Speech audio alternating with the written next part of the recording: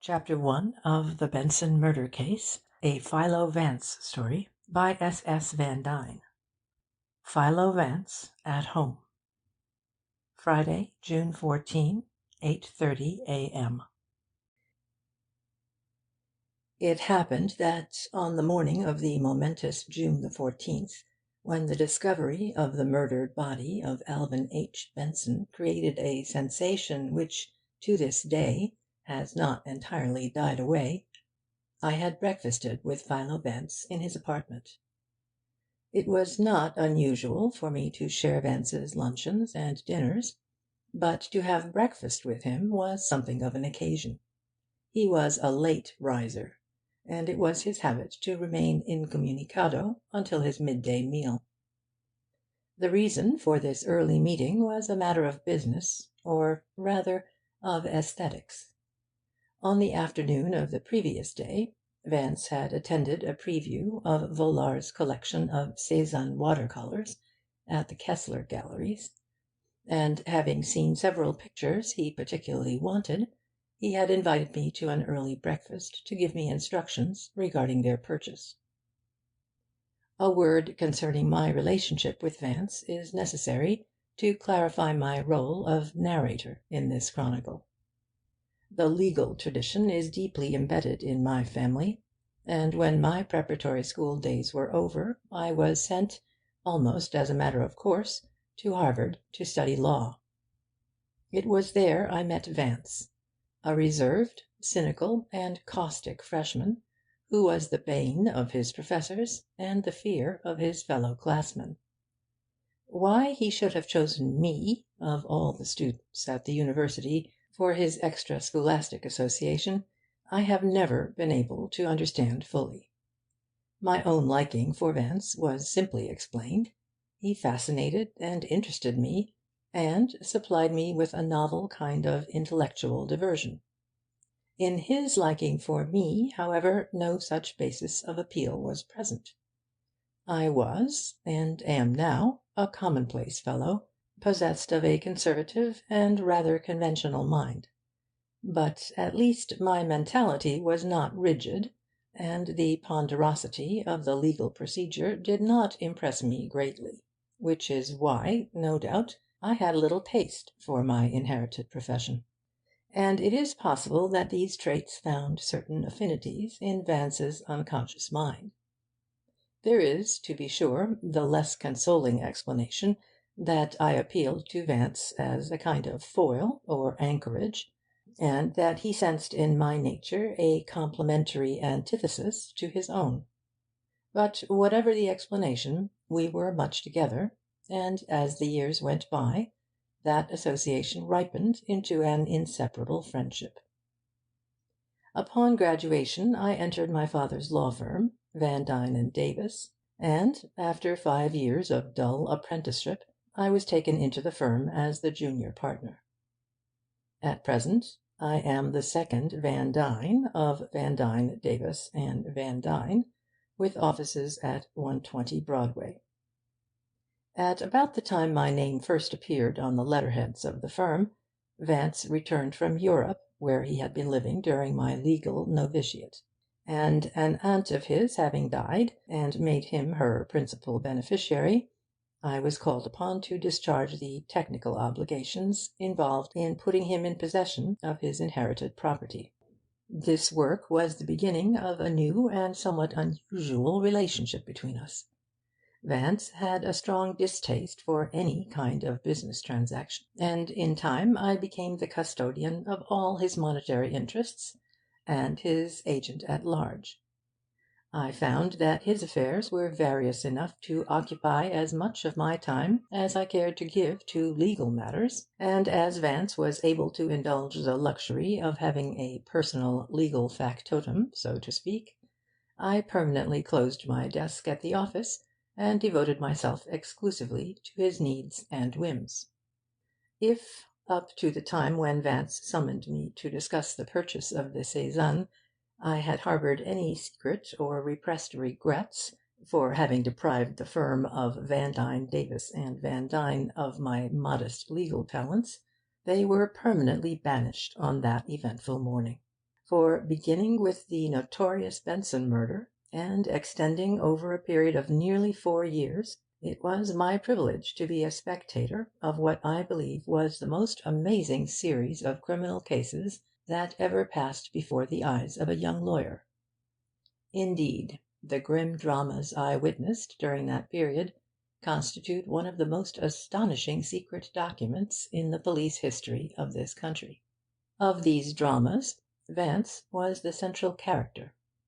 By an analytical and interpretive process which, as far as I know, has never before been applied to criminal activities, he succeeded in solving many of the important crimes on which both the police and the district attorney's office had hopelessly fallen down. Due to my particular relations with Vance, it happened that not only did I participate in all the cases with which he was connected, but I was also present at most of the informal discussions concerning them which took place between him and the district attorney. And, being of methodical temperament, I kept a fairly complete record of them. In addition, I noted down, as accurately as memory permitted, Vance's unique psychological methods of determining guilt, as he explained them from time to time. It is fortunate that I performed this gratuitous labour of accumulation and transcription, for now that circumstances have unexpectedly rendered possible my making the cases public, I am able to present them in full detail, and with all their various sidelights and succeeding steps.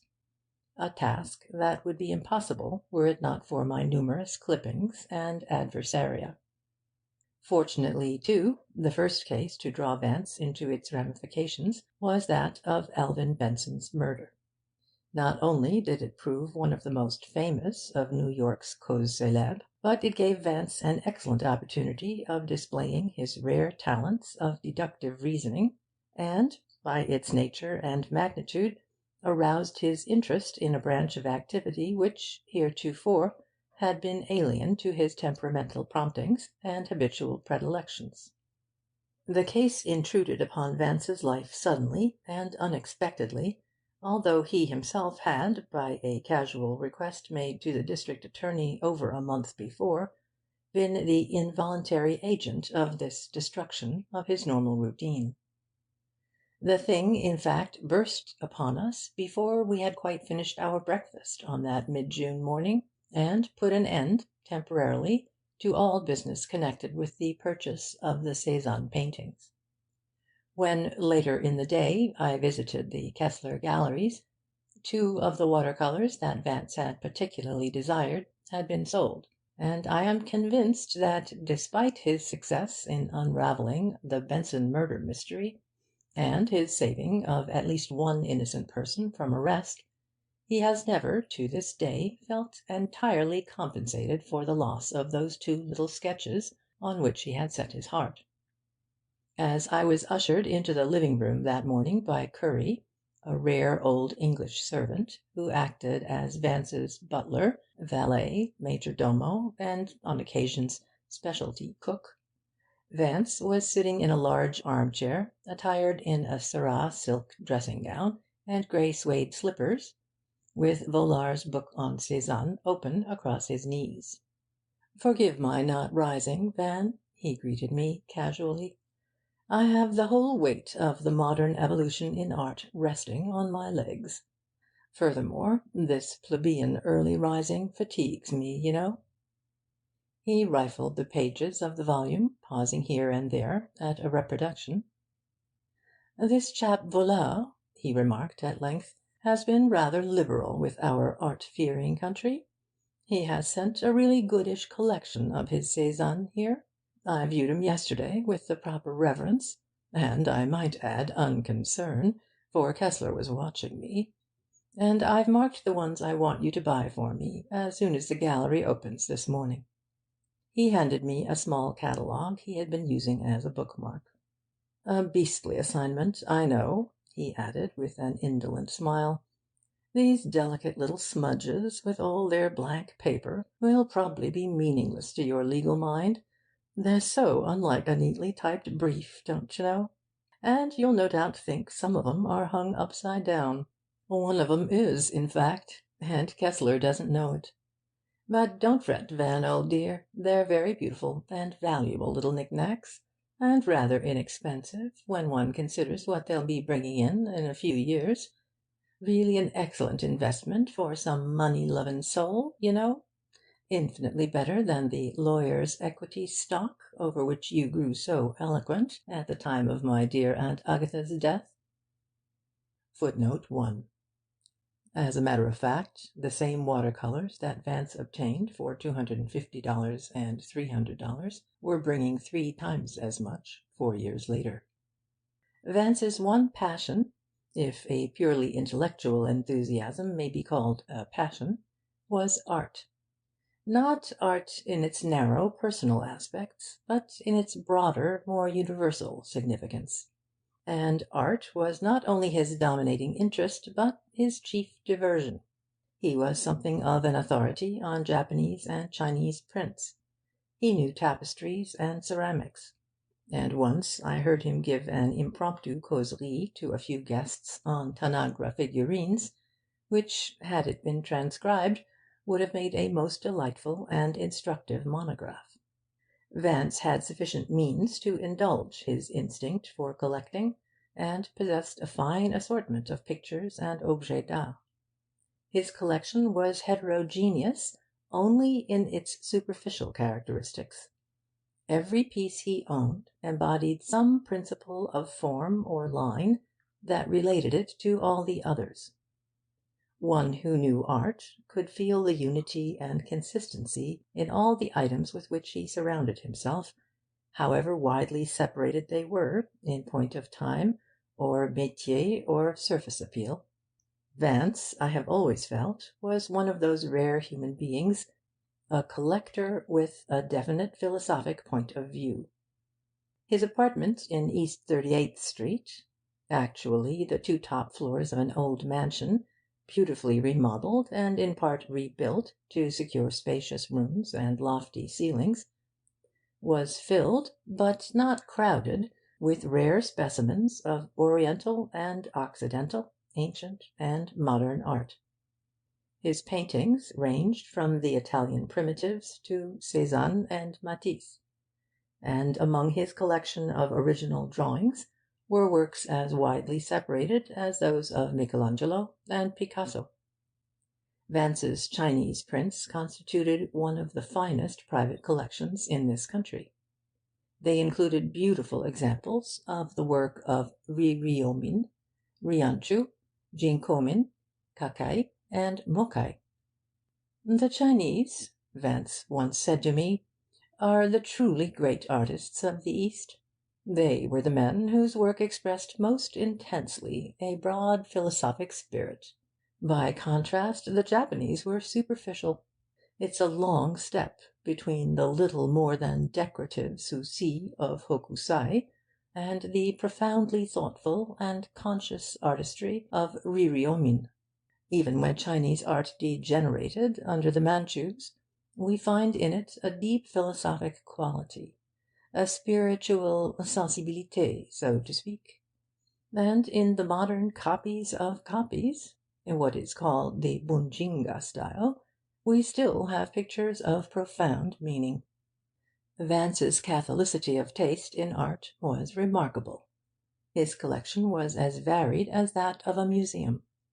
It embraced a black-figured amphora by Amasis, a Proto-Corinthian vase in the Aegean style, Kubacha and Rhodian plates, Athenian pottery, a 16th-century Italian holy water stoup of rock crystal, pewter of the Tudor period, several pieces bearing the double rose hallmark, a bronze plaque by Cellini, a triptych of Limoges enamel, a Spanish retable of an altarpiece by Valfogogna, several Etruscan bronzes, an Indian Greco-Buddhist, a statuette of the goddess Kuan Yin from the Ming dynasty, a number of very fine Renaissance woodcuts, and several specimens of Byzantine, Carolingian, and early French ivory carvings.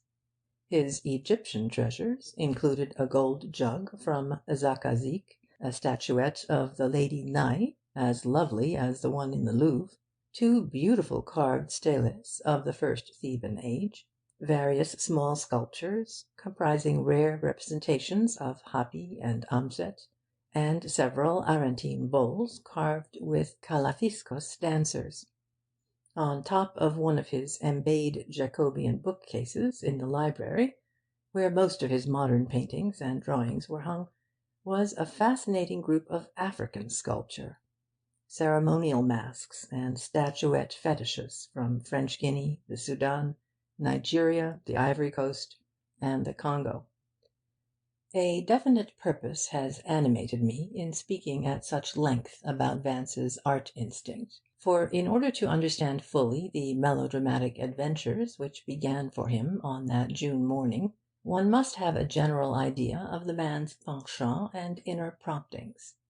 His interest in art was an important, one might almost say the dominant, factor in his personality. I have never yet met a man quite like him, a man so apparently diversified, and yet so fundamentally consistent. Vance was what many would call a dilettante, but the designation does him injustice. He was a man of unusual culture and brilliance. An aristocrat by birth and instinct, he held himself severely aloof from the common world of men. In his manner there was an indefinable contempt for inferiority of all kinds. The great majority of those with whom he came in contact regarded him as a snob. Yet there was, in his condescension and disdain, no trace of spuriousness. His snobbishness was intellectual as well as social. He detested stupidity even more, I believe, than he did vulgarity or bad taste. I have heard him on several occasions quote Fouché's famous line, "C'est plus qu'un crime, c'est une faute."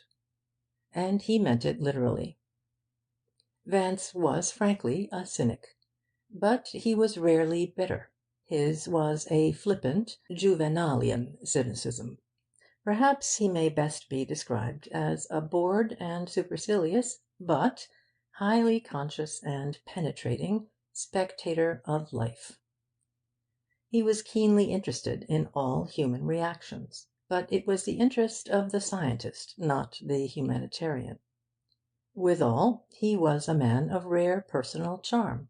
Even people who found it difficult to admire him found it equally difficult not to like him. His somewhat quixotic mannerisms, and his slightly English accent and inflection, a heritage of his postgraduate days at Oxford, impressed those who did not know him well as affectations. But the truth is, there was very little of the poseur about him. He was unusually good-looking, although his mouth was ascetic and cruel, like the mouths on some of the Medici portraits. Footnote 2.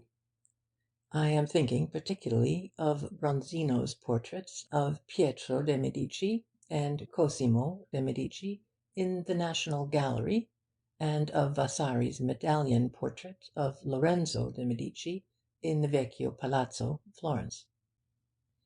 Moreover, there was a slightly derisive hauteur in the lift of his eyebrows. Despite the aquiline severity of his lineaments, his face was highly sensitive. His forehead was full and sloping. It was the artist's rather than the scholar's brow. His cold grey eyes were widely spaced. His nose was straight and slender, and his chin narrow but prominent, with an unusually deep cleft.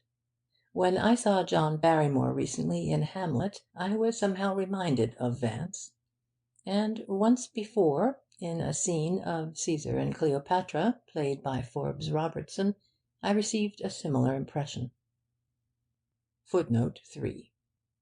Once, when Vance was suffering from sinusitis, he had an X-ray photograph of his head made, and the accompanying chart described him as a marked dolichocephalic and a disharmonious Nordic.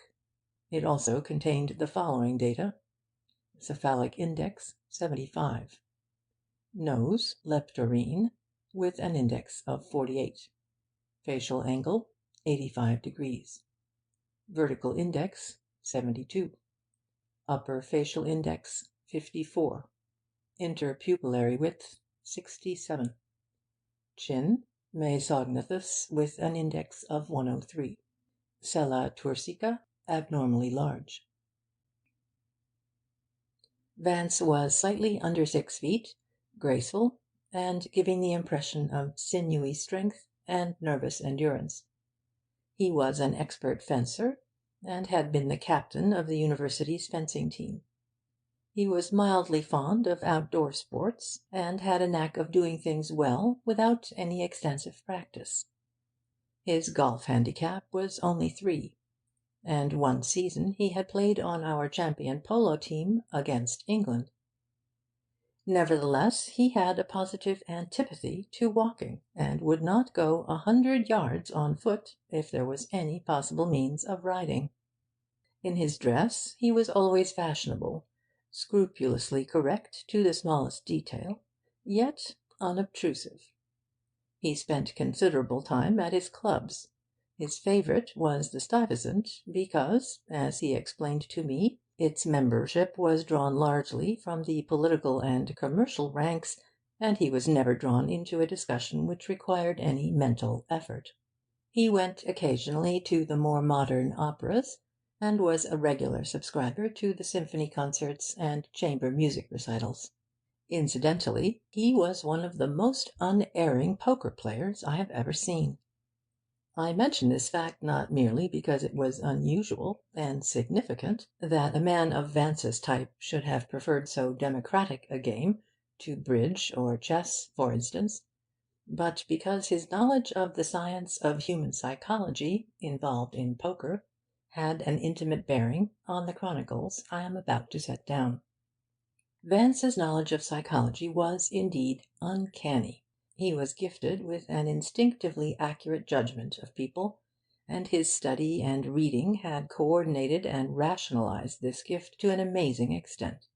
He was well grounded in the academic principles of psychology, and all his courses at college had either centred about this subject or been subordinated to it, while I was confining myself to a restricted area of torts and contracts, constitutional and common law, equity, evidence, and pleading. Vance was reconnoitring the whole field of cultural endeavour. He had courses in the history of religions, the Greek classics, biology, civics and political economy, philosophy, anthropology, literature, theoretical and experimental psychology, and ancient and modern languages. Footnote 4. Culture, Vance said to me shortly after I had met him, is polyglot, and the knowledge of many tongues is essential to an understanding of the world's intellectual and aesthetic achievements. Especially are the Greek and Latin classics vitiated by translation. I quote the remark here because his omnivorous reading in languages other than English, coupled with his amazingly retentive memory, had a tendency to affect his own speech. And while it may appear to some that his speech was at times pedantic, I have tried throughout these chronicles to quote him literally, in the hope of presenting a portrait of the man as he was. But it was, I think, his courses under Münsterberg and William James that interested him the most. Vance's mind was basically philosophical, that is, philosophical in the more general sense.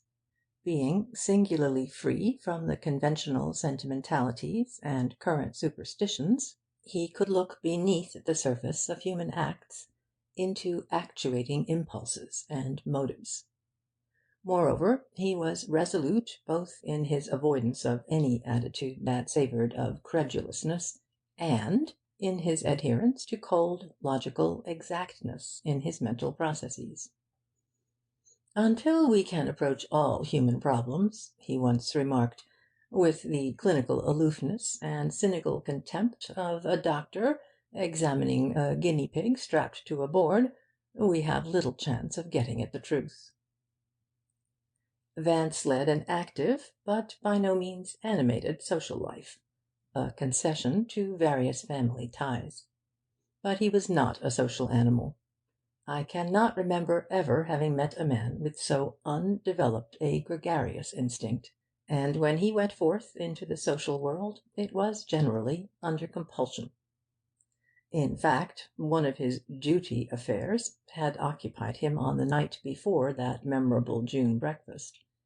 Otherwise, we would have consulted about the saison the evening before, and Vance groused a good deal about it, while Curry was serving our strawberries and eggs Benedictine. Later on, I was to give profound thanks to the god of coincidence that the blocks had been arranged in just that pattern. For had Vance been slumbering peacefully at 9 o'clock when the district attorney called, I would probably have missed 4 of the most interesting and exciting years of my life, and many of New York's shrewdest and most desperate criminals might still be at large. Vance and I had just settled back in our chairs for our second cup of coffee and a cigarette, when Curry, answering an impetuous ringing of the front door-bell, ushered the district attorney into the living-room. "By all that's holy!" he exclaimed, raising his hands in mock astonishment. "New York's leading flaneur and art connoisseur is up and about, and I am suffused with blushes at the disgrace of it," Vance replied. It was evident, however, that the district attorney was not in a jovial mood. His face suddenly sobered. "Vance, a serious thing has brought me here. I'm in a great hurry, and merely dropped by to keep my promise. The fact is, Alvin Benson has been murdered." Vance lifted his eyebrows languidly. "Really now," he drawled, "how messy! But he no doubt deserved it. In any event, that's no reason why you should repine. Take a chair and have a cup of Curry's incomparable coffee." And before the other could protest, he rose and pushed a bell button. Markham hesitated a second or two.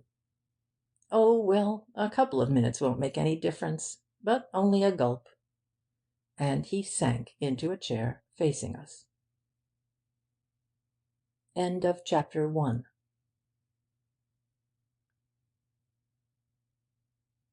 Chapter 2 of the Benson Murder Case. At the scene of the crime. Friday, June 14, 9 a.m. John F.X. Markham, as you remember, had been elected District Attorney of New York County on the Independent Reform ticket during one of the city's periodical reactions against Tammany Hall.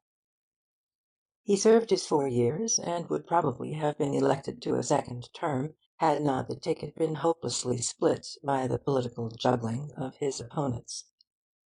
He was an indefatigable worker, and projected the district attorney's office into all manner of criminal and civil investigations. Being utterly incorruptible, he not only aroused the fervid admiration of his constituents, but produced an almost unprecedented sense of security in those who had opposed him on partisan lines. He had been in office only a few months when one of the newspapers referred to him as the watchdog, and the sobriquet clung to him until the end of his administration. Indeed, his record as a successful prosecutor during the 4 years of his incumbency was such a remarkable one that even today it is not infrequently referred to in legal and political discussions. Markham was a tall, strongly built man in the middle 40s, with a clean-shaven, somewhat youthful face, which belied his uniformly grey hair.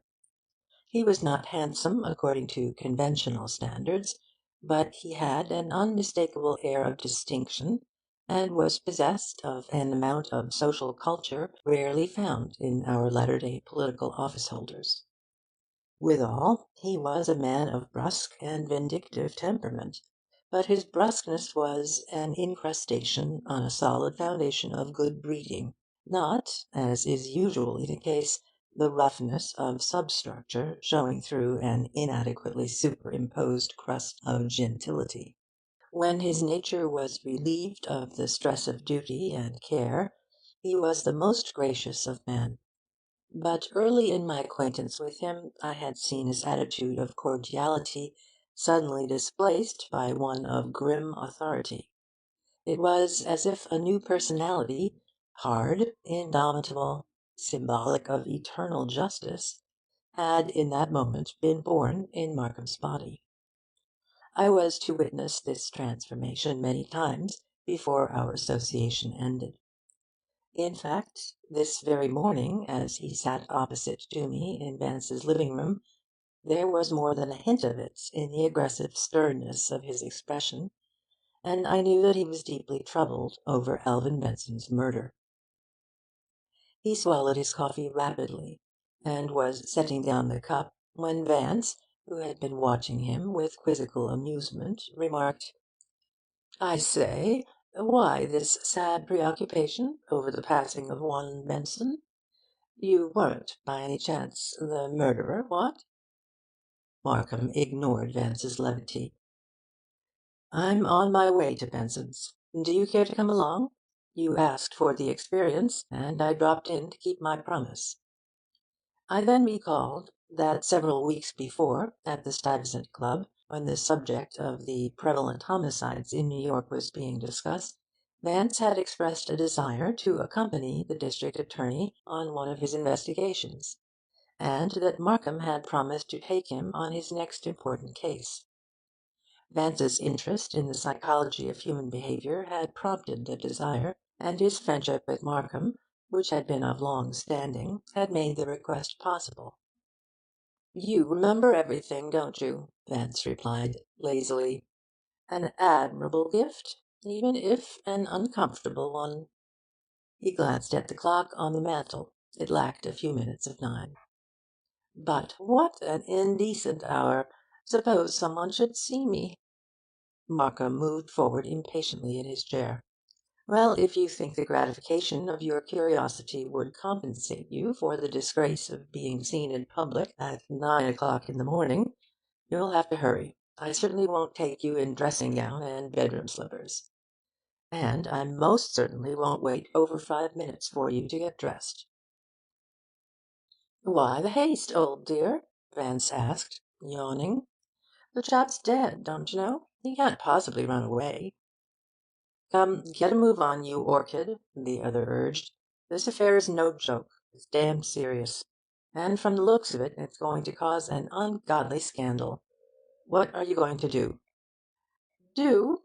I shall humbly follow the great avenger of the common people," returned Vance, rising and making an obsequious bow. He rang for curry, and ordered his clothes brought to him. "I'm attending at a levee which Mr. Markham is holding over a corpse, and I want something rather spiffy. Is it warm enough for a silk suit? And a lavender tie, by all means."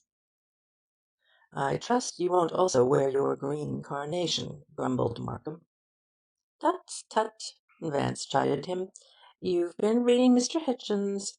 Such heresy in a district attorney! Anyway, you know full well I never wear a boutonniere. The decoration has fallen into disrepute. The only remaining devotees of the practice are roués and saxophone players. But tell me about the departed Benson." Vance was now dressing, with Curry's assistance, at a rate of speed I had rarely seen him display in such matters. Beneath his bantering pose I recognized the true eagerness of the man for a new experience, and one that promised such dramatic possibilities for his alert and observing mind. "You knew Alvin Benson casually, I believe?" the district attorney said. "Well, early this morning his housekeeper phoned the local precinct station that she had found him shot through the head, fully dressed, and sitting in his favourite chair in his living room. The message, of course, was put through at once to the telegraph bureau at headquarters, and my assistant on duty notified me immediately. I was tempted to let the case follow the regular police routine, but half an hour later Major Benson, Alvin's brother, phoned me and asked me as a special favour to take charge. I've known the Major for 20 years, and I couldn't very well refuse. So I took a hurried breakfast and started for Benson's house. He lived in West 48th Street, and as I passed your corner I remembered your request, and dropped by to see if you cared to go along."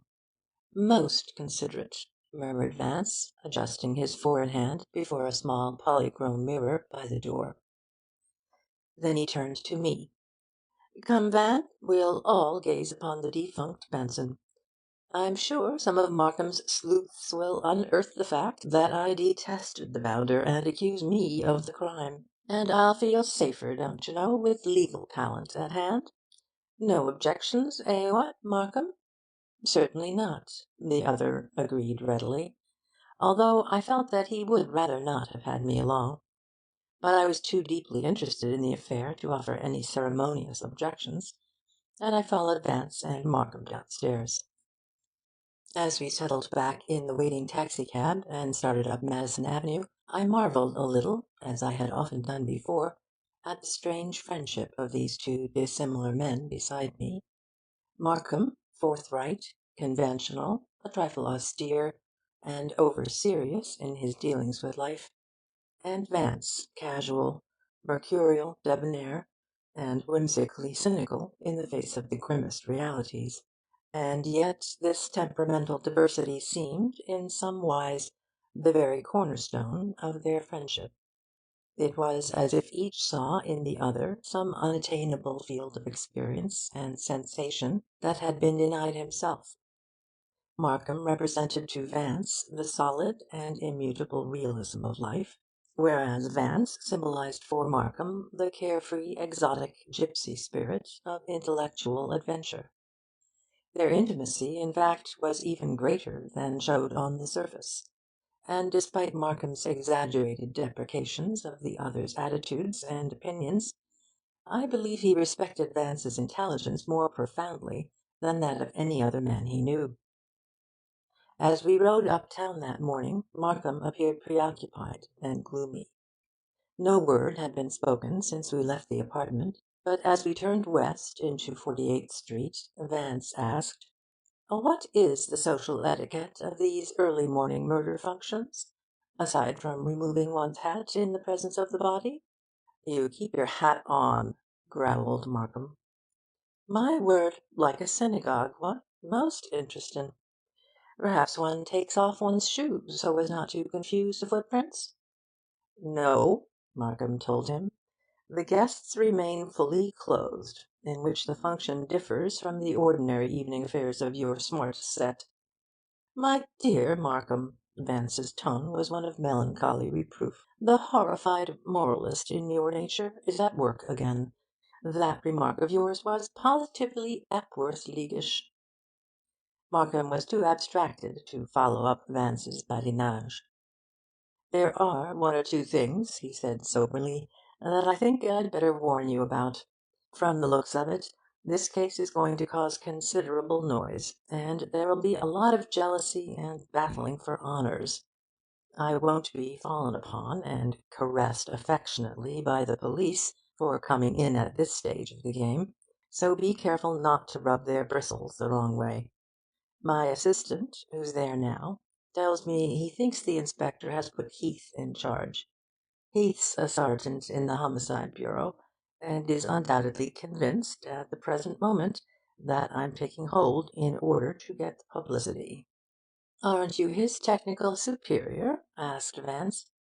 "Of course, and that makes the situation just so much more delicate. I wish to God the Major hadn't called me up." "You!" sighed Vance. "The world is full of Heaths. Beastly nuisances."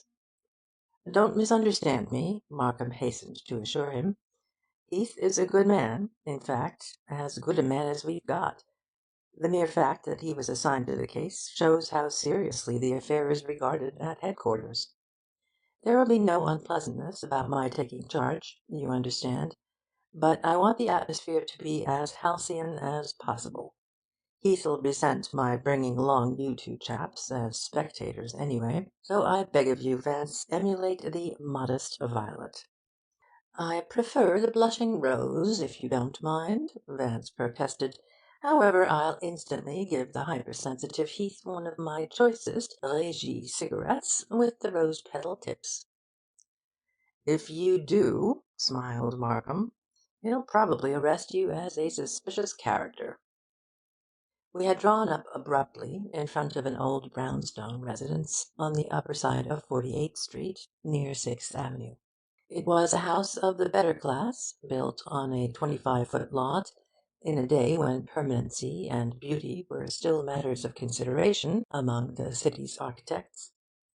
The design was conventional, to accord with the other houses in the block, but a touch of luxury and individuality was to be seen in its decorative copings, and in the stone carvings about the entrance and above the windows.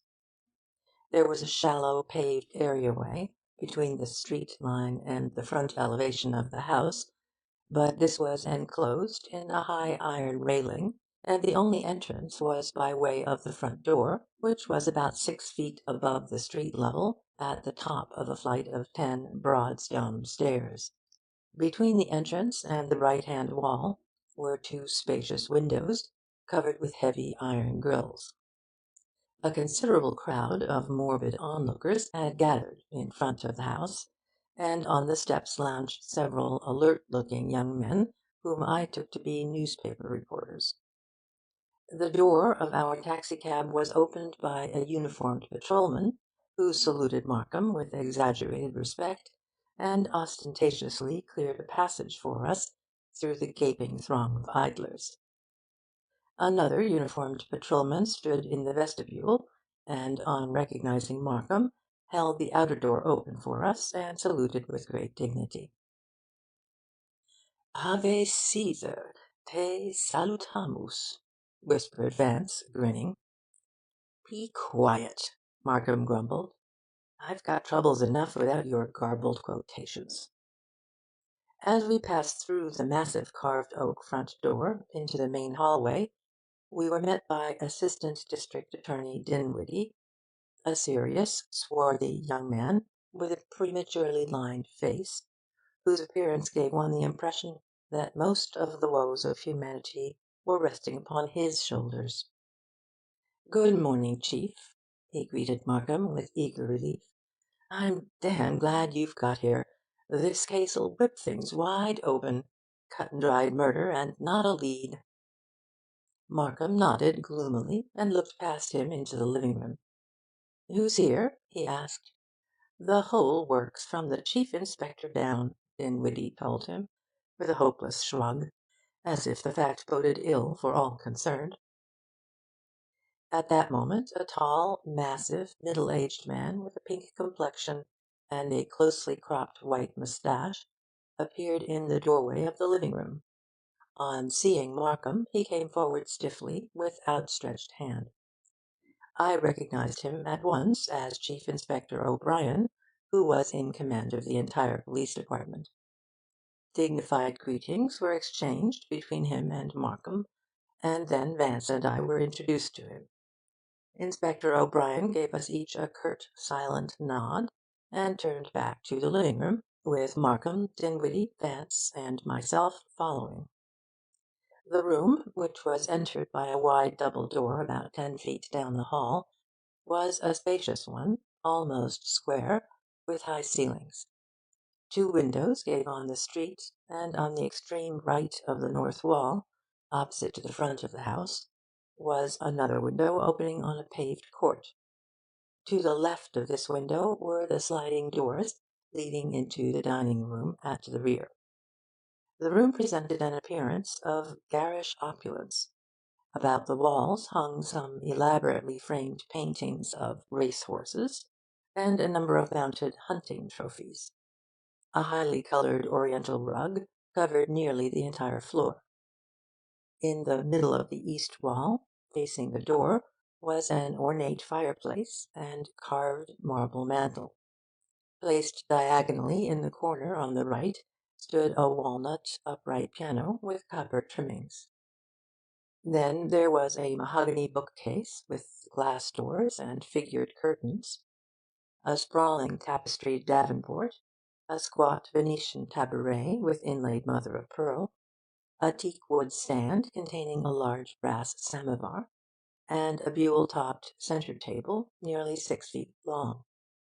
At the side of the table, nearest the hallway, with its back to the front windows, stood a large wicker lounge chair with a high fan-shaped back. In this chair reposed the body of Alvin Benson. Though I had served 2 years at the front in the World War, and had seen death in many terrible guises, I could not repress a strong sense of revulsion at the sight of this murdered man. In France, death had seemed an inevitable part of my daily routine. But here, all the organisms of environment were opposed to the idea of fatal violence. The bright June sunshine was pouring into the room, and through the open windows came the continuous din of the city's noises, which, for all their cacophony, are associated with peace and security, and the orderly social processes of life. Benson's body was reclining in the chair, in an attitude so natural that one almost expected him to turn to us and ask why we were intruding upon his privacy. His head was resting against the chair's back, his right leg was crossed over his left, in a position of comfortable relaxation. His right arm was resting easily on the centre table, and his left arm lay along the chair's arm. But that which most strikingly gave this attitude its appearance of naturalness was a small book which he held in his right hand, with his thumb still marking the place where he had evidently been reading. Footnote 5. The book was O. Henry's Strictly Business, and the place at which it was being held open was, curiously enough, the story entitled A Municipal Report. He had been shot through the forehead from in front, and the small circular bullet mark was now almost black, as a result of the coagulation of the blood. A dark spot on the rug at the rear of the chair indicated the extent of the hemorrhage caused by the grinding passage of the bullet through his brain. Had it not been for these grisly indications, one might have thought that he had merely paused momentarily in his reading to lean back and rest. He was attired in an old smoking jacket and red felt bedroom slippers, but still wore his dress trousers and evening shirt, though he was collarless, and the neckband of the shirt had been unbuttoned, as if for comfort. He was not an attractive man, physically, being almost completely bald, and more than a little stout. His face was flabby, and the puffiness of his neck was doubly conspicuous without its confining collar. With a slight shudder of distaste, I ended my brief contemplation of him, and turned to the other occupants of the room. Two burly fellows with large hands and feet, their black felt hats pushed far back on their heads, were minutely inspecting the iron grille-work over the front windows. They seemed to be giving particular attention to the points where the bars were cemented into the masonry, and one of them had just taken hold of a grille with both hands, and was shaking it, simian-wise, as if to test its strength. Another man, of medium height and dapper appearance, with a small blonde moustache, was bending over in front of the grate, looking intently, so it seemed, at the dusty gas logs. On the far side of the table, a thick-set man in a blue serge and a derby hat stood with arms akimbo scrutinizing the silent figure in the chair. His eyes, hard and pale blue, were narrowed, and his square prognathous jaw was rigidly set. He was gazing with rapt intensity at Benson's body, as though he hoped, by the sheer power of concentration, to probe the secret of the murder. Another man, of unusual mien, was standing before the rear window, with a jeweller's magnifying glass in his eye, inspecting a small object held in the palm of his hand.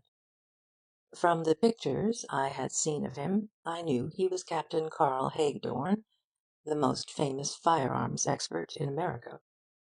He was a large, cumbersome, broad-shouldered man of about 50, and his black, shiny clothes were several sizes too large for him. His coat hitched up behind, and in front hung halfway down to his knees, and his trousers were baggy and lay over his ankles in grotesquely comic folds. His head was round and abnormally large, and his ears seemed sunken into his skull. His mouth was entirely hidden by a scraggly, grey-shot moustache, all the hairs of which grew downwards, forming a kind of lambrequin to his lips. Captain Hagedorn had been connected with the New York Police Department for 30 years, and though his appearance and manner were ridiculed at headquarters, he was profoundly respected. His word on any point pertaining to firearms and gunshot wounds was accepted as final by headquarters men. In the rear of the room, near the dining room, stood two other men talking earnestly together. One was Inspector William M. Moran, commanding officer of the Detective Bureau; the other, Sergeant Ernest Heath, of the Homicide Bureau, of whom Markham had already spoken to us. As we entered the room in the wake of Chief Inspector O'Brien, every one ceased his occupation for a moment, and looked at the district attorney in a spirit of uneasy but respectful recognition. Only Captain Hagedorn, after a cursory squint at Markham, returned to the inspection of the tiny object in his hand, with an abstracted unconcern which brought a faint smile to Vance's lips. Inspector Moran and Sergeant Heath came forward with stolid dignity, and after the ceremony of handshaking, which I later observed to be a kind of religious rite among the police and the members of the district attorney's staff, Markham introduced Vance and me, and briefly explained our presence. The inspector bowed pleasantly to indicate his acceptance of the intrusion, but I noticed that Heath ignored Markham's explanation, and proceeded to treat us as if we were non-existent. Inspector Moran was a man of different quality from the others in the room. He was about 60, with white hair and a brown moustache, and was immaculately dressed. He looked more like a successful Wall Street broker of the better class than a police official. Footnote 6. Inspector Moran, as I learned later, had once been the president of a large upstate bank that had failed during the panic of 1907, and during the Gaynor administration had been seriously considered for the post of police commissioner. "I've assigned Sergeant Heath to the case, Mr. Markham," he explained in a low, well-modulated voice. "It looks as though we were in for a bit of trouble before it's finished.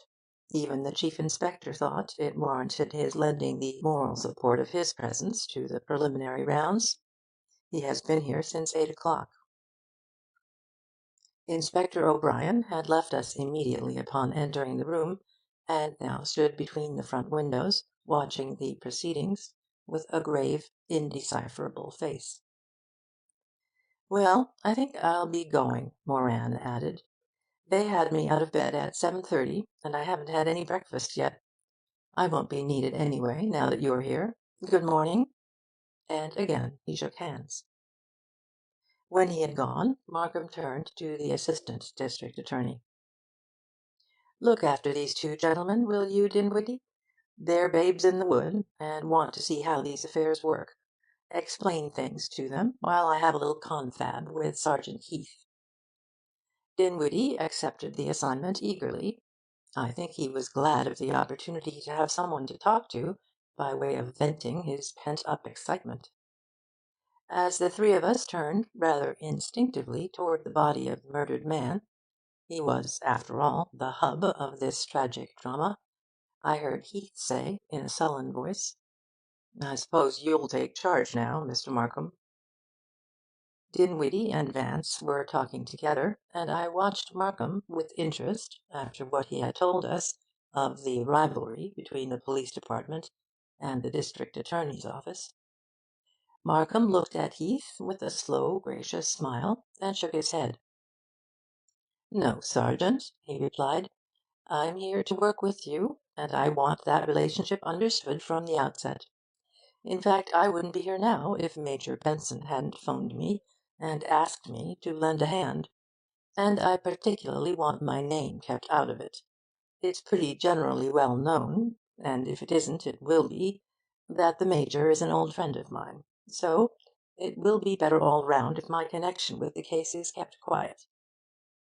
Heath murmured something I did not catch, but I could see that he had in large measure been placated. He, in common with all other men who were acquainted with Markham, knew his word was good, and he personally liked the district attorney. "If there's any credit coming from this affair," Markham went on, "the police department is going to get it. Therefore, I think it best for you to see the reporters. And, by the way," he added good-naturedly, "if there's any blame coming, you fellows will have to bear that, too." "Fair enough," assented Heath. "And now, Sergeant, let's get to work," said Markham. End of chapter 2.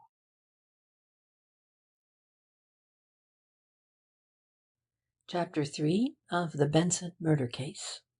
A Lady's Handbag. Friday, June 14, 9:30 a.m. The district attorney and Heath walked up to the body and stood regarding it.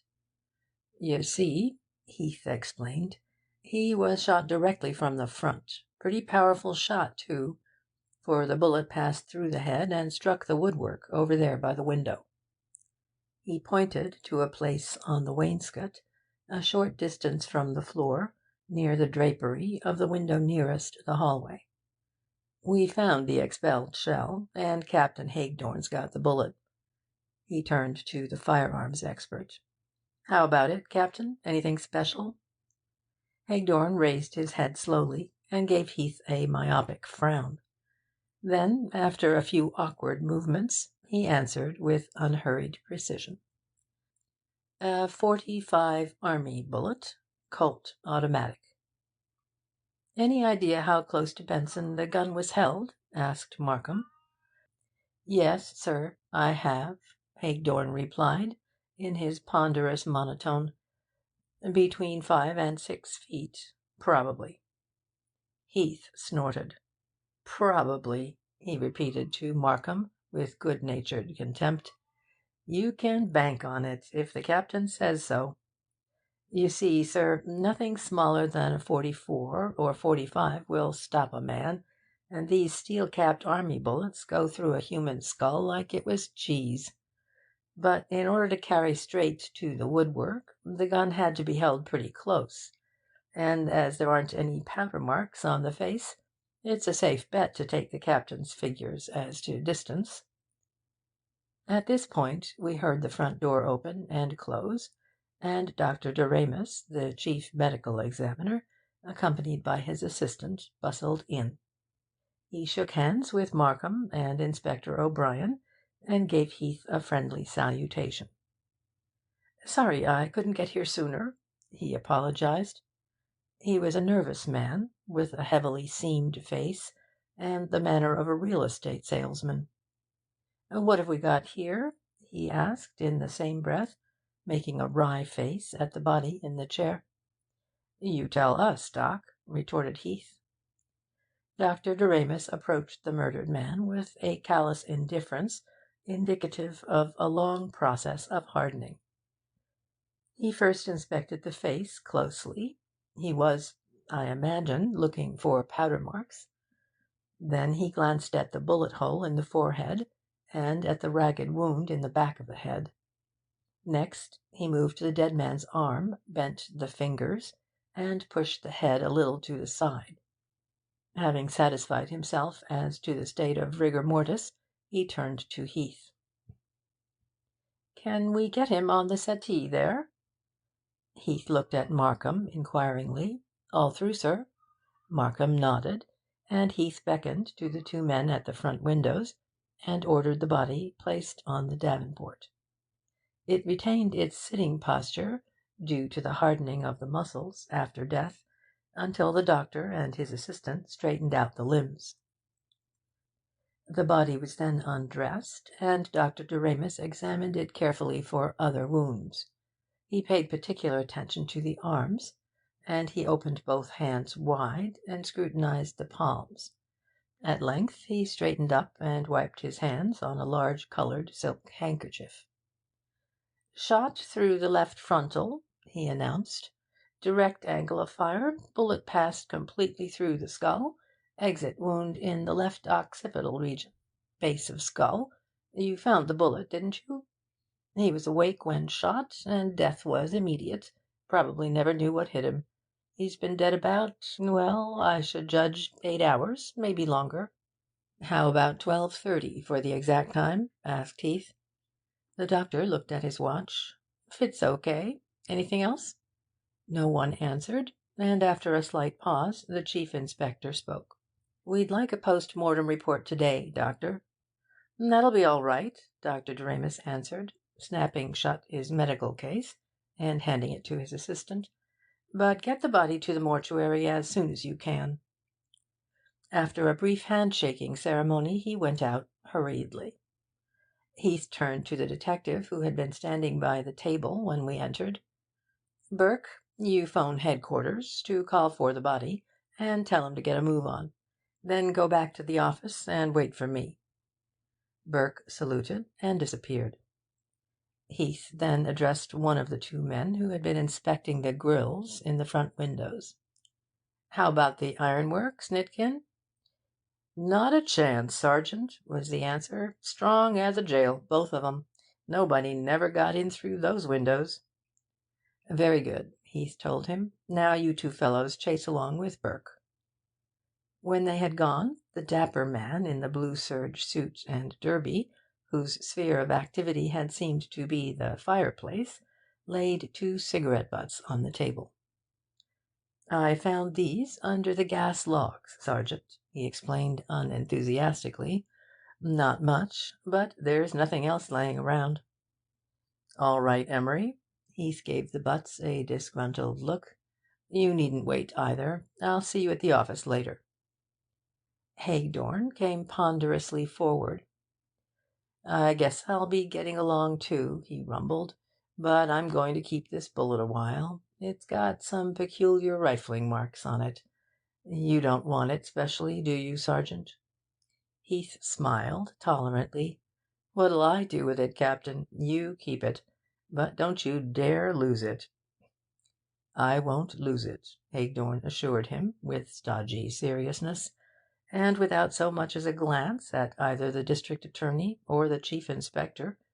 He waddled from the room with a slightly rolling movement, which suggested that of some huge amphibious mammal. Vance, who was standing beside me near the door, turned and followed Haydorn into the hall. The two stood talking in low tones for several minutes. Vance appeared to be asking questions, and although I was not close enough to hear their conversation, I caught several words and phrases: trajectory, muzzle velocity, angle of fire, impetus, impact, deflection, and the like, and wondered what on earth had prompted this strange interrogation. As Vance was thanking Haydorn for his information, Inspector O'Brien entered the hall.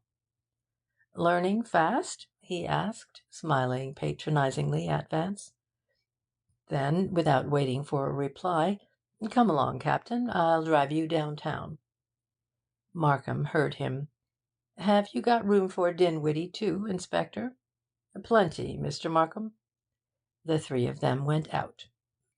Vance and I were now left alone in the room with Heath and the district attorney, and, as if by common impulse, we all settled ourselves in chairs, Vance taking one near the dining-room door, directly facing the chair in which Benson had been murdered. I had been keenly interested in Vance's manner and actions from the moment of his arrival at the house.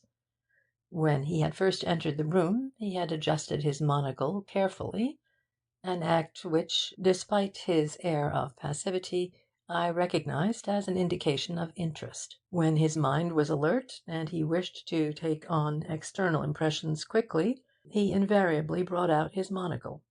He could see adequately enough without it, and his use of it, I had observed, was largely the result of an intellectual dictate.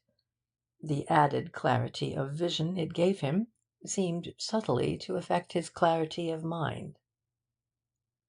Footnote 7. Vance's eyes were slightly bifocal. His right eye was 1.2 astigmatic, whereas his left eye was practically normal.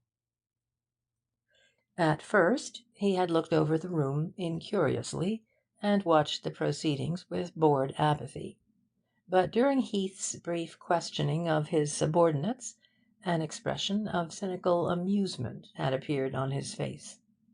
Following a few general queries to Assistant District Attorney Dinwiddie, he had sauntered, with apparent aimlessness, about the room, looking at the various articles, and occasionally shifting his gaze back and forth between different pieces of furniture. At length he had stooped down and inspected the mark made by the bullet on the wainscot, and once he had gone to the door and looked up and down the hall. The only thing that had seemed to hold his attention to any extent was the body itself. He had stood before it for several minutes, studying its position, and had even bent over the outstretched arm on the table, as if to see just how the dead man's hand was holding the book. The crossed position of the legs, however, had attracted him most, and he had stood studying them for a considerable time. Finally, he had returned his monocle to his waistcoat pocket, and joined Dinwiddie and me near the door, where he had stood watching Heath and the other detectives with lazy indifference, until the departure of Captain Hagthorne. The four of us had no more than taken seats when the patrolman stationed in the vestibule appeared at the door. "There's a man from the local precinct station here, sir," he announced, "who wants to see the officer in charge. Shall I send him in?" Heath nodded curtly, and a moment later a large, red-faced Irishman, in civilian clothes, stood before us. He saluted Heath, but on recognising the district attorney, made Markham the recipient of his report. "I'm Officer Maclaughlin, sir, West 47th Street Station," he informed us, "and I was on duty on this beat last night. Around midnight, I guess it was that, there was a big grey Cadillac standing in front of this house. I noticed it particular because it had a lot of fishing tackle sticking out the back, and all of its lights were on. When I heard of the crime this morning, I reported the car to the station sergeant, and he sent me around to tell you about it." "Excellent," Markham commented, and then, with a nod, referred the matter to Heath. "May be something in it," the latter admitted dubiously. "How long would you say the car was here, officer?" "A good half hour, anyway. It was here before 12, and when I come back at 12:30 or thereabouts, it was still here. But the next time I come by, it was gone." "You saw nothing else? Nobody in the car, or anyone hanging around who might have been the owner?" "No, sir, I did not." Several other questions of a similar nature were asked him, but nothing more could be learned, and he was dismissed. "Anyway," remarked Heath, "the car story will be good stuff to hand the reporters." Vance had sat through the questioning of Maclaughlin with drowsy inattention. I doubt if he even heard more than the first few words of the officer's report, and now, with a stifled yawn, he rose and, sauntering to the centre table, picked up one of the cigarette butts that had been found in the fireplace. After rolling it between his thumb and forefinger, and scrutinising the tip, he ripped the paper open with his thumbnail, and held the exposed tobacco to his nose. Heath, who had been watching him gloweringly, leaned suddenly forward in his chair. "What are you doing there?" he demanded, in a tone of surly truculence. Vance lifted his eyes in decorous astonishment.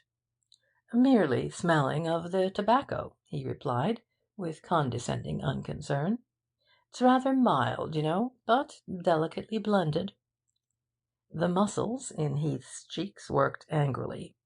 "Well, you'd better put it down, sir," he advised. Then he looked Vance up and down.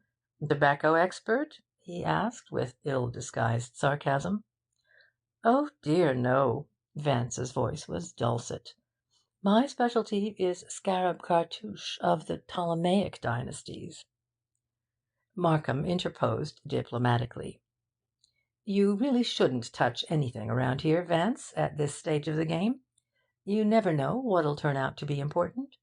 Those cigarette stubs may quite possibly be significant evidence." "Evidence?" repeated Vance sweetly. "My word, you don't say! Really, most amusin'." Markham was plainly annoyed, and Heath was boiling inwardly, but made no further comment. He even forced a mirthless smile. He evidently felt that he had been a little too abrupt with this friend of the district attorney's, however much the friend might have deserved being reprimanded. Heath, however, was no sycophant in the presence of his superiors. He knew his worth, and lived up to it with his whole energy, discharging the tasks to which he was assigned with a dogged indifference to his own political well-being. This stubbornness of spirit, and the solidity of character it implied, were respected and valued by the men over him. He was a large, powerful man, but agile and graceful in his movements, like a highly trained boxer. He had hard blue eyes, remarkably bright and penetrating, a broad oval chin, and a stern straight mouth with lips that appeared always compressed. His hair, which, though he was well along in his 40s, was without a trace of greyness, was cropped about the edges and stood upright in a short bristly pompadour. His voice had an aggressive resonance, but he rarely blustered. In many ways he accorded with the conventional notion of what a detective is like. But there was something more to the man's personality, an added capability and strength, as it were, and as I sat watching him that morning, I felt myself unconsciously admiring him, despite his very obvious limitations. "What's the exact situation, Sergeant?" Markham asked. "Dinwiddie gave me only the barest facts." Heath cleared his throat. "We got the word a little before 7. Benson's housekeeper, a Mrs. Platts, called up the local station and reported that she'd found him dead, and asked that somebody be sent over at once. The message, of course, was relayed to headquarters. I wasn't there at the time, but Burke and Emery were on duty, and after notifying Inspector Moran, they came on up here. Several of the men from the local station were already on the job, doing the usual nosing about. When the inspector had got here and looked the situation over, he telephoned me to hurry along. When I arrived, the local men had gone, and 3 more men from the Homicide Bureau had joined Burke and Emery. The inspector also phoned Captain Hagedorn. He thought the case big enough to call him in at once. And the captain had just got here when you arrived. Mr. Dinwiddie had come in right after the inspector, and phoned you at once. Chief Inspector O'Brien came along a little ahead of me. I questioned the Platts woman right off, and my men were looking the place over when you showed up." "Where is this Mrs. Platts now?" asked Markham. "Upstairs, being watched by one of the local men. She lives in the house." "Why did you mention the specific hour of 12:30 to the doctor?" "Platts told me she heard a report at that time, which I thought might have been the shot. I guess now it was the shot. It checks up with a number of things." "I think we'd better have another talk with Mrs. Platts," Markham suggested. "But first, did you find anything suggestive in the room here? Anything to go on?" Heath hesitated, almost imperceptibly. Then he drew from his coat pocket a woman's handbag and a pair of long white kid gloves. and tossed them on the table in front of the district attorney. "Only these," he said. "One of the local men found them on the end of the mantel over there." After a casual inspection of the gloves, Markham opened the handbag and turned its contents out onto the table. I came forward and looked on, but Vance remained in his chair, placidly smoking a cigarette. The handbag was of fine gold mesh, with a catch set with small sapphires. It was unusually small, and obviously designed only for evening wear. The objects which it had held, and which Markham was now inspecting, consisted of a flat watered silk cigarette case, a small gold phial of Roger Gallet Fleur d'Amour perfume, a cloisonné vanity compact, a short, delicate cigarette holder of inlaid amber, a gold-cased lipstick, a small embroidered French linen handkerchief with M. St. C. monogrammed in the corner, and a Yale latchkey. "This ought to give us a good lead," said Markham, indicating the handkerchief. "I suppose you went over the articles carefully, Sergeant?" Heath nodded. "Yes, and I imagine the bag belongs to the woman Benson was out with last night. The housekeeper told me he had an appointment, and went out to dinner in his dress clothes. She didn't hear Benson when he came back, though. Anyway, we ought to be able to run down Miss M. St. C. without much trouble." Markham had taken up the cigarette case again, and as he held it upside down, a little shower of loose, dried tobacco fell onto the table. Heath stood up suddenly. "Maybe those cigarettes came out of that case," he suggested. He picked up the intact butt and looked at it. "It's a lady's cigarette, all right. It looks as though it might have been smoked in a holder, too." "I beg to differ with you, Sergeant," drawled Vance. "You'll forgive me, I'm sure, but there's a bit of lip rouge on the end of the cigarette. It's hard to see, on account of the gold tip." Heath looked at Vance sharply. He was too much surprised to be resentful. After a closer inspection of the cigarette, he turned again to Vance. "Perhaps you could also tell us from these tobacco grains if the cigarettes came from this case?" he suggested, with gruff irony. "One never knows, does one?" Vance replied, indolently rising. Picking up the case, he pressed it wide open, and tapped it on the table.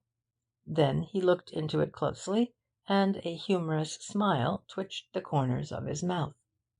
Putting his forefinger deep into the case, he drew out a small cigarette, which had evidently been wedged flat along the bottom of the pocket. "My olfactory gifts won't be necessary now," he said.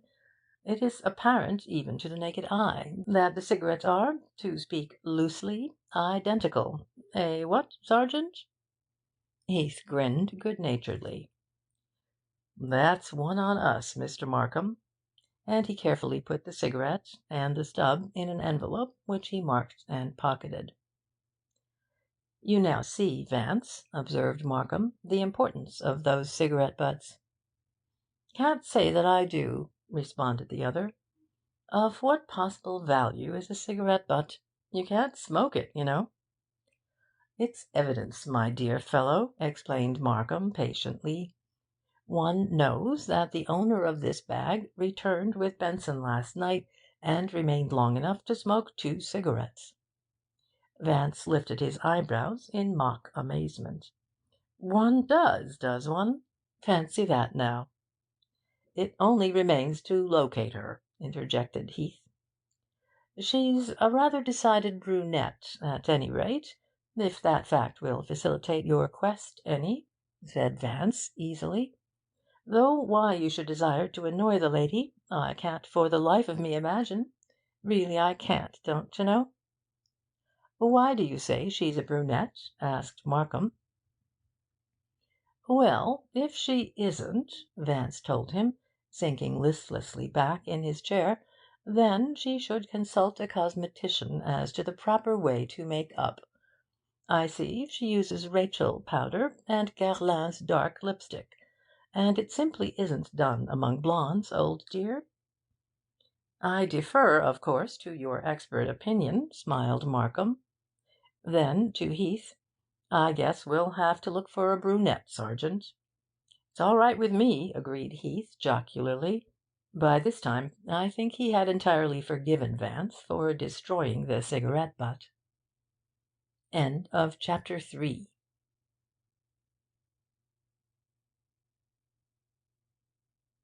Chapter 4 of the Benson Murder Case. The Housekeeper's Story. Friday, June 14, 11 a.m. "Now," suggested Markham, "suppose we take a look over the house. I imagine you've done that pretty thoroughly already, Sergeant, but I'd like to see the layout. Anyway, I don't want to question the housekeeper until the body has been removed." Heath rose. "Very good, sir. I'd like another look myself." The four of us went into the hall and walked down the passageway to the rear of the house. At the extreme end, on the left, was a door leading downstairs to the basement, but it was locked and bolted. "The basement is only used for storage now," Heath explained, "and the door which opens from it into the street areaway is boarded up. The Platts woman sleeps upstairs. Benson lived here alone, and there's plenty of spare room in the house.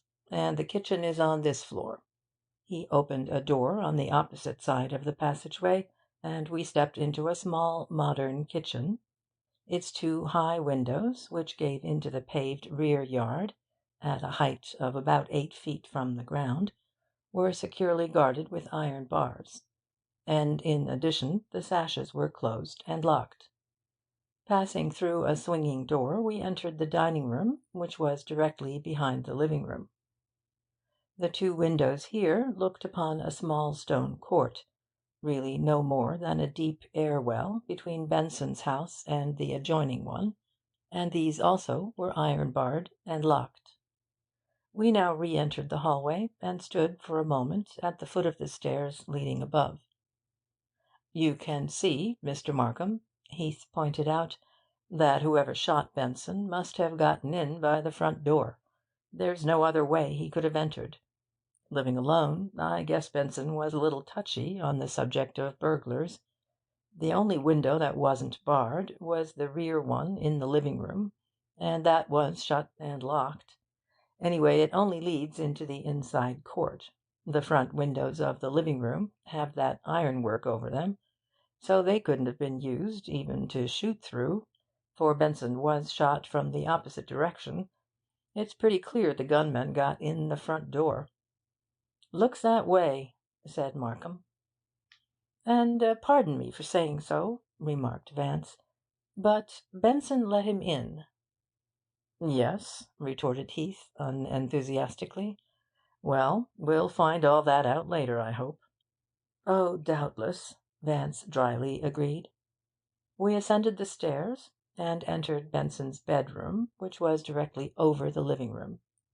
It was severely but well furnished, and in excellent order. The bed was made, showing it had not been slept in that night, and the window shades were drawn.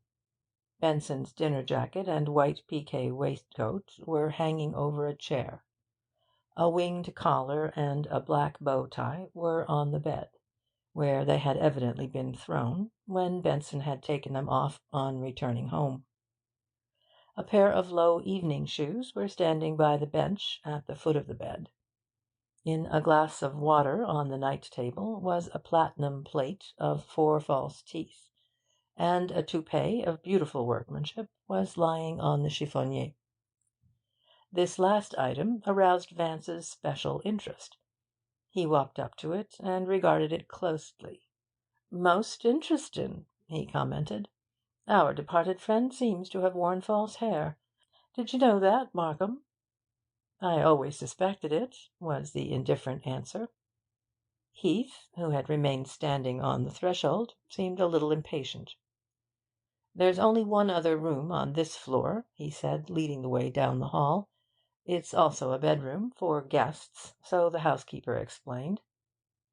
Markham and I looked in through the door, but Vance remained lounging against the balustrade at the head of the stairs.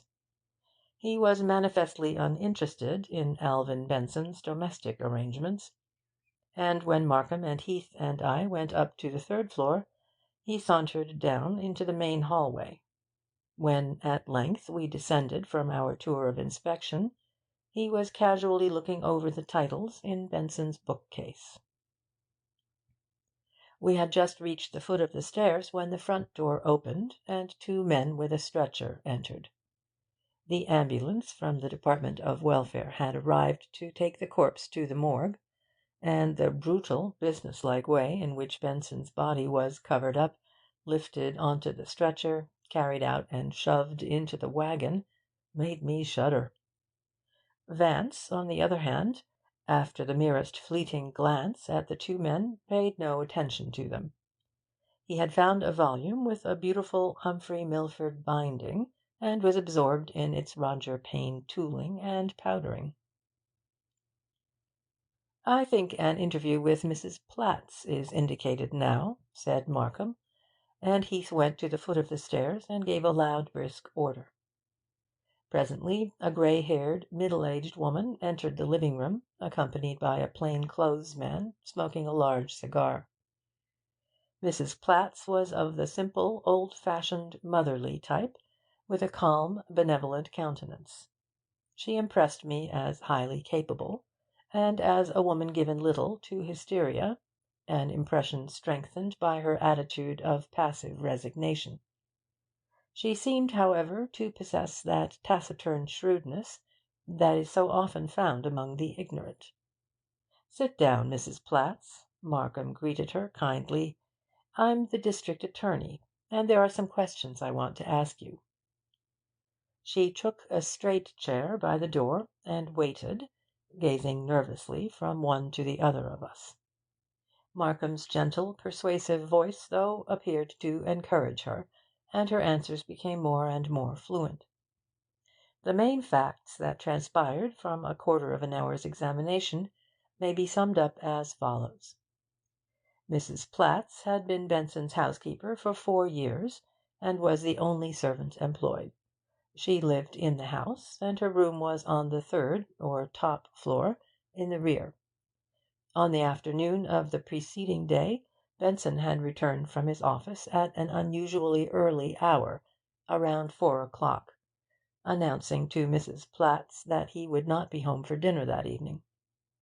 He had remained in the living-room, with the hall door closed, until 6:30, and had then gone upstairs to dress. He had left the house about 7 o'clock, but had not said where he was going. He had remarked casually that he would return in fairly good season, but had told Mrs. Platts she need not wait up for him, which was her custom whenever he intended bringing guests home. This was the last she had seen him alive. She had not heard him when he returned that night. She had retired about 10:30, and, because of the heat, had left the door ajar. She had been awakened, some time later, by a loud detonation. It had startled her, and she had turned on the light by her bed, noting that it was just 12:30 by the small alarm clock she used for rising. It was, in fact, the early hour which had reassured her. Benson, whenever he went out for the evening, rarely returned home before 2, and this fact, coupled with the stillness of the house, had made her conclude that the noise which had aroused her had been merely the backfiring of an automobile in 49th Street. Consequently, she had dismissed the matter from her mind, and gone back to sleep. At 7 o'clock the next morning she came downstairs as usual, to begin her day's duties, and, on her way to the front door to bring in the milk and cream, had discovered Benson's body. All the shades in the living-room were down. At first she thought Benson had fallen asleep in his chair, but when she saw the bullet hole, and noticed that the electric lights had been switched off, she knew he was dead. She had gone at once to the telephone in the hall, and, asking the operator for the police station, had reported the murder. She had then remembered Benson's brother, Major Anthony Benson, and had telephoned him also. He had arrived at the house almost simultaneously with the detectives from the West 47th Street station. He had questioned her a little, talked with the plain clothes men, and gone away before the men from headquarters arrived. "And now, Mrs. Platts," said Markham, glancing at the notes he had been making, "one or two more questions, and we won't trouble you further. Have you noticed anything in Mr. Benson's actions lately that might lead you to suspect that he was worried, or, let us say, in fear of anything happening to him?" "No, sir," the woman answered readily. "It looked like he was in special good humour for the last week or so." "I notice that most of the windows on this floor are barred. Was he particularly afraid of burglars, or of people breaking in?" "Well, not exactly," was the hesitant reply. "But he did used to say as how the police were no good, begging your pardon, sir, and how a man in this city had to look out for himself if he didn't want to get held up." Markham turned to Heath with a chuckle. "You might make a special note of that for your files, Sergeant." Then to Mrs. Platts: "Do you know of any one who had a grudge against Mr. Benson?" "Not a soul, sir," the housekeeper answered emphatically. "He was a queer man in many ways, but everybody seemed to like him. He was all the time going to parties or giving parties. I just can't see why anybody'd want to kill him." Markham looked over his notes again. "I don't think there's anything else for the present. How about it, Sergeant? Anything further you want to ask?" Heath pondered for a moment. "No, I can't think of anything more just now. But you, Mrs. Platts," he added, turning a cold glance on the woman, "will stay here in this house till you're given permission to leave. We'll want to question you later, but you're not to talk to anyone else. Understand? Two of my men will be here for a while yet." Vance, during the interview, had been jotting down something on the fly-leaf of a small pocket address-book, and as Heath was speaking, he tore out the page and handed it to Markham. Markham glanced at it frowningly and pursed his lips. Then, after a few moments' hesitation, he addressed himself again to the housekeeper. "You mentioned, Mrs. Platts, that Mr. Benson was liked by everyone. Did you yourself like him?" The woman shifted her eyes to her lap. "Well, sir," she replied reluctantly, "I was only working for him, and I haven't got any complaint about the way he treated me." Despite her words, she gave the impression that she either disliked Benson extremely or greatly disapproved of him. Markham, however, did not push the point. "And, by the way, Mrs. Platts," he said next, "did Mr. Benson keep any firearms about the house? For instance, do you know if he owned a revolver?" For the first time during the interview the woman appeared agitated, even frightened. "Yes, sir, I think he did," she admitted in an unsteady voice.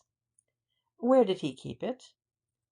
The woman glanced up apprehensively, and rolled her eyes slightly, as if weighing the advisability of speaking frankly. Then she replied in a low voice: "In that hidden drawer there, in the centre table. You use that little brass button to open it with."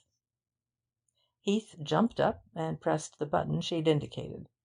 A tiny, shallow drawer shot out, and in it lay a Smith & Wesson .38 revolver with an inlaid pearl handle. He picked it up, broke the carriage, and looked at the head of the cylinder. "Full," he said laconically. An expression of tremendous relief spread over the woman's features, and she sighed audibly. Markham had risen, and was looking at the revolver over Heath's shoulder. "You'd better take charge of it, Sergeant," he said, "though I don't see exactly how it fits in with the case." He resumed his seat, and, glancing at the notation Vance had given him, turned again to the housekeeper.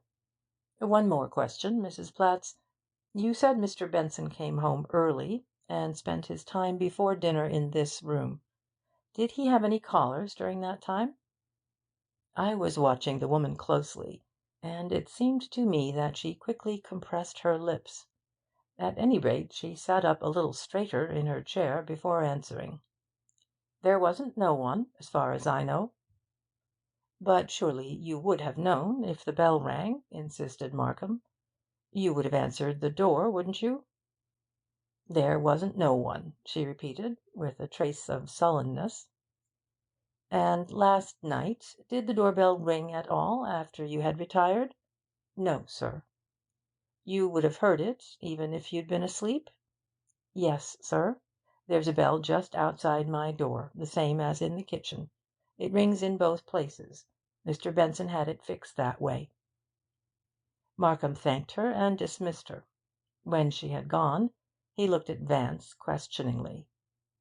"What idea did you have in mind when you handed me those questions?" "I might have been a bit presumptuous, you know," said Vance. "But when the lady was extolling the deceased popularity, I rather felt she was overdoing it a bit. There was an unconscious implication of antithesis in her eulogy, which suggested to me that she herself was not ardently enamoured of the gentleman." "And what put the notion of firearms in your mind?" "That query," explained Vance, "was a corollary of your own questions about the barred windows, and Benson's fear of burglars. If he was in a funk about housebreakers or enemies, he'd be likely to have weapons at hand, eh, what?" "Well, anyway, Mr. Vance," put in Heath, "your curiosity unearthed a nice little revolver that's probably never been used." "By the by, Sergeant," returned Vance, ignoring the other's good-humoured sarcasm, "just what do you make of that nice little revolver?" "Well, now," Heath replied, with ponderous facetiousness, "I deduct that Mr. Benson kept a pearl-handled Smith& Wesson in a secret drawer of his centre table." "You don't say, really?" exclaimed Vance, in mock admiration. "Positively illuminatin'." Markham broke up this raillery. "Why did you want to know about visitors, Vance? There obviously hadn't been any one here." "Oh, just a whim of mine. I was assailed by an impulsive yearning to hear what La Platz would say."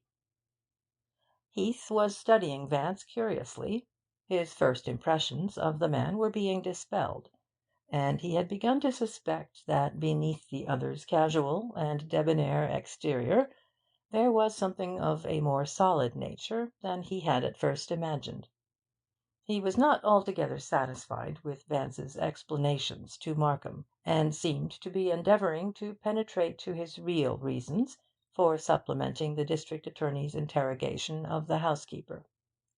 Heath was astute, and he had the worldly man's ability to read people. But Vance, being different from the men with whom he usually came in contact, was an enigma to him. At length he relinquished his scrutiny, and drew up his chair to the table with a spirited air. "And now, Mr. Markham," he said crisply, "we'd better outline our activities, so as not to duplicate our efforts. The sooner I get my men started, the better." Markham assented readily. "The investigation is entirely up to you, Sergeant. I'm here to help wherever I'm needed."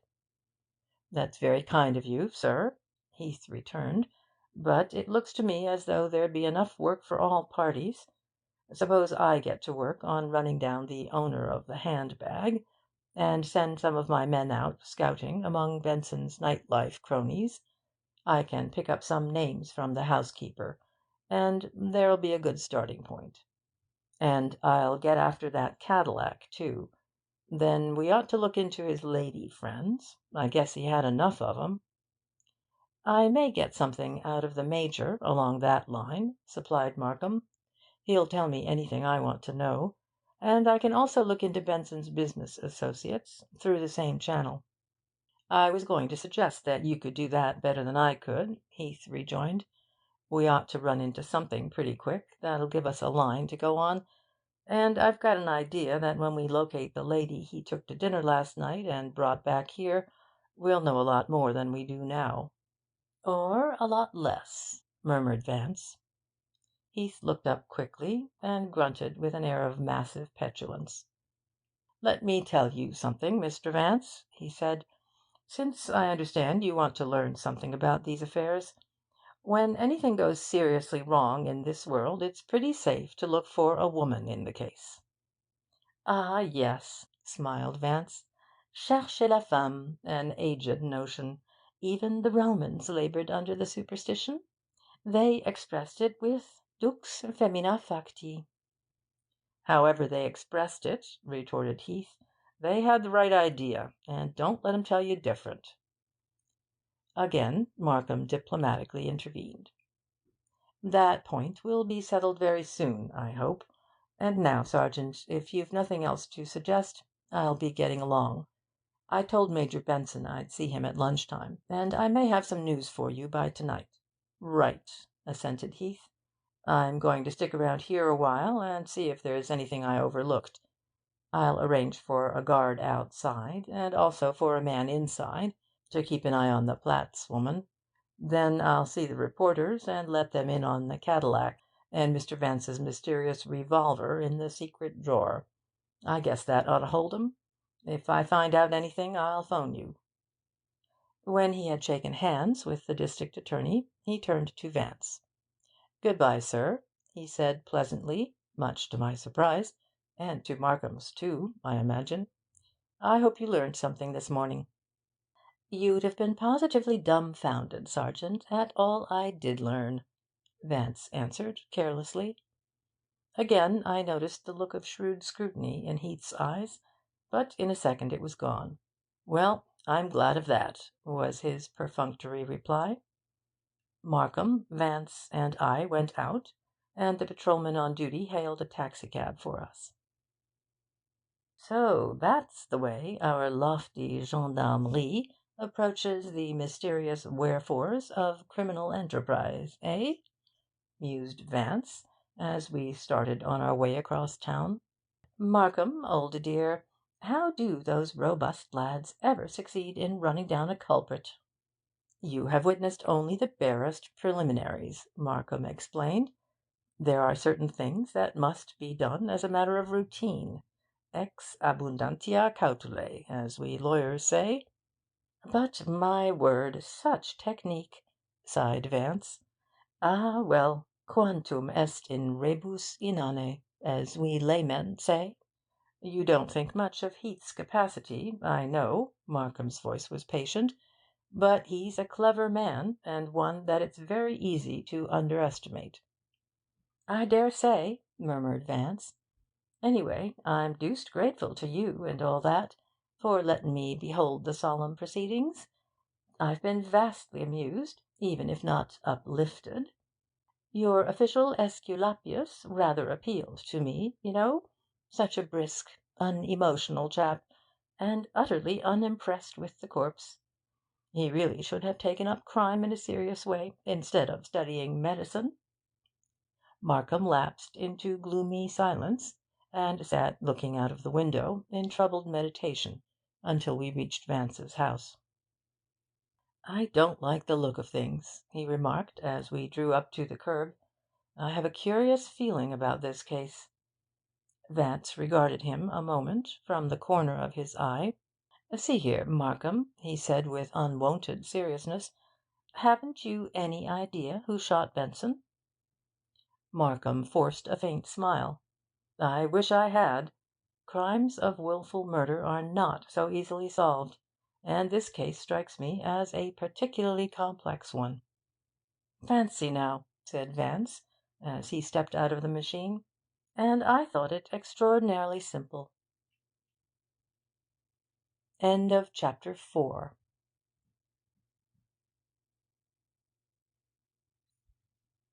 Chapter 5 of the Benson Murder Case. Gathering information. Saturday, June 15, forenoon. You will remember the sensation caused by Alvin Benson's murder. It was one of those crimes that appeal irresistibly to the popular imagination. Mystery is the basis of all romance, and about the Benson case there hung an impenetrable aura of mystery.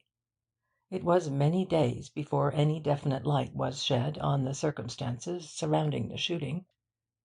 But numerous ignes fatui arose to beguile the public's imagination, and wild speculations were heard on all sides. Alvin Benson, while not a romantic figure in any respect, had been well known, and his personality had been a colourful and spectacular one. He had been a member of New York's wealthy Bohemian social set, an avid sportsman, a rash gambler, a professional man about town, and his life, led on the borderland of the demi-monde, had contained many highlights. His exploits in the night clubs and cabarets had long supplied the subject matter for exaggerated stories and comments in the various local papers and magazines which batten on Broadway's scandal-mongers. Benson and his brother Anthony had, at the time of the former's sudden death, been running a brokerage office at 21 Wall Street, under the name of Benson and Benson. Both were regarded by the other brokers of the street as shrewd business men, though perhaps a shade unethical when gauged by the constitution and by-laws of the New York Stock Exchange. They were markedly contrasted as to temperament and taste, and saw little of each other outside the office. Alvin Benson devoted his entire leisure to pleasure-seeking, and was a regular patron of the city's leading cafes, whereas Anthony Benson, who was the older, and had served as a major in the late war, followed a sedate and conventional existence, spending most of his evenings quietly at his clubs. Both, however, were popular in their respective circles, and between them they had built up a large clientele. The glamour of the financial district had much to do with the manner in which the crime was handled by the newspapers.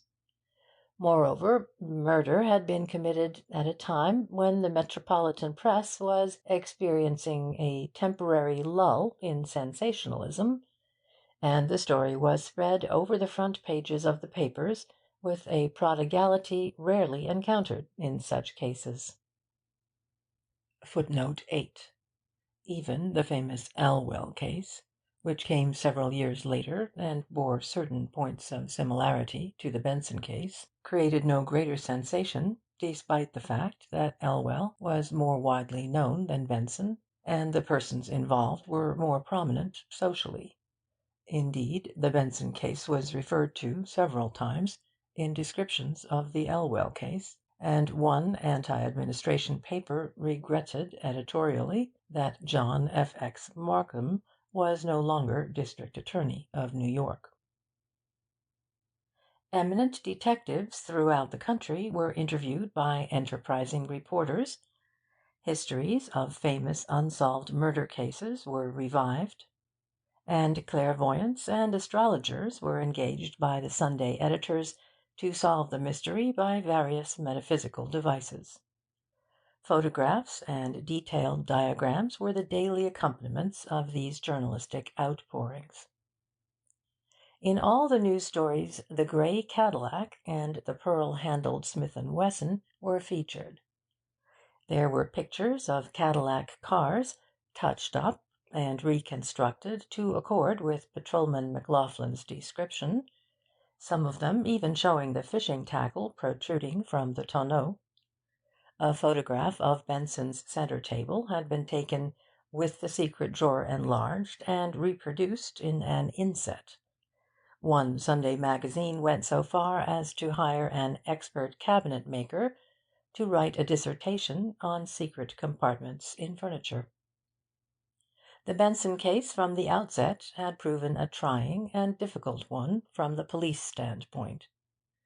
Within an hour of the time that Vance and I had left the scene of the crime, A systematic investigation had been launched by the men of the Homicide Bureau in charge of Sergeant Heath.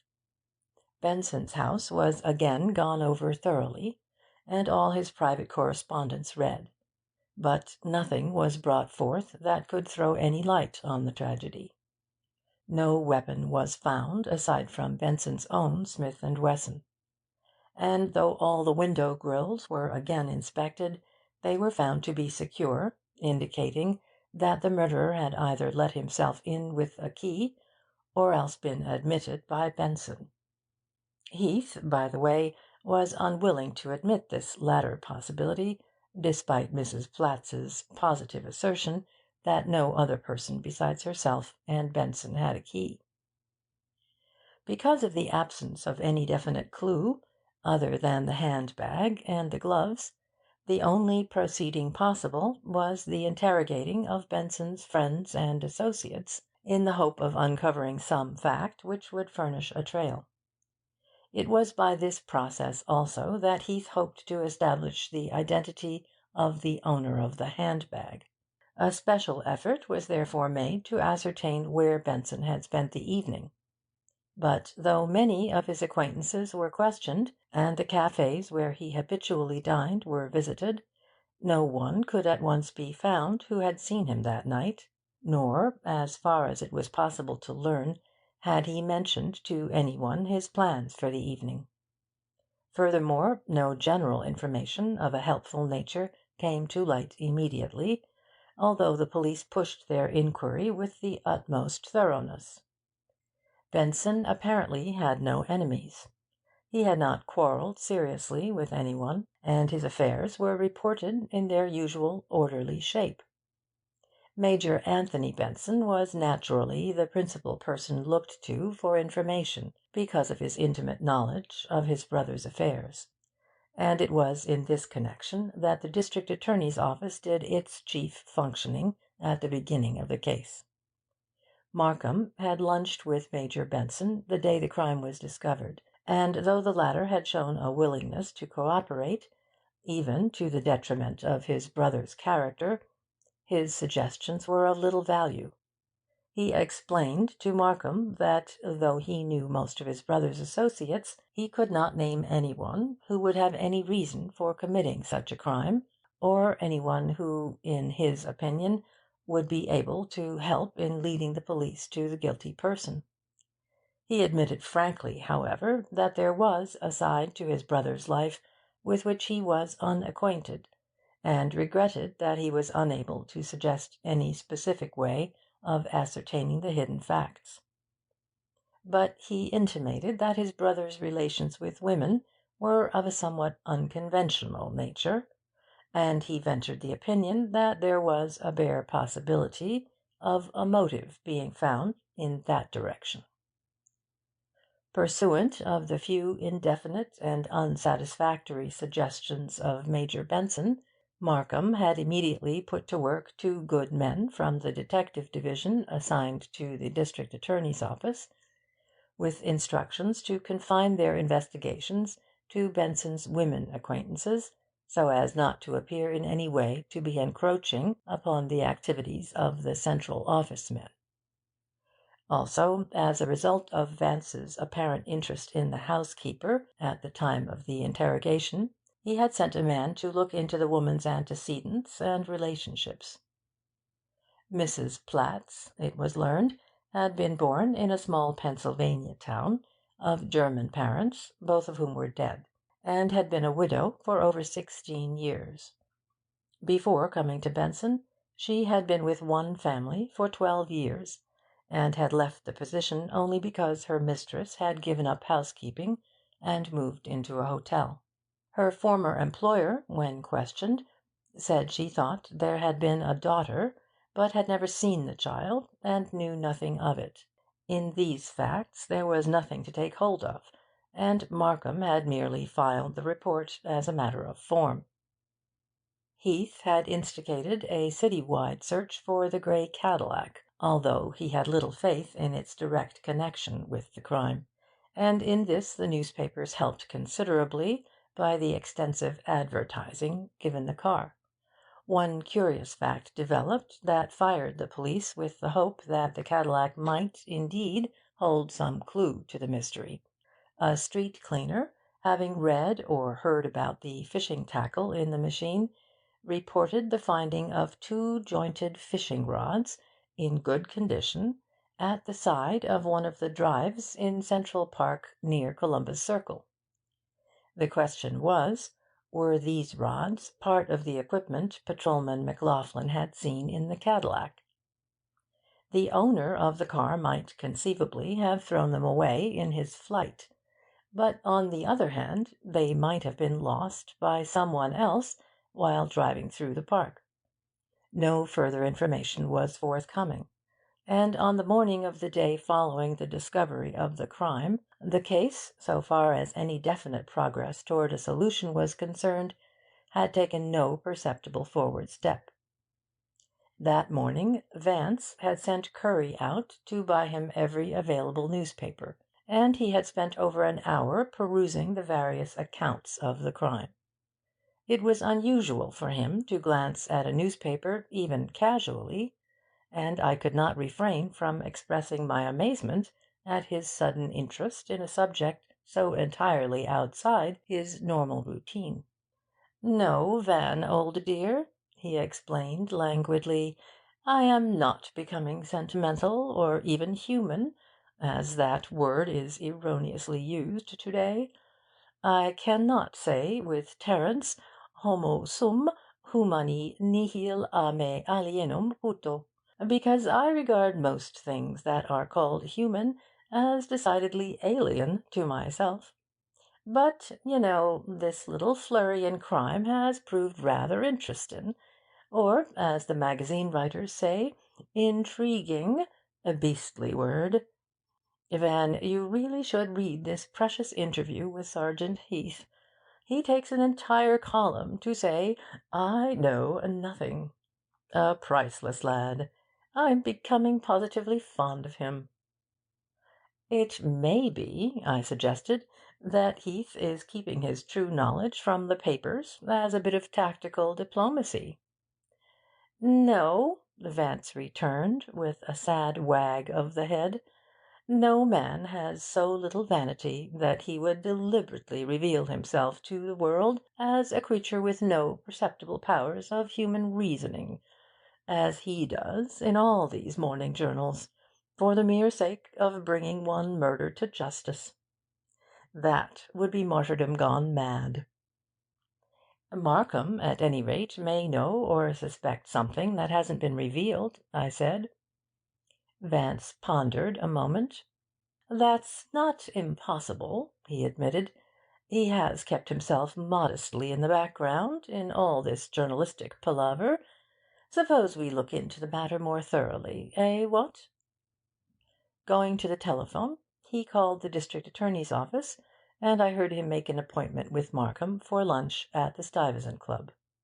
"What about that Nadelman statuette at Stieglitz's?" I asked, remembering the reason for my presence at Vance's that morning. "I ain't." Footnote 9. Vance, who had lived many years in England, frequently said "ain't," a contraction which is regarded there more leniently than in this country. He also pronounced "ate" as if it were spelled "et," and I cannot remember his ever using the word "stomach" or "bug," both of which are under the social ban in England. "I ain't in the mood for Greek simplifications to-day," he answered, turning again to his newspapers. To say that I was surprised at his attitude is to express it mildly. In all my association with him, I had never known him to forego his enthusiasm for art in favour of any other divertisement, and heretofore anything pertaining to the law and its operations had failed to interest him.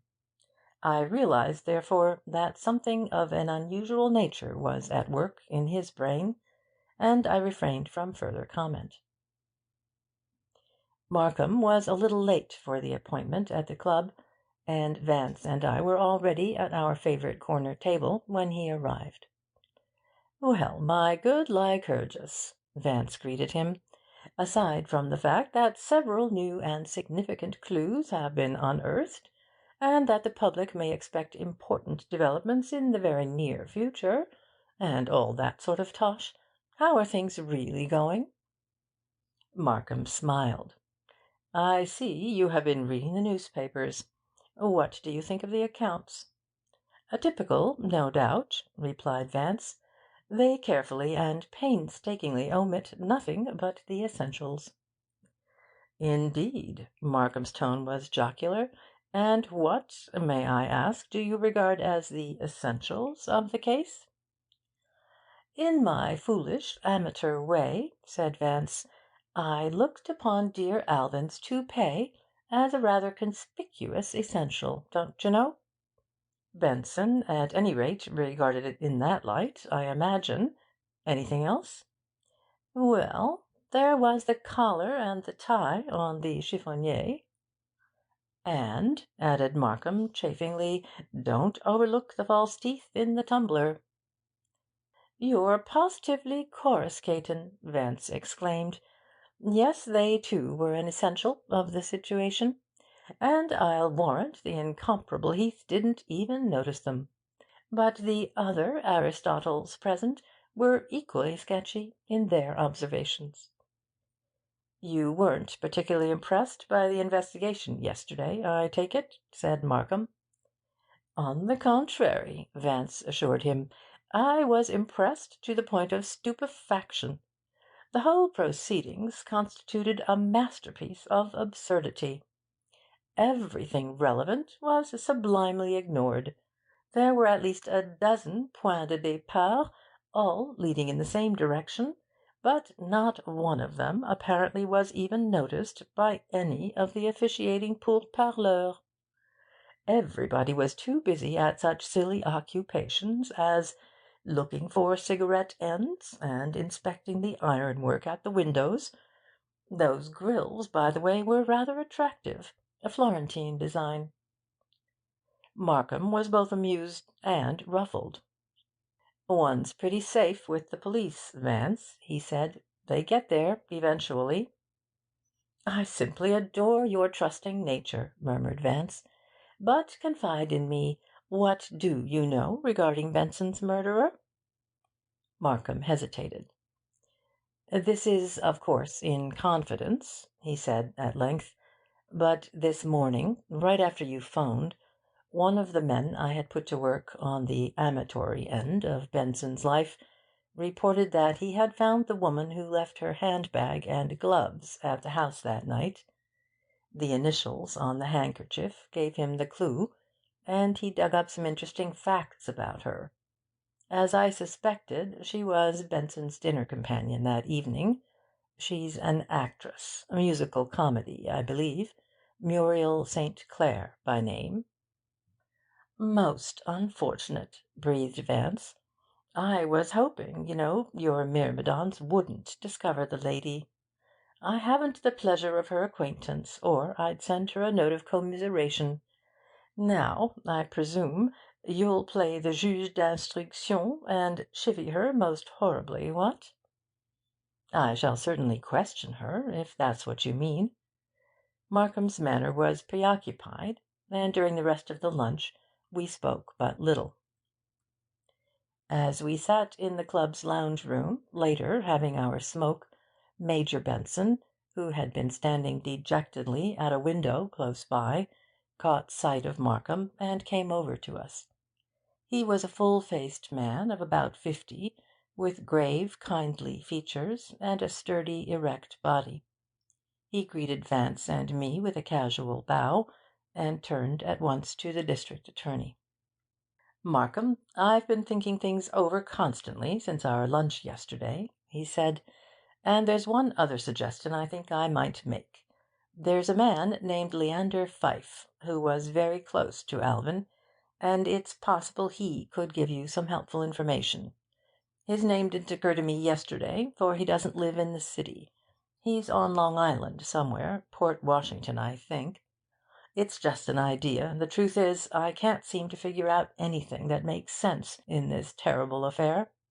He drew a quick, resolute breath, as if to check some involuntary sign of emotion. It was evident that the man, for all his habitual passivity of nature, was deeply moved. "That's a good suggestion, Major," Markham said, making a notation on the back of a letter. "I'll get after it immediately." Vance, who during this brief interchange had been gazing unconcernedly out of the window, turned and addressed himself to the Major. "How about Colonel Ostrander? I've seen him several times in the company of your brother." Major Benson made a slight gesture of deprecation. "Only an acquaintance. He'd be of no value." Then he turned to Markham. "I don't imagine it's time even to hope that you've run across anything." Markham took his cigar from his mouth, and, turning it about in his fingers, contemplated it thoughtfully. "I wouldn't say that," he said after a moment. "I've managed to find out whom your brother dined with Thursday night, and I know that this person returned home with him shortly after midnight." He paused, as if deliberating the wisdom of saying more. Then, "The fact is, I don't need a great deal more evidence than I've got already to go before the grand jury and ask for an indictment." A look of surprised admiration flashed into the Major's sombre face. "Thank God for that, Markham," he said. Then, setting his heavy jaw, he placed his hand on the district attorney's shoulder. "Go the limit, for my sake," he urged. "If you want me for anything, I'll be here at the club till late." With this, he turned and walked from the room. "It seems a bit cold-blooded to bother the Major with questions so soon after his brother's death," commented Markham. "Still, the world has got to go on." Vance stifled a yawn. "Why, in heaven's name?" he murmured listlessly. End of chapter 5.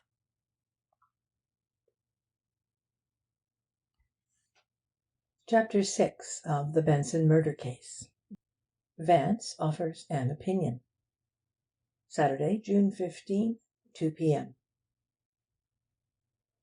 We sat for a while smoking in silence, Vance gazing lazily out into Madison Square, Markham frowning deeply at the faded oil portrait of old Peter Stuyvesant that hung over the fireplace. Presently Vance turned and contemplated the district attorney with a faintly sardonic smile. "I say, Markham," he drawled, "it has always been a source of amazement to me how easily you investigators of crime are misled by what you call clues. You find a footprint, or a parked automobile, or a monogrammed handkerchief, and then dash off on a wild chase with your eternal ecce signum. 'Pon my word, it's as if you chaps were all under the spell of Schill and Shockers. Wouldn't you ever learn that crimes can't be solved by deductions based merely on material clues and circumstantial evidence?" I think Markham was as much surprised as I at this sudden criticism. Yet we both knew Vance well enough to realize that, despite his placid and almost flippant tone, there was a serious purpose behind his words. "Would you advocate ignoring all the tangible evidence of a crime?" asked Markham, a bit patronizingly. "Most emphatically," Vance declared calmly. "It's not only worthless, but dangerous. The great trouble with you chaps, d'ye see, is that you approach every crime with a fixed and unshakable assumption that the criminal is either half-witted or a colossal bungler. I say, has it never by any chance occurred to you that if a detective could see a clue, the criminal would also have seen it, and would either have concealed it or disguised it, if he had not wanted it found? And have you never paused to consider that, Anyone clever enough to plan and execute a successful crime these days is, ipso facto, clever enough to manufacture whatever clues suit his purpose. Your detective seems wholly unwilling to admit that the surface appearance of a crime may be deliberately deceptive, or that the clues may have been planted for the definite purpose of misleading him. I'm afraid, Markham pointed out, with an air of indulgent irony, that we'd convict very few criminals if we were to ignore all indicatory evidence, cogent circumstances, and irresistible inferences. As a rule, you know, crimes are not witnessed by outsiders. That's your fundamental error, don't you know? Vance observed impassively. Every crime is witnessed by outsiders, just as is every work of art. The fact that no one sees the criminal, or the artist, actually at work, is wholly inconsequential. The modern investigator of crime would doubtless refuse to believe that Rubens painted the Descent from the Cross in the cathedral at Antwerp, if there was sufficient circumstantial evidence to indicate that he had been away on diplomatic business, for instance, at the time it was painted. And yet, my dear fellow, such a conclusion would be preposterous. Even if the inferences to the contrary were so irresistible as to be legally overpowering, the picture itself would prove conclusively that Rubens did paint it. Why? For the simple reason, d'ye see, that no one but Rubens could have painted it. It bears the indelible imprint of his personality and genius, and his alone. I'm not an aesthetician, Markham reminded him a trifle testily.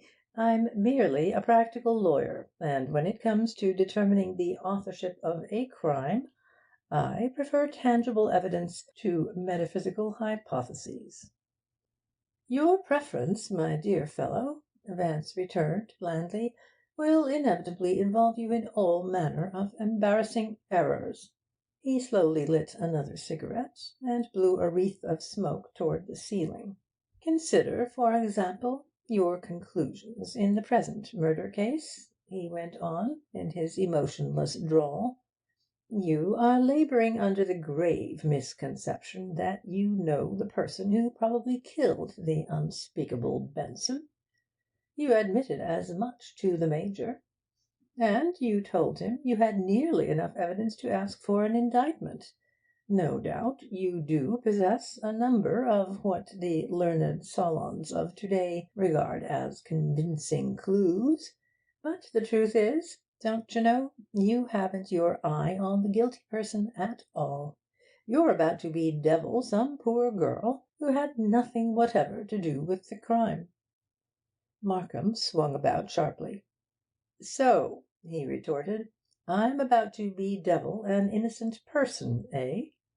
Since my assistants and I are the only ones who happen to know what evidence we hold against her, perhaps you will explain by what occult process you acquired your knowledge of this person's innocence. It's quite simple, you know, Vance replied, with a quizzical twitch of the lips. You haven't your eye on the murderer for the reason that the person who committed this particular crime was sufficiently shrewd and perspicacious to see to it that no evidence which you or the police were likely to find would even remotely indicate his guilt. He had spoken with the easy assurance of one who enunciates an obvious fact, a fact which permits of no argument. Markham gave a disdainful laugh. No lawbreaker, he asserted oracularly, is shrewd enough to see all contingencies.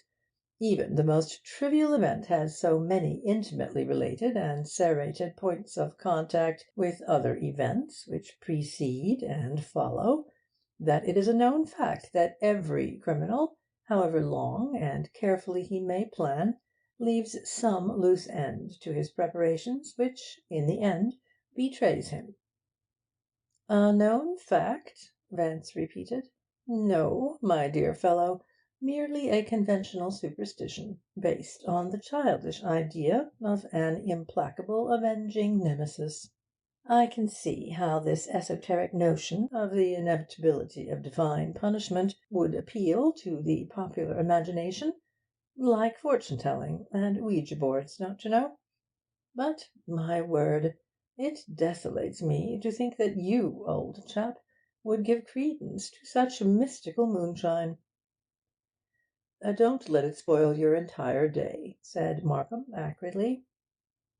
Regard the unsolved or successful crimes that are taking place every day, Vance continued, disregarding the other's irony.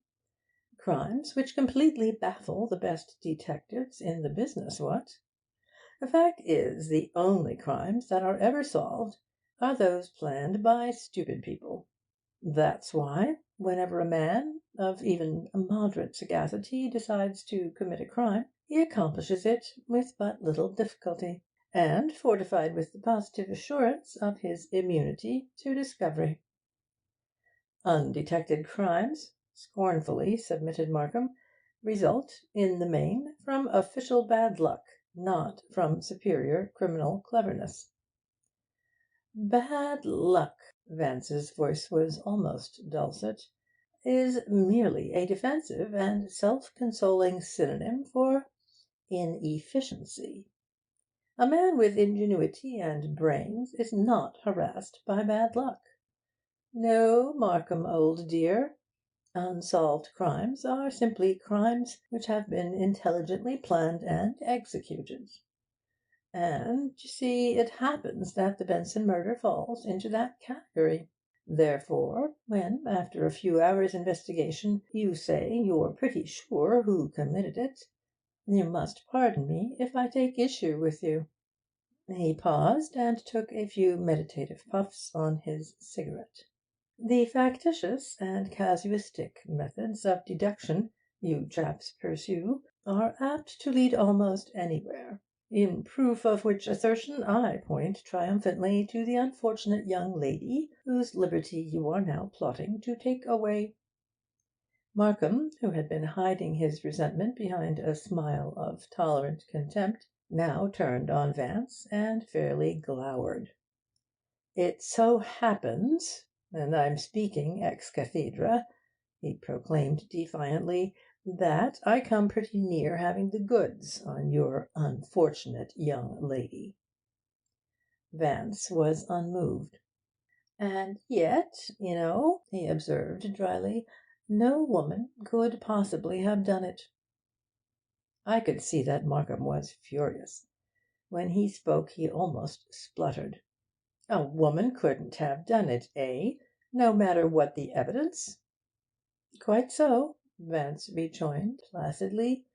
"Not if she herself swore to it and produced a tome of what your scions of the law term, rather pompously, incontrovertible evidence." "Ah!" There was no mistaking the sarcasm of Markham's tone. "I am to understand, then, that you even regard confessions as valueless?" "Yes, my dear Justinian," the other responded with an air of complacency. "I would have you understand precisely that. Indeed, they are worse than valueless, they're downright misleading. The fact that occasionally they may be proved to be correct, like woman's preposterously overrated intuition, renders them just so much more unreliable." Markham grunted disdainfully. Why should any person confess something to his detriment unless he felt that the truth had been found out, or was likely to be found out? "'Pon my word, Markham, you astound me. Permit me to murmur, privatissime et gratis, into your innocent ear, that there are many other presumable motives for confessing.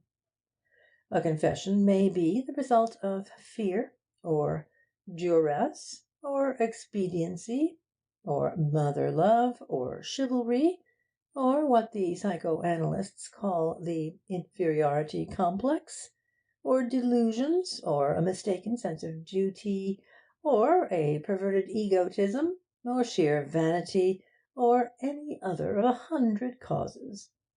The confessions are the most treacherous and unreliable of all forms of evidence, and even the silly and unscientific law repudiates them in murder cases, unless substantiated by other evidence. "You are eloquent. You ring me," said Markham. "But if the law threw out all confessions, and ignored all material clues, as you appear to advise, then society might as well close down all its courts and scrap all its jails." "A typical non sequitur of legal logic," Vance replied. "But how would you convict the guilty, may I ask?" "There is one infallible method of determining human guilt and responsibility," Vance explained. "But as yet the police are as blissfully unaware of its possibilities as they are ignorant of its operations.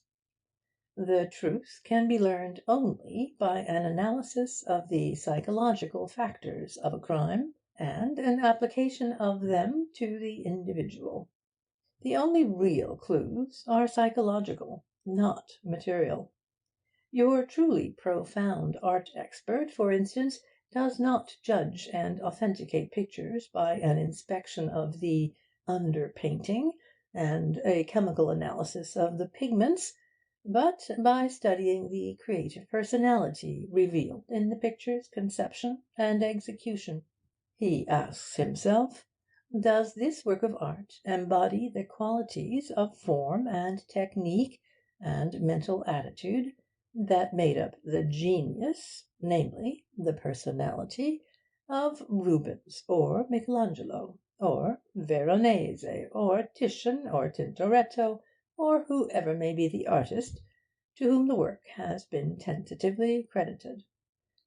"My mind is, I fear," Markham confessed, "still sufficiently primitive to be impressed by vulgar facts, and in the present instance, unfortunately for your most original and artistic analogy, I possess quite an array of such facts, all of which indicate that a certain young woman is the, shall we say, creator of the criminal opus entitled The Murder of Alvin Benson."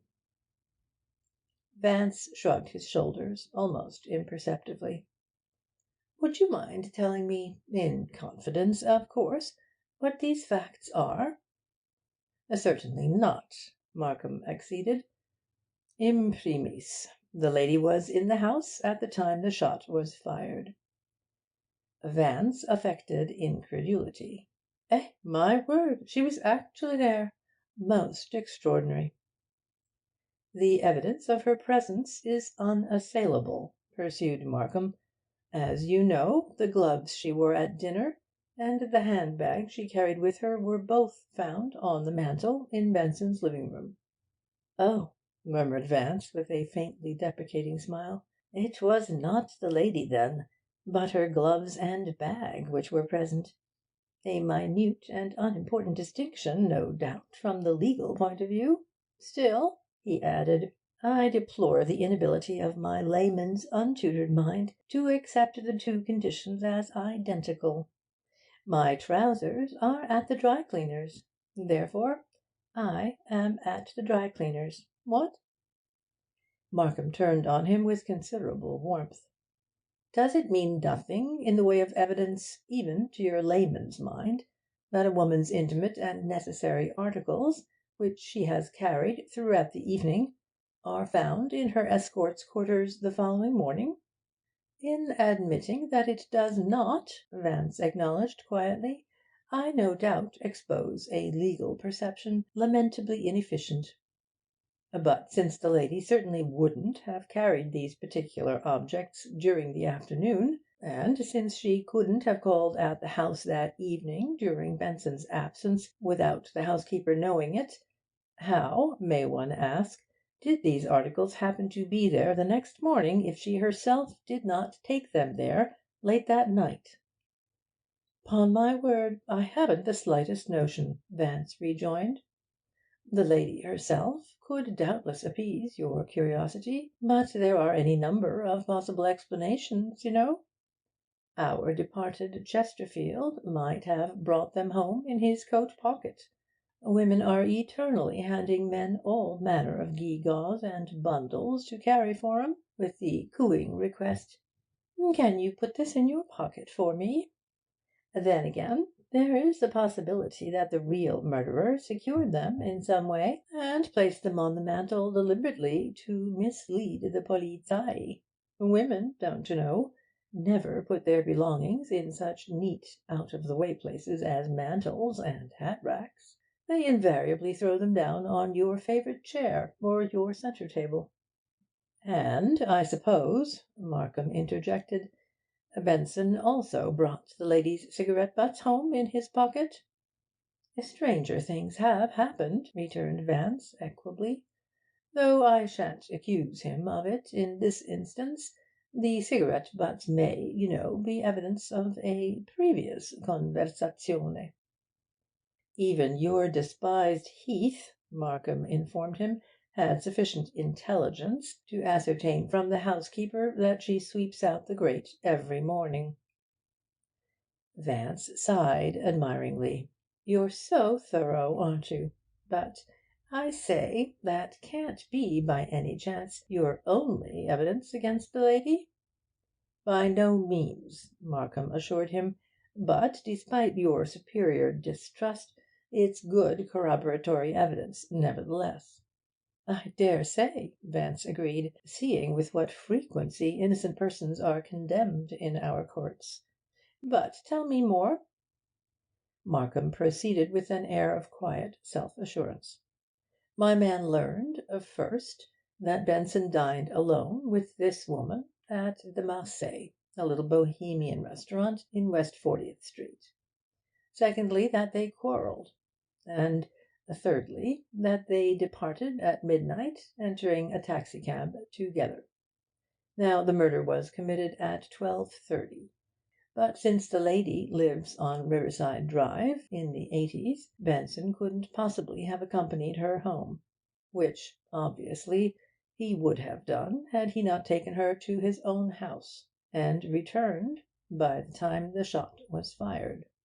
But we have further proof pointing to her being at Benson's. My man learned at the woman's apartment house that, actually, she did not get home until shortly after 1. Moreover, she was without her gloves and handbag, and had to be let into her rooms with a pass key because, as she explained, she had lost hers. As you remember, we found the key in her bag. And, to clinch the whole matter, the smoked cigarettes in the grate corresponded to the one you found in her case." Markham paused to relight his cigar. "So much for that particular evening," he resumed. "As soon as I learned the woman's identity this morning, I put 2 more men to work on her private life.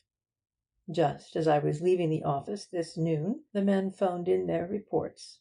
They had learned that the woman has a fiancé, a chap named Leacock, who was a captain in the army, and who would be likely to own just such a gun as Benson was killed with. Furthermore, this Captain Leacock lunched with the woman the day of the murder, and also called on her at her apartment the morning after." Markham leaned slightly forward, and his next words were emphasized by the tapping of his fingers on the arm of the chair. "As you see, we have the motive, the opportunity, and the means. Perhaps you will tell me now that I possess no incriminating evidence?" "My dear Markham," Vance affirmed calmly, "you haven't brought out a single point which could not easily be explained away by any bright schoolboy." He shook his head lugubriously. "And on such evidence people are deprived of their life and liberty. 'Pon my word, you alarm me. I tremble for my personal safety." Markham was nettled. Would you be so good as to point out from your dizzy pinnacle of sapience the errors in my reasoning?" "As far as I can see," returned Vance evenly, "your particularization concerning the lady is innocent of reasoning. You've simply taken several unaffirmed facts and jumped to a false conclusion. I happen to know the conclusion is false because all the psychological indications of the crime contradict it. That is to say, the only real evidence in the case points unmistakably in another direction." He made a gesture of emphasis, and his tone assumed an unwonted gravity. "And if you arrest any woman for killing Alvin Benson, you will simply be adding another crime, a crime of deliberate and unpardonable stupidity, to the one already committed. And between shooting a bounder like Benson and ruining an innocent woman's reputation, I'm inclined to regard the latter as the more reprehensible." I could see a flash of resentment leap into Markham's eyes, but he did not take offence. Remember, these two men were close friends, and, for all their divergency of nature, they understood and respected each other. Their frankness, severe and even mordant at times, was indeed a result of that respect. There was a moment's silence. Then Markham forced a smile. "You fill me with misgivings," he averred mockingly. But despite the lightness of his tone, I felt that he was half in earnest.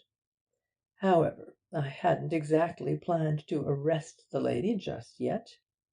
"You reveal commendable restraint," Vance complimented him. "But I'm sure you've already arranged to ballyrag the lady, and perhaps trick her into one or two of those contradictions so dear to every lawyer's heart. Just as if any nervous or high-strung person could help indulging in apparent contradictions while being cross-questioned as a suspect in a crime they had nothing to do with. To put 'em on the grill, a most accurate designation, so reminiscent of burning people at the stake, what?" "Well, I'm most certainly going to question her," replied Markham firmly, glancing at his watch. "And one of my men is escorting her to the office in half an hour, so I must break up this most delightful and edifying chat." "You really expect to learn something incriminating by interrogating her?" asked Vance. "You know, I'd jolly well like to witness your humiliation. But I presume your heckling of suspects is a part of the legal arcana?" Markham had risen and turned towards the door, but at Vance's words he paused and appeared to deliberate. "I can't see any particular objection to your being present," he said, "if you really care to come." I think he had an idea that the humiliation of which the other had spoken would prove to be Vance's own, and soon we were in a taxicab headed for the Criminal Courts Building. End of chapter 6.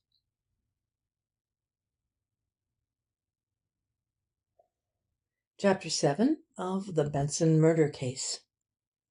Reports and an Interview. Saturday, June 15, 3 p.m. We entered the ancient building, with its discoloured marble pillars and balustrades and its old-fashioned iron scroll-work, by the Franklin Street door, and went directly to the district attorney's office on the fourth floor. The office, like the building, breathed an air of former days.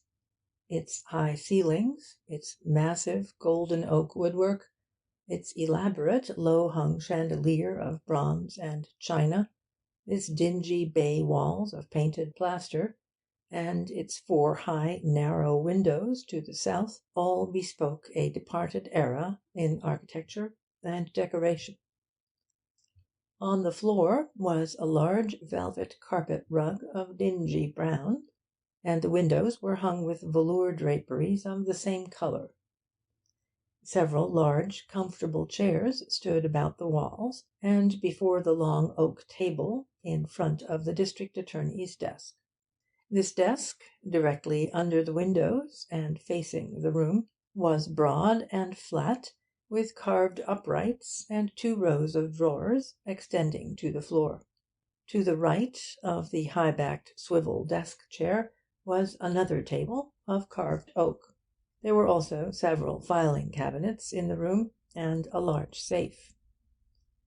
In the centre of the east wall, a leather-covered door, decorated with large brass nail-heads, led into a long, narrow room between the office and the waiting-room, where the district attorney's secretary and several clerks had their desks.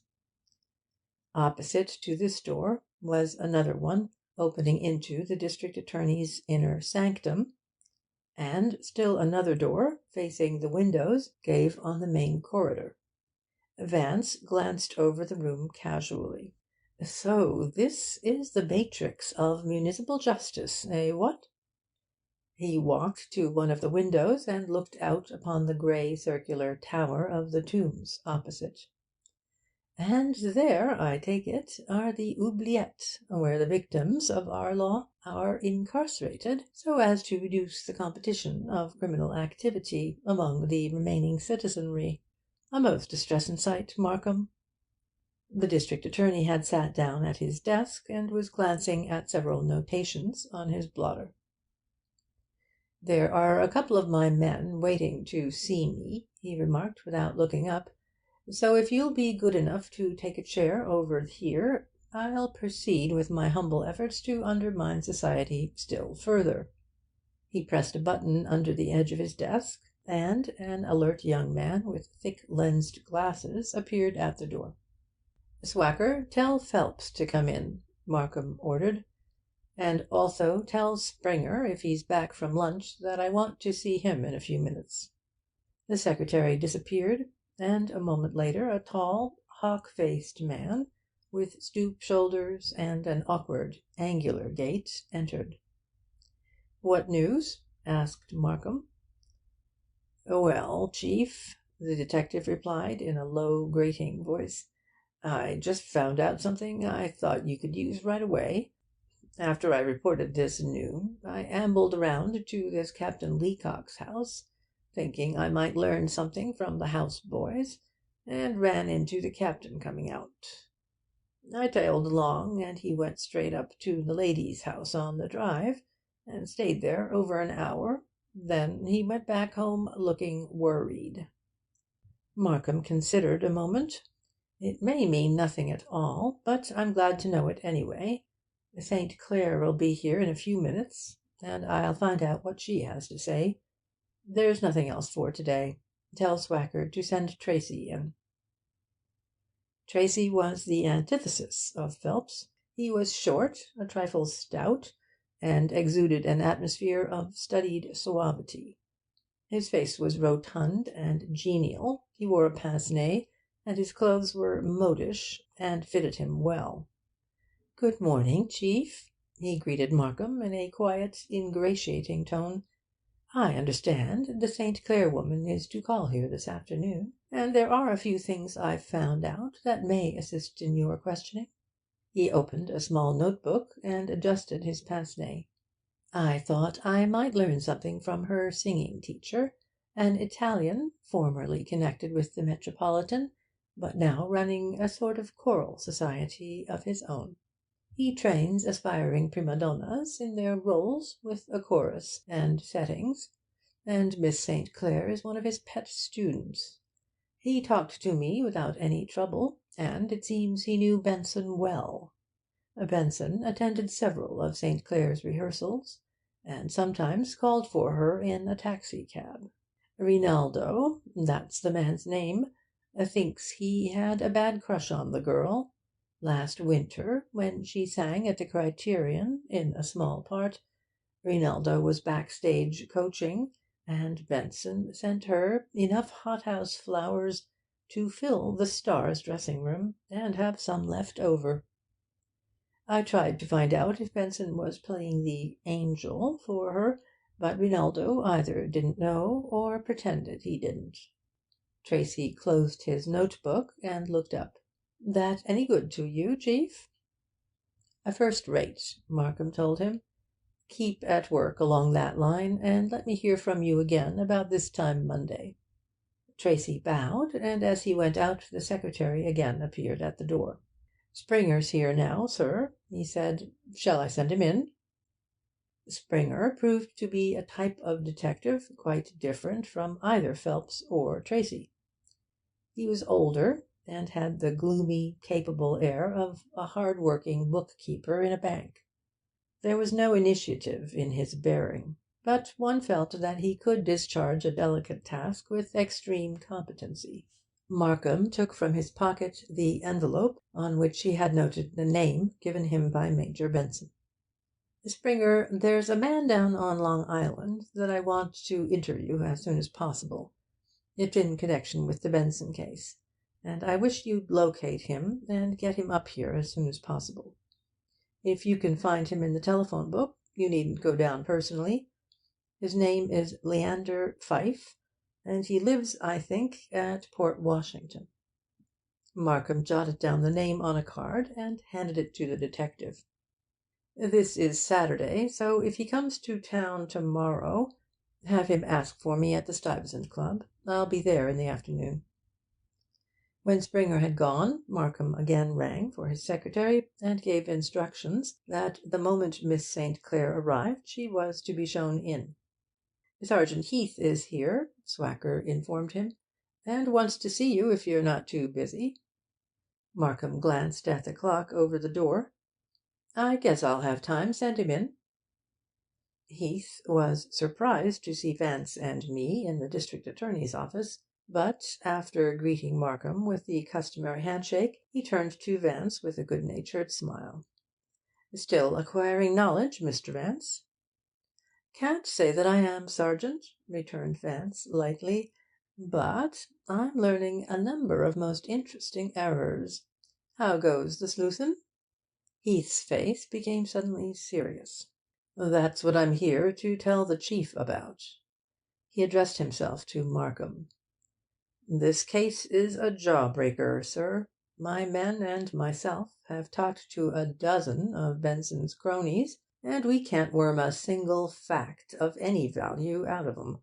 They either don't know anything, or they're giving a swell imitation of a lot of clams. They all appear to be greatly shocked, bowled over, floored, flabbergasted by the news of the shooting. And have they got any idea as to why or how it happened?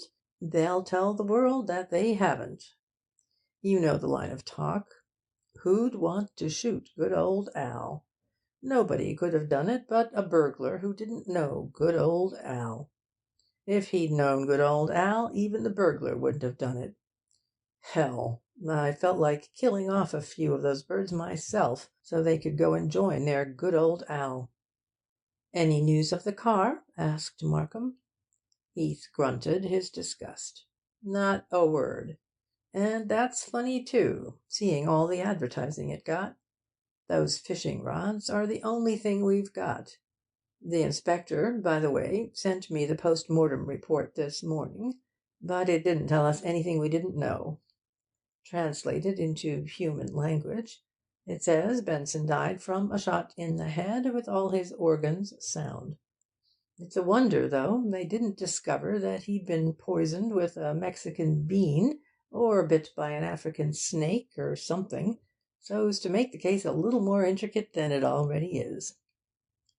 "Cheer up, Sergeant," Markham exhorted him. "I've had a little better luck. Tracy ran down the owner of the handbag and found out she'd been to dinner with Benson that night. He and Phelps also learned a few other supplementary facts that fit in well, and I'm expecting the lady here at any minute. I'm going to find out what she has to say for herself." An expression of resentment came into Heath's eyes as the district attorney was speaking, but he erased it at once and began asking questions. Markham gave him every detail, and also informed him of Leander Pfyfe. "I'll let you know immediately how the interview comes out," he concluded. As the door closed on Heath, Vance looked up at Markham with a sly smile.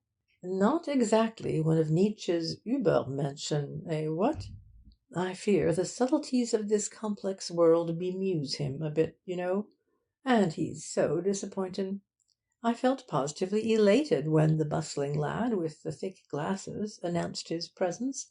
I thought surely he wanted to tell you he had jailed at least 6 of Benson's murderers. Your hopes run too high, I fear, commented Markham. And yet that's the usual procedure, if the headlines in our great moral dailies are to be credited. I always thought that the moment a crime was committed, the police began arresting people promiscuously to maintain the excitement, don't you know? Another illusion gone. Sad, sad, he murmured. I shan't forgive our Heath. He has betrayed my faith in him. At this point, Markham's secretary came to the door and announced the arrival of Miss St. Clair. I think we were all taken a little aback at the spectacle presented by this young woman, as she came slowly into the room with a firm, graceful step, and with her head held slightly to one side, in an attitude of supercilious inquiry. She was small and strikingly pretty, although pretty is not exactly the word with which to describe her. She possessed that faintly exotic beauty that we find in the portraits of Carracci, who sweetened the severity of Leonardo and made it at once intimate and decadent. Her eyes were dark and widely spaced, her nose was delicate and straight, her forehead broad.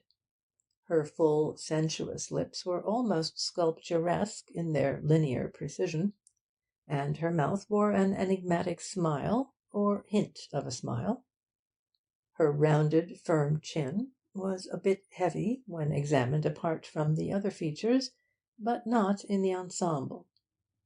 There was poise and a certain strength of character in her bearing, but one sensed the potentialities of powerful emotions beneath her exterior calm. Her clothes harmonized with her personality. They were quiet, and apparently in the conventional style, but a touch of colour and originality here and there conferred on them a fascinating distinction. Markham rose, and, bowing with formal courtesy, indicated a comfortable upholstered chair directly in front of his desk. With a barely perceptible nod, she glanced at the chair, and then seated herself in a straight, armless chair standing next to it. "You won't mind, I'm sure," she said, "if I choose my own chair for the inquisition?"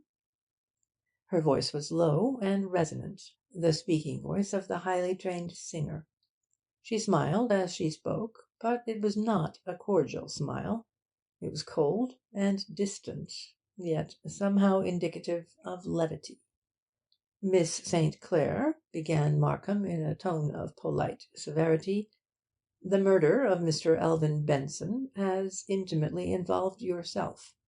Before taking any definite steps, I have invited you here to ask a few questions. I can, therefore, advise you, quite honestly, that frankness will best serve your interests."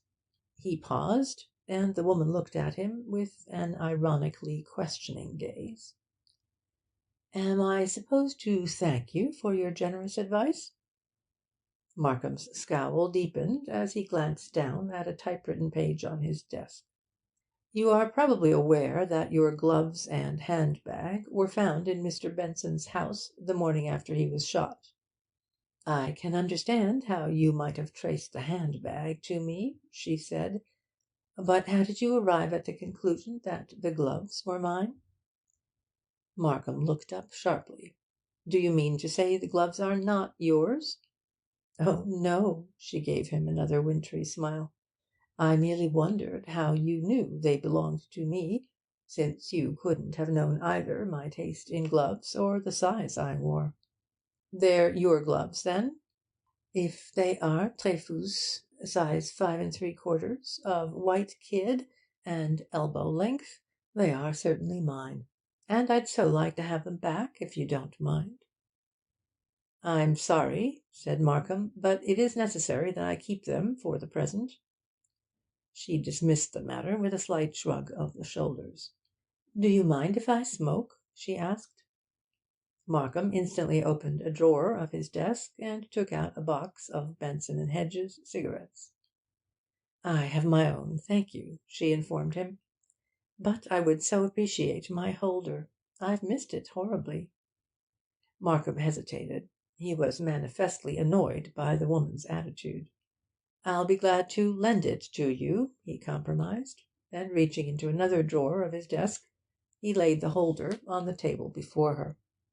"Now, Miss St. Clair," he said, resuming his gravity of manner, "will you tell me how these personal articles of yours happened to be in Mr. Benson's living room?" "No, Mr. Markham, I will not," she answered. "Do you realize the serious construction your refusal places upon the circumstances?" "I really hadn't given it much thought." Her tone was indifferent. "It would be well if you did," Markham advised her. "Your position is not an enviable one, and the presence of your belongings in Mr. Benson's room is by no means the only thing that connects you directly with the crime." The woman raised her eyes inquiringly, and again the enigmatic smile appeared at the corners of her mouth. "Perhaps you have sufficient evidence to accuse me of the murder?" Markham ignored this question. "You were well acquainted with Mr. Benson, I believe?" "The finding of my handbag and gloves in his apartment might lead one to assume as much, mightn't it?" she parried. "He was, in fact, much interested in you?" persisted Markham. She made a moue and sighed. "Alas, yes. Too much for my peace of mind. Have I been brought here to discuss the attentions this gentleman paid me?" Again Markham ignored her query.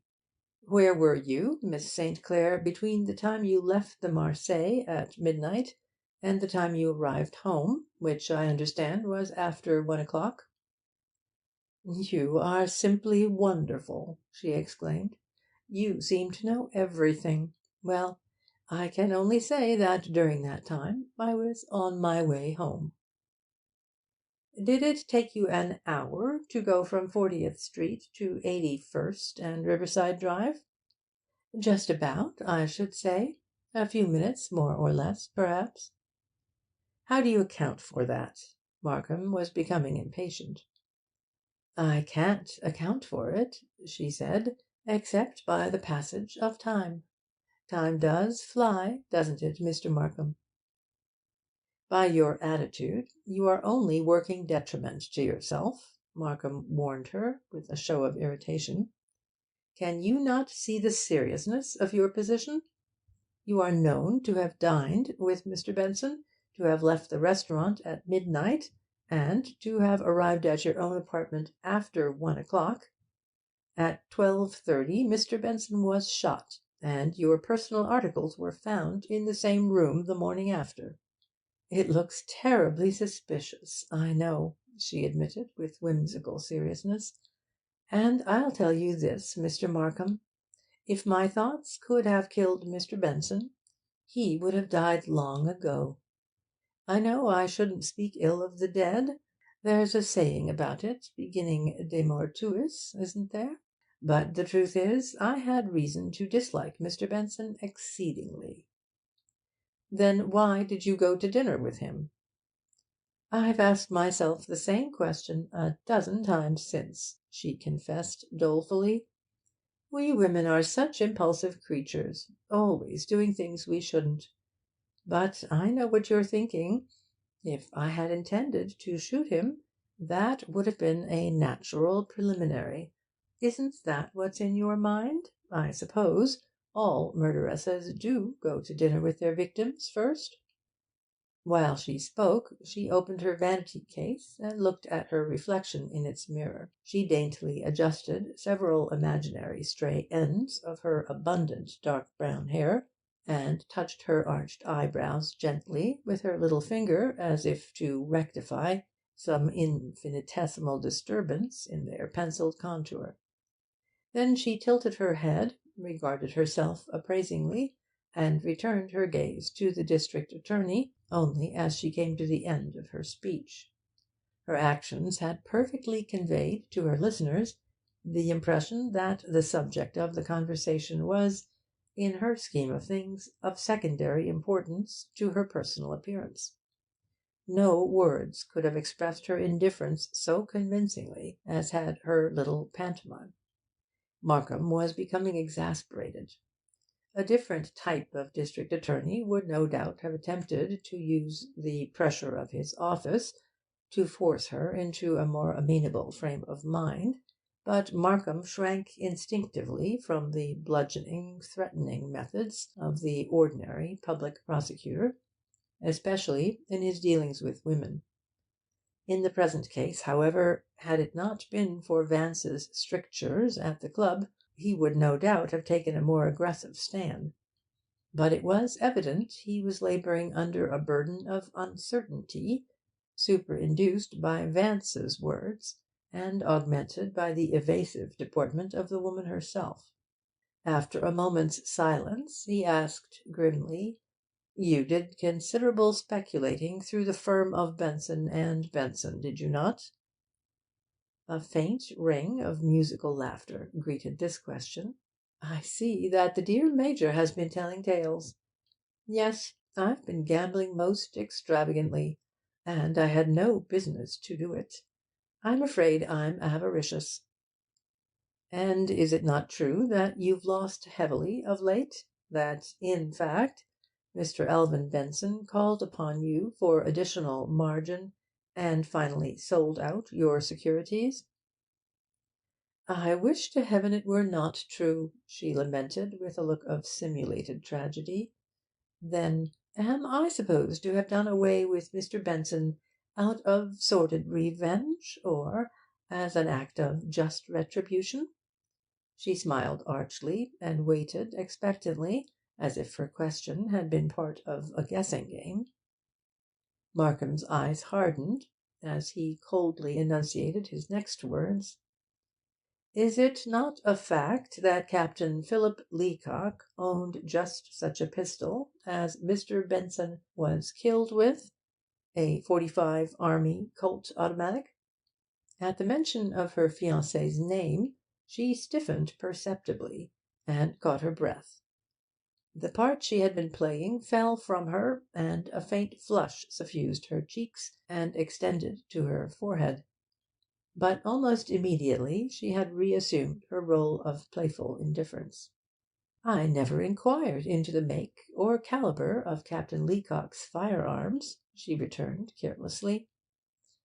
"And is it not a fact," pursued Markham's imperturbable voice, "that Captain Leacock lent you his pistol when he called at your apartment on the morning before the murder?" "It's most ungallant of you, Mr. Markham," she reprimanded him coyly, "to inquire into the personal relations of an engaged couple.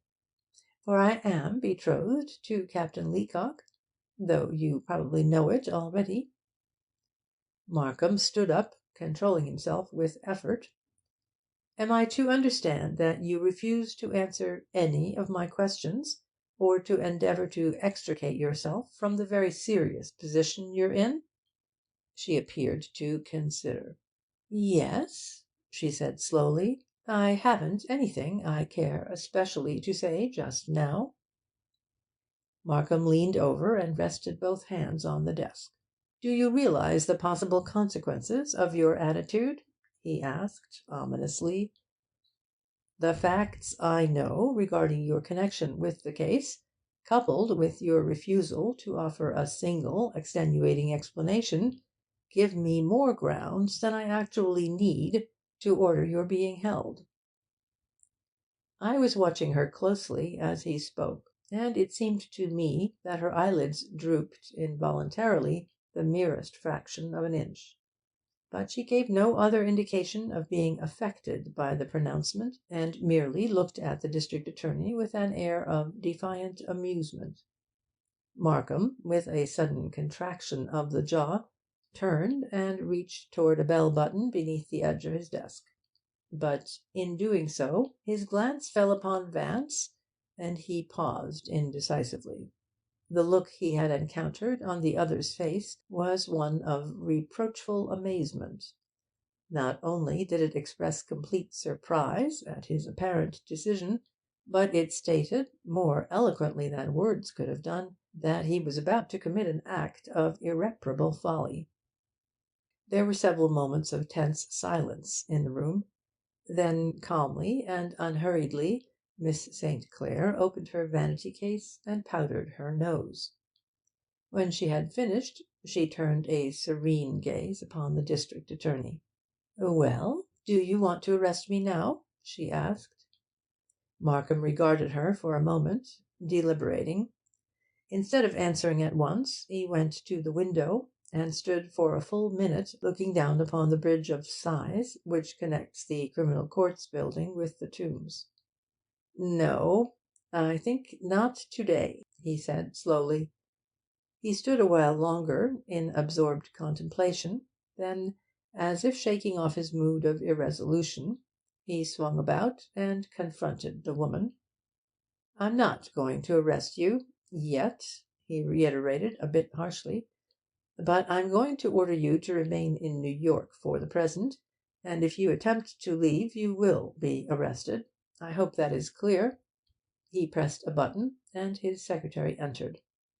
"Swacker, please escort Miss St. Clair downstairs and call a taxicab for her. Then you can go home yourself." She rose and gave Markham a little nod. "You were very kind to lend me my cigarette holder," she said pleasantly, laying it on his desk. Without another word she walked calmly from the room. The door had no more than closed behind her when Markham pressed another button. In a few moments the door leading into the outer corridor opened, and a white-haired, middle-aged man appeared. "Ben," ordered Markham hurriedly, "have that woman that Swacker's taking downstairs followed. Keep her under surveillance, and don't let her get lost. She's not to leave the city, understand? It's the St. Clair woman Tracy dug up." When the man had gone, Markham turned and stood glowering at Vance. "What do you think of your innocent young lady now?" he asked, with an air of belligerent triumph. "A nice gal, eh, what?" replied Vance blandly. "Extraordinary control. And she's about to marry a professional military man. Ah, well, de gustibus, you know. I was afraid for a moment you were actually going to send for the manacles. And if you had, Markham, old dear, you'd have regretted it to your dying day." Markham studied him for a few seconds. He knew there was something more than a mere whim beneath Vance's certitude of manner, and it was this knowledge that had stayed his hand when he was about to have the woman placed in custody.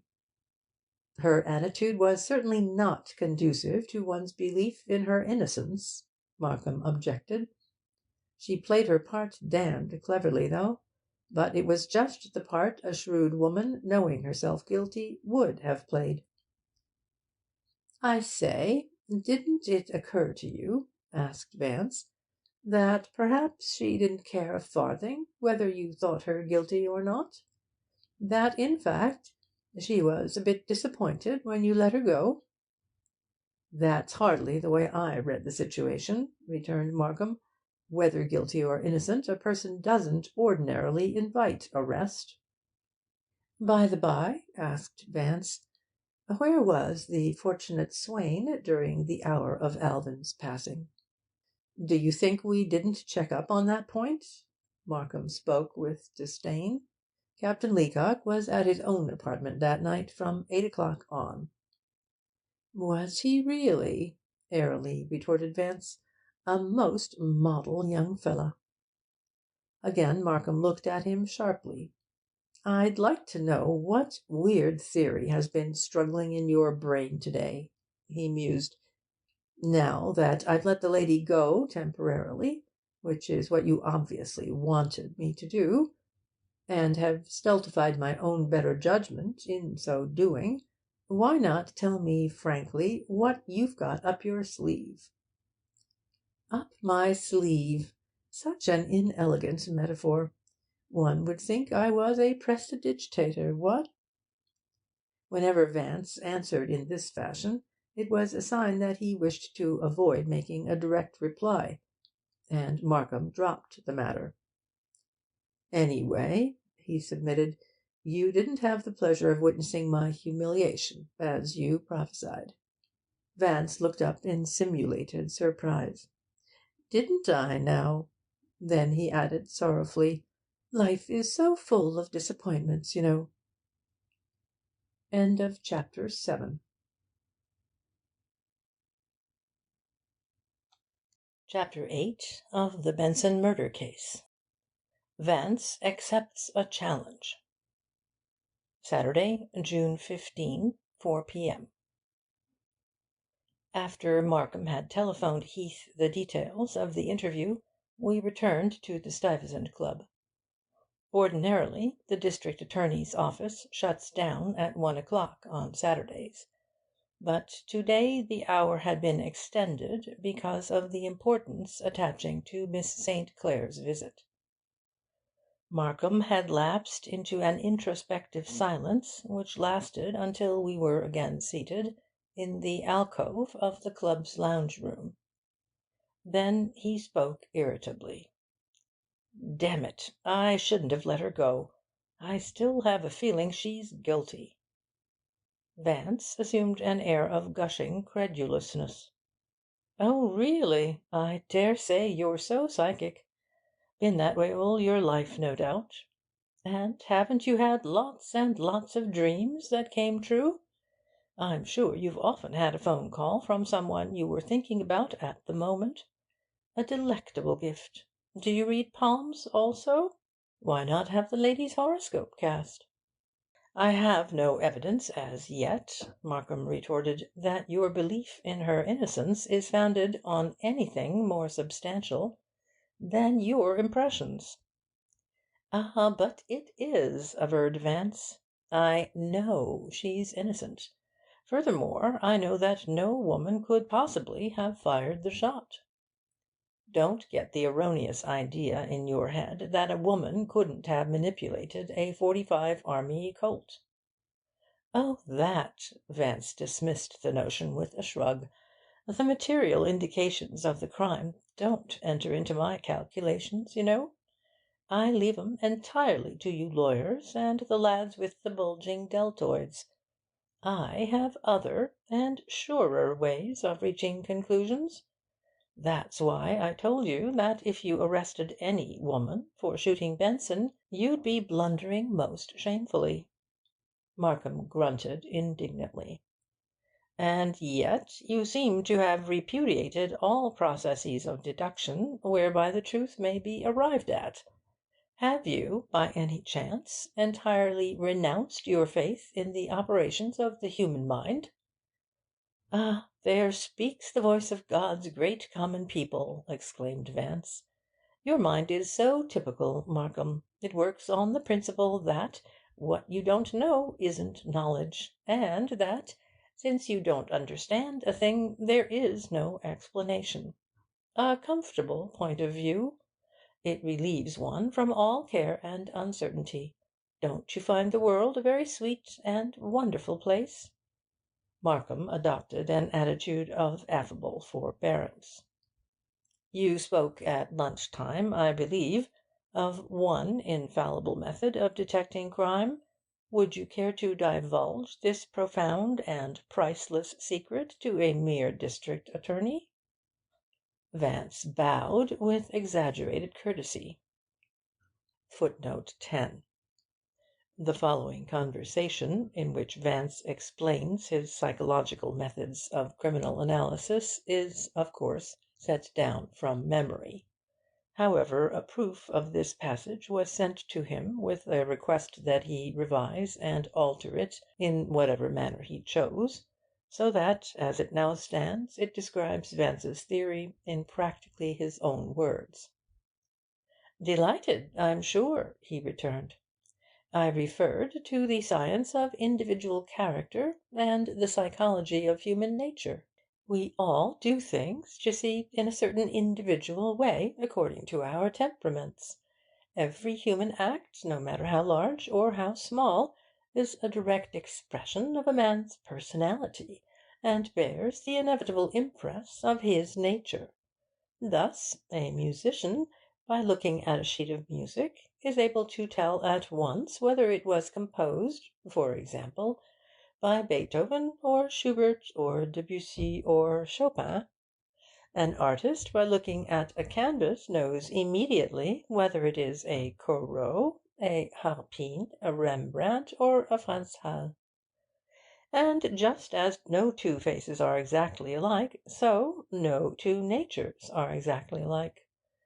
The combination of ingredients which go to make up our personalities varies in each individual. That is why, when 20 artists, let us say, sit down to paint the same subject, each one conceives and executes it in a different manner. The result, in each case, is a distinct and unmistakable expression of the personality of the painter who did it. It's really rather simple, don't you know? Your theory, doubtless, would be comprehensible to an artist, said Markham, in a tone of indulgent irony, but it's, I admit, considerably beyond the grasp of a vulgar worldling like myself. The mind inclined to what is false rejects the nobler course, murmured Vance, with a sigh. There is, argued Markham, a slight difference between art and crime. Psychologically, old chap, there's none, Vance amended evenly. Crimes possess all the basic factors of a work of art: approach, conception, technique, imagination, attack, method, and organization. Moreover, crimes vary fully as much in their manner, their aspects, and their general nature as do works of art.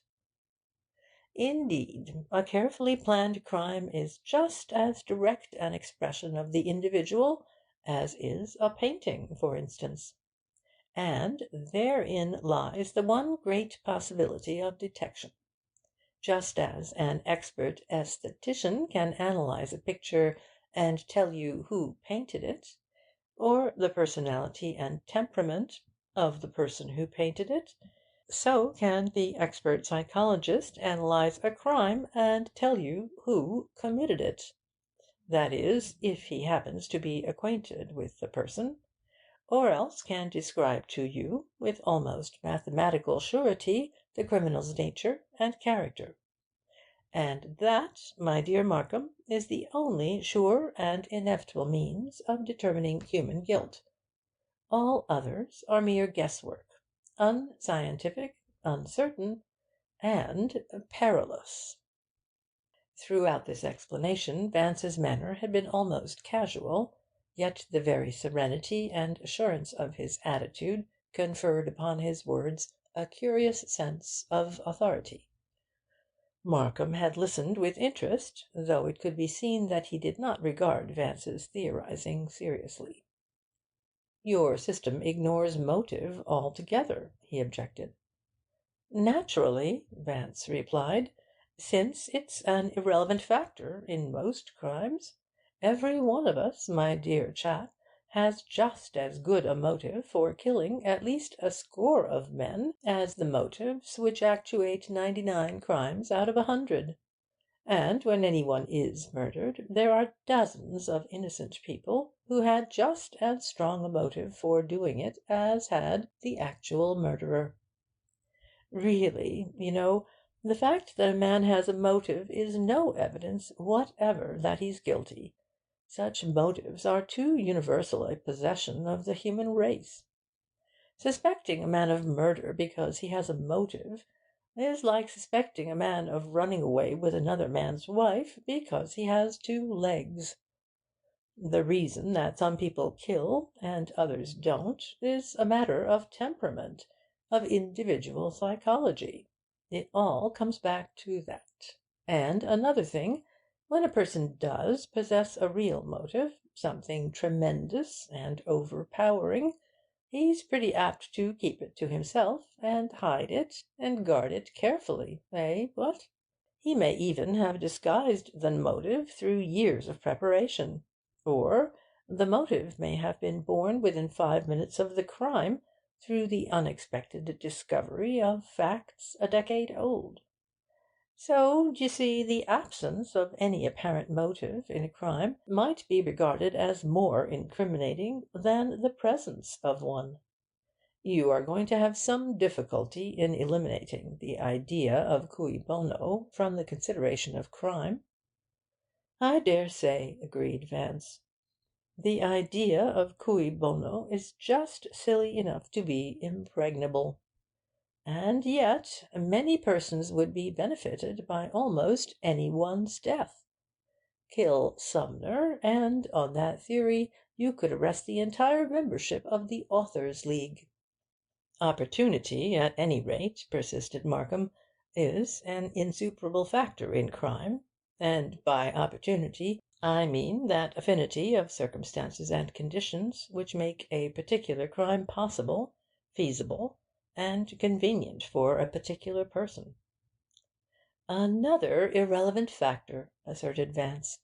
"Think of the opportunities we have every day to murder people we dislike. Only the other night I had 10 insufferable bores to dinner in my apartment, a social devoir, but I refrained, with considerable effort, I admit, from putting arsenic in the Pontet Canet. The Borgias and I, you see, merely belong in different psychological categories. On the one hand, had I been resolved to do murder, I would, like those resourceful Cinquecento patricians, have created my own opportunity. And there's the rub. One can either make an opportunity, or disguise the fact that he had it, with false alibis and various other tricks. You remember the case of the murderer who called the police to break into his victim's house, before the latter had been killed, saying he suspected foul play, and who then preceded the policeman indoors and stabbed the man as they were trailing up the stairs. Footnote 11. I don't know what case Vance was referring to, but there are several instances of this device on record, and writers of detective fiction have often used it. The latest instance is to be found in G.K. Chesterton's The Innocence of Father Brown, in the story entitled The Wrong Shape. Well, what of actual proximity or presence, the proof of a person being on the scene of the crime at the time it was committed? Again misleading, Vance declared. An innocent person's presence is too often used as a shield by the real murderer, who isn't actually absent. A clever criminal can commit a crime from a distance through an agency that is present. Also, a clever criminal can arrange an alibi and then go to the scene of the crime disguised and unrecognized. There are far too many convincing ways of being present when one is believed to be absent, and vice versa, but we can never part from our individualities and our natures, and that is why all crime inevitably comes back to human psychology, the one fixed, undisguisable basis of deduction. "It's a wonder to me," said Markham, "in view of your theories, that you don't advocate dismissing 9/10 of the police force and installing a gross or two of those psychological machines so popular with the Sunday supplement editor." Vance smoked a minute meditatively. "I've read about 'em. Interestin' toys.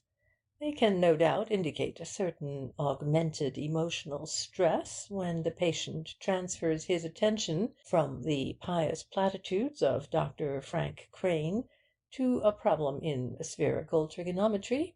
But if an innocent person were harnessed up to the various tubes, galvanometers, electromagnets, glass plates, and brass knobs of one of these apparatuses, and then quizzed about some recent crime, your indicatory needle would cavort about like a Russian dancer, as a result of sheer nervous panic on the patient's part. Markham smiled patronizingly. And I suppose the needle would remain static with a guilty person in contact? Oh, on the contrary, Vance's tone was unruffled. The needle would bob up and down just the same, but not because he was guilty. If he was stupid, for instance, the needle would jump as a result of his resentment at a seemingly new-fangled third-degree torture. And if he was intelligent, the needle would jump because of his suppressed mirth at the puerility of the legal mind for indulging in such nonsense. "You move me deeply," said Markham. "My head is spinning like a turbine. But there are those of us poor worldlings who believe that criminality is a defect of the brain." "So it is," Vance readily agreed. "But unfortunately the entire human race possesses the defect. The virtuous ones haven't, so to speak, the courage of their defects. However, if you were referring to a criminal type, then, alas, we must part company. It was Lombroso, that darling of the yellow journals, who invented the idea of the congenital criminal. Real scientists, like Dubois, Karl Pearson, and Goring, have shot his idiotic theories full of holes." Footnote 12. It was Pearson and Goring who, about 20 years ago, made an extensive investigation and tabulation of professional criminals in England, the results of which showed: 1. That criminal careers began mostly between the ages of 16 and 21. 2. That over 90% of criminals were mentally normal. And 3. That more criminals had criminal older brothers than criminal fathers. "I am floored by your erudition," declared Markham, as he signalled to a passing attendant and ordered another cigar. "I console myself, however, with the fact that, as a rule, murder will leak out."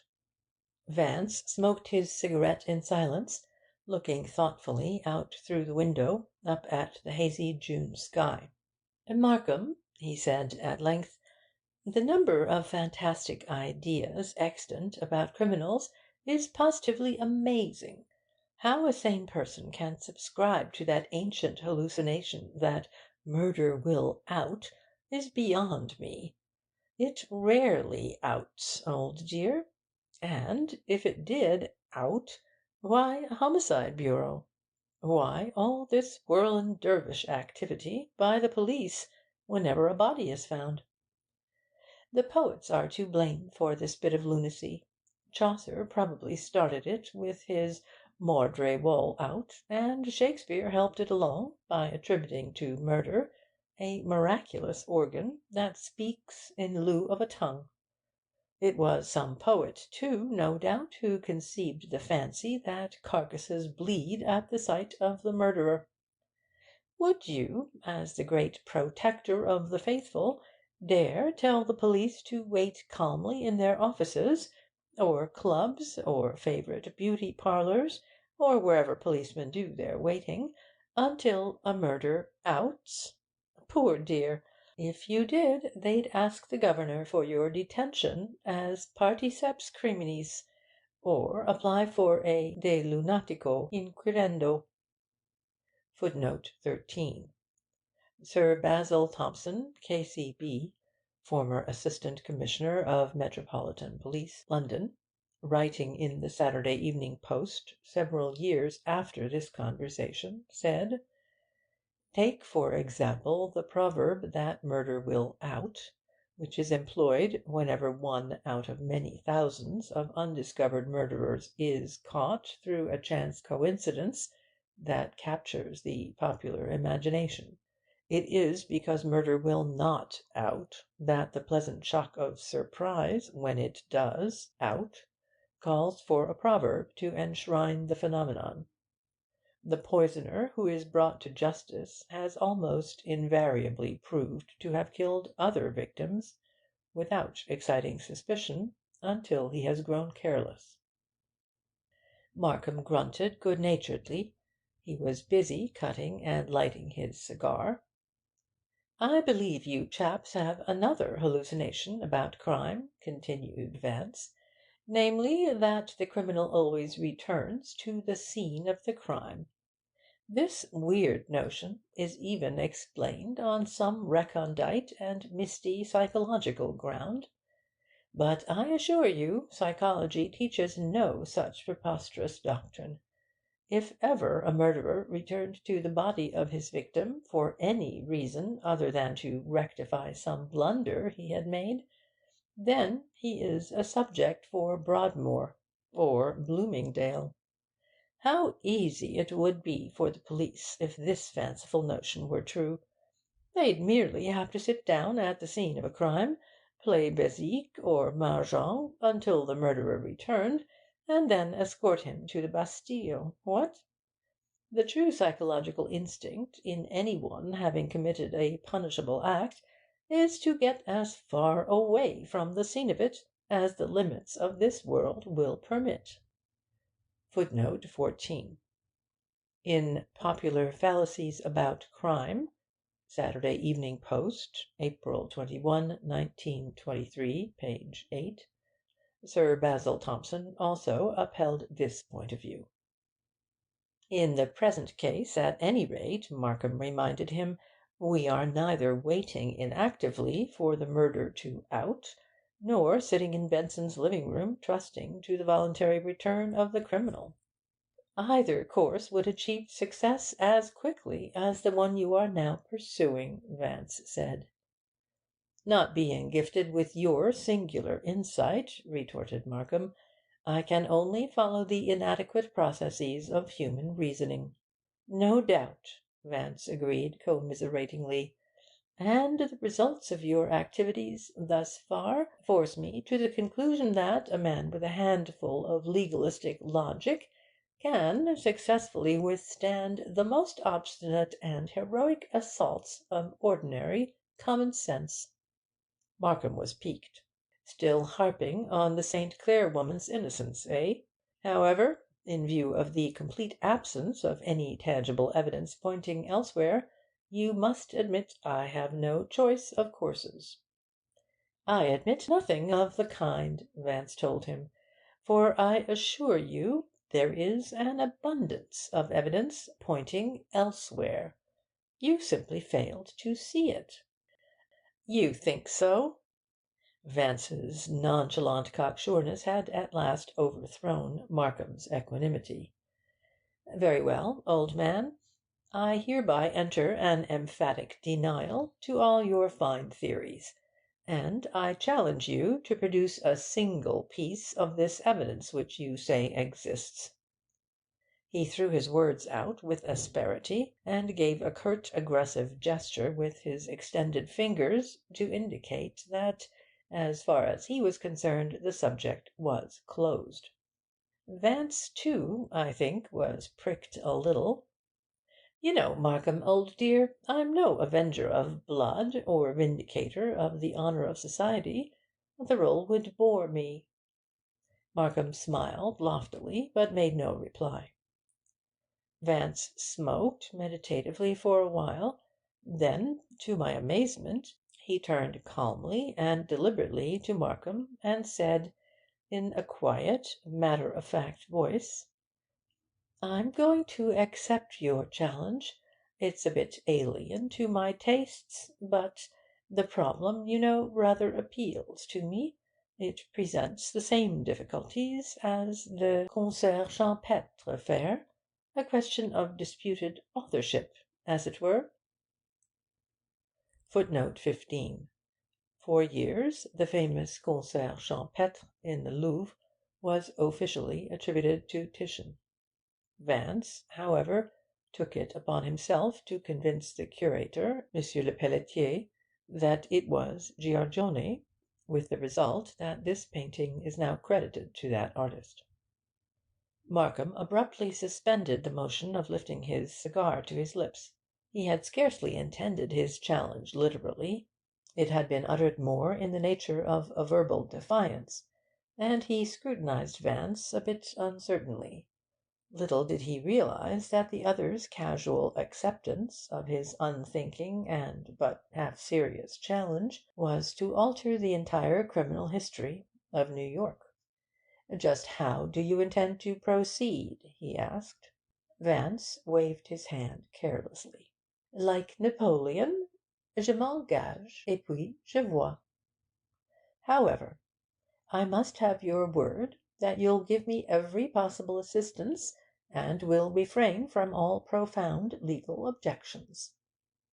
Markham pursed his lips. He was frankly perplexed by the unexpected manner in which Vance had met his defiance. But immediately he gave a good-natured laugh, as if, after all, the matter was of no serious consequence. "Very well," he assented. "You have my word. And now what?" After a moment Vance lit a fresh cigarette and rose languidly. "First," he announced, "I shall determine the exact height of the guilty person. Such a fact will, no doubt, come under the head of indicatory evidence. Eh, what?"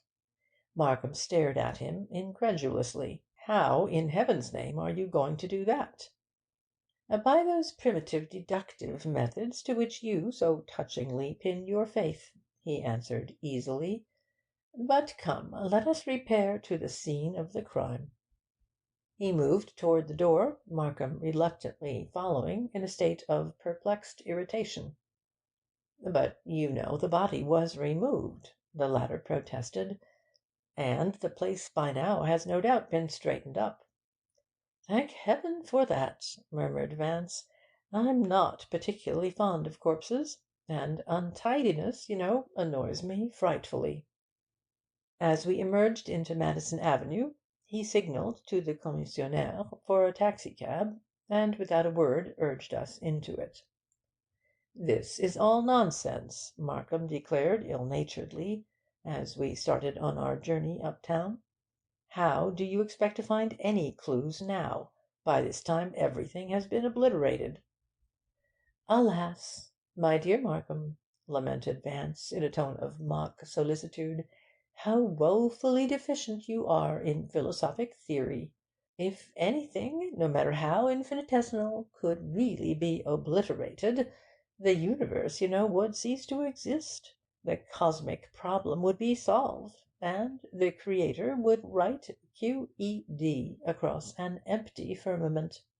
Our only chance of going on with this illusion we call life, do you see, lies in the fact that consciousness is like an infinite decimal point. Did you, as a child, ever try to complete the decimal 1/3 by filling a whole sheet of paper with the numeral 3? You always had the fraction 1/3 left, don't you know? If you could have eliminated the smallest 1/3 after having set down 10,000 threes, the problem would have ended. So with life, my dear fellow. It's only because we can't erase or obliterate anything that we go on existing."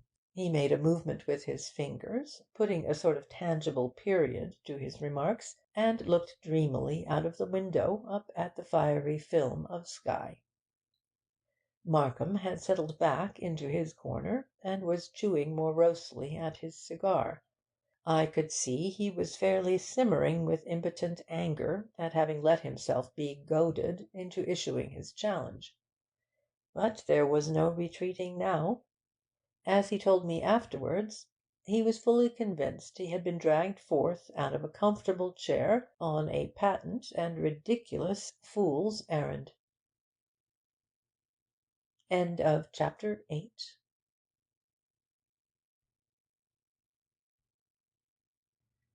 Chapter 9 of the Benson Murder Case.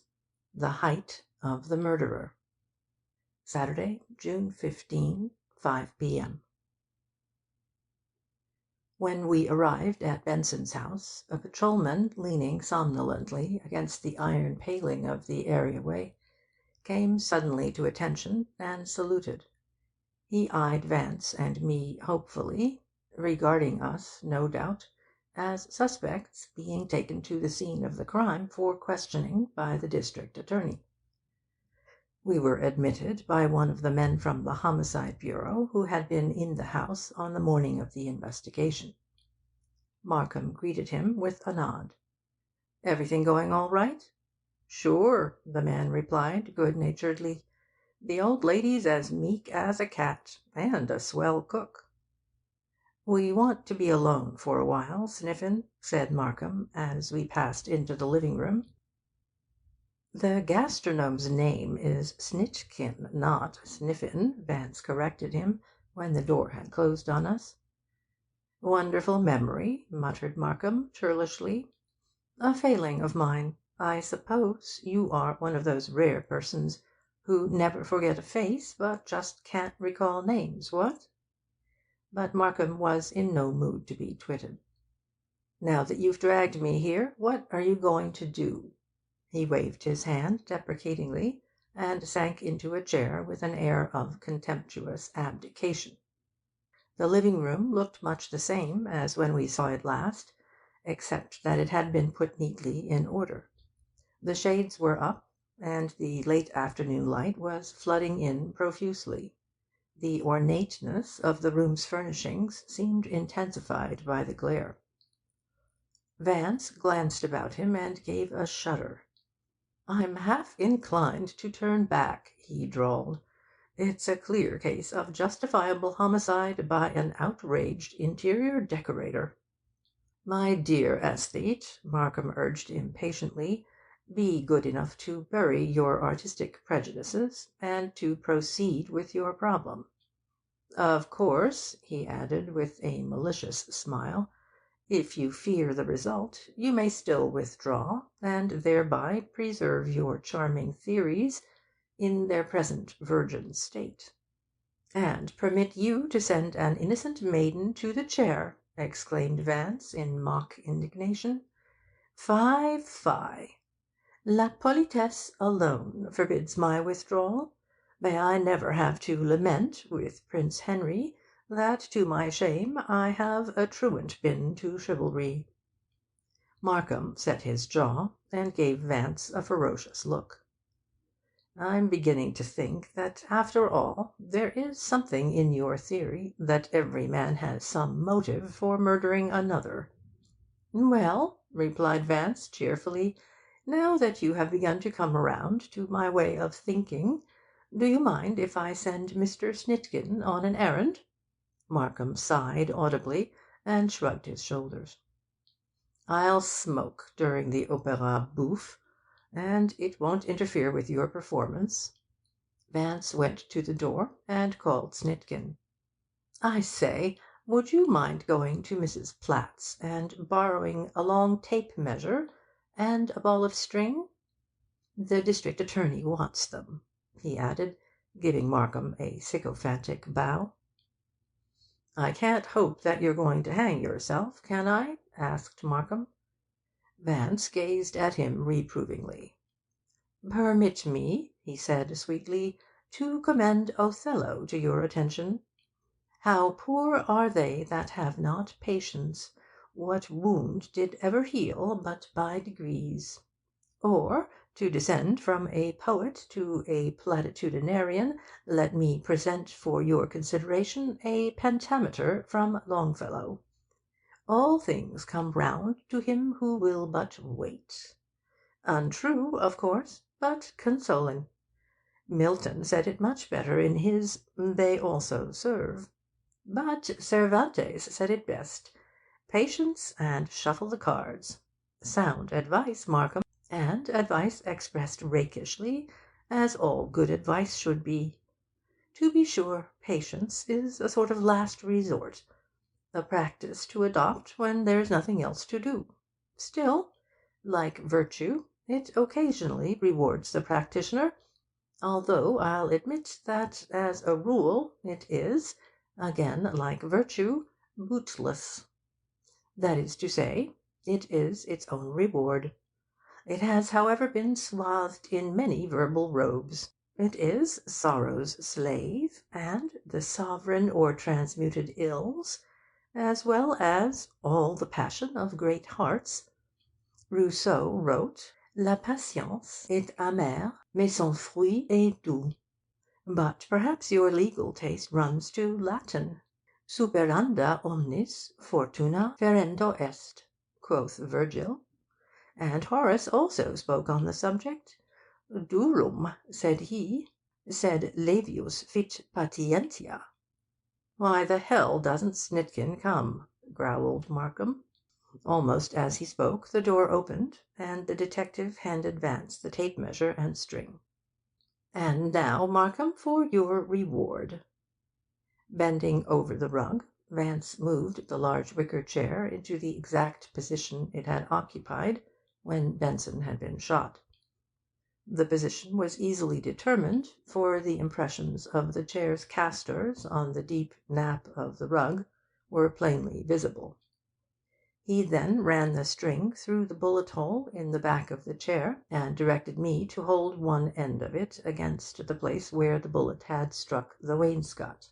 Next, he took up the tape measure, and, extending the string through the hole, measured a distance of 5 feet and 6 inches along it, starting at the point which corresponded to the location of Benson's forehead as he sat in the chair. Tying a knot in the string to indicate the measurement, he drew the string taut so that it extended in a straight line from the mark on the wainscot, through the hole in the back of the chair, to a point 5 feet and 6 inches in front of where Benson's head had rested. This knot in the string, he explained, now represents the exact location of the muzzle of the gun that ended Benson's career. You see the reasoning, what? Having 2 points in the bullet's course, namely the hole in the chair and the mark on the wainscot, and also knowing the approximate vertical line of explosion, which was between 5 and 6 feet from the gentleman's skull, it was merely necessary to extend the straight line of the bullet's course to the vertical line of explosion in order to ascertain the exact point at which the shot was fired. Theoretically very pretty, commented Markham, though why you should go to so much trouble to ascertain this point in space I can't imagine.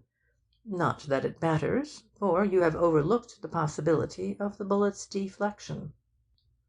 Forgive me for contradicting you, smiled Vance, but yesterday morning I questioned Captain Hagedorn at some length, and learned that there had been no deflection of the bullet.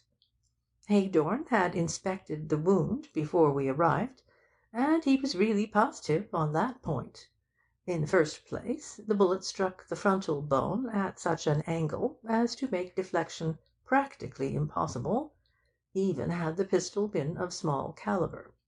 And in the second place, the pistol with which Benson was shot was of so large a bore, a .45, and the muzzle velocity was so great that the bullet would have taken a straight course, even had it been held at a greater distance from the gentleman's brow. And how, asked Markham, did Hagedorn know what the muzzle velocity was? I was inquisitive on that point myself, answered Vance, and he explained that the size and character of the bullet and the expelled shell told him the whole tale. That's how he knew the gun was an Army Colt automatic. I believe he called it a U.S. Government Colt, and not the ordinary Colt automatic. The weight of the bullets of these 2 pistols is slightly different. The ordinary Colt bullet weighs 200 grains, whereas the Army Colt bullet weighs 230 grains.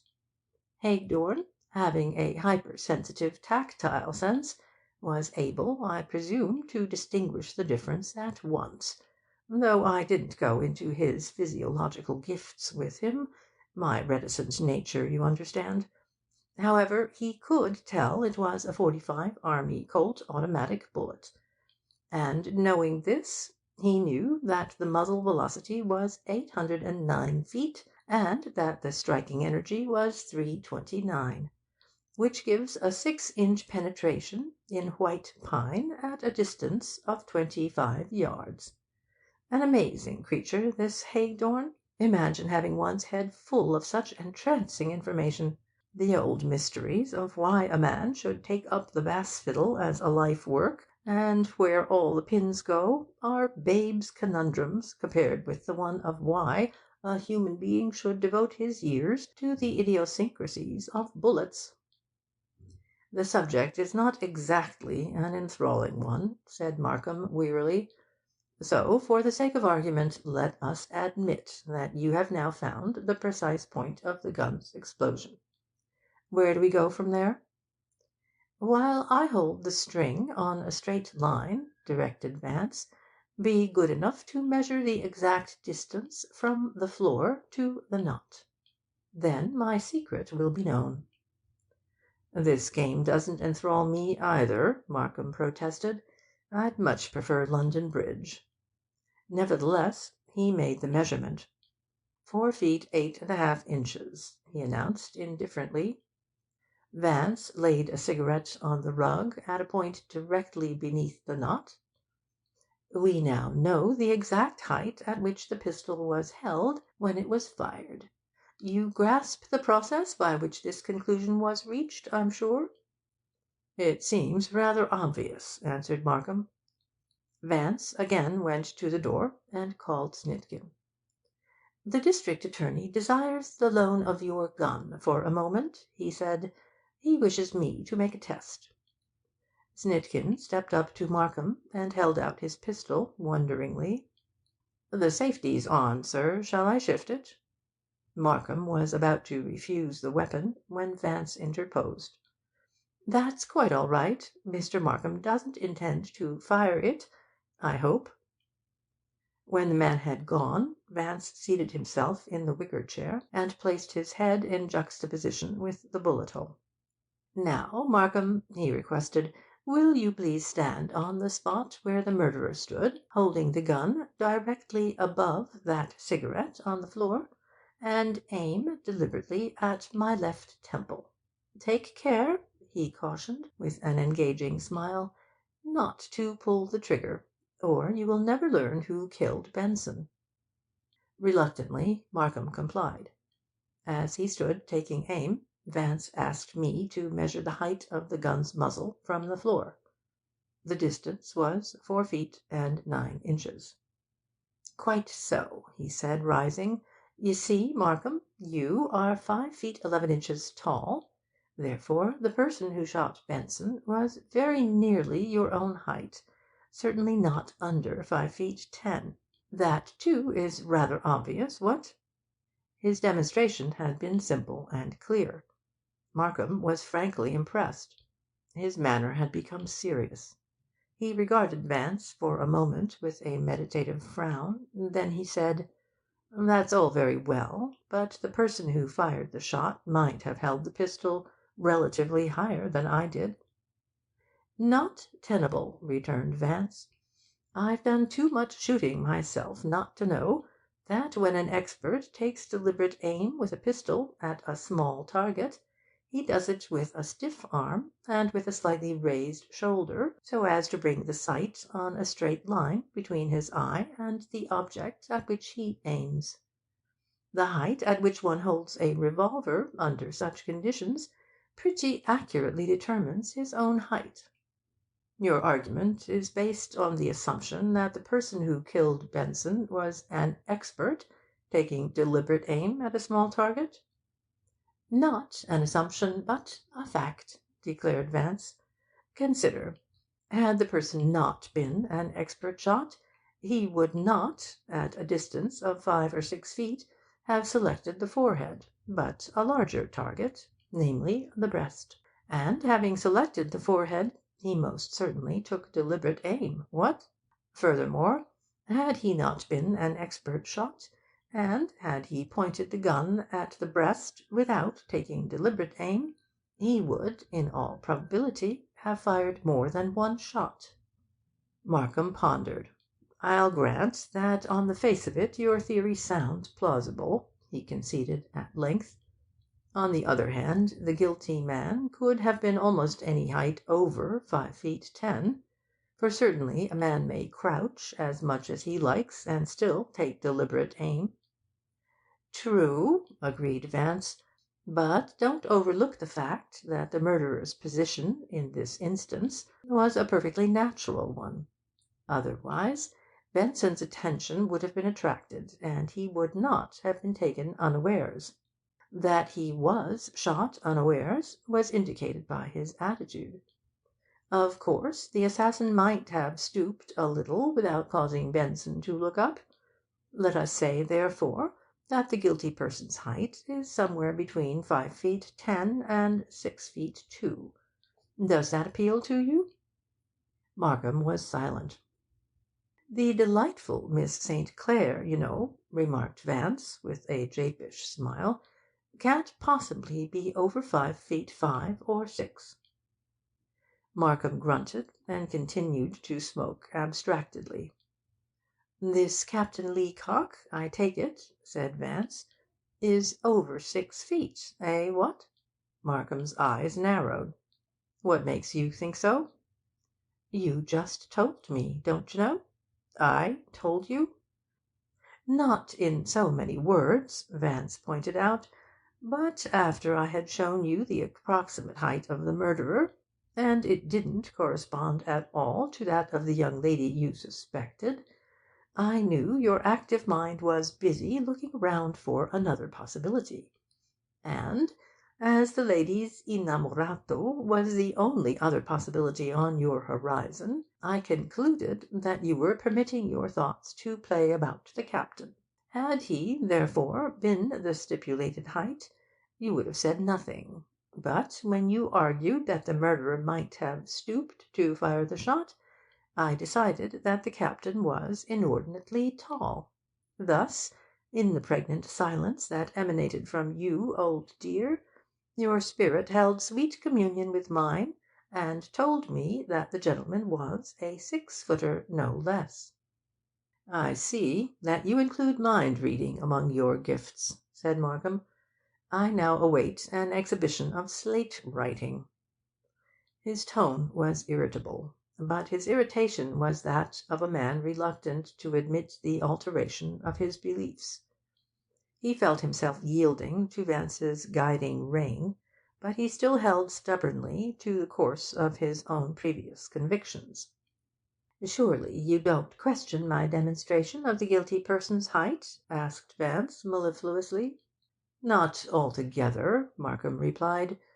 "It seems colourable enough. But why, I wonder, didn't Hagedorn work the thing out, if it was so simple?" "Anaxagoras said that those who have occasion for a lamp supply it with oil. A profound remark, Markham, one of those seemingly simple quips that contain a great truth. A lamp without oil, you know, is useless.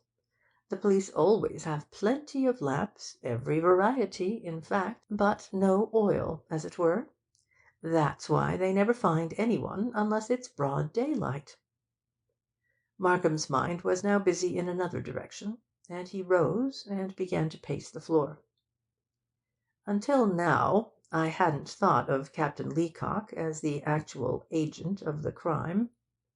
"Why hadn't you thought of him? Was it because one of your sleuths told you he was at home like a good boy that night?" "I suppose so," Markham continued, pacing thoughtfully. Then suddenly he swung about. "That wasn't it either. It was the amount of damning circumstantial evidence against the St. Clair woman. And, Vance, despite your demonstration here to-day, you haven't explained away any of the evidence against her. Where was she between 12 and 1? Why did she go with Benson to dinner? How did her handbag get here? And what about those burned cigarettes of hers in the grate? They're the obstacle, those cigarette butts. And I can't admit that your demonstration wholly convinces me, despite the fact that it is convincing, as long as I've got the evidence of those cigarettes to contend with, for that evidence is also convincing." "My word," sighed Vance, "you're in a positively ghastly predicament. However, Maybe I can cast illumination on those disquieting cigarette butts." Once more he went to the door, and, summoning Snitkin, returned the pistol. "The district attorney thanks you," he said, "and will you be good enough to fetch Mrs. Platts? We wish to chat with her." Turning back to the room, he smiled amiably at Markham. "I desire to do all the conversing with the lady this time, if you don't mind. There are potentialities in Mrs. Platts which you entirely overlooked when you questioned her yesterday." Markham was interested, though sceptical. "You have the floor," he said.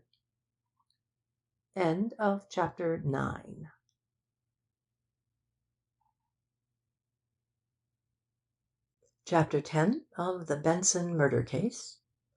Eliminating a Suspect. Saturday, June 15, 5:30 p.m. When the housekeeper entered, she appeared even more composed than when Markham had first questioned her. There was something at once sullen and indomitable in her manner, and she looked at me with a slightly challenging expression. Markham merely nodded to her, but Vance stood up and indicated a low tufted Morris chair near the fireplace, facing the front windows. She sat down on the edge of it, resting her elbows on its broad arms. "I have some questions to ask you, Mrs. Platts," Vance began, fixing her sharply with his gaze, "and it will be best for everyone if you tell the whole truth. You understand me, what?" The easy-going, half-whimsical manner he had taken with Markham had disappeared. He stood before the woman stern and implacable.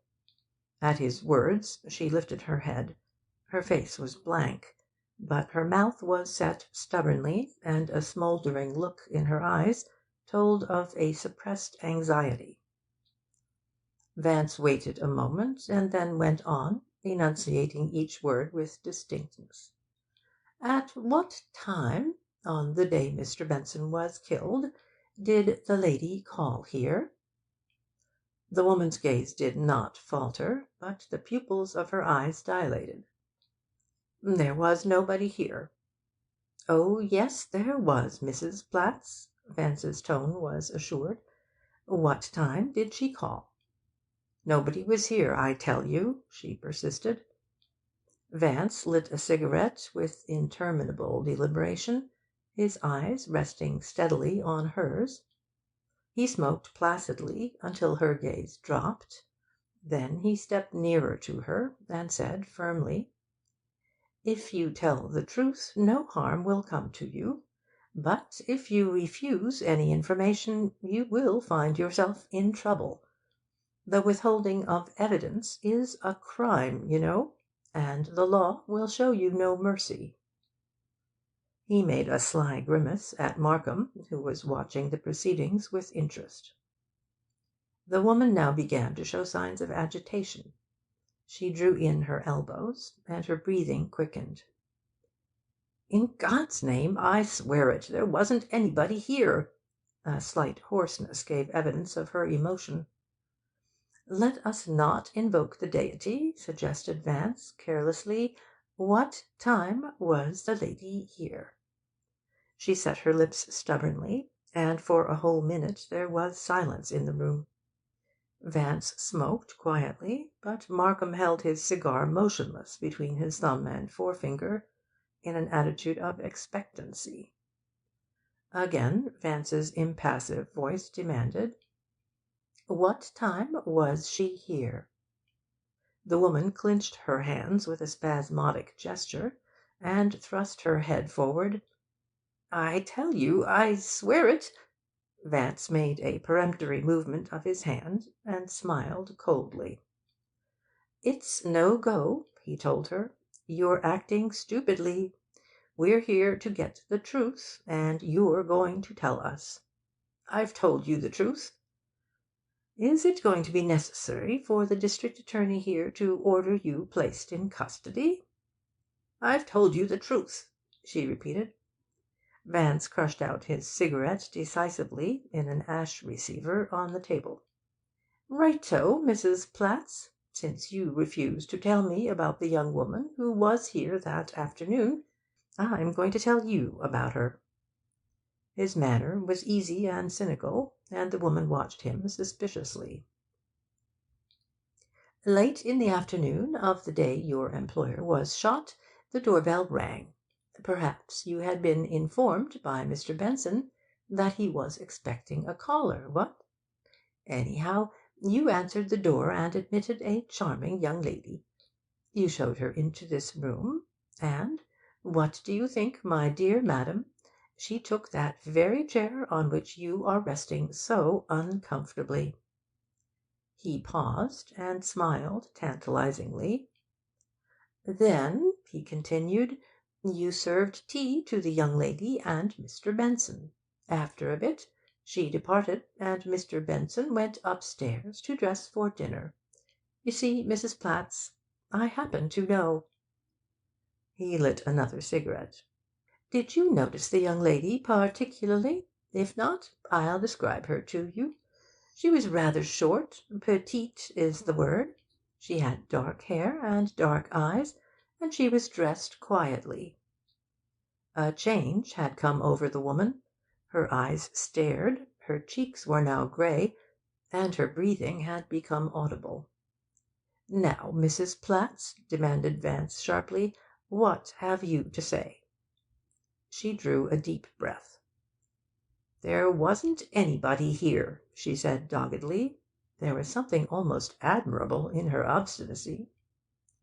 Vance considered a moment.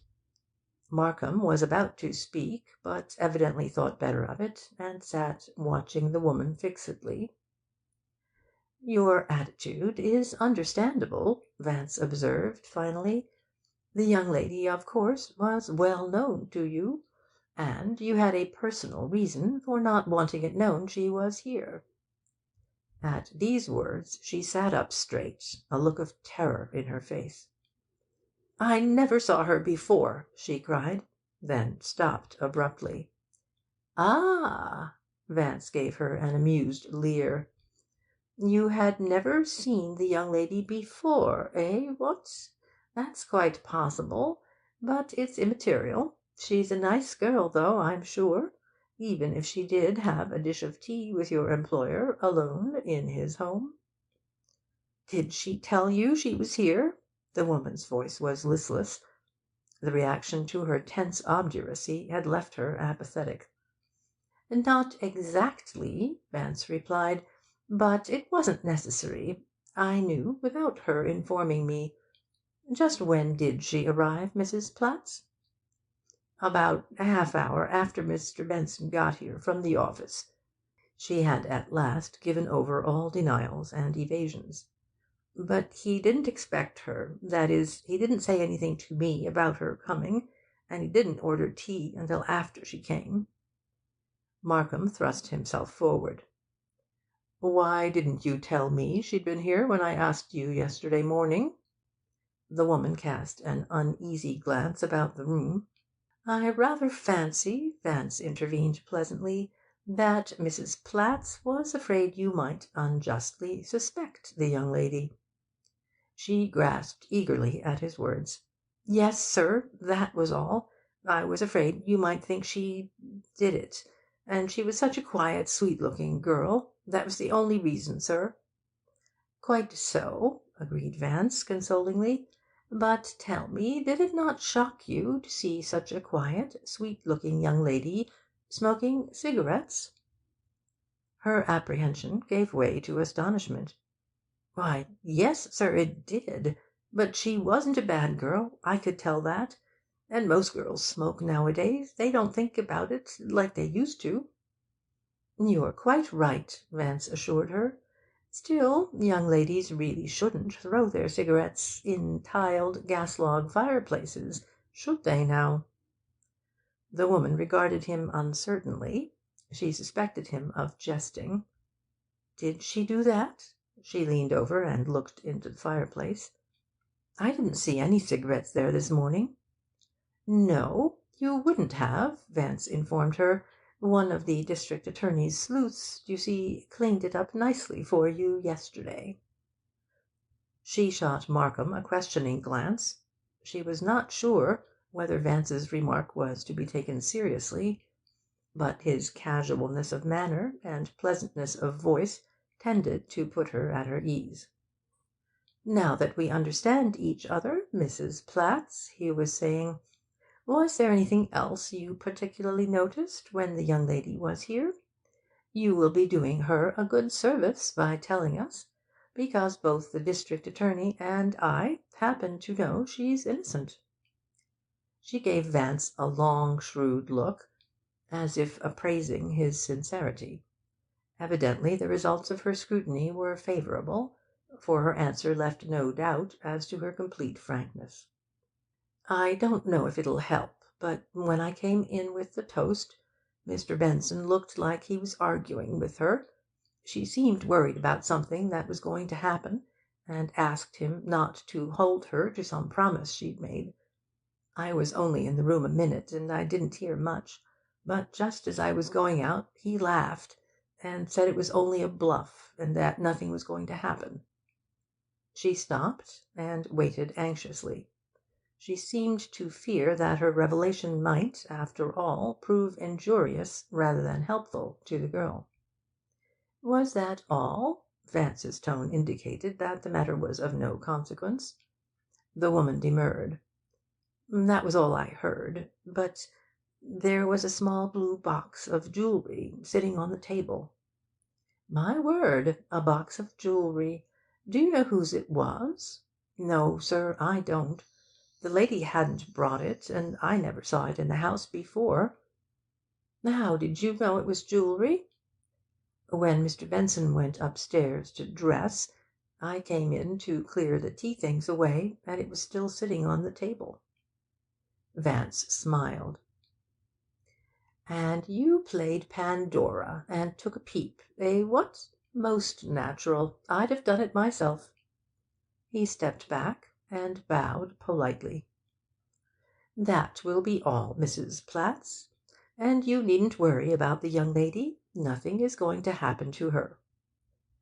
When she had left us, Markham leaned forward and shook his cigar at Vance.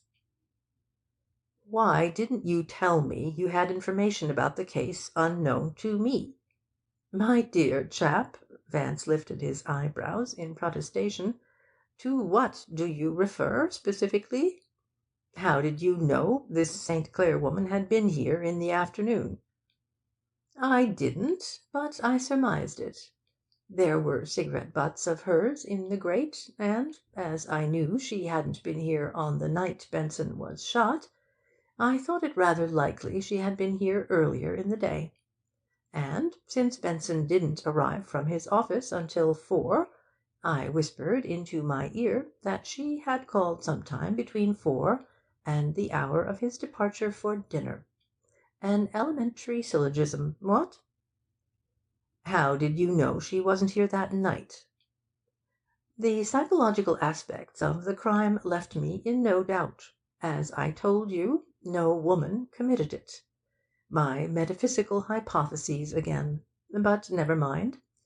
Furthermore, yesterday morning I stood on the spot where the murderer stood, and sighted with my eye along the line of fire, using Benson's head and the mark on the wainscot as my points of coincidence.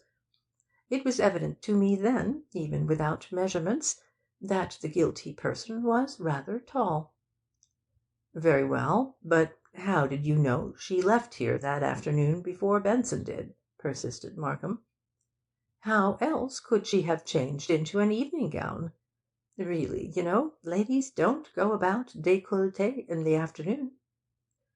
"You assume, then, that Benson himself brought her gloves and hand-bag here that night?"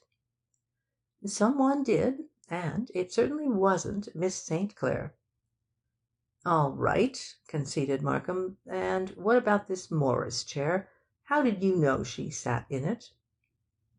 "What other chair could she have sat in, and still thrown her cigarettes into the fireplace? Women are notoriously poor shots. even if they were given to hurling their cigarette stubs across the room. "The deduction is simple enough," admitted Markham. "But suppose you tell me how you knew she had tea here, unless you were privy to some information on the point." "It positively shames me to explain it, but the humiliating truth is that I inferred the fact from the condition of yon samovar. I noted yesterday that it had been used, and had not been emptied or wiped off." Markham nodded with contemptuous elation. "You seem to have sunk to the despised legal level of material clues. That's why I'm blushing so furiously. However, psychological deductions alone do not determine facts in esse, but only in posse. Other conditions must, of course, be considered. In the present instance, the indication of the samovar served merely as a basis for an assumption or guess with which to draw out the housekeeper." "Well, I won't deny that you succeeded," said Markham. "I'd like to know, though, what you had in mind when you accused the woman of a personal interest in the girl. That remark certainly indicated some pre-knowledge of the situation." Vance's face became serious. "Markham, I give you my word," he said earnestly. "I had nothing in mind. I made the accusation, thinking it was false, merely to trap her into a denial. And she fell into the trap. But, deuce take it, I seemed to hit some nail squarely on the head, what? I can't for the life of me imagine why she was frightened. But it really doesn't matter." "Perhaps not," agreed Markham, but his tone was dubious. "What do you make of the box of jewellery, and the disagreement between Benson and the girl?" "Nothing yet. They don't fit in, do they?" He was silent a moment. Then he spoke with unusual seriousness. "Markham, take my advice, and don't bother with these side issues. I'm telling you the girl had no part in the murder. Let her alone. You'll be happier in your old age if you do." Markham sat scowling, his eyes in space. "I'm convinced that you think you know something." "Cogito ergo sum," murmured Vance. "You know, the naturalistic philosophy of Descartes has always rather appealed to me. It was a departure from universal doubt, and a seeking for positive knowledge in self-consciousness. Spinoza, in his pantheism, and Berkeley, in his idealism, quite misunderstood the significance of their precursor's favourite enthymeme. Even Descartes' errors were brilliant. His method of reasoning, for all its scientific inaccuracies, gave new signification to the symbols of the analyst. The mind, after all, if it is to function effectively, must combine the mathematical precision of a natural science with such pure speculations as astronomy.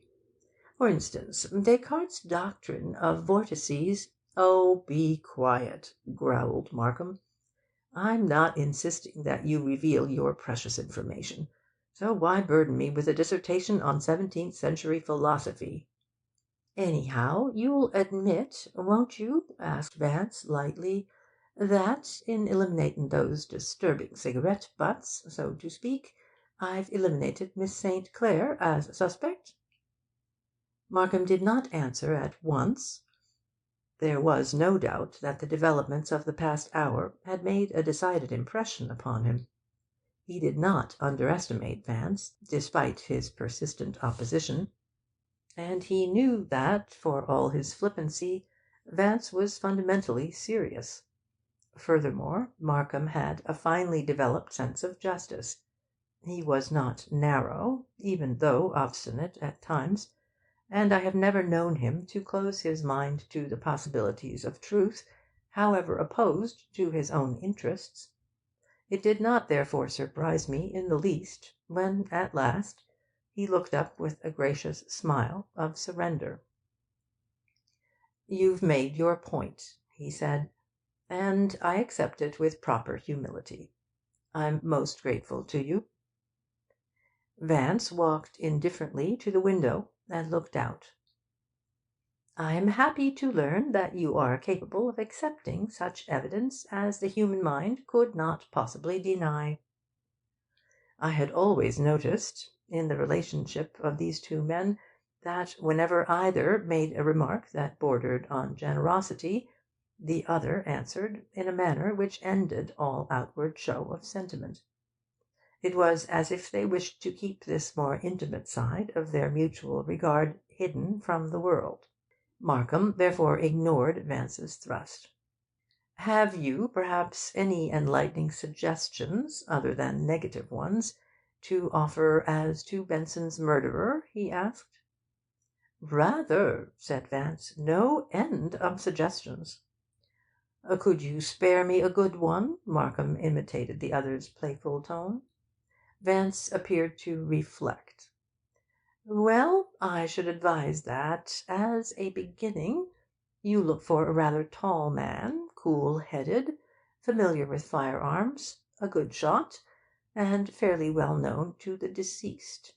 A man who was aware that Benson was going to dinner with Miss St. Clair, or who had reason to suspect the fact."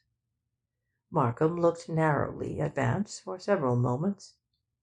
"I think I understand. Not a bad theory, either. You know, I'm going to suggest immediately to Heath that he investigate more thoroughly Captain Leacock's activities on the night of the murder." "Oh, by all means," said Vance carelessly, going to the piano. Markham watched him with an expression of puzzled interrogation. He was about to speak, when Vance began playing a rollicking French café song, which opens, I believe, with "Ils sont dans les vignes, les moineaux." End of chapter 10.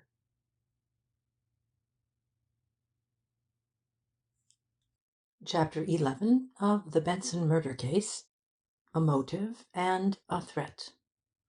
Sunday, June 16, afternoon. The following day, which was Sunday, we lunched with Markham at the Stuyvesant Club. Vance had suggested the appointment the evening before, for, as he explained to me, he wished to be present in case Leander Pfyfe should arrive from Long Island. "It amuses me tremendously," he had said, "the way human beings deliberately complicate the most ordinary issues. They have a downright horror of anything simple and direct. The whole modern commercial system is nothing but a colossal mechanism for doing things in the most involved and roundabout way.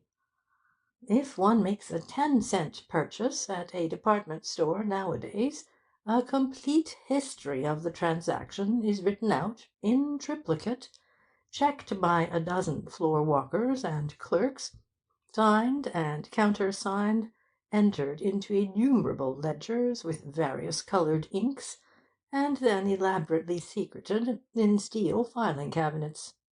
And, not content with all this superfluous chinoiserie, our business men have created a large and expensive army of efficiency experts, whose sole duty it is to complicate and befuddle this system still further.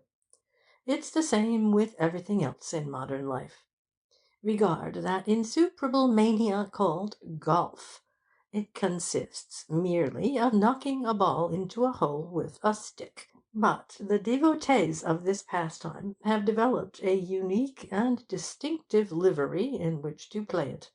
They concentrate for 20 years on the correct angulation of their feet and the proper method of entwining their fingers about the stick. Moreover, in order to discuss the pseudo-intricacies of this idiotic sport, they've invented an outlandish vocabulary which is unintelligible even to an English scholar.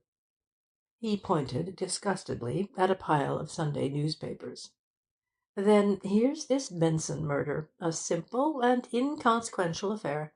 Yet the entire machinery of the law is going at high pressure, and blowing off jets of steam all over the community, when the matter could be settled quietly in 5 minutes with a bit of intelligent thinking. At lunch, however, he did not refer to the crime, and, as if by tacit agreement, the subject was avoided. Markham had merely mentioned casually to us as we went into the dining room that he was expecting Heath a little later. The sergeant was waiting for us when we retired to the lounge room for our smoke, and by his expression it was evident he was not pleased with the way things were going. "I told you, Mr. Markham," he said, when he had drawn up our chairs, "that this case was going to be a tough one. Could you get any kind of a lead from the St. Clair woman?" Markham shook his head. "She's out of it," and he recounted briefly the happenings at Benson's house the preceding afternoon. "Well, if you're satisfied," was Heath's somewhat dubious comment, "that's good enough for me. But what about this Captain Leacock?" "That's what I asked you here to talk about," Markham told him. "There's no direct evidence against him, but there are several suspicious circumstances that tend to connect him with the murder. He seems to meet the specifications as to height, and we mustn't overlook the fact that Benson was shot with just such a gun as Leacock would be likely to possess. He was engaged to the girl, and a motive might be found in Benson's attentions to her." "And ever since the big scrap," supplemented Heath, "these army boys don't think anything of shooting people. They got used to blood on the other side." "The only hitch," resumed Markham, "is that Phelps, who had the job of checking up on the captain, reported to me that he was home that night from 8 o'clock on. Of course there may be a loophole somewhere, and I was going to suggest that you have one of your men go into the matter more thoroughly and see just what the situation is. Phelps got his information from one of the hall boys, and I think it might be well to get hold of the boy again and apply a little pressure. If it was found that Leacock was not at home at 12:30 that night, we might have the lead you're looking for." "I'll attend to it myself," said Heath. "I'll go round there to-night, and if this boy knows anything, he'll spill it before I'm through with him." We had talked but a few minutes longer when a uniformed attendant bowed deferentially at the district attorney's elbow and announced that Mr. Pfyfe was calling. Markham requested that his visitor be shown into the lounge room, and then added to Heath, "You'd better remain and hear what he has to say." Leander Pfyfe was an immaculate and exquisite personage. He approached us with a mincing gait of self-approbation. His legs, which were very long and thin, with knees that seemed to bend slightly inward, supported a short, bulging torso, and his chest curved outward in a generous arc, like that of a pouter pigeon. His face was rotund, and his jowls hung in two loops over a collar too tight for comfort. His blond, sparse hair was brushed back sleekly, and the ends of his narrow silken moustache were waxed into needle points. He was dressed in light grey summer flannels, and wore a pale turquoise-green silk shirt, a vivid foulard tie, and grey suede oxfords. A strong odour of Oriental perfume was given off by the carefully arranged batiste handkerchief in his breast pocket. He greeted Markham with viscid urbanity, and acknowledged his introduction to us with a patronising bow. After posing himself in a chair the attendant placed for him, he began polishing a gold-rimmed eyeglass which he wore on a ribbon, and fixed Markham with a melancholy gaze. "A very sad occasion, this," he sighed.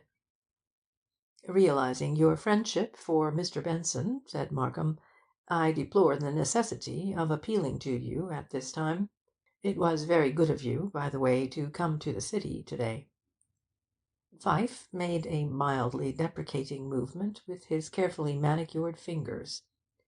He was, he explained with an air of ineffable self-complacency, only too glad to discommode himself to give aid to servants of the public.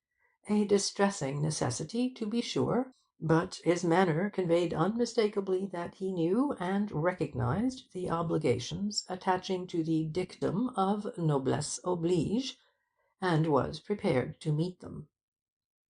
He looked at Markham with a self-congratulatory air, and his eyebrows queried, "What can I do for you?" though his lips did not move. "I understand from Major Anthony Benson," Markham said, "that you were close to his brother, and therefore might be able to tell us something of his personal affairs, or private social relationships, that would indicate a line of investigation." Pfyfe gazed sadly at the floor. "Ah, yes. Alvin and I were close, very. We were, in fact, the most intimate of friends. You cannot imagine how broken up I was at hearing of the dear fellow's tragic end." He gave the impression that here was a modern instance of Aeneas and Achates. "And I was deeply grieved at not being able to come at once to New York to put myself at the service of those that needed me." "I'm sure it would have been a comfort to his other friends," remarked Vance, with cool politeness. "But in the circumstances you will be forgiven." Pfyfe blinked regretfully.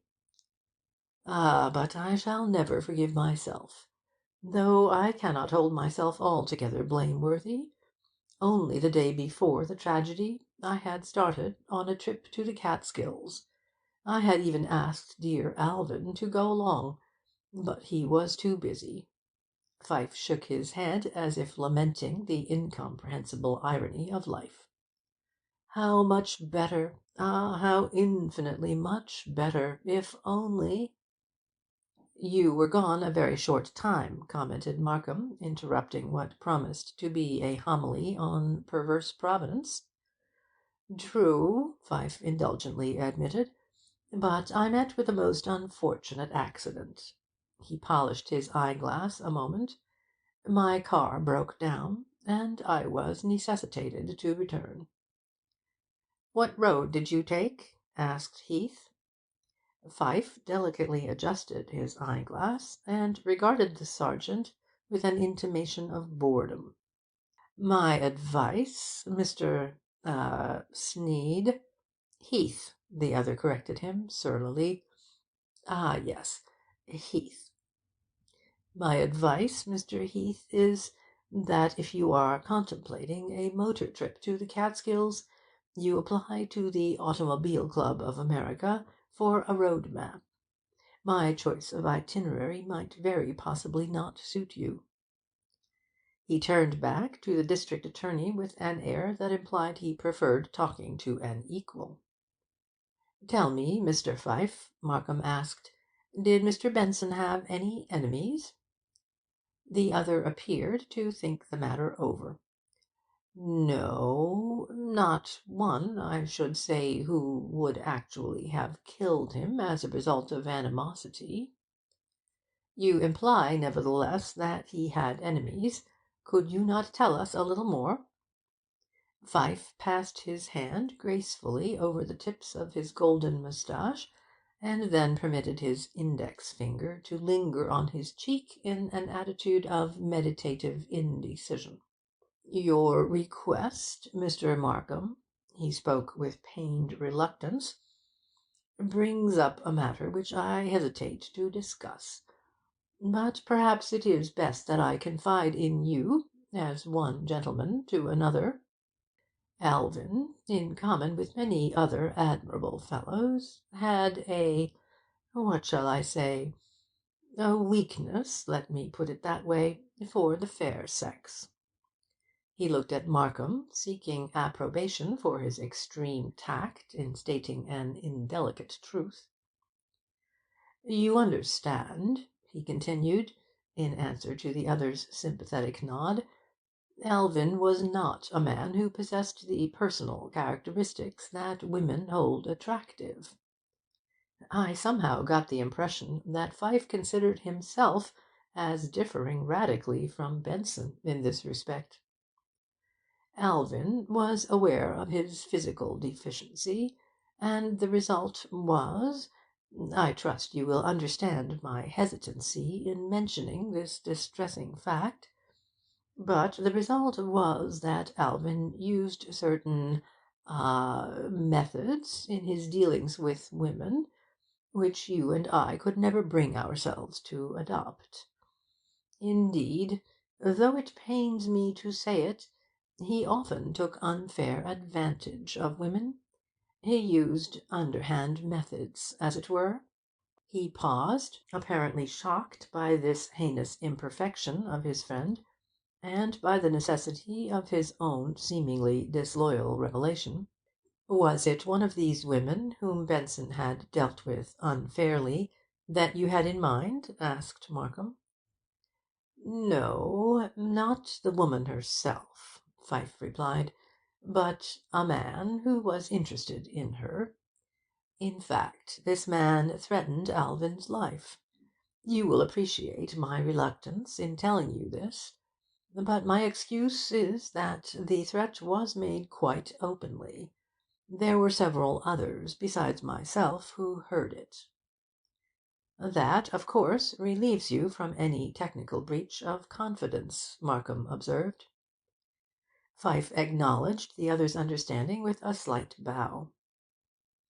It happened at a little party of which I was the unfortunate host, he confessed modestly. Who was the man? Markham's tone was polite but firm. You will comprehend my reticence, Pfyfe began.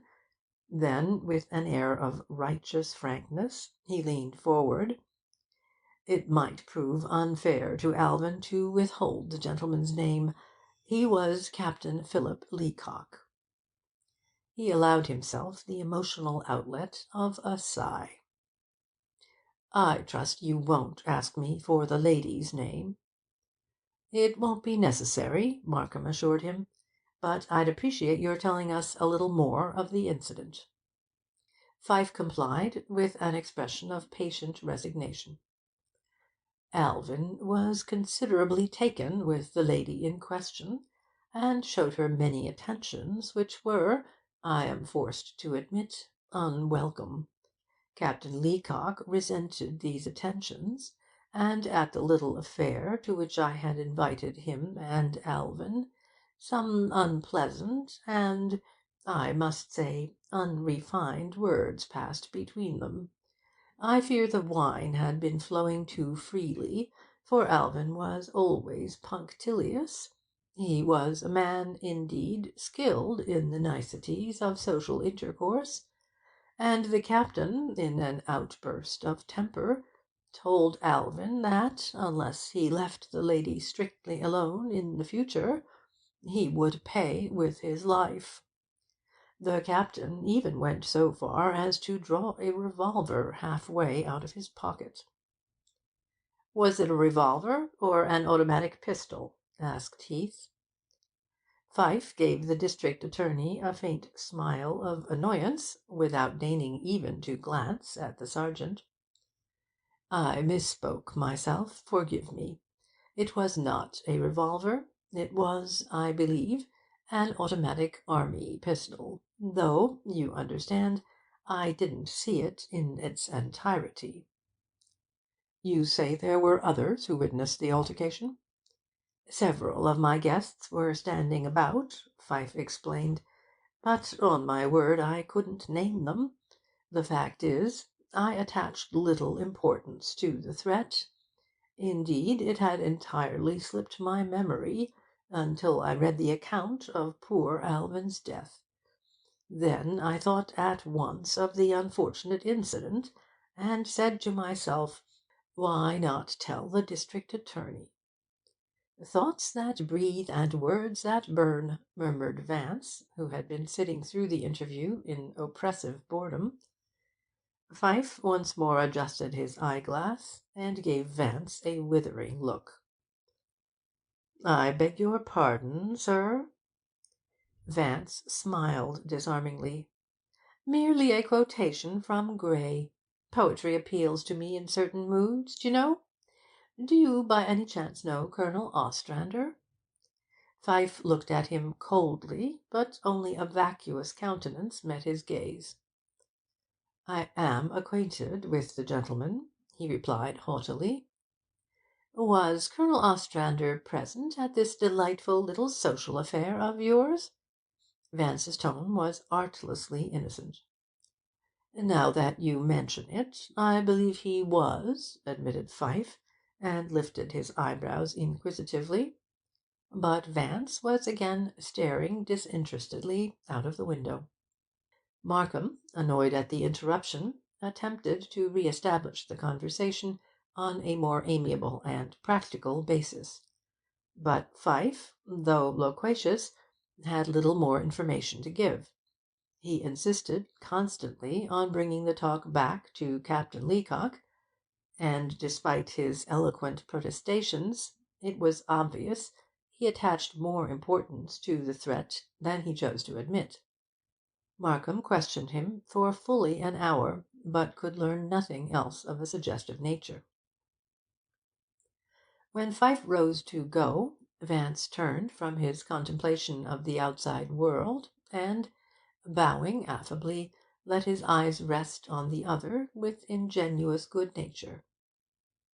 "Now that you are in New York, Mr. Pfyfe, and we're so unfortunate as to be unable to arrive earlier, I assume that you will remain until after the investigation." Pfyfe's studied and habitual calm gave way to a look of oily astonishment. "I hadn't contemplated doing so." "It would be most desirable if you could arrange it," urged Markham, though I am sure he had no intention of making the request until Vance suggested it.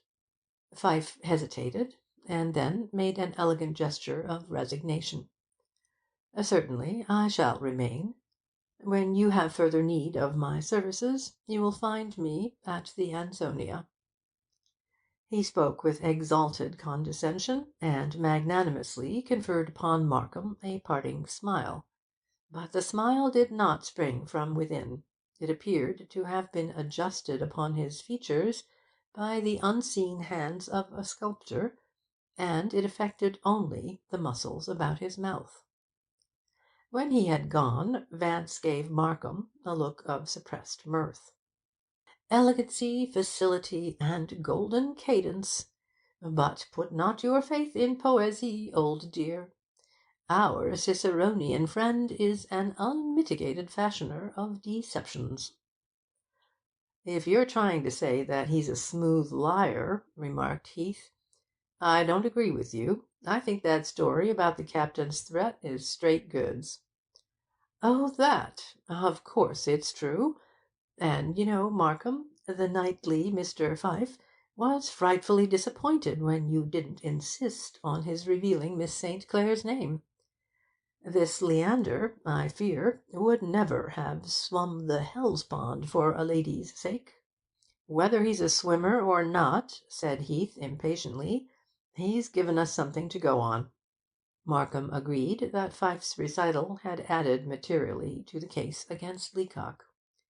"I think I'll have the captain down to my office to-morrow and question him," he said. A moment later Major Benson entered the room, and Markham invited him to join us. "I just saw Pfyfe get into a taxi," he said, when he had sat down. "I suppose you've been asking him about Alvin's affairs. Did he help you any?" "I hope so, for all our sakes," returned Markham kindly. "By the way, Major, what do you know about a Captain Philip Leacock?" Major Benson lifted his eyes to Markham's in surprise. "Didn't you know? Leacock was one of the captains in my regiment. A first-rate man. He knew Alvin pretty well, I think, but my impression is they didn't hit it off very chummily. Surely you don't connect him with this affair?" Markham ignored the question. Did you happen to attend a party of Pfyfe's the night the captain threatened your brother?" "I went, I remember, to one or two of Pfyfe's parties," said the Major. "I don't, as a rule, care for such gatherings, but Alvin convinced me it was a good business policy." He lifted his head and frowned fixedly into space, like one searching for an elusive memory. "However, I don't recall. By George, yes, I believe I do. But if the instance I am thinking of is what you have in mind, you can dismiss it. We were all a little moist that night." "Did Captain Leacock draw a gun?" asked Heath. The Major pursed his lips. "Now that you mention it, I think he did make some motion of the kind." "Did you see the gun?" pursued Heath. "No, I can't say that I did." Markham put the next question. "Do you think Captain Leacock capable of the act of murder?" "Hardly," Major Benson answered with emphasis. "Leacock isn't cold-blooded. The woman over whom the tiff occurred is more capable of such an act than he is." A short silence followed, broken by Vance. "What do you know, Major, about this glass of fashion and mould of form, Pfyfe? He appears a rare bird. Has he a history, or is his presence his life's document?"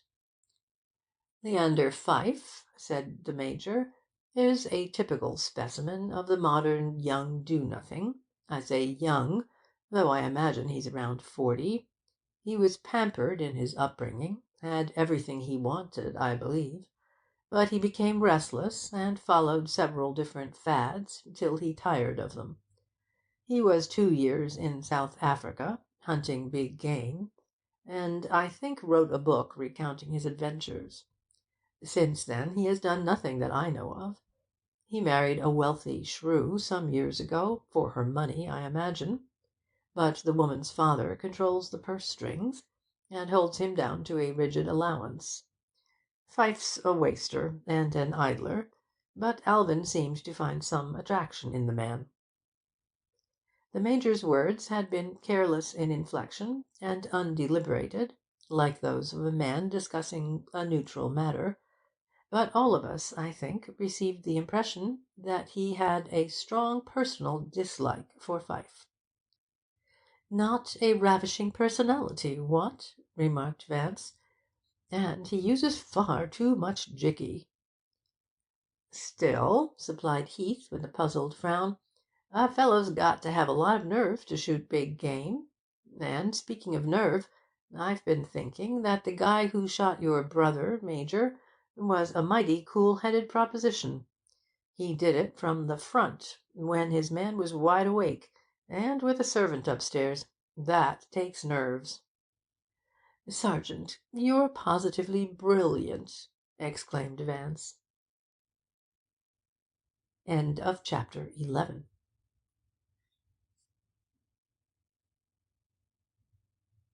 Chapter 12 of the Benson Murder Case, by the owner of a Colt 45. Monday, June 17, forenoon. Though Vance and I arrived at the district attorney's office the following morning a little after 9, the captain had been waiting 20 minutes, and Markham directed Swacker to send him in at once. Captain Philip Leacock was a typical army officer, very tall, fully 6 feet 2 inches, clean-shaven, straight, and slender. His face was grave and immobile, and he stood before the district attorney in the erect, earnest attitude of a soldier awaiting orders from his superior officer. "Take a seat, Captain," said Markham, with a formal bow. "I have asked you here, as you probably know, to put a few questions to you concerning Mr. Alvin Benson. There are several points regarding your relationship with him which I want you to explain." "Am I suspected of complicity in the crime?" Leacock spoke with a slight southern accent. "That remains to be seen," Markham told him coldly. It is to determine that point that I wish to question you." The other sat rigidly in his chair and waited. Markham fixed him with a direct gaze. "You recently made a threat on Mr. Alvin Benson's life, I believe?" Leacock started, and his fingers tightened over his knees. But before he could answer, Markham continued: "I can tell you the occasion on which the threat was made. It was at a party given by Mr. Leander Pfyfe." Leacock hesitated, then thrust forward his jaw. "Very well, sir. I admit I made the threat. Benson was a cad. He deserved shooting. That night he had become more obnoxious than usual. He'd been drinking too much. And so had I reckon." He gave a twisted smile and looked nervously past the district attorney out of the window. "But I didn't shoot him, sir. I didn't even know he'd been shot until I read the paper the next day." "He was shot with an army Colt, the kind you fellows carried in the war," said Markham, keeping his eyes on the man. "I know it," Leacock replied. "The papers said so." "You have such a gun, haven't you, Captain?" Again the other hesitated. "No, sir." His voice was barely audible. "What became of it?" The man glanced at Markham, and then quickly shifted his eyes. I lost it in France." Markham smiled faintly. "Then how do you account for the fact that Mr. Pfyfe saw the gun the night you made the threat?" "Saw the gun?" He looked blankly at the district attorney. "Yes, saw it, and recognized it as an army gun," persisted Markham in a level voice. "Also, Major Benson saw you make a motion as if to draw a gun." Leacock drew a deep breath and set his mouth doggedly. "I tell you, sir, I haven't a gun. I lost it in France." "Perhaps you didn't lose it, Captain. Perhaps you lent it to someone?" "I didn't, sir." The words burst from his lips. "Think a minute, Captain. Didn't you lend it to someone?" "No, I did not." "You paid a visit yesterday to Riverside Drive. Perhaps you took it there with you?" Vance had been listening closely. "Oh, deuced clever," he now murmured in my ear. Captain Leacock moved uneasily. His face, even with its deep coat of tan, seemed to pale, and he sought to avoid the implacable gaze of his questioner by concentrating his attention upon some object on the table.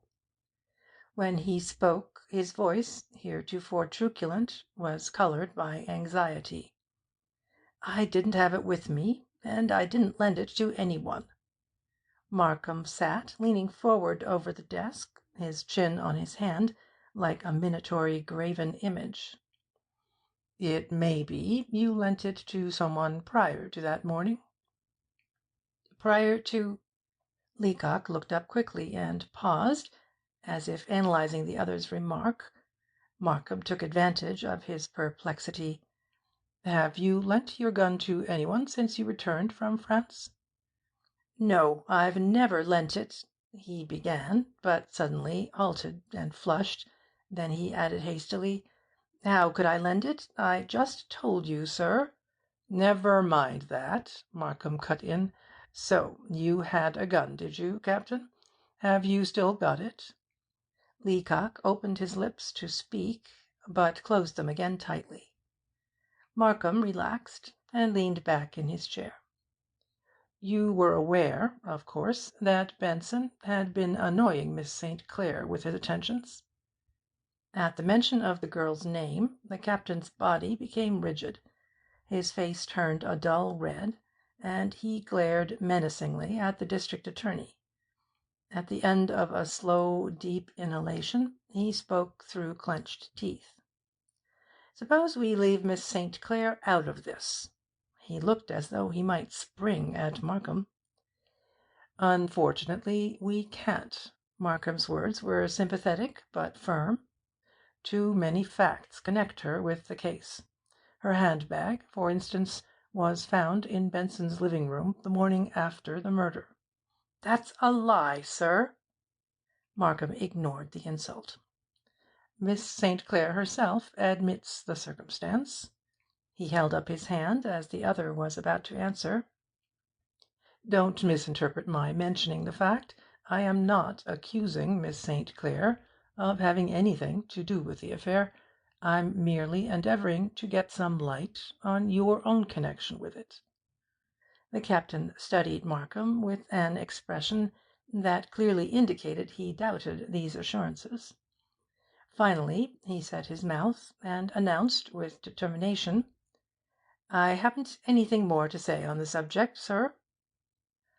"You knew, didn't you," continued Markham, "that Miss St. Clair dined with Benson at the Marseilles on the night he was shot?" "What of it?" retorted Leacock sullenly. "And you knew, didn't you, that they left the restaurant at midnight, and that Miss St. Clair did not reach her home until after 1?" A strange look came into the man's eyes. The ligaments of his neck tightened, and he took a deep, resolute breath, but he neither glanced at the district attorney nor spoke.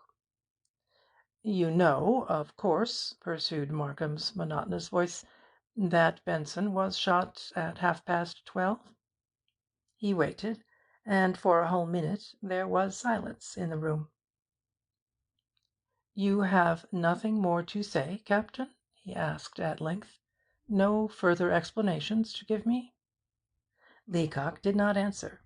He sat gazing imperturbably ahead of him, and it was evident he had sealed his lips for the time being. Markham rose. "In that case, let us consider the interview at an end." The moment Captain Leacock had gone, Markham rang for one of his clerks. "Tell Ben to have that man followed. Find out where he goes and what he does. I want a report at the Stuyvesant Club to-night." When we were alone, Vance gave Markham a look of half-bantering admiration. "Ingenious, not to say artful. But, you know, your questions about the lady were shocking bad form." "No doubt," Markham agreed. "But it looks now as if we were on the right track. Leacock didn't create an impression of unassailable innocence." "Didn't he?" asked Vance. "Just what were the signs of his assailable guilt?" "You saw him turn white when I questioned him about the weapon. His nerves were on edge. He was genuinely frightened." Vance sighed. "What a perfect ready-made set of notions you have, Markham! Don't you know that an innocent man, when he comes under suspicion, is apt to be more nervous than a guilty one, who, to begin with, had enough nerve to commit the crime, and, secondly, realizes that any show of nervousness is regarded as guilty by you lawyer chaps? 'My strength is as the strength of 10 because my heart is pure' is a mere Sunday school pleasantry. Touch almost any innocent man on the shoulder and say, 'You're arrested,' and his pupils will dilate, he'll break out in a cold sweat, the blood will rush from his face, and he'll have tremors and dysphonia. If he's a hysterique or a cardiac neurotic, he'll probably collapse completely. It's the guilty person who, when thus accosted, lifts his eyebrows in bored surprise and says, 'You don't mean it, really? Here, have a cigar.' The hardened criminal may act as you say," Markham conceded, "but an honest man who's innocent doesn't go to pieces, even when accused." Vance shook his head hopelessly. "My dear fellow, Kryle and Voronoff might well have lived in vain for all of you. Manifestations of fear are the result of glandular secretions, nothing more. All they prove is that the person's thyroid is underdeveloped, or that his adrenals are subnormal. A man accused of a crime, or shown the bloody weapon with which it was committed, will either smile serenely, or scream, or have hysterics, or faint, or appear distressed, or disinterested, according to his hormones, and irrespective of his guilt. Your theory, d'ye see, would be quite all right if everyone had the same amount of the various internal secretions, but they haven't. Really, you shouldn't send a man to the electric chair simply because he's deficient in endocrines. It isn't cricket. Before Markham could reply, Swacker appeared at the door and said Heath had arrived. The sergeant, beaming with satisfaction, fairly burst into the room. For once he forgot to shake hands. "Well, it looks like we'd got hold of something workable. I went to this Captain Leacock's apartment house last night, and here's the straight of it. Leacock was at home the night of the 13th all right, but shortly after midnight he went out, headed west, get that, and he didn't return till about 1:15. "What about the hall boy's original story?" asked Markham. "That's the best part of it. Leacock had the boy fixed, gave him money to swear he hadn't left the house that night. What do you think of that, Mr. Markham? Pretty crude, huh? The kid loosened up when I told him I was thinking of sending him up the river for doing the job himself. Heath laughed unpleasantly, and he won't spill anything to Leacock either." Markham nodded his head slowly. "What you tell me, Sergeant, bears out certain conclusions I arrived at when I talked to Captain Leacock this morning. Ben put a man on him when he left here, and I'm to get a report tonight. Tomorrow may see this thing through. I'll get in touch with you in the morning, and if anything's to be done, you understand, you'll have the handling of it." When Heath had left us, Markham folded his hands behind his head and leaned back contentedly. "I think I've got the answer," he said. "The girl dined with Benson and returned to his house afterward. The captain, suspecting the fact, went out, found her there, and shot Benson. That would account not only for her gloves and handbag, but for the hour it took her to go from the Marseilles to her home. It would also account for her attitude here Saturday, and for the captain's lying about the gun. There, I believe I have my case. The smashing of the captain's alibi about clinches it." "Oh, quite," said Vance airily. "Hope springs exulting on triumphant wing." Markham regarded him a moment. "Have you entirely forsworn human reason as a means of reaching a decision? Here we have an admitted threat, a motive, the time, the place, the opportunity, the conduct, and the criminal agent." "Those words sound strangely familiar," smiled Vance. "Didn't most of 'em fit the young lady also? And you really haven't got the criminal agent, But it's no doubt floating about the city somewhere. A mere detail, however." "I may not have it in my hand," Markham countered, "but with a good man on the watch every minute, Leacock won't find much opportunity of disposing of the weapon." Vance shrugged indifferently. "In any event, go easy," he admonished. "My humble opinion is that you've merely unearthed a conspiracy." "Conspiracy? Good Lord, what kind?" "A conspiracy of circumstances, don't you know?" "I'm glad, at any rate, it hasn't to do with international politics," returned Markham good-naturedly. He glanced at the clock. "You won't mind if I get to work? I've a dozen things to attend to, and a couple of committees to see. Why don't you go across the hall and have a talk with Ben Hanlon, and then come back at 12:30? We'll have lunch together at the Bankers' Club. Ben's our greatest expert on foreign extradition, and has spent most of his life chasing about the world after fugitives from justice. He'll spin you some good yarns." "How perfectly fascinating!" exclaimed Vance, with a yawn. But instead of taking the suggestion, he walked to the window and lit a cigarette. He stood for a while, puffing at it, rolling it between his fingers, and inspecting it critically. "You know, Markham," he observed, "everything's going to pot these days. It's this silly democracy. Even the nobility is degenerating. These Régie cigarettes now, they've fallen off frightfully. There was a time when no self-respecting potentate would have smoked such inferior tobacco." Markham smiled. "What's the favor you want to ask?" "Favor? What has that to do with the decay of Europe's aristocracy?" "I've noticed that whenever you want to ask a favor which you consider questionable etiquette, you begin with a denunciation of royalty." "Observant fellow," commented Vance dryly. Then he too smiled. "Do you mind if I invite Colonel Ostrander along to lunch?" Markham gave him a sharp look. "Bigsby Ostrander, you mean? Is he the mysterious colonel you've been asking people about for the last 2 days?" "That's the lad. Pompous ass, and that sort of thing. Might prove a bit edifying, though.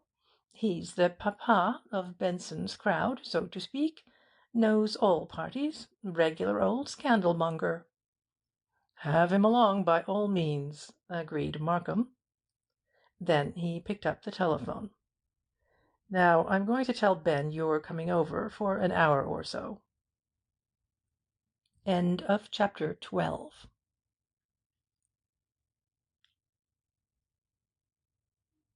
Chapter 13 of the Benson Murder Case. The Grey Cadillac. Monday, June 17, 12:30 p.m. When, at 12:30, Markham, Vance, and I entered the grill of the Bankers' Club in the Equitable Building, Colonel Ostrander was already at the bar, engaged with one of Charlie's prohibition clam broth and Worcestershire sauce cocktails. Vance had telephoned him immediately upon our leaving the district attorney's office, requesting him to meet us at the club, and the Colonel had seemed eager to comply.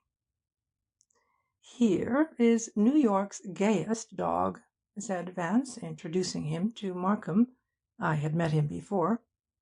"A Sybarite and a hedonist. He sleeps till noon, and makes no appointments before tiffin time. I had to knock him up and threaten him with your official ire to get him downtown at this early hour." "Only too pleased to be of any service," said the Colonel grandiloquently. "Shocking affair.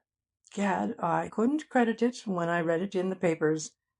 Fact is, though I don't mind saying it, I've one or two ideas on the subject.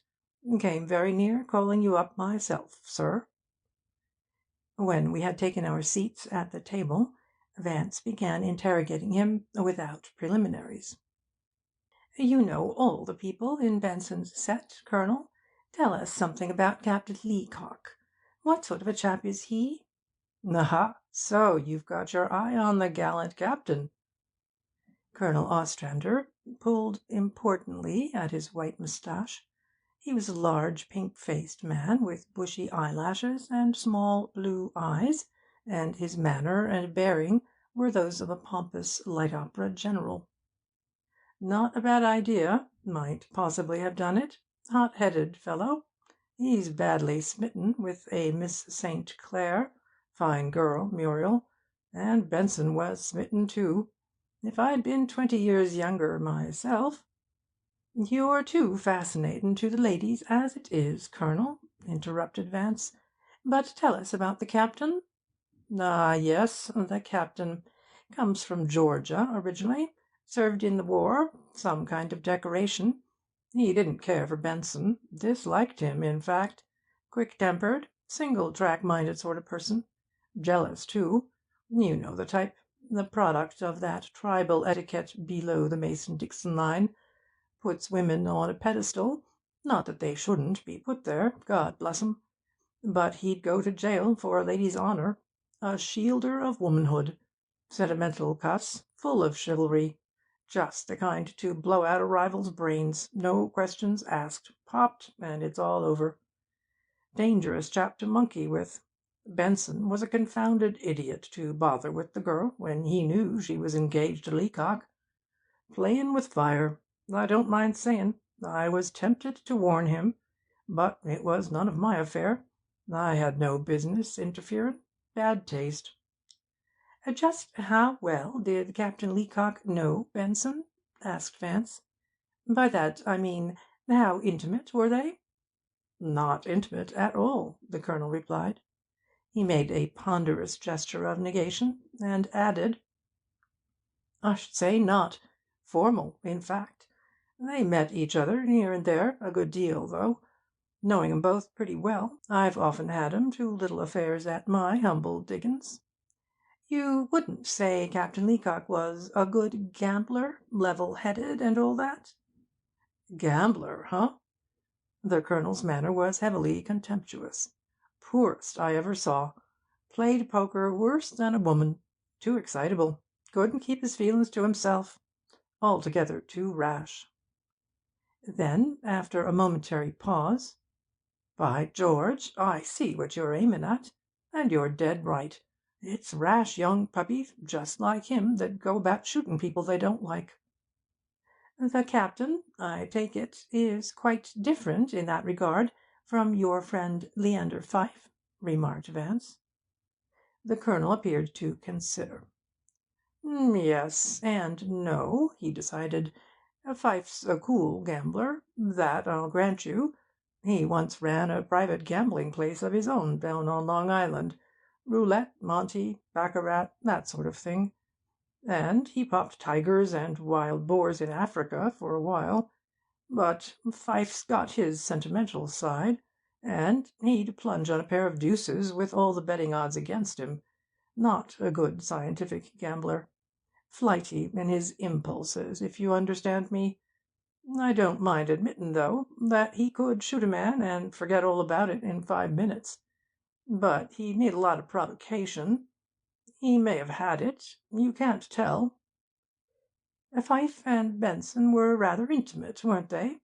Very, very. Always saw 'em together when Pfyfe was in New York. Known each other years. Boon companions, as they called 'em in the old days. Actually lived together before Pfyfe got married. An exacting woman, Pfyfe's wife. Makes him toe the mark, but loads of money. Speaking of ladies, said Vance, what was the situation between Benson and Miss St. Clair? Who can tell? asked the colonel, sententiously. Muriel didn't cotton to Benson, that's sure. And yet, women are strange creatures. Oh, no end strange, agreed Vance, a trifle wearily. But really, you know, I wasn't pryin' into the lady's personal relations with Benson. I thought you might know her mental attitude concerning him. Ah, I see. Would she, in short, have been likely to take desperate measures against him? Egad, that's an idea. The colonel pondered the point. Muriel, now, is a girl of strong character, works hard at her art. She's a singer, and I don't mind tellin' you a mighty fine one. She's deep, too, deuced deep, and capable, not afraid of taking a chance, independent. I myself wouldn't want to be in her path if she had it in for me. Might stick at nothing. He nodded his head sagely. Women are funny that way, always surprisin' you, no sense of values. The most peaceful of 'em will shoot a man in cold blood without warnin'. He suddenly sat up, and his little blue eyes glistened like china. By gad! He fairly blurted the ejaculation. Muriel had dinner alone with Benson the night he was shot. The very night. Saw 'em together myself at the Marseilles. You don't say, really, muttered Vance, incuriously. But I suppose we all must eat. By the by, how well did you know Benson yourself? The colonel looked startled, but Vance's innocuous expression seemed to reassure him. "I? My dear fellow, I've known Alvin Benson 15 years, at least 15, maybe longer. Showed him the sights in this old town before the lid was put on. A live town it was then, wide open. Anything you wanted. Gad, what times we had! Those were the days of the old Haymarket. Never thought of toddlin' home till breakfast." Vance again interrupted his irrelevancies. "How intimate are your relations with Major Benson?" "The Major? That's another matter. He and I belong to different schools, dissimilar tastes. We never hit it off, rarely see each other." He seemed to think that some explanation was necessary, for before Vance could speak again, he added, "The Major, you know, was never one of the boys, as we say. Disapproved of gaiety, didn't mix with our little set, considered me and Alvin too frivolous. Serious-minded chap." Vance ate in silence for a while, then asked in an off-hand way, "Did you do much speculating through Benson and Benson?" For the first time the Colonel appeared hesitant about answering. He ostentatiously wiped his mouth with his napkin. "Oh, dabbled a bit," he at length admitted airily. "Not very lucky, though. We all flirted now and then with the goddess of chance in Benson's office." Throughout the lunch Vance kept plying him with questions along these lines, but at the end of an hour he seemed to be no nearer anything definite than when he began. Colonel Ostrander was voluble, but his fluency was vague and disorganized. He talked mainly in parentheses, and insisted on elaborating his answers with rambling opinions, until it was almost impossible to extract what little information his words contained. Vance, however, did not appear discouraged. He dwelt on Captain Leacock's character, and seemed particularly interested in his personal relationship with Benson. Pfyfe's gambling proclivities also occupied his attention, and he let the Colonel ramble on tiresomely about the man's gambling house on Long Island and his hunting experiences in South Africa. He asked numerous questions about Benson's other friends, but paid scant attention to the answers. The whole interview impressed me as pointless, and I could not help wondering what Vance hoped to learn. Markham, I was convinced, was equally at sea. He pretended polite interest, and nodded appreciatively during the Colonel's incredibly drawn-out periods, but his eyes wandered occasionally, and several times I saw him give Vance a look of reproachful inquiry. There was no doubt, however, that Colonel Ostrander knew his people. When we were back in the district attorney's office, having taken leave of our garrulous guest at the subway entrance, Vance threw himself into one of the easy chairs with an air of satisfaction. "Most entertainin', what? As an eliminator of suspects, the Colonel has his good points." "Eliminator?" retorted Markham. "It's a good thing he's not connected with the police. He'd have half the community jailed for shooting Benson." "He is a bit bloodthirsty," Vance admitted. "He's determined to get somebody jailed for the crime." "According to that old warrior, Benson's coterie was a Camorra of gunmen, not forgetting the women. I couldn't help getting the impression, as he talked, that Benson was miraculously lucky not to have been riddled with bullets long ago." "It's obvious," commented Vance, "that you overlooked the illuminatin' flashes in the Colonel's thunder." "Were there any?" Markham asked. "At any rate, I can't say that they exactly blinded me by their brilliance." "And you received no solace from his words?" "Only those in which he bade me a fond farewell. The parting didn't exactly break my heart. What the old boy said about Leacock, however, might be called a confirmatory opinion. It verified, if verification had been necessary, the case against the captain." Vance smiled cynically. Oh, to be sure. And what he said about Miss St. Clair would have verified the case against her, too, last Saturday.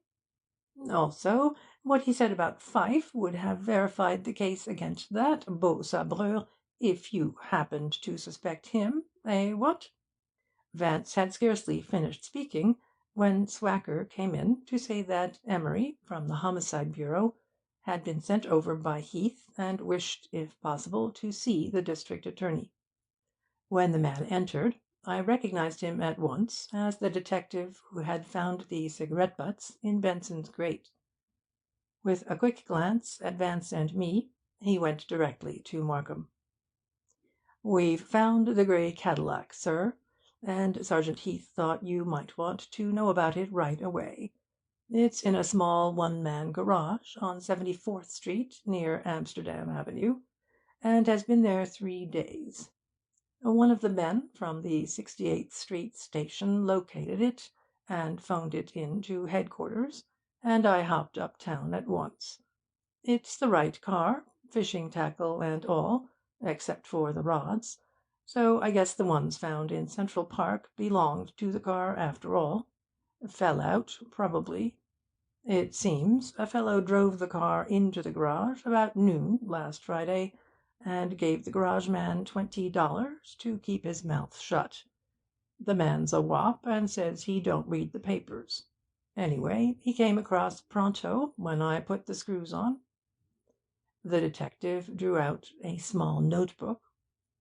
"I looked up the car's number. It's listed in the name of Leander Pfyfe, 24 Elm Boulevard, Port Washington, Long Island."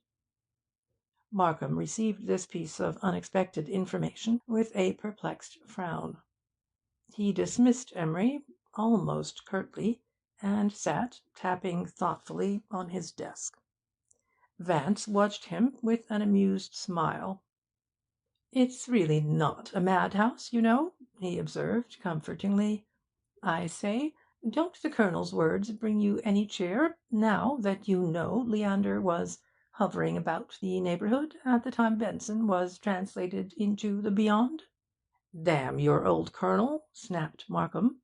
"What interests me at present is fitting this new development into the situation." "It fits beautifully," Vance told him. "It rounds out the mosaic, so to speak. Are you actually disconcerted by learning that Pfyfe was the owner of the mysterious car?" "Not having your gift of clairvoyance, I am, I confess, disturbed by the fact." Markham lit a cigar, an indication of worry.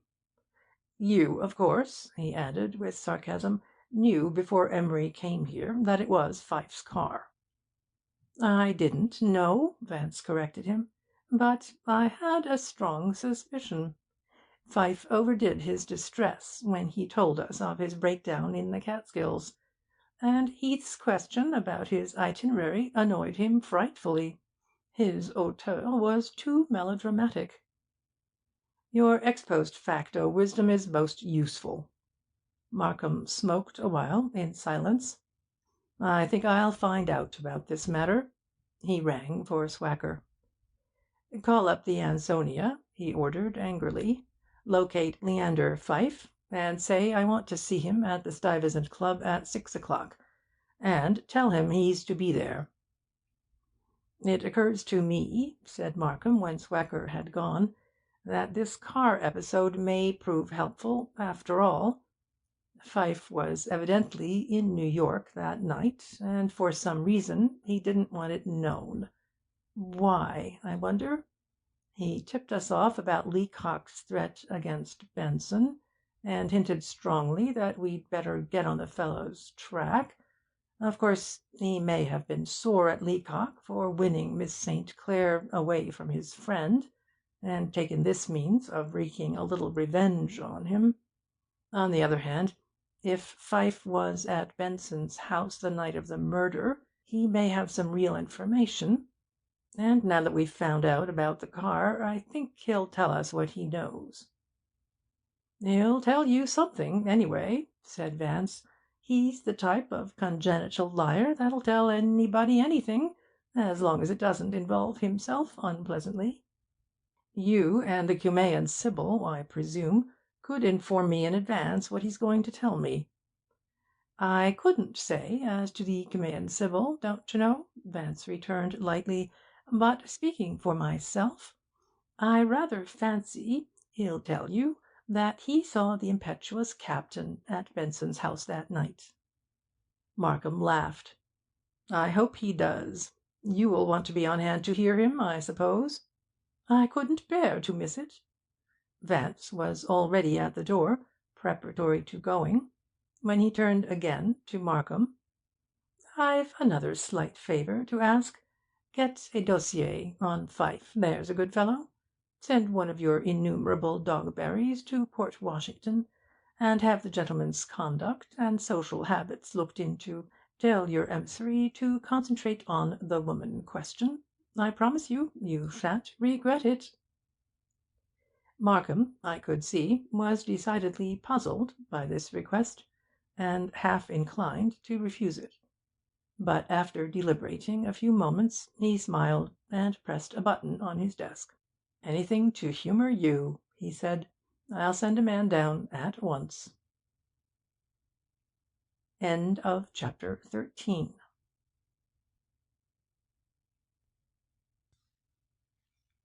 Chapter 14 of the Benson Murder Case. Links in the Chain. Monday, June 17, 6 p.m. Vance and I spent an hour or so that afternoon at the Anderson Galleries, looking at some tapestries which were to be auctioned the next day, and afterward had tea at Sherry's. We were at the Stuyvesant Club a little before 6. A few minutes later Markham and Pfyfe arrived, and we went at once into one of the conference rooms. Pfyfe was as elegant and superior as at the first interview. He wore a rat-catcher suit and Newmarket gaiters of unbleached linen, and was redolent of perfume. "An unexpected pleasure to see you gentlemen again so soon," he greeted us, like one conferring a blessing. Markham was far from amiable, and gave him an almost brusque salutation. Vance had merely nodded, and now sat regarding Pfyfe drearily, as if seeking to find some excuse for his existence, but utterly unable to do so. Markham went directly to the point. "I've found out, Mr. Pfyfe, that you placed your machine in a garage at noon on Friday, and gave the man $20 to say nothing about it." Pfyfe looked up with a hurt look. "I've been deeply wronged," he complained sadly. "I gave the man $50. "I am glad you admit the fact so readily," returned Markham. "You knew by the newspapers, of course, that your machine was seen outside Benson's house the night he was shot." "Why else should I have paid so liberally to have its presence in New York kept secret?" His tone indicated that he was pained at the other's obtuseness. "In that case, why did you keep it in the city at all?" asked Markham. "You could have driven it back to Long Island." Pfyfe shook his head sorrowfully, a look of commiseration in his eyes. Then he leaned forward with an air of benign patience. He would be gentle with this dull-witted district attorney, like a fond teacher with a backward child, and would strive to lead him out of the tangle of his uncertainties. "I am a married man, Mr. Markham." He pronounced the fact as if some special virtue attached to it. "I started on my trip for the Catskills Thursday after dinner, intending to stop a day in New York to make my adieux to some one residing here. I arrived quite late, after midnight, and decided to call on Alvin, but when I drove up the house was dark. So, without even ringing the bell, I walked to Pietro's in 43rd Street to get a nightcap. I keep a bit of my own pinch bottle Haig and Haig there, but alas, the place was closed, and I strolled back to my car, to think that while I was away poor Alvin was shot." He stopped and polished his eyeglass. "The irony of it! I didn't even guess that anything had happened to the dear fellow. How could I? I drove, all unsuspecting of the tragedy, to a Turkish bath, and remained there the night. The next morning I read of the murder, and in the later editions I saw the mention of my car. It was then I became, shall I say, worried? But no, worried's a misleading word. Let me say, rather, that I became aware of the false position I might be placed in if the car were traced to me. So I drove it to the garage, and paid the man to say nothing of its whereabouts, lest its discovery confuse the issue of Alvin's death. One might have thought, from his tone and the self-righteous way he looked at Markham, that he had bribed the garage man wholly out of consideration for the district attorney and the police. "Why didn't you continue on your trip?" asked Markham. "That would have made the discovery of the car even less likely." Pfyfe adopted an air of compassionate surprise. "With my dearest friend foully murdered? How could one have the heart to seek diversion at such a sad moment? I returned home, and informed Mrs. Pfyfe that my car had broken down." "You might have driven home in your car, it seems to me," observed Markham. Pfyfe offered a look of infinite forbearance for the other's inspection, and took a deep sigh, which conveyed the impression that, though he could not sharpen the world's perceptions, he at least could mourn for its deplorable lack of understanding. "If I had been in the Catskills, away from any source of information, where Mrs. Pfyfe believed me to be, how would I have heard of Alvin's death until, perhaps, the day afterward? You see, unfortunately, I had not mentioned to Mrs. Pfyfe that I was stopping over in New York. The truth is, Mr. Markham, I had reason for not wishing my wife to know I was in the city. Consequently, if I had driven back at once, she would, I regret to say, have suspected me of breaking my journey. I therefore pursued the course which seemed simplest." Markham was becoming annoyed at the man's fluent hypocrisy. After a brief silence, he asked abruptly, "Did the presence of your car at Benson's house that night have anything to do with your apparent desire to implicate Captain Leacock in the affair?" Pfyfe lifted his eyebrows in pained astonishment, and made a gesture of polite protestation. "My dear sir," his voice betokened profound resentment at the other's unjust imputation, "if yesterday you detected in my words an undercurrent of suspicion against Captain Leacock, I can account for it only by the fact that I actually saw the captain in front of Alvin's house when I drove up that night." Markham shot a curious look at Vance, then said to Pfyfe, "You are sure you saw Leacock?" "I saw him quite distinctly, and I would have mentioned the fact yesterday had it not involved the tacit confession of my own presence there." "What if it had?" demanded Markham. "It was vital information, and I could have used it this morning. You were placing your comfort ahead of the legal demands of justice, and your attitude puts a very questionable aspect on your own alleged conduct that night." "You are pleased to be severe, sir," said Pfyfe, with self-pity, "but, having placed myself in a false position, I must accept your criticism." "Do you realize," Markham went on, "that many a district attorney, if he knew what I now know about your movements, and had been treated the way you've been treating me, would arrest you on suspicion?" "Then I can only say," was the suave response, "that I am most fortunate in my inquisitor." Markham rose. "That will be all for to-day, Mr. Pfyfe, but you are to remain in New York until I give you permission to return home. Otherwise I will have you held as a material witness." Pfyfe made a shocked gesture in deprecation of such acerbities, and bade us a ceremonious good afternoon. When we were alone, Markham looked seriously at Vance.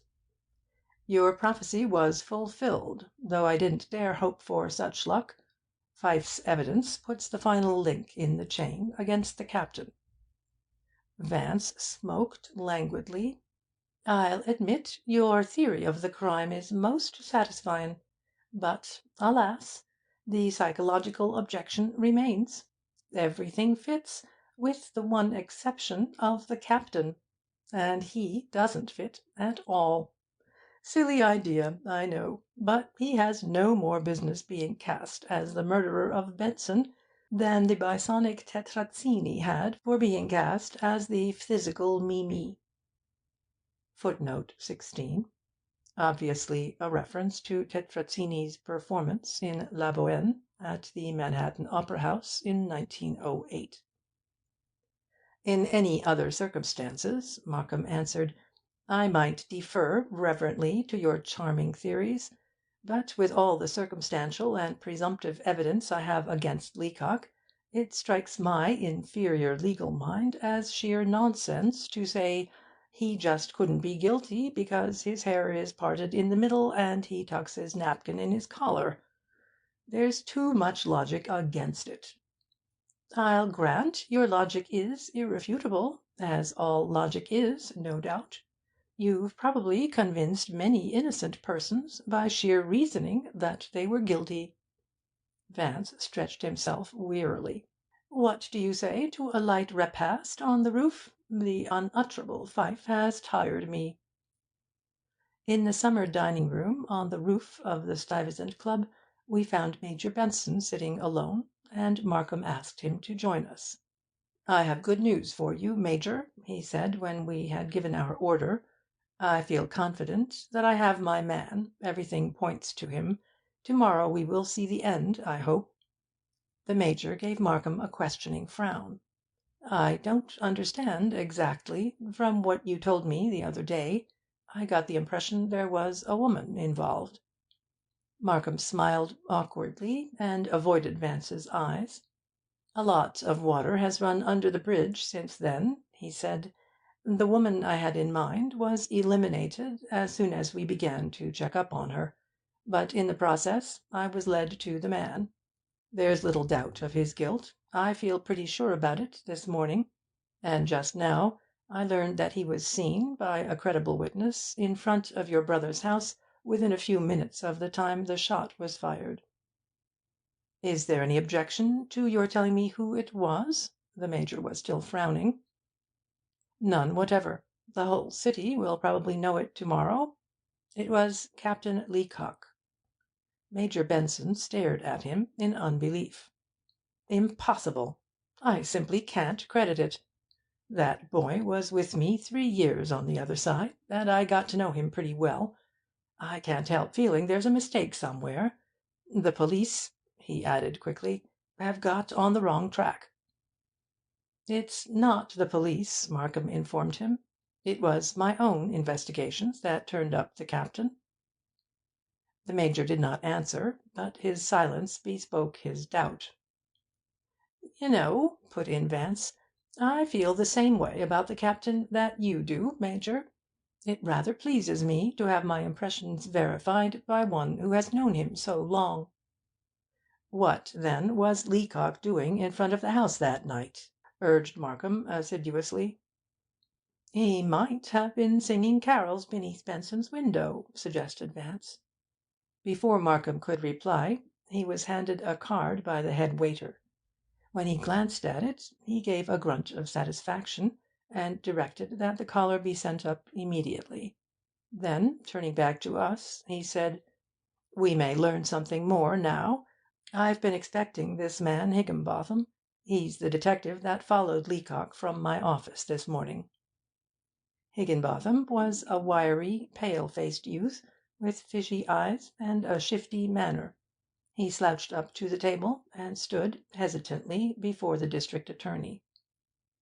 "Sit down and report, Higginbotham," Markham ordered. "These gentlemen are working with me on the case." "I picked up the bird while he was waiting for the elevator," the man began, eyeing Markham craftily. He went to the subway and rode uptown to 79th and Broadway. He walked through 80th to Riverside Drive, and went in the apartment house at number 94. Didn't give his name to the boy, got right in the elevator. He stayed upstairs a couple hours, came down at 1:20 and hopped a taxi. I picked up another one and followed him. He went down the drive to 72nd, through Central Park and east on 59th. Got out at Avenue A and walked out on the Queensboro Bridge. About halfway to Blackwell's Island he stood leaning over the rail for 5 or 6 minutes. Then he took a small package out of his pocket and dropped it in the river. What size was the package? There was a repressed eagerness in Markham's question. Higginbotham indicated the measurements with his hands. How thick was it? Inch or so, maybe. Markham leaned forward. Could it have been a gun, a Colt automatic? Sure, it could. Just about the right size. And it was heavy, too. I could tell by the way he handled it, and the way it hit the water. All right. Markham was pleased. Anything else? No, sir. After he ditched the gun, he went home and stayed. I left him there. When Higginbotham had gone, Markham nodded at Vance with melancholy elation. There's your criminal agent. What more would you like?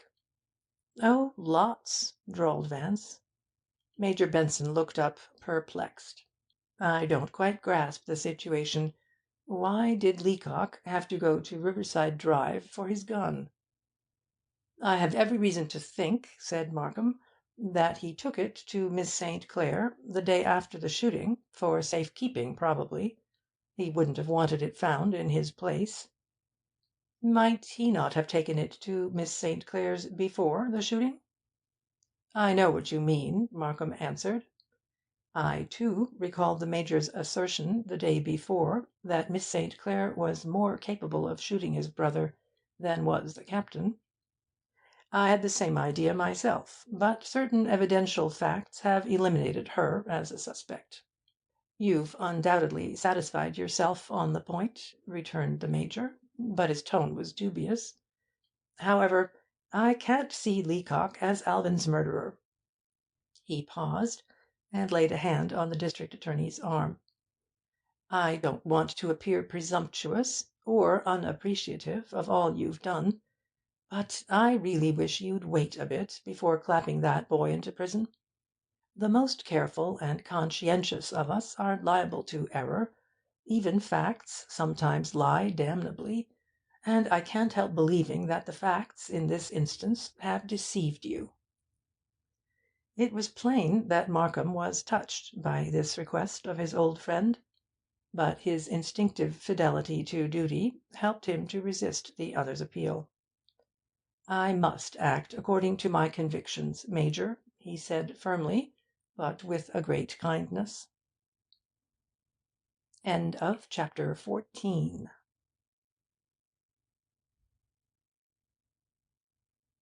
Chapter 15 of the Benson Murder Case. Pfyfe, Personal. Tuesday, June 18, 9 a.m.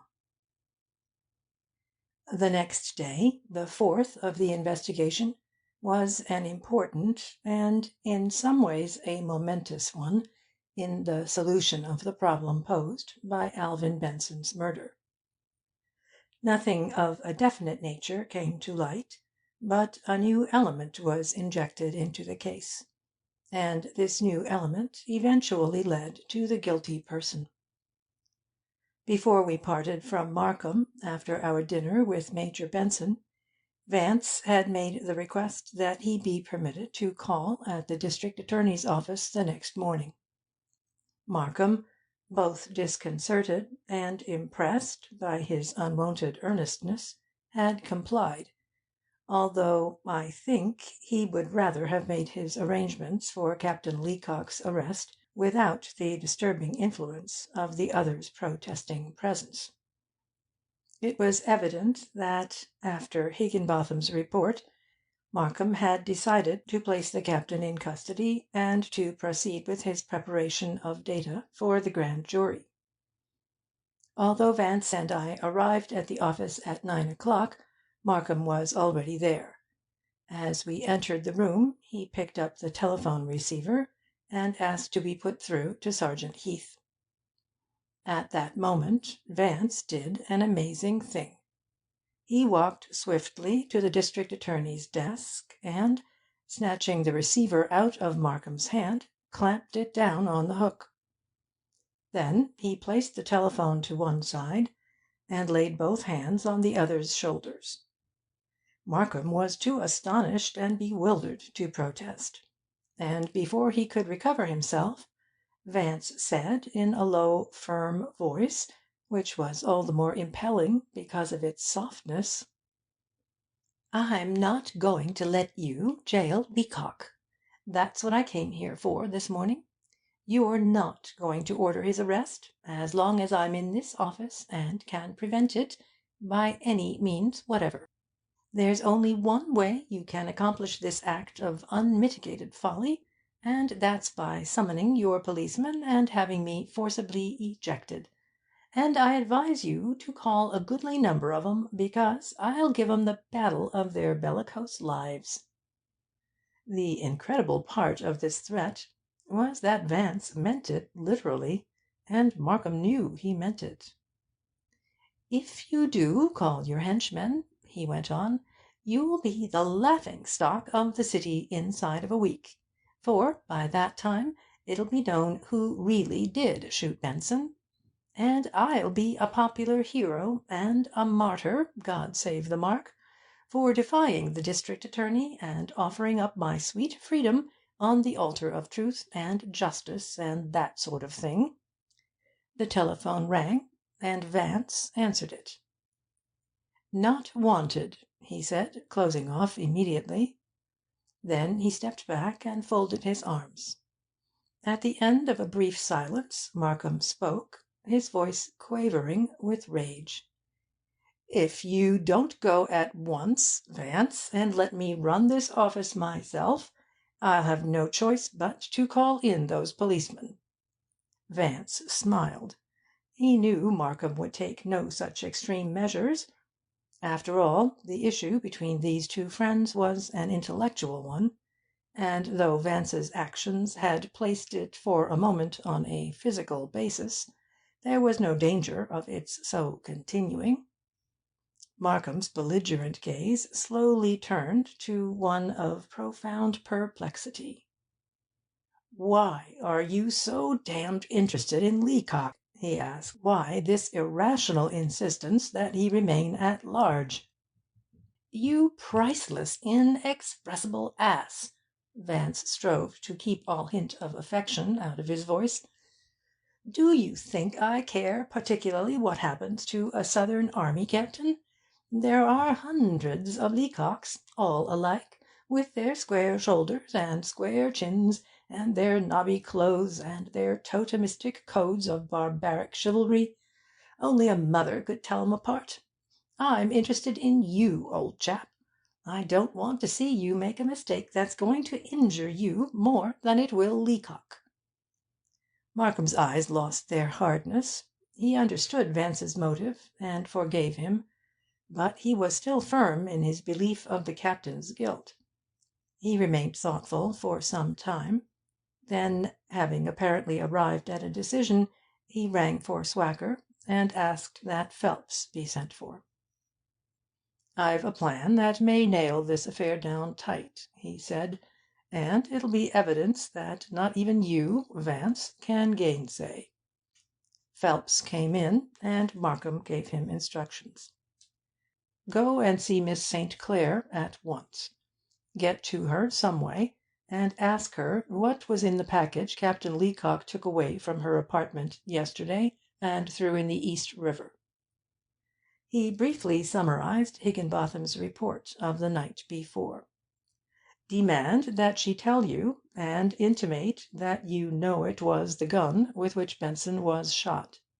She'll probably refuse to answer, and will tell you to get out. Then go downstairs and wait developments. If she phones, listen in at the switchboard. If she happens to send a note to anyone, intercept it. And if she goes out, which I hardly think likely, follow her and learn what you can. Let me hear from you the minute you get hold of anything." "I get you, Chief." Phelps seemed pleased with the assignment, and departed with alacrity. "Are such burglarious and eavesdropping methods considered ethical by your learned profession?" asked Vance. "I can't harmonize such conduct with your other qualities, you know." Markham leaned back and gazed up at the chandelier. "Personal ethics don't enter into it, or, if they do, they are crowded out by greater and graver considerations, by the higher demands of justice. Society must be protected, and the citizens of this county look to me for their security against the encroachments of criminals and evildoers.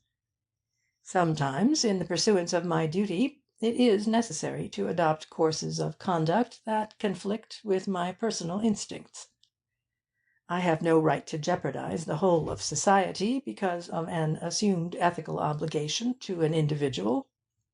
You understand, of course, that I would not use any information obtained by these unethical methods unless it pointed to criminal activities on the part of that individual, and in such a case I would have every right to use it for the good of the community." "I dare say you're right," yawned Vance, "but society doesn't interest me particularly, and I infinitely prefer good manners to righteousness." As he finished speaking, Swacker announced Major Benson, who wanted to see Markham at once. The Major was accompanied by a pretty young woman of about 22, with yellow bobbed hair, dressed daintily and simply in light blue crêpe de chine. But for all her youthful and somewhat frivolous appearance, she possessed a reserve and competency of manner that immediately evoked one's confidence. Major Benson introduced her as his secretary, and Markham placed a chair for her facing his desk. "Miss Hoffman has just told me something that I think it's vital for you to know," said the Major, "and I brought her directly to you." He seemed unusually serious, and his eyes held a look of expectancy coloured with doubt. "Tell Mr. Markham exactly what you told me, Miss Hoffman." The girl raised her head prettily, and related her story in a capable, well-modulated voice. "About a week ago, I think it was Wednesday, Mr. Pfyfe called on Mr. Alvin Benson in his private office. I was in the next room, where my typewriter is located. There's only a glass partition between the two rooms, and when anyone talks loudly in Mr. Benson's office I can hear them. In about 5 minutes Mr. Pfyfe and Mr. Benson began to quarrel. I thought it was funny, for they were such good friends, but I didn't pay much attention to it, and went on with my typing. Their voices got very loud, though, and I caught several words. Major Benson asked me this morning what the words were. So I suppose you want to know, too. Well, they kept referring to a note, and once or twice a cheque was mentioned. Several times I caught the word father-in-law, and once Mr. Benson said nothing doing. Then Mr. Benson called me in and told me to get him an envelope marked Pfyfe Personal out of his private drawer in the safe. I got it for him, but right after that our bookkeeper wanted me for something, so I didn't hear any more. About 15 minutes later, when Mr. Pfyfe had gone, Mr. Benson called me to put the envelope back, and he told me that if Mr. Pfyfe ever called again, I wasn't, under any circumstances, to let him into the private office unless he himself was there. He also told me that I wasn't to give the envelope to anybody, not even on a written order. And that is all, Mr. Markham." During her recital I had been as much interested in Vance's actions as in what she had been saying. When first she had entered the room, his casual glance had quickly changed to one of attentive animation, and he had studied her closely. When Markham had placed the chair for her, he had risen and reached for a book lying on the table near her, and in so doing he had leaned unnecessarily close to her in order to inspect, or so it appeared to me, the side of her head. And during her story he had continued his observation, at times bending slightly to the right or left to better his view of her. Unaccountable as his actions had seemed, I knew that some serious consideration had prompted the scrutiny. When she finished speaking, Major Benson reached in his pocket and tossed a long manila envelope on the desk before Markham. "Here it is," he said. "I got Miss Hoffman to bring it to me the moment she told me her story." Markham picked it up hesitantly, as if doubtful of his right to inspect its contents. "You'd better look at it," the Major advised. "That envelope may very possibly have an important bearing on the case." Markham removed the elastic band and spread the contents of the envelope before him. They consisted of 3 items: a cancelled cheque for £10,000, made out to Leander Pfyfe and signed by Alvin Benson; a note for £10,000 to Alvin Benson, signed by Pfyfe; and a brief confession, also signed by Pfyfe, saying the cheque was a forgery. The cheque was dated March 20th of the current year. The confession and the note were dated 2 days later. The note, which was for 90 days, fell due on Friday, June 21st, only 3 days off. For fully 5 minutes Markham studied these documents in silence. Their sudden introduction into the case seemed to mystify him. Nor had any of the perplexity left his face when he finally put them back in the envelope. At length he turned to the Major. "I'll keep this envelope a while, if you'll let me. I don't see its significance at present, but I'd like to think it over." When Major Benson and his secretary had gone, Vance rose and extended his legs. "À la fin," he murmured. "All things journey, sun and moon, morning, noon, and afternoon, night, and all her stars. Videlicet, we begin to make progress." "What the devil are you driving at?" The new complication of Pfyfe's peccadilloes had left Markham irritable. "Interestin' young woman, this Miss Hoffman, eh, what?" Vance rejoined irrelevantly. "Didn't care specially for the deceased Benson, and she fairly detests the aromatic Leander. He has probably told her he was misunderstood by Mrs. Pfyfe, and invited her to dinner." "Well, she's pretty enough," commented Markham indifferently. "Benson, too, may have made advances, which is why she disliked him." "Oh, absolutely," Vance mused a moment. "Pretty, yes, but misleadin'.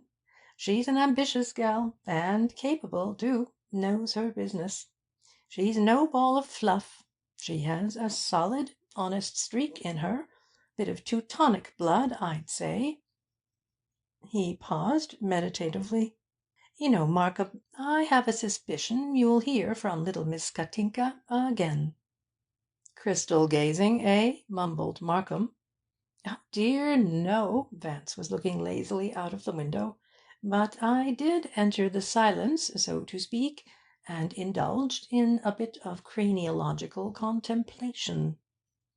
"I thought I noticed you ogling the girl," said Markham. "But since her hair was bobbed, and she had her hat on, how could you analyze the bumps, if that's the phrase you phrenologists use?" "Forget not Goldsmith's preacher," Vance admonished. "Truth from his lips prevailed, and those who came to scoff remained, etc., etc. To begin with, I'm no phrenologist, but I believe in epochal, racial, and hereditary variations in skulls. In that respect I'm merely an old-fashioned Darwinian. Every child knows that the skull of the Piltdown man differs from that of the Cro-Magnard, and even a lawyer could distinguish an Aryan head from a Ural-Altaic head, or a Malaic from a Negrillo. And if one is versed at all in the Mendelian theory, hereditary cranial similarities can be detected. But all this erudition is beyond you, I fear. Suffice it to say that despite the young woman's hat and hair, I could see the contour of her head, and the bone structure in her face, and I even caught a glimpse of her ear." "And thereby deduced that we'd hear from her again?" added Markham scornfully. "Indirectly, yes," admitted Vance. Then, after a pause, "I say, in view of Miss Hoffman's revelation, do not Colonel Ostrander's comments of yesterday begin to take on a phosphorescent aspect?" "Look here," said Markham impatiently, "cut out these circumlocutions and get to the point." Vance turned slowly from the window and regarded him pensively. "Markham, I put the question academically. Doesn't Pfyfe's forged check, with its accompanying confession and its shortly due note, constitute a rather strong motive for doing away with Benson?" Markham sat up suddenly. "You think Pfyfe guilty? Is that it?" "Well, here's the touch and situation. Pfyfe obviously signed Benson's name to a check, told him about it, and got the surprise of his life when his dear old pal asked him for a 90-day note to cover the amount, and also for a written confession to hold over him to ensure payment. Now, consider the subsequent facts. First, Pfyfe called on Benson a week ago and had a quarrel in which the check was mentioned. Damon was probably pleading with Pythias to extend the note, and was vulgarly informed that there was nothing doing. Secondly, Benson was shot 2 days later, less than a week before the note fell due. Thirdly, Pfyfe was at Benson's house the hour of the shooting, and not only lied to you about his whereabouts, but bribed a garage owner to keep silent about his car. Fourthly, his explanation, when caught, of his unrewarded search for Haig and Haig was, to say the least, a bit thick. And don't forget that the original tale of his lonely quest for nature's solitudes in the Catskills, with his mysterious stopover in New York to confer a farewell benediction upon some anonymous person, was not all that one could have hoped for in the line of plausibility. Fifthly, he is an impulsive gambler, given to taking chances, and his experiences in South Africa would certainly have familiarized him with firearms. Sixthly, he was rather eager to invite Leacock, and did a bit of caddish tale-bearing to that end, even informing you that he saw the captain at the fatal moment. Seventhly, but why bore you? Motive, time, place, opportunity, conduct? All that's wanting is the criminal agent. But then the captain's gun is at the bottom of the East River, so you're not very much better off in this case, what?" Markham had listened attentively to Vance's summary. He now sat in rapt silence, gazing down at the desk. "How about a little chat with Pfyfe before you make any final move against the captain?" suggested Vance. "I think I'll take your advice," answered Markham slowly, after several minutes' reflection. Then he picked up the telephone. "I wonder if he's at his hotel now." "Oh, he's there," said Vance. "Watchful, waitin', and all that." Pfyfe was in, and Markham requested him to come at once to the office. "There's another thing I wish you'd do for me," said Vance, when the other had finished telephoning. "The fact is, I'm longing to know what everyone was doing during the hour of Benson's dissolution, that is, between midnight and 1 a.m. on the night of the 13th, or, to speak pedantically, the morning of the 14th. Markham looked at him in amazement. "Seems silly, doesn't it?" Vance went on blithely. "But you put such faith in alibis, though they do prove disappointin' at times, what?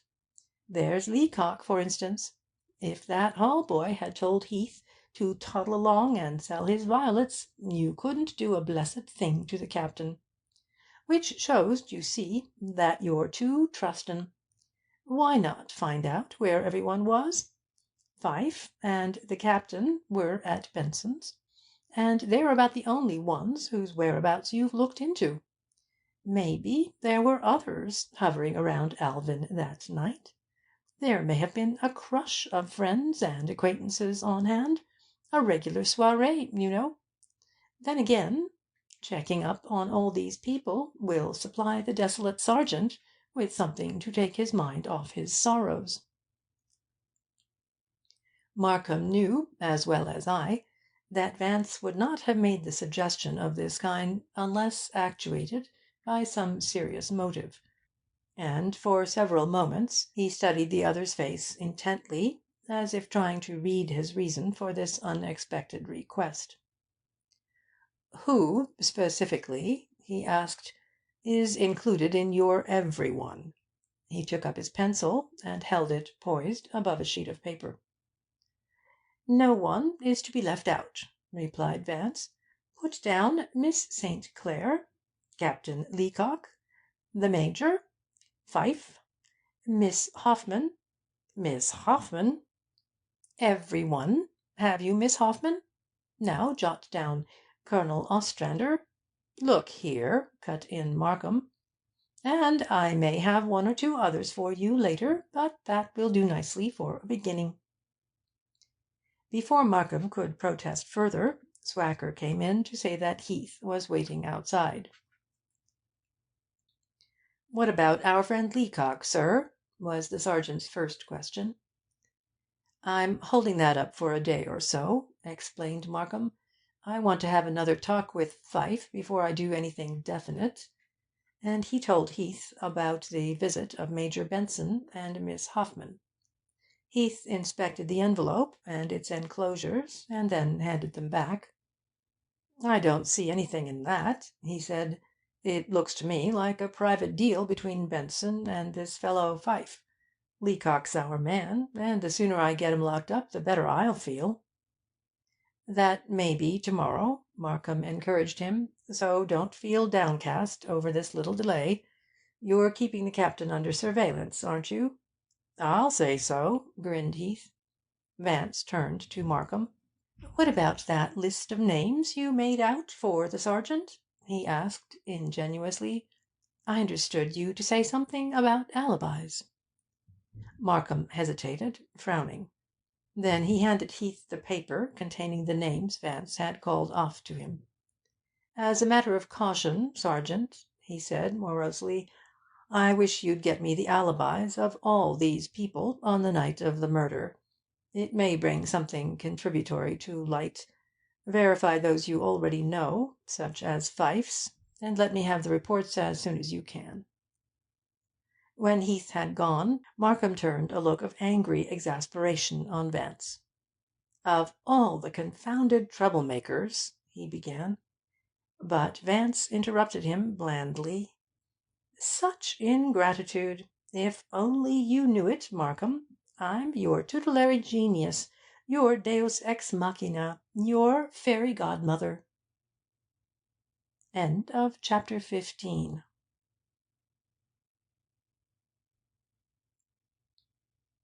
Chapter 16 of the Benson Murder Case. Admissions and Suppressions. Tuesday, June 18, afternoon. An hour later, Phelps, the operative Markham had sent to 95 Riverside Drive, came in radiating satisfaction. "I think I've got what you want, Chief." His raucous voice was covertly triumphant. "I went up to the St. Clair woman's apartment and rang the bell. She came to the door herself, and I stepped into the hall and put my questions to her. She sure refused to answer. When I let on I knew the package contained the gun Benson was shot with, she just laughed and jerked the door open. 'Leave this apartment, you vile creature,' she says to me." He grinned. I hurried downstairs, and I hadn't any more than got to the switchboard when her signal flashed. I let the boy get the number, and then I stood him to one side and listened in. She was talking to Leacock, and her first words were, "They know you took the pistol from here yesterday and threw it in the river." That must have knocked him out, for he didn't say anything for a long time. Then he answered, perfectly calm and kind of sweet, "Don't worry, Muriel, and don't say a word to anybody for the rest of the day. I'll fix everything in the morning." He made her promise to keep quiet until tomorrow, and then he said good-bye. Markham sat a while, digesting the story. "What impression did you get from the conversation?" "If you ask me, Chief," said the detective, "I'd lay 10 to 1 that Leacock's guilty, and the girl knows it." Markham thanked him and let him go. "This sub-Potomac chivalry," commented Vance, "is a frightful nuisance. But aren't we about due to hold polite conversation with the gentle Leander?"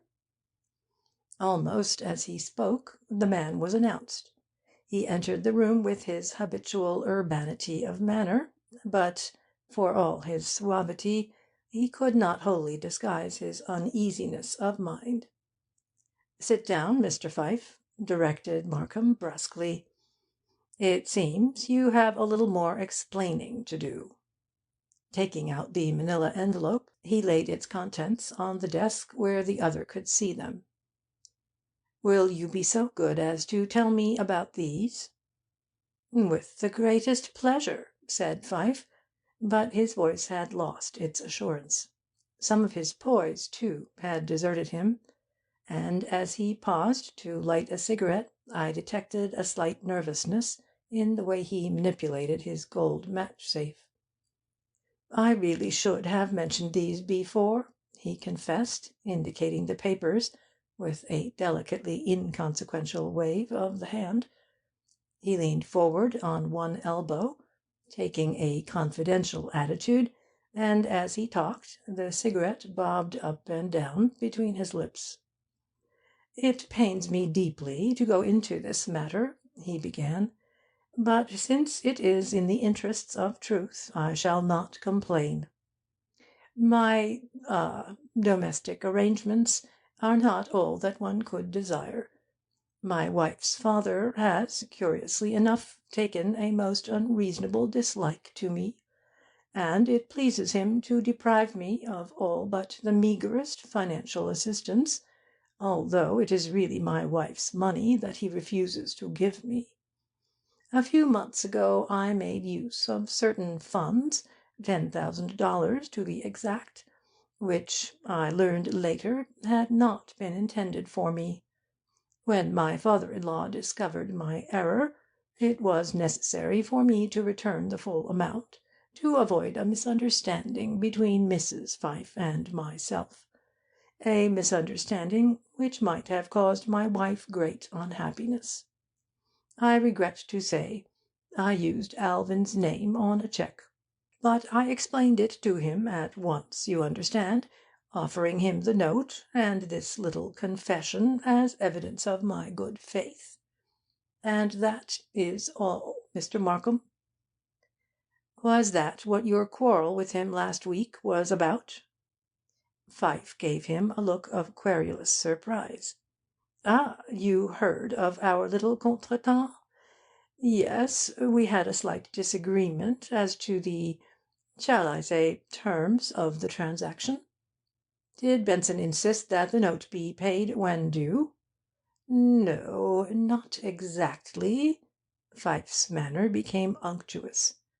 "I beg of you, sir, not to press me as to my little chat with Alvin. It was, I assure you, quite irrelevant to the present situation. Indeed, it was of a most personal and private nature." He smiled confidingly. "I will admit, however, that I went to Alvin's house the night he was shot, intending to speak to him about the cheque. But, as you already know, I found the house dark, and spent the night in a Turkish bath." "Pardon me, Mr. Pfyfe," it was Vance who spoke, "but did Mr. Benson take your note without security?" "Of course." Pfyfe's tone was a rebuke. "Alvin and I, as I have explained, were the closest friends." "But even a friend, don't you know," Vance submitted, "might ask for security on such a large amount.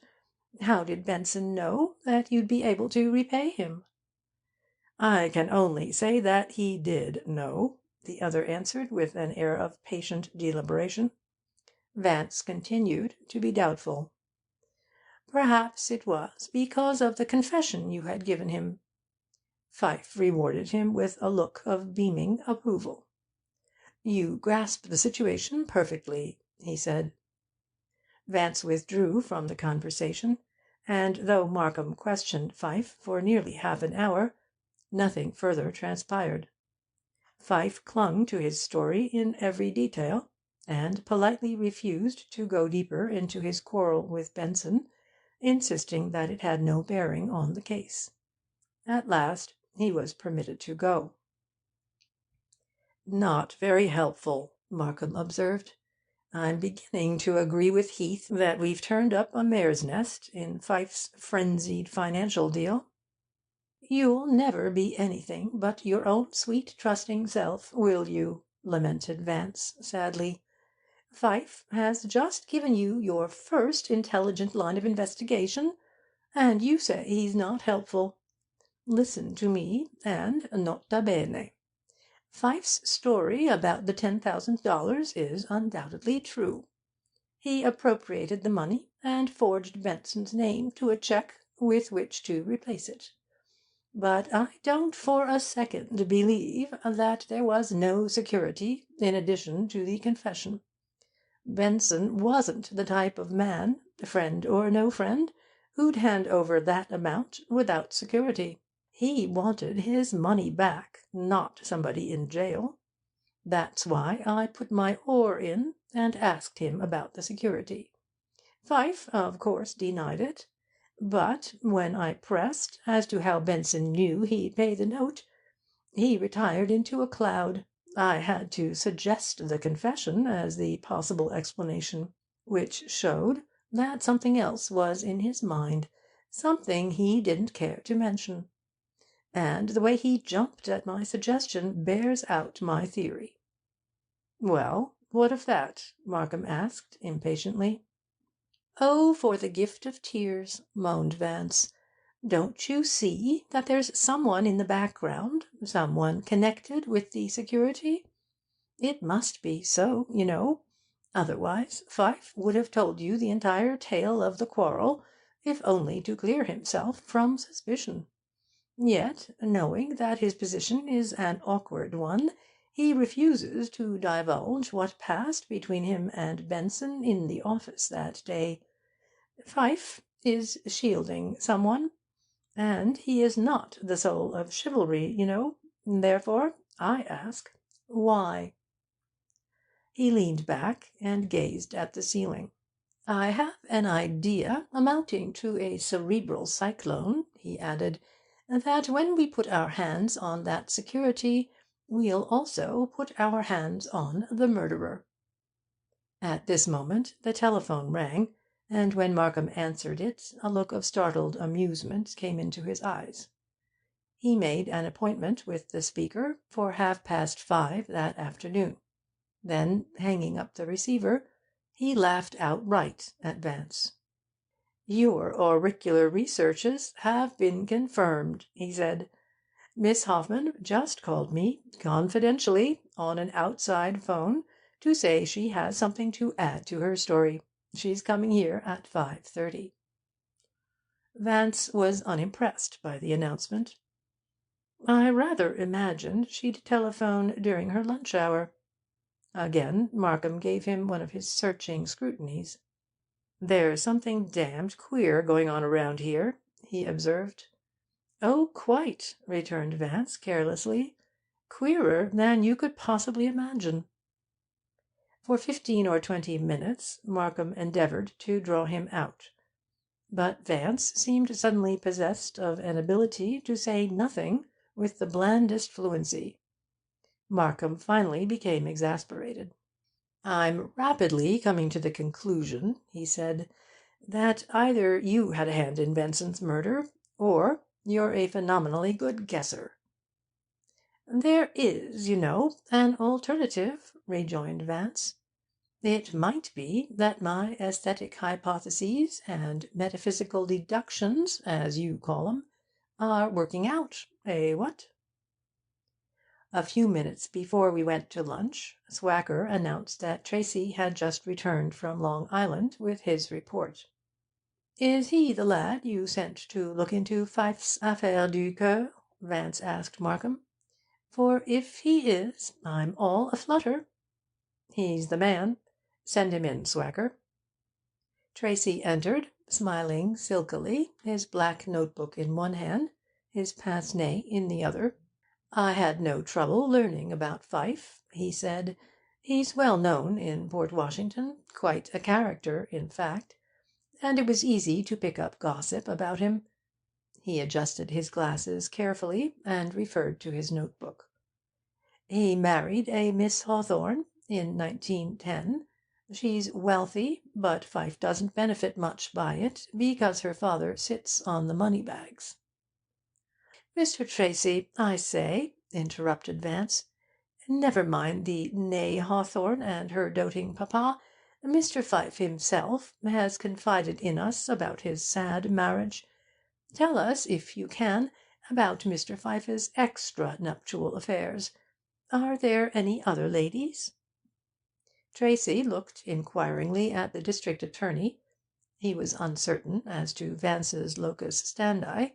Receiving a nod from Markham, he turned a page in his notebook and proceeded. "I found one other woman in the case. She lives in New York, and often telephones to a drug store near Pfyfe's house, and leaves messages for him. He uses the same phone to call her by. He had made some deal with the proprietor, of course, but I was able to obtain her phone number.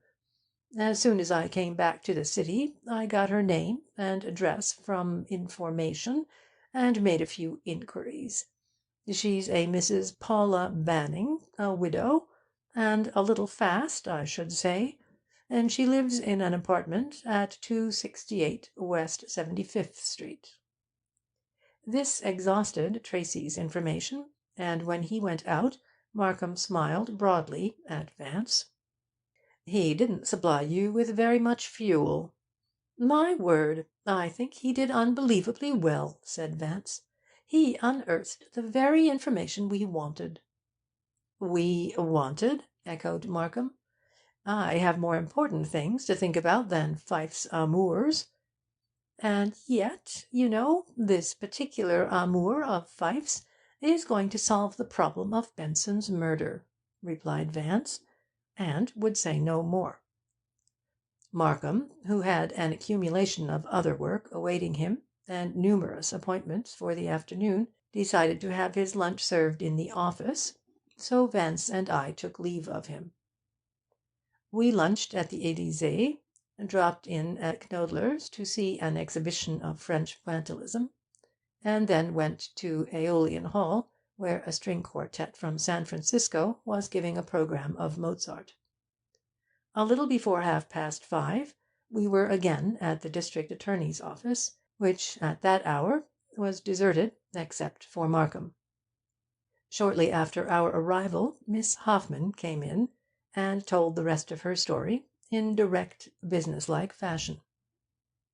"I didn't give you all the particulars this morning," she said, "and I wouldn't care to do so now, unless you are willing to regard them as confidential, for my telling you might cost me my position." "I promise you," Markham assured her, "that I will entirely respect your confidence." She hesitated a moment, and then continued. When I told Major Benson this morning about Mr. Pfyfe and his brother, he said at once that I should come with him to your office and tell you also, but on the way over he suggested that I might omit a part of the story. He didn't exactly tell me not to mention it, but he explained that it had nothing to do with the case, and might only confuse you. I followed his suggestion, but after I got back to the office I began thinking it over, and knowing how serious a matter Mr. Benson's death was, I decided to tell you anyway, in case it did have some bearing on the situation. I didn't want to be in the position of having withheld anything from you." She seemed a little uncertain as to the wisdom of her decision. "I do hope I haven't been foolish. But the truth is, there was something else besides that envelope, which Mr. Benson asked me to bring him from the safe the day he and Mr. Pfyfe had their quarrel. It was a square, heavy package, and, like the envelope, was marked 'Pfyfe, personal,' and it was over this package that Mr. Benson and Mr. Pfyfe seemed to be quarrelling." "Was it in the safe this morning, when you went to get the envelope for the Major?" asked Vance. "Oh, no. After Mr. Pfyfe left last week, I put the package back in the safe along with the envelope, but Mr. Benson took it home with him last Thursday, the day he was killed."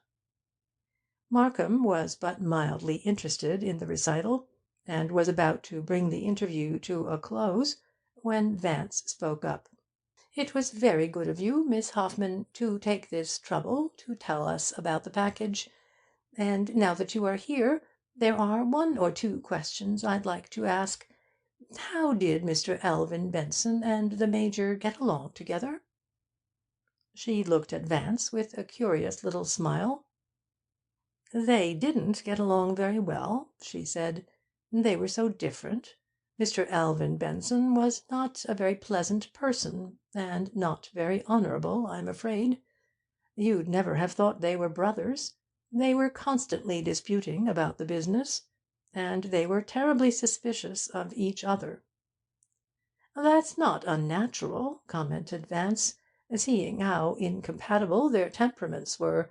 By the by, how did this suspicion show itself?" "Well, for one thing, they sometimes spied on each other. You see, their offices were adjoining, and they would listen to each other through the door. I did the secretarial work for both of them, and I often saw them listening. Several times they tried to find out things from me about each other." Vance smiled at her appreciatively. "Not a pleasant position for you?" "Oh, I didn't mind it," she smiled back. "It amused me."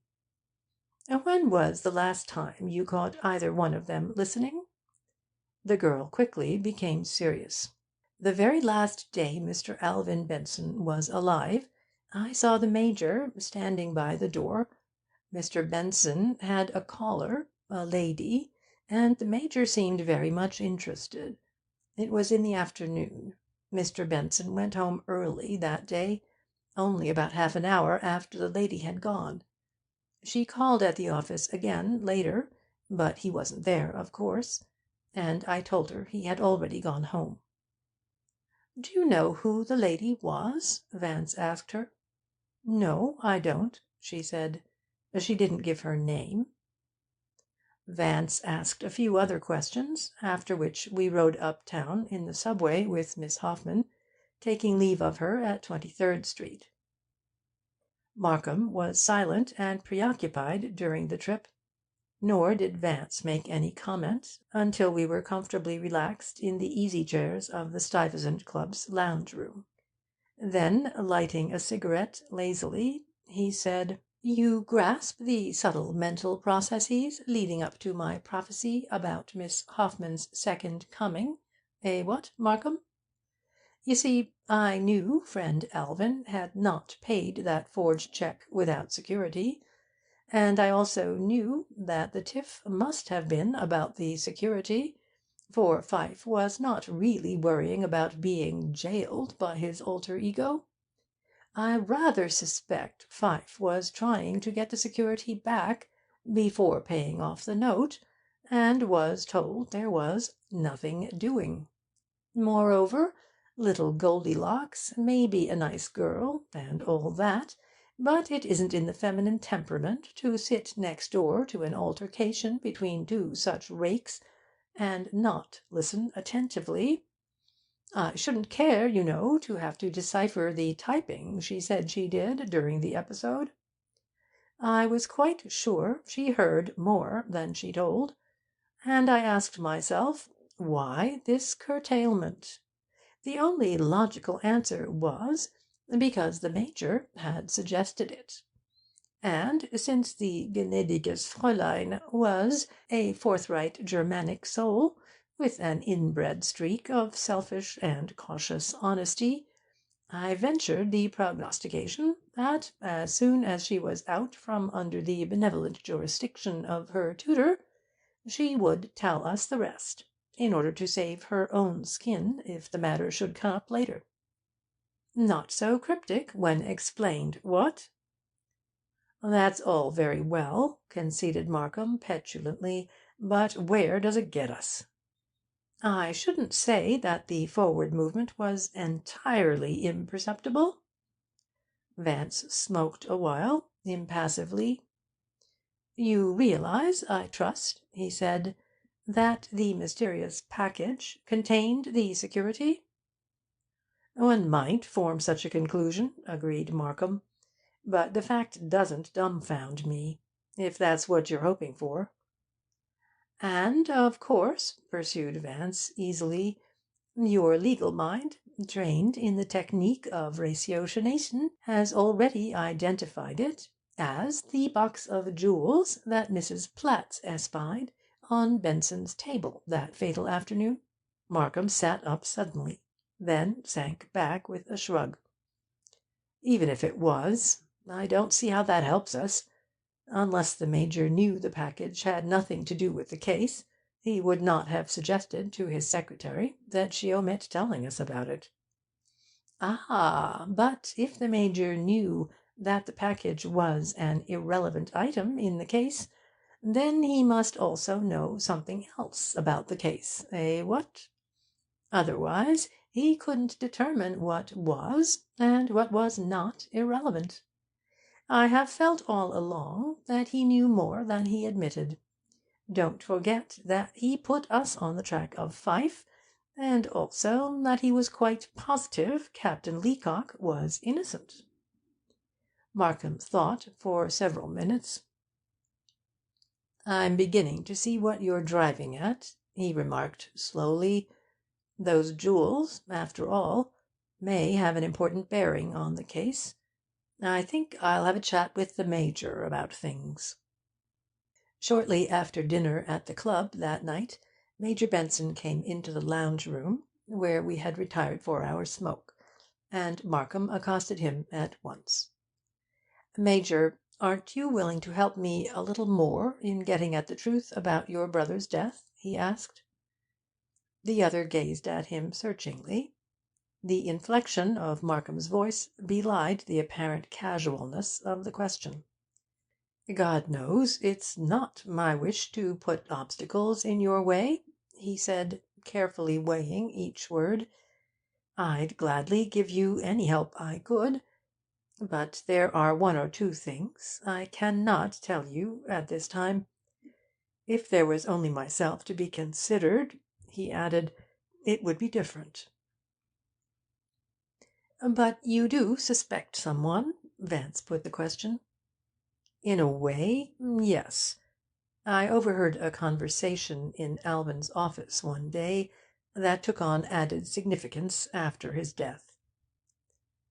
You shouldn't let chivalry stand in the way, urged Markham.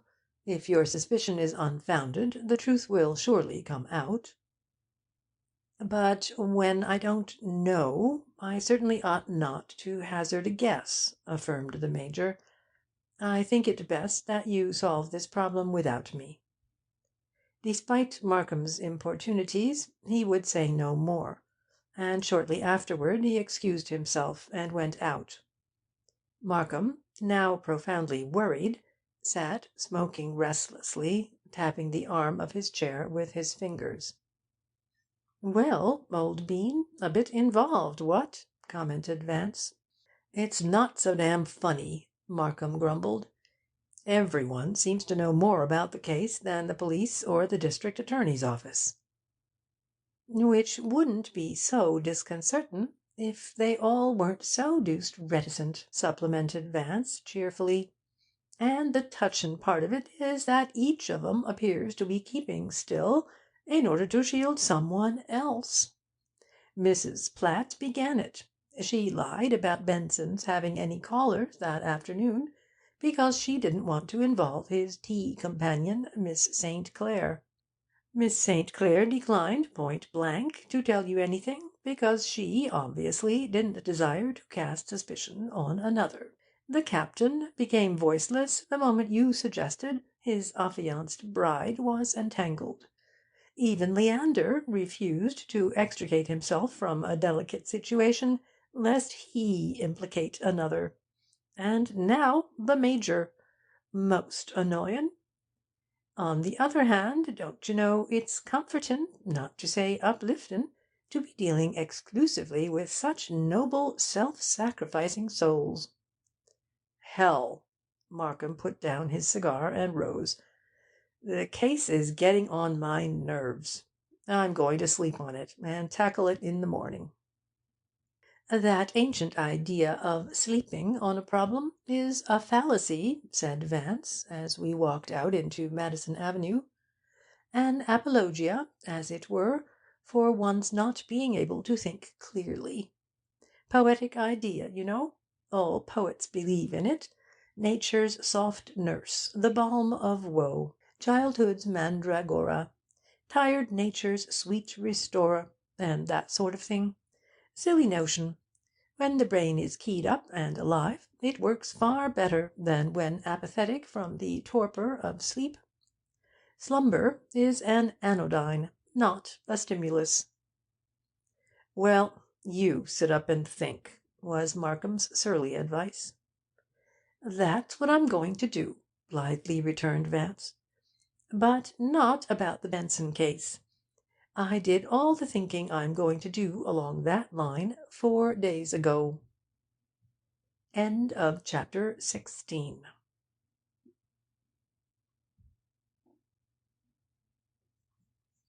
Chapter 17 of the Benson Murder Case. The Forged Check. Wednesday, June 19, forenoon. We rode downtown with Markham the next morning, and though we arrived at his office before 9 o'clock, Heath was already there waiting. He appeared worried, and when he spoke his voice held an ill-disguised reproof for the district attorney. "What about this Leacock, Mr. Markham?" he asked. "It looks to me like we'd better grab him quick. We've been tailing him right along, and there's something funny going on. Yesterday morning he went to his bank and spent half an hour in the chief cashier's office. After that he visited his lawyers, and was there over an hour. Then he went back to the bank for another half hour. He dropped in to the Astor Grill for lunch, but didn't eat anything, sat staring at the table. 'Bout 2 o'clock he called on the realty agents who have the handling of the building he lives in, and after he'd left we found out he'd offered his apartment for sublease beginning tomorrow. Then he paid 6 calls on friends of his, and went home. After dinner my man rang his apartment bell and asked for Mr. Whoosits. Leacock was packing up. It looks to me like a getaway." Markham frowned. Heath's report clearly troubled him, but before he could answer Vance spoke. "Why this perturbation, Sergeant? You're watching the captain? I'm sure he can't slip from your vigilant clutches." Markham looked at Vance a moment, then turned to Heath. "Let it go at that. But if Leacock attempts to leave the city, nab him." Heath went out sullenly. "By the by, Markham," said Vance, "don't make any appointment for 12:30 to-day. You already have one, don't you know? And with a lady." Markham put down his pen and stared. "What new damned nonsense is this?" "I made an engagement for you. Called the lady by 'phone this morning. I'm sure I woke the dear up." Markham spluttered, striving to articulate his angry protest. Vance held up his hand soothingly. "And you simply must keep the engagement. You see, I told her it was you speaking, and it would be shocking taste not to appear. I promise you won't regret meeting her," he added. "Things looked so sadly befuddled last night, I couldn't bear to see you suffering so. Consequently, I arranged for you to see Mrs. Paula Banning, Pfyfe's Eloise, you know. I'm positive she'll be able to dispel some of this inspissated gloom that's enveloping you." "See here, Vance," Markham growled. "I happen to be running this office." He stopped abruptly, realizing the hopelessness of making headway against the other's blandness. Moreover, I think the prospect of interviewing Mrs. Paula Banning was not wholly alien to his inclinations. His resentment slowly ebbed, and when he spoke again his voice was almost matter of fact. "Since you've committed me, I'll see her. But I'd rather Pfyfe wasn't in such close communication with her. He's apt to drop in with preconcerted unexpectedness." "Funny," murmured Vance. "I thought of that myself. That's why I 'phoned him last night, that he could return to Long Island." "You 'phoned him?" "Awfully sorry and all that," Vance apologized. "But you'd gone to bed. Sleep was knitting up your ravelled sleeve of care, and I couldn't bring myself to disturb you. Pfyfe was so grateful, too.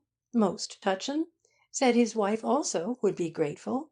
He was pathetically considerate about Mrs. Pfyfe, but I fear he'll need all his velvety forensic powers to explain his absence." "In what other quarters have you involved me during my absence?" asked Markham acrimoniously.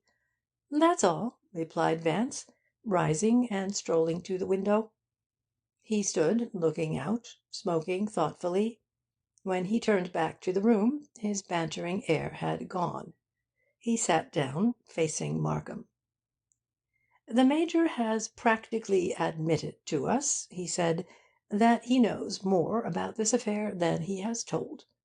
You naturally can't push the point, in view of his honourable attitude in the matter, and yet he's willing for you to find out what he knows, as long as he doesn't tell you himself. That was unquestionably the stand he took last night. Now, I believe there's a way you can find out without calling upon him to go against his principles. You recall Miss Hoffman's story of the eavesdropping? And you also recall that he told you he heard a conversation which, in light of Benson's murder, became significant. It's quite probable, therefore, that the Major's knowledge has to do with something connected with the business of the firm, or at least with one of the firm's clients." Vance slowly lit another cigarette. "My suggestion is this. Call up the Major and ask permission to send a man to take a peep at his ledger accounts and his purchase and sales books. Tell him you want to find out about the transactions of one of his clients. Intimate that it's Miss St. Clair, or Pfyfe, if you like. I have a strange mediumistic feeling that in this way you'll get on the track of the person he's shielding, and I'm also assailed by the premonition that he'll welcome your interest in his ledger." The plan did not appeal to Markham as feasible or fraught with possibilities, and it was evident he disliked making such a request of Major Benson. But so determined was Vance, so earnestly did he argue his point, that in the end Markham acquiesced. "He was quite willing to let me send a man," said Markham, hanging up the receiver. "In fact, he seemed eager to give me every assistance." I thought he'd take kindly to the suggestion, said Vance. You see, if you discover for yourself whom he suspects, it relieves him of the onus of having tattled. Markham rang for Swacker. Call up Stitt, and tell him I want to see him here before noon, that I have an immediate job for him. Stitt, Markham explained to Vance, is the head of a firm of public accountants over in the New York Life Building. I use him a good deal on work like this. Shortly before noon, Stitt came in.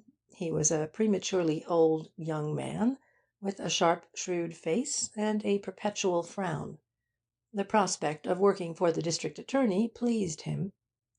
Markham explained briefly what was wanted, and revealed enough of the case to guide him in his task.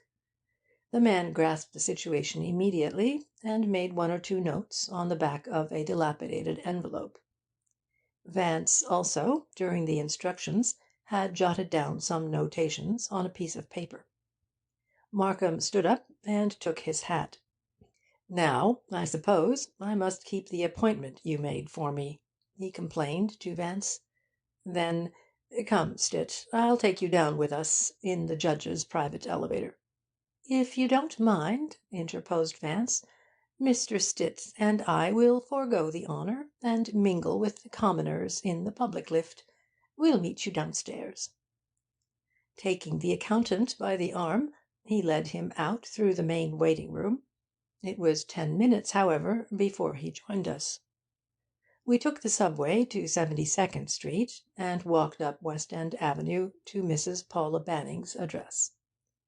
She lived in a small apartment house just around the corner in 75th Street. As we stood before the door, waiting for an answer to our ring, a strong odour of Chinese incense drifted out to us. "Ah, that facilitates matters," said Vance, sniffing. "Ladies who burn joss sticks are invariably sentimental." Mrs. Banning was a tall, slightly adipose woman of indeterminate age, with straw-coloured hair and a pink and white complexion. Her face in repose possessed a youthful and vacuous innocence, but the expression was only superficial. Her eyes, a very light blue, were hard, and a slight puffiness about her cheek-bones and beneath her chin attested to years of idle and indulgent living. She was not unattractive, however, in a vivid, flamboyant way, and her manner, when she ushered us into her over-furnished and rococo living-room, was one of easy-going good fellowship. When we were seated, and Markham had apologized for our intrusion, Vance at once assumed the role of interviewer. During his opening explanatory remarks, he appraised the woman carefully, as if seeking to determine the best means of approaching her for the information he wanted. After a few minutes of verbal reconnoitring, he asked permission to smoke, and offered Mrs. Banning one of his cigarettes, which she accepted. Then he smiled at her in a spirit of appreciative geniality, and relaxed comfortably in his chair. He conveyed the impression that he was fully prepared to sympathize with anything she might tell him. "Mr. Pfyfe strove very hard to keep you entirely out of this affair," said Vance, "and we fully appreciate his delicacy in so doing. But circumstances connected with Mr. Benson's death have inadvertently involved you in the case, and you can best help us and yourself, and particularly Mr. Pfyfe, by telling us what we want to know, and trusting to our discretion and understanding." He had emphasized Pfyfe's name, giving it a significant intonation, and the woman had glanced down uneasily. Her apprehension was apparent, and when she looked up into Vance's eyes she was asking herself, "How much does he know?" as plainly as if she had spoken the words audibly. "I can't imagine what you want me to tell you," she said, with an effort at astonishment. You know that Andy was not in New York that night." Her designating of the elegant and superior Pfyfe as Andy sounded almost like lèse majesté. "He didn't arrive in the city until nearly 9 the next morning. Didn't you read in the newspapers about the grey Cadillac that was parked in front of Benson's house?" Vance, in putting the question, imitated her own astonishment. She smiled confidently. "That wasn't Andy's car. He took the 8 o'clock train to New York the next morning. He said it was lucky that he did, seeing that a machine just like his had been at Mr. Benson's the night before." She had spoken with the sincerity of complete assurance. It was evident that Pfyfe had lied to her on this point. Vance did not disabuse her. In fact, he gave her to understand that he accepted her explanation, and consequently dismissed the idea of Pfyfe's presence in New York on the night of the murder. "I had in mind a connection of a somewhat different nature when I mentioned you and Mr. Pfyfe as having been drawn into the case. I referred to a personal relationship between you and Mr. Benson." She assumed an attitude of smiling indifference. "I'm afraid you're making another mistake." She spoke lightly. "Mr. Benson and I were not even friends. Indeed, I scarcely knew him." There was an overtone of emphasis in her denial, a slight eagerness which, in indicating a conscious desire to be believed, robbed her remark of the complete casualness she had intended. "Even a business relationship may have its personal side," Vance reminded her, "especially when the intermediary is an intimate friend of both parties to the transaction." She looked at him quickly, then turned her eyes away. "I really don't know what you're talking about," she affirmed, and her face for a moment lost its contours of innocence and became calculating. "You're surely not implying that I had any business dealings with Mr. Benson?" "Not directly," replied Vance, "but certainly Mr. Pfyfe had business dealings with him, and one of them, I rather imagined, involved you considerably." "Involved me?" She laughed scornfully, but it was a strained laugh. "It was a somewhat unfortunate transaction, I fear," Vance went on. "Unfortunate in that Mr. Pfyfe was necessitated to deal with Mr. Benson, and doubly unfortunate, you know, in that he should have had to drag you into it." His manner was easy and assured, and the woman sensed that no display of scorn or contempt, however well simulated, would make an impression upon him. Therefore she adopted an attitude of tolerantly incredulous amusement. "And where did you learn about all this?" she asked, playfully. "Alas, I didn't learn about it," answered Vance, falling in with her manner. "That's the reason, you see, that I indulged in this charming little visit. I was foolish enough to hope that you'd take pity on my ignorance and tell me all about it." "But I wouldn't think of doing such a thing," she said, "even if this mysterious transaction had really taken place." "My word," said Vance, "that is disappointin'. Ah, well, I see that I must tell you what little I know about it, and trust to your sympathy to enlighten me further." Despite the ominous undercurrent of his words, his levity acted like a sedative to her anxiety. She felt that he was friendly, however much he might know about her. "Am I bringing you news when I tell you that Mr. Pfyfe forged Mr. Benson's name to a cheque for $10,000?" he asked. She hesitated, gauging the possible consequences of her answer. "No, that isn't news. Andy tells me everything." "And did you also know that Mr. Benson, when informed of it, was rather put out, that, in fact, he demanded a note and a signed confession before he would pay the cheque?" The woman's eyes flashed angrily. Yes, I knew that too. And, after all Andy had done for him, if ever a man deserved shooting, it was Alvin Benson. He was a dog, and he pretended to be Andy's best friend.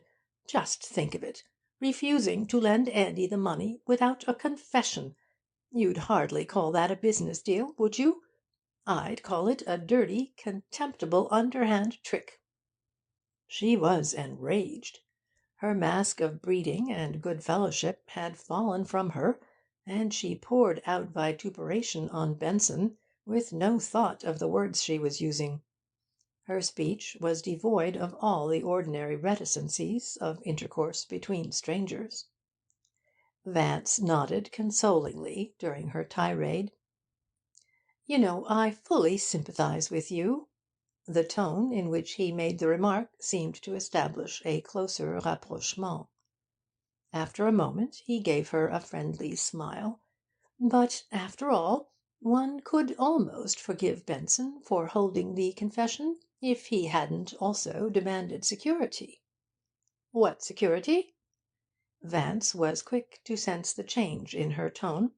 Taking advantage of her rage, he had mentioned the security while the barriers of her pose were down. Her frightened, almost involuntary query told him that the right moment had arrived. Before she could gain her equilibrium, or dispel the momentary fear which had assailed her, he said with suave deliberation, "The day Mr. Benson was shot, he took home with him from the office a small blue box of jewels." She caught her breath, but otherwise gave no outward sign of emotion. "Do you think he had stolen them?" The moment she had uttered the question, she realized that it was a mistake in technique. An ordinary man might have been momentarily diverted from the truth by it, but by Vance's smile she recognized that he had accepted it as an admission. "It was rather fine of you, you know, to lend Mr. Pfyfe your jewels to cover the note with." At this she threw her head up. The blood had left her face, and the rouge on her cheeks took on a mottled and unnatural hue. "You say I lent my jewels to Andy? I swear to you—" Vance halted her denial with a slight movement of the hand and a coup d'oeil. She saw that his intention was to save her from the humiliation she might feel later at having made too emphatic and unqualified a statement, and the graciousness of his action, although he was an antagonist, gave her more confidence in him. She sank back into her chair, and her hands relaxed. "What makes you think I lent Andy my jewels?" Her voice was colourless, but Vance understood the question. It was the end of her deceptions. The pause which followed was an amnesty, recognized as such by both. The next spoken words would be the truth. "Andy had to have them," she said, "or Benson would have put him in jail." One read in her words a strange, self-sacrificing affection for the worthless Pfyfe. And if Benson hadn't done it, and had merely refused to honour the cheque, his father-in-law would have done it. Andy is so careless, so unthinking. He does things without weighing the consequences. I am all the time having to hold him down, but this thing has taught him a lesson, I'm sure of it." I felt that if anything in the world could teach Pfyfe a lesson, it was the blind loyalty of this woman. "Do you know what he quarrelled about with Mr. Benson in his office last Wednesday?" asked Vance. "That was all my fault," she explained, with a sigh. "It was getting very near to the time when the note was due, and I knew Andy didn't have all the money. So I asked him to go to Benson and offer him what he had, and see if he couldn't get my jewels back. But he was refused. I thought he would be." Vance looked at her for a while sympathetically. "I don't want to worry you any more than I can help," he said. But won't you tell me the real cause of your anger against Benson a moment ago?' She gave him an admiring nod. 'You're right. I had good reason to hate him.' Her eyes narrowed unpleasantly. 'The day after he had refused to give Andy the jewels, he called me up it was in the afternoon and asked me to have breakfast with him at his house the next morning. He said he was home and had the jewels with him, and he told me hinted, you understand, that maybe I could have them. That's the kind of beast he was. I telephoned to Port Washington, to Andy, and told him about it, and he said he'd be in New York the next morning. He got here about 9 o'clock, and we read in the paper that Benson had been shot that night.' Vance was silent for a long time. Then he stood up and thanked her. 'You have helped us a great deal.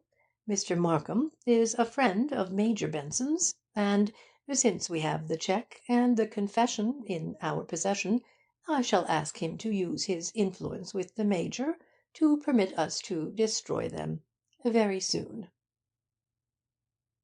End of chapter 17.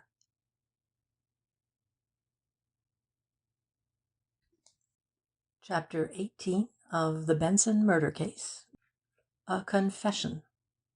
Wednesday, June 19, 1 p.m. When we were again outside, Markham asked, 'How in heaven's name did you know she had put up her jewels to help Pfyfe?' 'My charmin' metaphysical deductions, don't you know?' answered Vance. 'As I told you, Benson was not the open-handed, big-hearted altruist who would have lent money without security, and certainly the impecunious Pfyfe had no collateral worth $10,000, or he wouldn't have forged the cheque. Ergo, some one lent him the security. Now, who would be so trustin' as to lend Pfyfe that amount of security, except a sentimental woman who was blind to his amazin' defects? You know, I was just evil-minded enough to suspect there was a Calypso in the life of this Ulysses when he told us of stopping over in New York to murmur au revoir to some one. When a man like Pfyfe fails to specify the sex of a person, it is safe to assume the feminine gender. So I suggested that you send a Paul Pry to Port Washington to peer into his trans-matrimonial activities. I felt certain a bonne amie would be found. Then, when the mysterious package, which was obviously the security, seemed to identify itself as the box of jewels seen by the inquisitive housekeeper, I said to myself, 'Ah, Leander's misguided Dulcinea has lent him her gewgaws to save him from the yawning dungeon.' Nor did I overlook the fact that he had been shielding some one in his explanation about the cheque. Therefore, as soon as the lady's name and address were learnt by Tracy, I made the appointment for you. We were passing the Gothic Renaissance Schwab residence, which extends from West End Avenue to Riverside Drive at 73rd Street, and Vance stopped for a moment to contemplate it. Markham waited patiently. At length Vance walked on. 'You know, the moment I saw Mrs. Banning, I knew my conclusions were correct.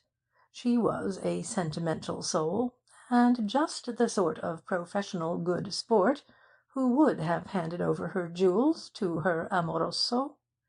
Also, she was bereft of gems when we called, and a woman of her stamp always wears her jewels when she desires to make an impression on strangers. Moreover, she's the kind that would have jewellery even if the larder was empty. It was therefore merely a question of getting her to talk.' 'On the whole, you did very well,' observed Markham.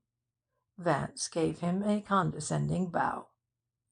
Sir Hubert is too generous. But tell me, didn't my little chat with the lady cast a gleam into your darkened mind?" "Naturally," said Markham. "I'm not utterly obtuse. She played unconsciously into our hands. She believed Pfyfe did not arrive in New York until the morning after the murder, and therefore told us quite frankly that she had 'phoned him that Benson had the jewels at home. The situation now is, Pfyfe knew they were in Benson's house, and was there himself at about the time the shot was fired. Furthermore, the jewels are gone, and Pfyfe tried to cover up his tracks that night." Vance sighed hopelessly. "Markham, there are altogether too many trees for you in this case. You simply can't see the forest, you know, because of 'em. There is the remote possibility that you are so busily engaged in looking at one particular tree that you are unaware of the others." A shadow passed over Vance's face. "I wish you were right," he said. It was nearly 1:30, and we dropped into the fountain room of the Astonia Hotel for lunch. Markham was preoccupied throughout the meal, and when we entered the subway later he looked uneasily at his watch. "I think I'll go on down to Wall Street and call on the Major a moment before returning to the office. I can't understand his asking Miss Hoffman not to mention the package to me. It might not have contained the jewels, after all." "Do you imagine for one moment," rejoined Vance, "that Alvin told the Major the truth about the package? It was not a very creditable transaction, you know, and the Major most likely would have given him what for." Major Benson's explanation bore out Vance's surmise.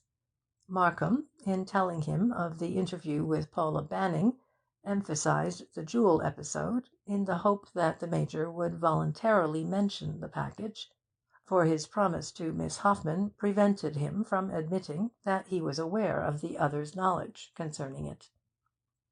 The Major listened with considerable astonishment, his eyes gradually growing angry.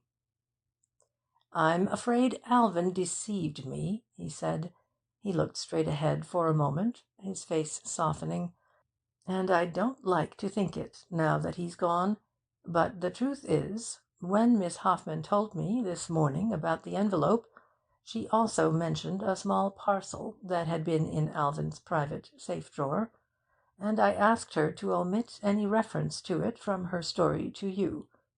I knew the parcel contained Mrs. Banning's jewels, but I thought the fact would only confuse matters, if brought to your attention. You see, Alvin told me that a judgment had been taken against Mrs. Banning, and that just before the supplementary proceedings Pfyfe had brought her jewels here, and asked him to sequester them temporarily in his safe." On our way back to the Criminal Courts Building, Markham took Vance's arm and smiled. "Your guessing luck is holding out, I see." "Rather," agreed Vance. "It would appear that the late Alvin, like Warren Hastings, resolved to die in the last dyke of prevarication.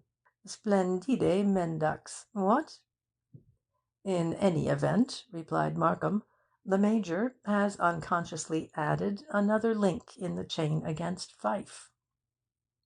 "You seem to be making a collection of chains," commented Vance drily. "What have you done with the ones you forged about Miss St. Clair and Leacock?" "I haven't entirely discarded them, if that's what you think," asserted Markham gravely. When we reached the office, Sergeant Heath was awaiting us with a beatific grin. "It's all over, Mr. Markham," he announced. "This noon, after you'd gone, Leacock came here looking for you. When he found you were out, he phoned headquarters, and they connected him with me. He wanted to see me, very important, he said. So I hurried over. He was sitting in the waiting room when I came in, and he called me over and said, 'I came to give myself up. I killed Benson.' I got him to dictate a confession to Swagger, and then he signed it. Here it is." He handed Markham a typewritten sheet of paper. Markham sank wearily into a chair. The strain of the past few days had begun to tell on him. He sighed heavily. "Thank God! Now our troubles are ended." Vance looked at him lugubriously and shook his head. "I rather fancy, that your troubles are only beginning," he drawled. When Markham had glanced through the confession, he handed it to Vance, who read it carefully with an expression of growing amusement. He said, "this document isn't at all legal. Any judge worth the name would throw it precipitately out of court. It's far too simple and precise. It doesn't begin with greetings. It doesn't contain a single 'wherefore be it,' or 'be it known,' or 'do hereby.' It says nothing about free will, or sound mind, or disposin memory, and the captain doesn't once refer to himself as the party of the first part. Utterly worthless, Sergeant. If I were you, I'd chuck it." Heath was feeling too complacently triumphant to be annoyed. He smiled with magnanimous tolerance. "It strikes you as funny, doesn't it, Mr. Vance?" "Sergeant, if you knew how inordinately funny this confession is, you'd positively have hysterics." Vance then turned to Markham. "Really, I shouldn't put too much stock in this. It may, however, prove a valuable lever with which to prise open the truth. In fact, I'm jolly glad the captain has gone in for imaginative literature. With this entrancing fable in our possession, I think we can overcome the Major's scruples and get him to tell us what he knows. Maybe I'm wrong, but it's worth trying." He stepped to the district attorney's desk and leaned over it cajolingly. "I haven't led you astray yet, old dear, and I'm going to make another suggestion. Call up the Major and ask him to come here at once. Tell him you've secured a confession, but don't you dare say whose. Imply it's Miss St. Clair's, or Pfyfe's, or Pontius Pilate's, but urge his immediate presence. Tell him you want to discuss it with him before proceeding with the indictment." "I can't see the necessity of doing that," objected Markham. "I'm pretty sure to see him at the club to-night, and I can tell him then." "That wouldn't do at all," insisted Vance. "If the Major can enlighten us on any point, I think Sergeant Heath should be present to hear him." "I don't need any enlightenment," cut in Heath. Vance regarded him with admiring surprise.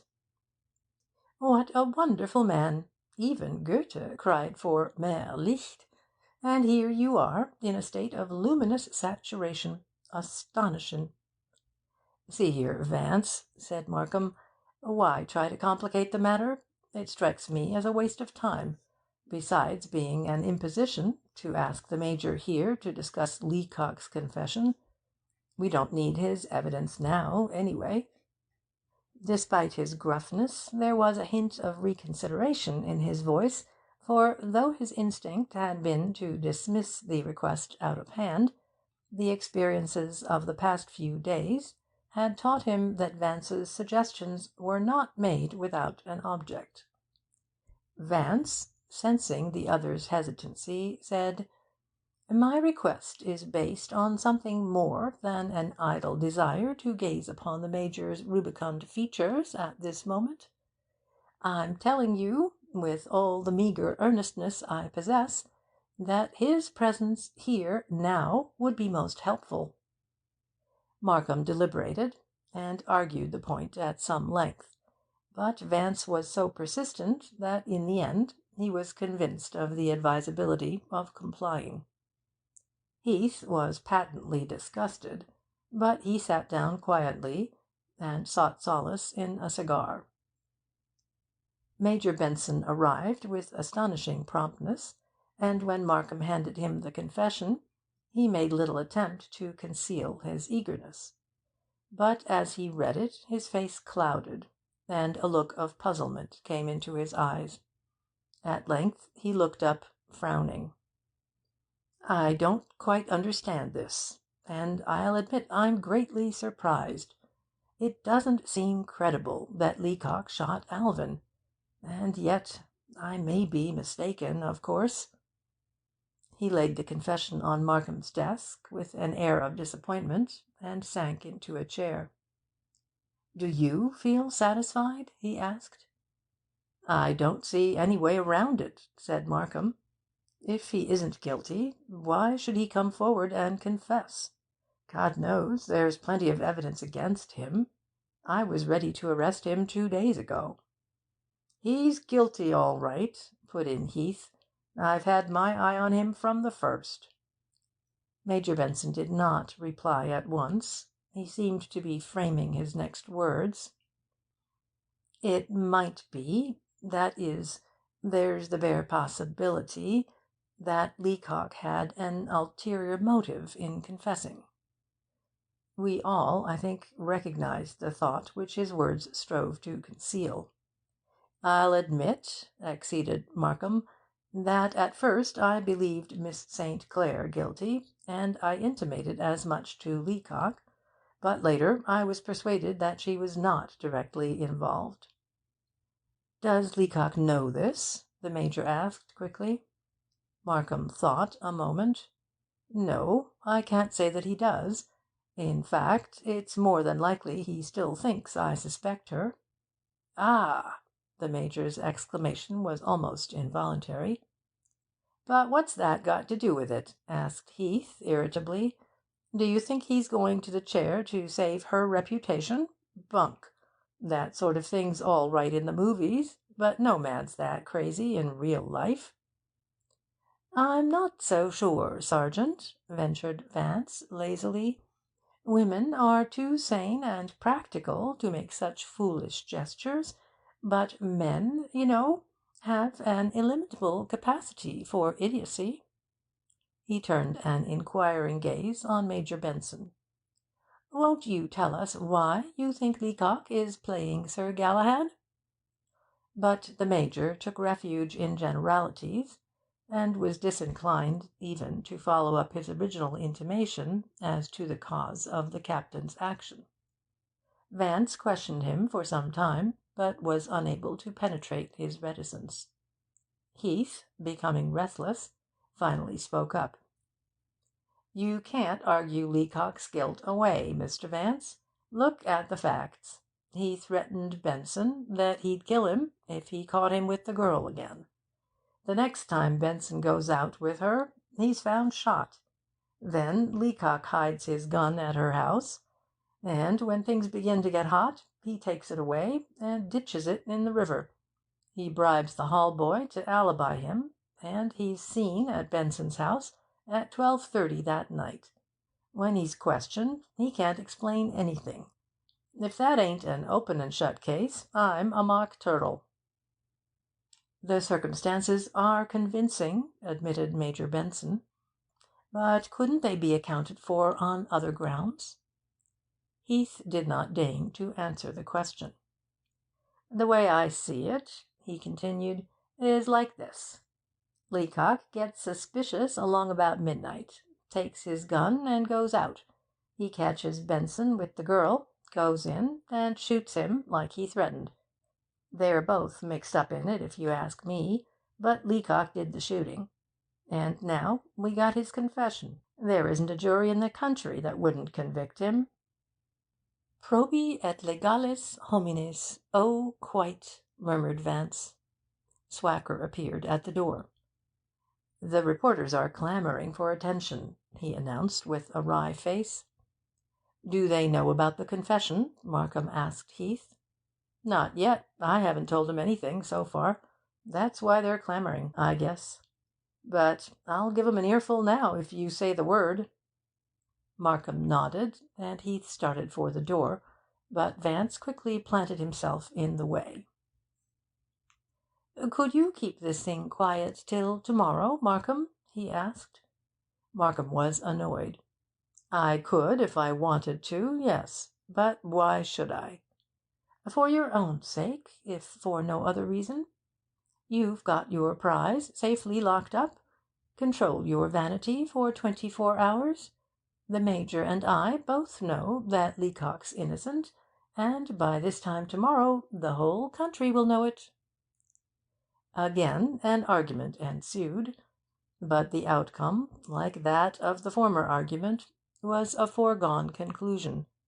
Markham had realized for some time that Vance had reason to be convinced of something which as yet he was unwilling to divulge. His opposition to Vance's requests were, I had suspected, largely the result of an effort to ascertain this information, and I was positive of it now as he leaned forward and gravely debated the advisability of making public the captain's confession. Vance, as heretofore, was careful to reveal nothing, but in the end his sheer determination carried the point, and Markham requested Heath to keep his own counsel until the next day. The Major, by a slight nod, indicated his approbation of the decision. "You might tell the newspaper lads, though," suggested Vance, "that you'll have a rippin' sensation for 'em to-morrow." Heath went out, crestfallen and glowering. A rash fellow, the sergeant, so impetuous. Vance again picked up the confession and perused it. "Now, Markham, I want you to bring your prisoner forth. Habeas corpus and that sort of thing. Put him in that chair facing the window. Give him one of the good cigars you keep for influential politicians, and then listen attentively while I politely chat with him. The Major, I trust, will remain for the interlocutory proceedings?" "That request, at least, I'll grant without objections," smiled Markham. "I had already decided to have a talk with Leacock." He pressed a buzzer, and a brisk, ruddy-faced clerk entered. "A requisition for Captain Philip Leacock," he ordered. When it was brought to him, he initialled it. "Take it to Ben, and tell him to hurry." The clerk disappeared through the door leading to the outer corridor. 10 minutes later, a deputy sheriff from the Tombs entered with the prisoner. End of chapter 18.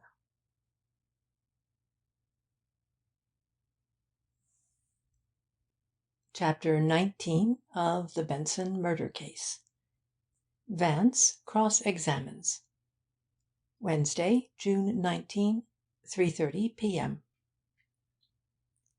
Captain Leacock walked into the room with a hopeless indifference of bearing. His shoulders drooped, his arms hung listlessly, his eyes were haggard, like those of a man who had not slept for days. On seeing Major Benson, he straightened a little, stepping toward him, extended his hand. It was plain that, however much he may have disliked Alvin Benson, he regarded the Major as a friend. But suddenly realizing the situation, he turned away, embarrassed. The Major went quickly to him and touched him on the arm. "It's all right, Leacock," he said softly. "I can't think that you really shot Alvin." The captain turned apprehensive eyes upon him. "Of course I shot him." His voice was flat. "I told him I was going to." Vance came forward and indicated a chair. "Sit down, Captain. The district attorney wants to hear your story of the shooting. The law, you understand, does not accept murder confessions without corroboratory evidence, and since, in the present case, there are suspicions against others than yourself, we want you to answer some questions in order to substantiate your guilt. Otherwise, it will be necessary for us to follow up our suspicions." Taking a seat facing Leacock, he picked up the confession.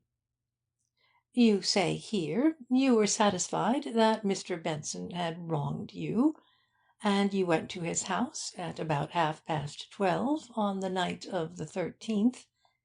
When you speak of his wronging you, do you refer to his attentions to Miss St. Clair?" Leacock's face betrayed a sulky belligerence. "It doesn't matter why I shot him. Can't you leave Miss St. Clair out of it?" "Certainly," agreed Vance. "I promise you she shall not be brought into it. But we must understand your motive thoroughly." After a brief silence, Leacock said, "Very well, then. That was what I referred to." "How did you know Miss St. Clair went to dinner with Mr. Benson that night?" "I followed them to the Marseilles." "And then you went home?" "Yes." "What made you go to Mr. Benson's house later?" "I got to thinking about it more and more, until I couldn't stand it any longer. I began to see red, and at last I took my Colt and went out, determined to kill him." A note of passion had crept into his voice. It seemed unbelievable that he could be lying. Vance again referred to the confession. "You dictated, 'I went to 87 West 48th Street, and entered the house by the front door.' Did you ring the bell, or was the front door unlatched?" Leacock was about to answer, but hesitated. Evidently he recalled the newspaper accounts of the housekeeper's testimony, in which she asserted positively that the bell had not rung that night. "What difference does it make?" He was sparring for time. "We'd like to know, that's all," Vance told him. "But no hurry." "Well, if it's so important to you, I didn't ring the bell, and the door wasn't unlocked." His hesitancy was gone. "Just as I reached the house, Benson drove up in a taxicab." "Just a moment. Did you happen to notice another car standing in front of the house? A grey Cadillac?" "Why, yes." "Did you recognize its occupant?" There was another short silence. "I'm not sure. I think it was a man named Pfyfe." "He and Mr. Benson were outside at the same time, then?" Leacock frowned. "No, not at the same time. There was nobody there when I arrived. I didn't see Pfyfe until I came out a few minutes later." "He arrived in his car when you were inside, is that it?" "He must have." "I see. And now, to go back a little, Benson drove up in a taxicab. Then what?" "I went up to him and said I wanted to speak to him. He told me to come inside, and we went in together. He used his latchkey." "And now, Captain, tell us just what happened after you and Mr. Benson entered the house." "He laid his hat and stick on the hat rack, and we walked into the living room. He sat down by the table, and I stood up and said what I had to say. Then I drew my gun and shot him." Vance was closely watching the man, and Markham was leaning forward tensely. "How did it happen that he was reading at the time?" "I believe he did pick up a book while I was talking. Trying to appear indifferent, I reckon. Think now. You and Mr. Benson went into the living room directly from the hall as soon as you entered the house?" "Yes." "Then how do you account for the fact, Captain, that when Mr. Benson was shot he had on his smoking jacket and slippers?" Leacock glanced nervously about the room. Before he answered, he wet his lips with his tongue. "Now that I think of it, Benson did go upstairs for a few minutes first. I guess I was too excited," he added desperately, "to recollect everything." "That's natural," Vance said sympathetically. "But when he came downstairs, did you happen to notice anything peculiar about his hair?" Leacock looked up vaguely. His hair? I don't understand. The colour of it, I mean. When Mr. Benson sat before you under the table lamp, didn't you remark some difference, let us say, in the way his hair looked? The man closed his eyes, as if striving to visualize the scene. No, I don't remember. A minor point, said Vance indifferently. Did Benson's speech strike you as peculiar when he came downstairs? That is, was there a thickness or slight impediment of any kind in his voice? Leacock was manifestly puzzled. I don't know what you mean, he said. He seemed to talk the way he always talked. And did you happen to see a blue jewel case on the table? I didn't notice. Vance smoked a moment thoughtfully. When you left the room, after shooting Mr. Benson, you turned out the lights, of course? When no immediate answer came, Vance volunteered the suggestion. You must have done so, for Mr. Pfyfe says the house was dark when he drove up. Leacock then nodded an affirmative. That's right. I couldn't recollect for the moment.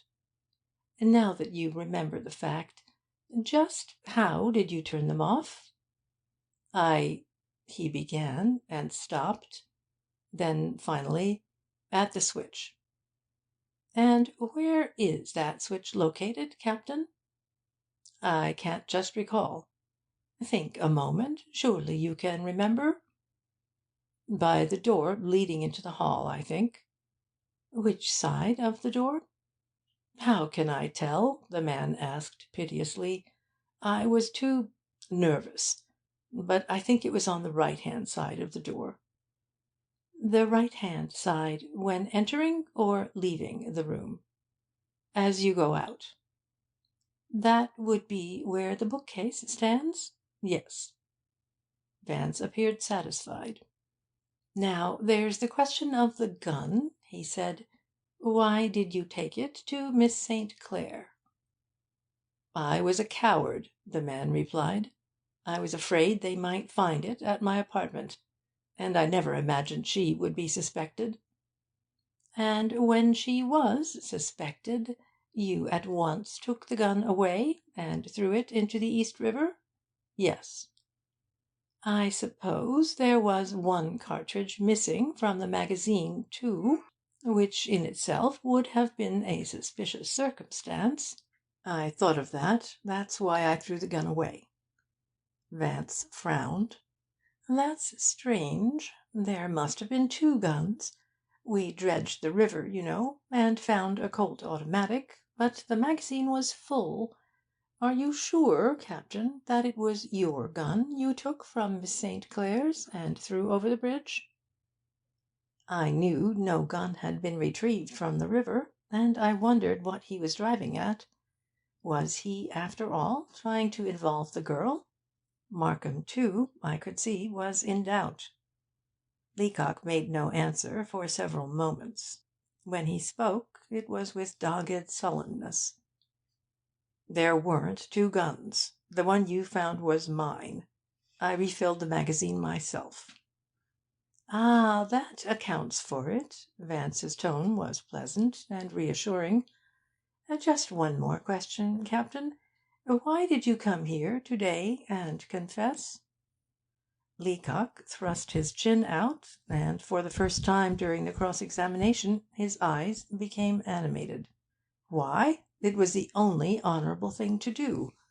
You had unjustly suspected an innocent person, and I didn't want anyone else to suffer. This ended the interview. Markham had no questions to ask, and the deputy sheriff led the captain out. When the door had closed on him, a curious silence fell over the room. Markham sat smoking furiously, his hands folded behind his head, his eyes fixed on the ceiling. The Major had settled back in his chair and was gazing at Vance with admiring satisfaction. Vance was watching Markham out of the corner of his eye, a drowsy smile on his lips. The expressions and attitudes of the three men conveyed perfectly their varying individual reactions to the interview. Markham troubled, the Major pleased, Vance cynical. It was Vance who broke the silence. He spoke easily, almost lazily. "You see how silly the confession is, what? Our pure and lofty captain is an incredibly poor Munchausen. No one could lie as badly as he did who hadn't been born into the world that way. It's simply impossible to imagine such stupidity. And he did so want us to think him guilty. Very affectin'. He probably imagined you'd merely stick the confession in his shirt front and send him to the hangman. You noticed he hadn't even decided how he got into Benson's house that night. Pfyfe's admitted presence outside almost spoiled his impromptu explanation of having entered bras dessus with his intended victim, and he didn't recall Benson's semi-negligee attire. When I reminded him of it, he had to contradict himself, and send Benson trotting upstairs to make a rapid change. Luckily, the toupee wasn't mentioned in the newspapers. The captain couldn't imagine what I meant when I intimated that Benson had dyed his hair when changing his coat and shoes. By the by, Major, did your brother speak thickly when his false teeth were out?" "Noticeably so," answered the Major. "If Alvin's plate had been removed that night, as I gather it had been from your question, Leacock would surely have noticed it." "There were other things he didn't notice," said Vance. "The jewel case, for instance, and the location of the electric light switch." "He went badly astray on that point," added the Major. "Alvin's house is old-fashioned, and the only switch in the room is a pendant one attached to the chandelier." "Exactly," said Vance. "However, his worst break was in connection with the gun. He gave his hand away completely there. He said he threw the pistol into the river largely because of the missing cartridge, and when I told him the magazine was full, he explained that he had refilled it, so I wouldn't think it was anyone else's gun that was found. It's plain to see what's the matter. He thinks Miss Clare's guilty, and is determined to take the blame." "That's my impression," said Major Benson. "And yet," mused Vance, "the captain's attitude bothers me a little. There's no doubt he had something to do with the crime, else why should he have concealed his pistol the next day in Miss St. Clare's apartment? He's just the kind of silly beggar, d'ye see, who would threaten any man he thought had designs on his fiancée, and then carry out the threat if anything happened. And he has a guilty conscience, that's obvious. But for what? Certainly not the shooting. The crime was planned, and the captain never plans. He's the kind that gets an idée fixe, girds up his loins, and does the deed in knightly fashion, prepared to take the consequences. That sort of chivalry, you know, is sheer beau geste. Its acolytes want every one to know of their valour, and when they go forth to rid the world of a Don Juan, they're always clear-minded. The captain, for instance, wouldn't have overlooked his Lady Fair's gloves and handbag. He would have taken 'em away. In fact, it's just as certain he would have shot Benson as it is he didn't shoot him. That's the beetle in the amber. It's psychologically possible he would have done it, and psychologically impossible he would have done it in the way it was done." He lit a cigarette and watched the drifting spirals of smoke. "If it wasn't so fantastic," I'd say he started out to do it, and found it already done. And yet that's about the size of it. It would account for Pfyfe's seeing him there, and for his secreting the gun at Miss St. Clair's the next day. The telephone rang. Colonel Ostrander wanted to speak to the district attorney. Markham, after a short conversation, turned a disgruntled look upon Vance.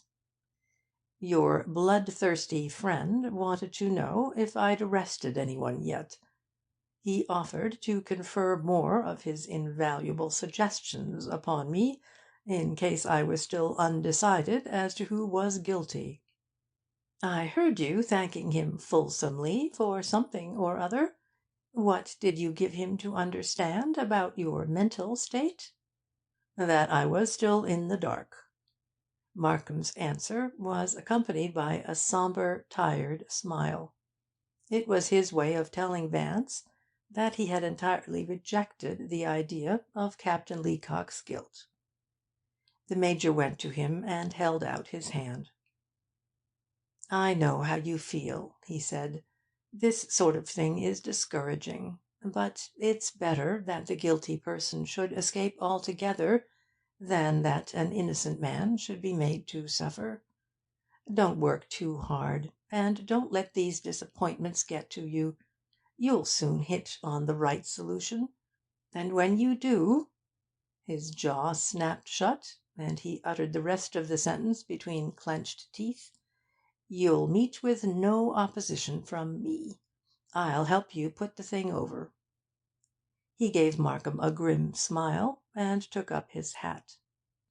"I'm going back to the office now. If you want me at any time, let me know. I may be able to help you later on." With a friendly, appreciative bow to Vance, he went out. Markham sat in silence for several minutes.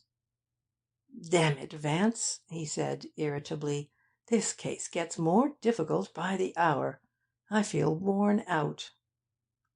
"You really shouldn't take it so seriously, old dear," Vance advised lightly. "It doesn't pay, you know, to worry over the trivia of existence. Nothing's new, and nothing's true, and nothing really matters. Several million Johnnies were killed in the war, and you don't let the fact bedevil your phagocytes or inflame your brain cells. But when one rotter is mercifully shot in your district, you lie awake nights perspiring over it, what? My word, you're deucedly inconsistent." "Consistency—" began Markham, but Vance interrupted him. "Now, don't quote Emerson. I infinitely prefer Erasmus. You know, you ought to read his Praise of Folly. It would cheer you no end. That goaty old Dutch professor would never have grieved inconsolably over the destruction of Alvin le Chauve." "I'm not a fruges consumere natus, like you," snapped Markham. "I was elected to this office." "Oh, quite. Loved I not honour more, and all that," Vance chimed in. "But don't be so sensitive. Even if the captain has succeeded in bungling his way out of jail, you have at least 5 possibles left. There's Mrs. Platts, and Mr. Pfyfe, and Colonel Ostrander, and Miss Hoffman, and Mrs. Banning. I say, why don't you arrest 'em all, one at a time, and get 'em to confess? Heath would go crazy with joy." Markham was too crestfallen to resent this chaffing. Indeed, Vance's light-heartedness seemed to buoy him up. "If you want the truth," he said, "that's exactly what I feel I'm doing. I am restrained merely by my indecision as to which one to arrest first." "Stout fella!" Then Vance asked, "What are you going to do with the captain now? It'll break his heart if you release him." "His heart'll have to break, I'm afraid." Markham reached for the telephone. "I'd better see to the formalities now." Just a moment. Vance put forth a restraining hand. Don't end his rapturous martyrdom just yet. Let him be happy for another day, at least. I've a notion he may be most useful to us, pining away in his lonely cell, like the prisoner of Chillon." Markham put down the telephone without a word. More and more, I had noticed, he was becoming inclined to accept Vance's leadership. This attitude was not merely the result of the hopeless confusion in his mind, though his uncertainty probably influenced him to some extent, but it was due in large measure to the impression Vance had given him of knowing more than he cared to reveal. "Have you tried to figure out just how Pfyfe and his turtle dove fit into the case?" Vance asked. "Along with a few thousand other enigmas, yes," was the petulant reply. "But the more I try to reason it out, the more of a mystery the whole thing becomes." "Loosely put, my dear Markham," criticized Vance. "There are no mysteries originating in human beings, you know. There are only problems. And any problem originating in one human being can be solved by another human being. It merely requires a knowledge of the human mind, and the application of that knowledge to human acts. Simple, what?" He glanced at the clock. "I wonder how your Mr. Sitt is getting along with the Benson and Benson books. I await his report with anticipatory excitement." This was too much for Markham. The wearing down process of Vance's intimations and veiled innuendos had at last dissipated his self-control. He bent forward and struck the desk angrily with his hand. "I'm damned tired of this superior attitude of yours," he complained hotly. "Either you know something or you don't. If you don't know anything, do me the favour of dropping these insinuations of knowledge. If you do know anything, it's up to you to tell me. You've been hinting around in one way or another ever since Benson was shot. If you've got any idea who killed him, I want to know it." He leaned back and took out a cigar. Not once did he look up as he carefully clipped the end and lit it. I think he was a little ashamed at having given way to his anger. Vance had sat apparently unconcerned during the outburst. At length he stretched his legs and gave Markham a long contemplative look. "You know, Markham, old bean, I don't blame you a bit for your unseemly ebullition. The situation has been most provokin'. But now I fancy the time has come to put an end to this commedietta. I really haven't been spoofing, you know. The fact is, I've some most interestin' ideas on the subject." He stood up and yawned. "It's a beastly hot day, but it must be done, eh, what? So nigh is grandeur to our dust, so near is God to man. When duty whispers low, 'Thou must,' the youth replies, 'I can.' I'm the noble youth, don't you know, and you're the voice of duty, though you didn't exactly whisper, did you? 'Was aber ist deine Pflicht?' And Goethe answered, 'Die Förderung des Tages.' But, deuce take it, I wish the demand had come on a cooler day." He handed Markham his hat. "Come, Postume, to everything there is a season, and a time to every purpose under the heaven." Footnote 17. This quotation from Ecclesiastes reminds me that Vance regularly read the Old Testament. "When I weary of the professional literary man," he once said, "I find stimulation in the majestic prose of the Bible. If the moderns feel that they simply must write, they should be made to spend at least 2 hours a day with the biblical historians. You are through with the office for to-day. Inform Swacker of the fact, will you? There's a dear. We attend upon a lady. Miss St. Clair, no less. Markham realized that Vance's jesting manner was only the masquerade of a very serious purpose. Also, he knew that Vance would tell him what he knew or suspected only in his own way, and that no matter how circuitous and unreasonable that way might appear, Vance had excellent reasons for following it. Furthermore, since the unmasking of Captain Leacock's purely fictitious confession, he was in a state of mind to follow any suggestion that held the faintest hope of getting at the truth. He therefore rang at once for Swacker, and informed him he was quitting the office for the day. In 10 minutes we were in the subway, on our way to 94 Riverside Drive. End of chapter 19.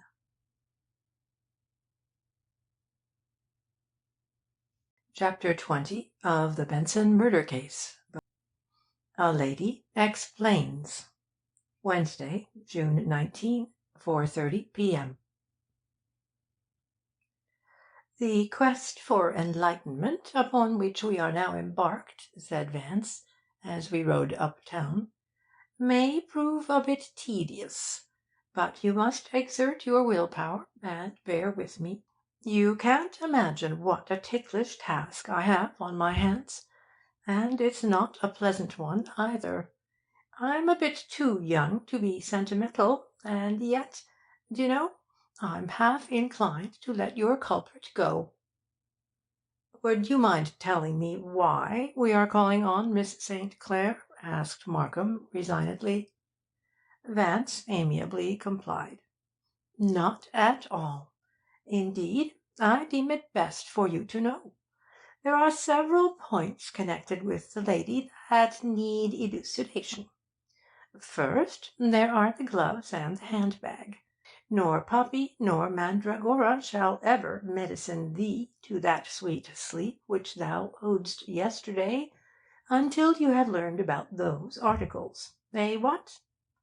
Then, you recall, Miss Hoffman told us that the Major was lending an ear when a certain lady called on Benson the day he was shot. I suspect that the visitor was Miss St. Clair, and I am rather curious to know what took place in the office that day, and why she came back later. Also, why did she go to Benson's for tea that afternoon? And what part did the jewels play in the chit-chat? But there are other items. For example, why did the captain take his gun to her? What makes him think she shot Benson? He really believes it, you know. And why did she think that he was guilty from the first? Markham looked sceptical. You expect her to tell all this? My hopes run high, returned Vance. With her knight jailed as a self-confessed murderer, she will have nothing to lose by unburdening her soul. But we must have no blustering. Your police brand of aggressive cross-examination will, I assure you, have no effect upon this lady. Just how do you propose to elicit your information? With morbidezza, as the painters say. Much more refined and gentlemanly, you know. Markham considered a moment. I think I'll keep out of it, and leave the Socratic elenchus entirely to you. Extraordinarily brilliant suggestion, said Vance. When we arrived, Markham announced over the house telephone that he had come on a vitally important mission, and we were received by Miss St. Clair without a moment's delay. She was apprehensive, I imagine, concerning the whereabouts of Captain Leacock. As she sat before us in her little drawing-room overlooking the Hudson, her face was quite pale, and her hands, though tightly clasped, trembled a little. She had lost much of her cold reserve, and there were unmistakable signs of sleeplessness and worry about her eyes. Vance went directly to the point. His tone was almost flippant in its lightness. It at once relieved the tension of the atmosphere, and gave an air bordering on inconsequentiality to our visit. Captain Leacock has, I regret to inform you, very foolishly confessed to the murder of Mr. Benson. But we are not entirely satisfied with his bona fides. We are, alas, awash between Scylla and Charybdis. We cannot decide whether the captain is a deep-dyed villain or a chevalier sans peur et sans reproche. His story of how he accomplished the dark deed is a bit sketchy. He is vague on certain essential details, and what's most confusing, he turned the lights off in Benson's hideous living-room by a switch which positively doesn't exist. Consequently, the suspicion has crept into my mind that he has concocted this little tale of derring-do in order to shield someone whom he really believes guilty." He indicated Markham with a slight movement of the head. "The district attorney here does not wholly agree with me. But then, d'ye see, the legal mind is incredibly rigid and unreceptive once it has been invaded by a notion. You will remember that because you were with Mr. Alvin Benson on his last evening on earth, and for other reasons equally irrelevant and trivial, Mr. Markham actually concluded that you had had something to do with the gentleman's death." He gave Markham a smile of waggish reproach, and went on. "Since you, Miss St. Clair, are the only person whom Captain Leacock would shield so heroically, and since I, at least, am convinced of your own innocence, will you not clear up for us a few of those points where your orbit crossed that of Mr. Benson? Such information cannot do the captain or yourself any harm, and it is very possible it will help to banish from Mr. Markham's mind his lingering doubts as to the captain's innocence." Vance's manner had an assuaging effect upon the woman, but I could see that Markham was boiling inwardly at Vance's animadversions on him, though he refrained from any interruption. Miss St. Clair stared steadily at Vance for several minutes. "I don't know why I should trust you, or even believe you," she said evenly. "But now that Captain Leacock has confessed, I was afraid he was going to when he last spoke to me, I see no reason why I should not answer your questions. Do you truly think he is innocent?" The question was like an involuntary cry. Her pent-up emotion had broken through her carapace of calm. "I truly do," Vance avowed soberly. "Mr. Markham will tell you that before we left his office I pleaded with him to release Captain Leacock. It was with the hope that your explanations would convince him of the wisdom of such a course that I urged him to come here." Something in his tone and manner seemed to inspire her confidence. "What do you wish to ask me?" she asked. Vance cast another reproachful glance at Markham, who was restraining his outraged feelings only with difficulty, and then turned back to the woman. "First of all, will you explain how your gloves and hand-bag found their way into Mr. Benson's house? Their presence there has been preying most distressingly on the district attorney's mind." She turned a direct, frank gaze upon Markham. "I dined with Mr. Benson at his invitation. Things between us were not pleasant, and when we started for home my resentment of his attitude increased. At Times Square I ordered the chauffeur to stop. I preferred returning home alone.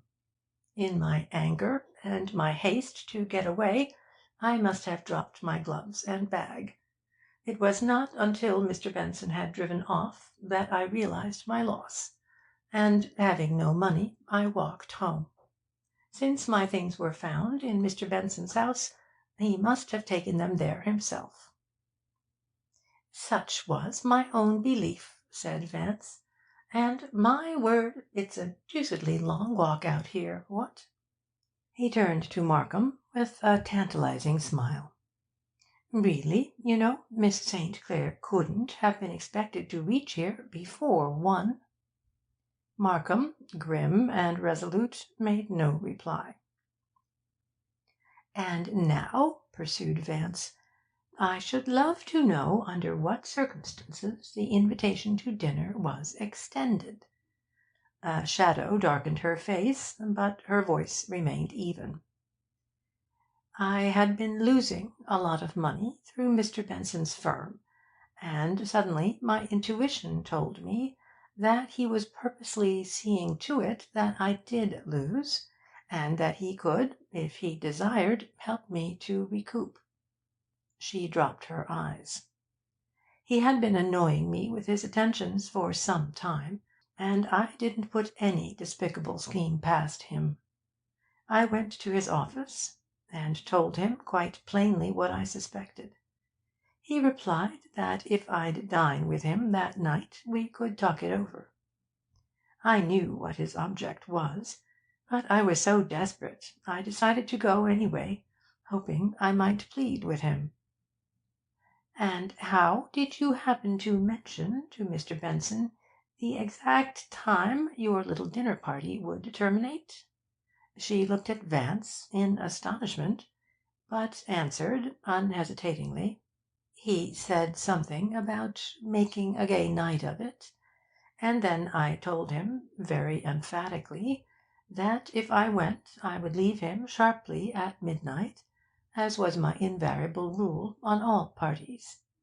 You see," she added, "I study very hard at my singing, and going home at midnight, no matter what the occasion, is one of the sacrifices, or rather restrictions, I impose on myself."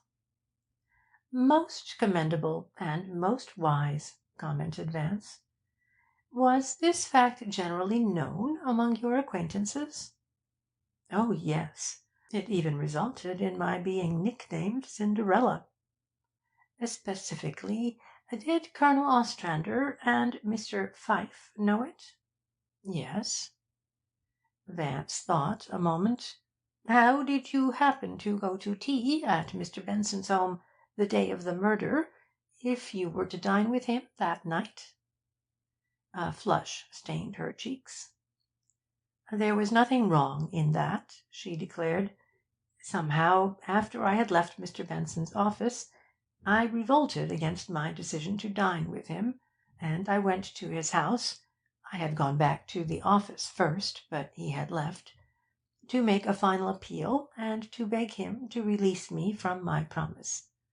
But he laughed the matter off, and, after insisting that I have tea, sent me home in a taxicab to dress for dinner. He called for me about 7:30. "And when you pleaded with him to release you from your promise, you sought to frighten him by recalling Captain Leacock's threat, and he said it was only a bluff?" Again the woman's astonishment was manifest. "Yes," she murmured. Vance gave her a soothing smile. "Colonel Ostrander told me he saw you and Mr. Benson at the Marseilles." "Yes, and I was terribly ashamed. He knew what Mr. Benson was, and had warned me against him only a few days before. I was under the impression The Colonel and Mr. Benson were good friends. They were, up to a week ago. But the Colonel lost more money than I did in a stock pool which Mr. Benson engineered recently, and he intimated to me very strongly that Mr. Benson had deliberately misadvised us to his own benefit. He didn't even speak to Mr. Benson that night at the Marseilles. What about these rich and precious stones that accompanied your tea with Mr. Benson?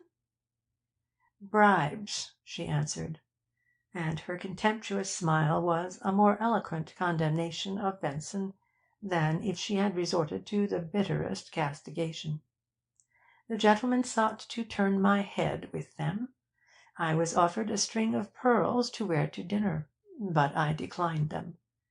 And I was told that if I saw things in the right light, or some such charming phrase, I could have jewels just like them for my very, very own, perhaps even those identical ones, on the 21st. Of course, the 21st, grinned Vance. Markham, are you listening? On the 21st, Leander's note falls due, and if it's not paid, the jewels are forfeited. He addressed himself again to Miss St. Clair. Did Mr. Benson have the jewels with him at dinner? Oh, no. I think my refusal of the pearls rather discouraged him. Vance paused, looking at her with ingratiating cordiality. Tell us now, please, of the gun episode, in your own words, as the lawyers say, hoping to entangle you later. But she evidently feared no entanglement. The morning after the murder, Captain Leacock came here and said he had gone to Mr. Benson's house about 12:30 with the intention of shooting him. But he had seen Mr. Pfyfe outside, and, assuming he was calling, had given up the idea and gone home. I feared that Mr. Pfyfe had seen him, and I told him it would be safer to bring his pistol to me, and to say, if questioned, that he'd lost it in France. You see, I really thought he had shot Mr. Benson, and was, well, lying like a gentleman to spare my feelings. Then, when he took the pistol from me with the purpose of throwing it away altogether, I was even more certain of it. She smiled faintly at Markham. That was why I refused to answer your questions. I wanted you to think that maybe I had done it, so you'd not suspect Captain Leacock. But he wasn't lying at all, said Vance.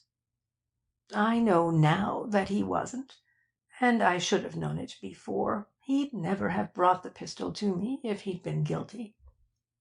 A film came over her eyes. And, poor boy, he confessed because he thought that I was guilty. That's precisely the harrowing situation, nodded Vance. But where did he think you had obtained a weapon? I know many army men, friends of his and of Major Benson's, and last summer at the mountains I did considerable pistol practice for the fun of it. Oh, the idea was reasonable enough. Vance rose and made a courtly bow. You've been most gracious and most helpful, he said. You see, Mr. Markham had various theories about the murder. The first, I believe, was that you alone were the Madame Borgia. The second was that you and the captain did the deed together, à quatre mains, as it were. The third was that the captain pulled the trigger a cappella, and the legal mind is so exquisitely developed that it can believe in several conflicting theories at the same time. The sad thing about the present case is that Mr. Markham still leans toward the belief that both of you are guilty individually and collectively. I tried to reason with him before coming here, but I failed. Therefore I insisted upon his hearing from your own charming lips your story of the affair. He went up to Markham, who sat glaring at him with lips compressed. "Well, old chap," he remarked pleasantly, "surely you are not going to persist in your obsession that either Miss St. Clair or Captain Leacock is guilty, what? And won't you relent and unshackle the captain, as I begged you to?" He extended his arms in a theatrical gesture of supplication. Markham's wrath was at the breaking point, but he got up deliberately, and, going to the woman, held out his hand. "Miss St. Clair," he said kindly, and again I was impressed by the bigness of the man, "I wish to assure you that I have dismissed the idea of your guilt, and also Captain Leacock's, from what Mr. Vance terms my incredibly rigid and unreceptive mind. I forgive him, however, because he has saved me from doing you a very grave injustice, and I will see that you have your captain back as soon as the papers can be signed for his release." As we walked out onto Riverside Drive, Markham turned savagely on Vance. "So I was keeping her precious captain locked up, and you were pleading with me to let him go. You know damned well I didn't think either one of them was guilty, you lounge lizard." Vance sighed. "Dear me, don't you want to be of any help at all in this case?" he added sadly. "What good did it do you to make an ass of me in front of that woman?" spluttered Markham. "I can't see that you got anywhere with all your tomfoolery." "What?" Vance registered utter amazement. "The testimony you've heard to-day is going to help immeasurably in convicting the culprit. Furthermore, we now know about the gloves and handbag, and who the lady was that called at Benson's office, and what Miss St. Clair did between 12 and 1, and why she dined alone with Alvin, and why she first had tea with him, and how the jewels came to be there, and why the captain took her his gun and then threw it away, and why he confessed.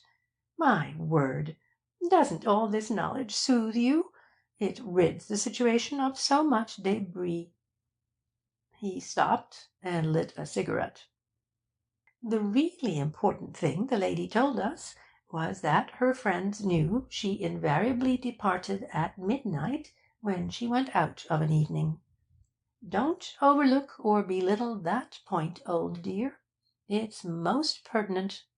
I told you long ago that the person who shot Benson knew she was dining with him that night." "You'll be telling me next you know who killed him," Markham scoffed. Vance sent a ring of smoke circling upward. "I've known all along who shot the blighter." Markham snorted derisively. "Indeed. And when did this revelation burst upon you?" "Oh, not more than 5 minutes after I entered Benson's house that first morning," replied Vance. "Well, well. Why didn't you confide in me, and avoid all these trying activities?" "Quite impossible," Vance explained jocularly. "You were not ready to receive my apocryphal knowledge. It was first necessary to lead you patiently by the hand out of the various dark forests and morasses into which you insisted upon straying. You're so devilishly unimaginative, don't you know?" A taxicab was passing, and he hailed it. "87 West 48th Street," he directed. Then he took Markham's arm confidingly. "Now for a brief chat with Mrs. Platts, and then Then I shall pour into your ear all my maidenly secrets. End of chapter 20.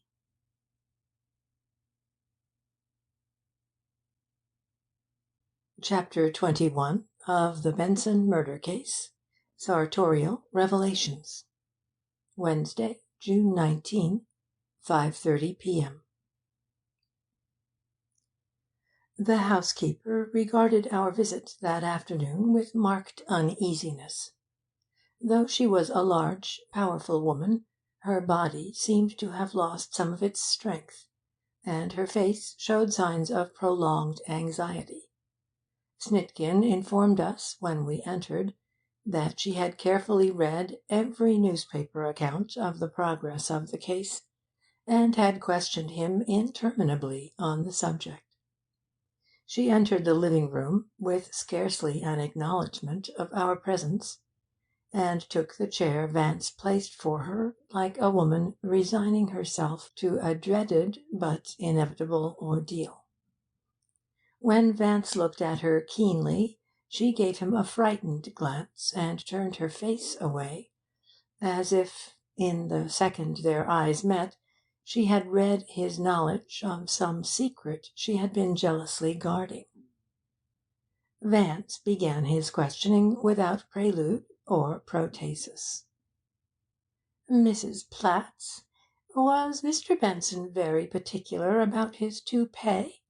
That is, did he often receive his friends without having it on?" The woman appeared relieved. "Oh, no, sir, never." "Think back, Mrs. Platts. Has Mr. Benson never, to your knowledge, been in any one's company without his toupee?" She was silent for some time, her brows contracted. "Once I saw him take off his wig and show it to Colonel Ostrander, an elderly gentleman who used to call here very often. But Colonel Ostrander was an old friend of his. He told me they lived together once." "No one else?" Again she frowned thoughtfully. "No," she said after several minutes. "What about the tradespeople?"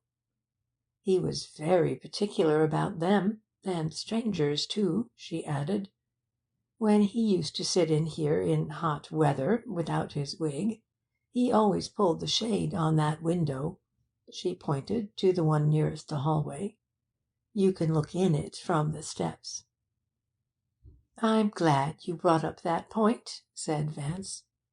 "And anyone standing on the steps could tap on the window or the iron bars and attract the attention of anyone in this room?" "Oh, yes, sir, easily. I did it myself once, when I went on an errand and forgot my key." "It's quite likely, don't you think, that the person who shot Mr. Benson obtained admittance in that way?" "Yes, sir." She grasped eagerly at the suggestion. "The person would have had to know Mr. Benson pretty well to tap on the window instead of ringing the bell. Don't you agree with me, Mrs. Platts?" "Yes, sir." Her tone was doubtful. Evidently the point was a little beyond her. "If a stranger had tapped on the window, would Mr. Benson have admitted him without his toupee?" "Oh, no. He wouldn't have let a stranger in." "You are sure the bell didn't ring that night?" "Positive, sir." The answer was very emphatic. "Is there a light on the front steps?" "No, sir." "If Mr. Benson had looked out of the window to see who was tapping, could he have recognized the person at night?" The woman hesitated. "I don't know. I don't think so." "Is there any way you can see through the front door who is outside without opening it?" "No, sir. Sometimes I wish there was." "Then, if the person knocked on the window, Mr. Benson must have recognized the voice?" "It looks that way, sir." And you're certain no one could have got in without a key? How could they? The door locks by itself. It's the regulation spring lock, isn't it? Yes, sir. Then it must have a catch you can turn off, so that the door will open from either side, even though it's latched. It did have a catch like that, she explained, but Mr. Benson had it fixed so it wouldn't work. He said it was too dangerous. I might go out and leave the house unlocked. Vance stepped into the hallway, and I heard him opening and shutting the front door. "You're right, Mrs. Platts," he observed when he came back. "Now tell me, are you quite sure no one had a key?" "Yes, sir. No one but me and Mr. Benson had a key." Vance nodded his acceptance of her statement. "You said you left your bedroom door open on the night Mr. Benson was shot. Do you generally leave it open?" "No, I most always shut it, but it was terrible close that night." "Then it was merely an accident you left it open?" "As you might say." "If your door had been closed, as usual, could you have heard the shot, do you think?" "If I'd been awake, maybe. Not if I was sleeping, though. They got heavy doors in these old houses, sir." "And they're beautiful, too," commented Vance. He looked admiringly at the massive mahogany double door that opened into the hall. "You know, Markham, our so-called civilization is nothing more than the persistent destruction of everything that's beautiful and enduring, and the designing of cheap makeshifts. You should read Oswald Spengler's Untergang des Abendlands, a most penetrating document. I wonder some enterprising publisher hasn't embalmed it in our native argot." Footnote 18. The book, or a part of it, has, I believe, been recently translated into English. The whole history of this degenerate era we call modern civilization can be seen in our woodwork. Look at that fine old door, for instance, with its bevelled panels and ornamented bolection, and its Ionic pilasters and carved lintel, and then compare it with the flat, flimsy, machine-made, shellacked boards which are turned out by the thousand to-day. Sic transit." He studied the door for some time, then turned abruptly back to Mrs. Platts, who was eyeing him curiously and with mounting apprehension. "What did Mr. Benson do with the box of jewels when he went out to dinner?" he asked. "Nothing, sir," she answered nervously. "He left them on the table there."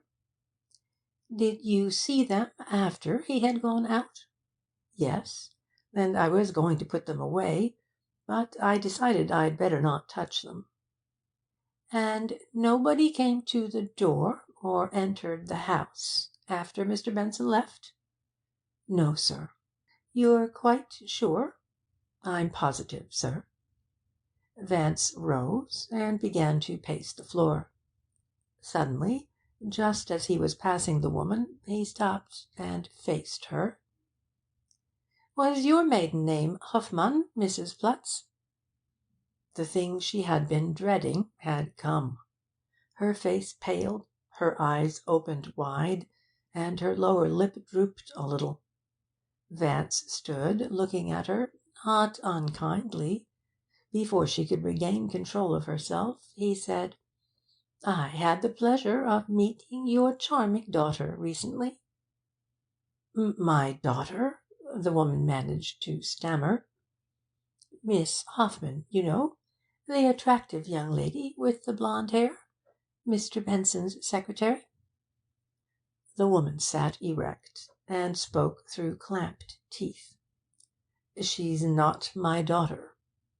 Now, Mrs. Platts, Vance chided her, as if speaking to a child. "Why this foolish attempt at deception? You remember how worried you were when I accused you of having a personal interest in the lady who was here to tea with Mr. Benson. You were afraid I thought it was Miss Hoffman. But why should you be anxious about her, Mrs. Platts?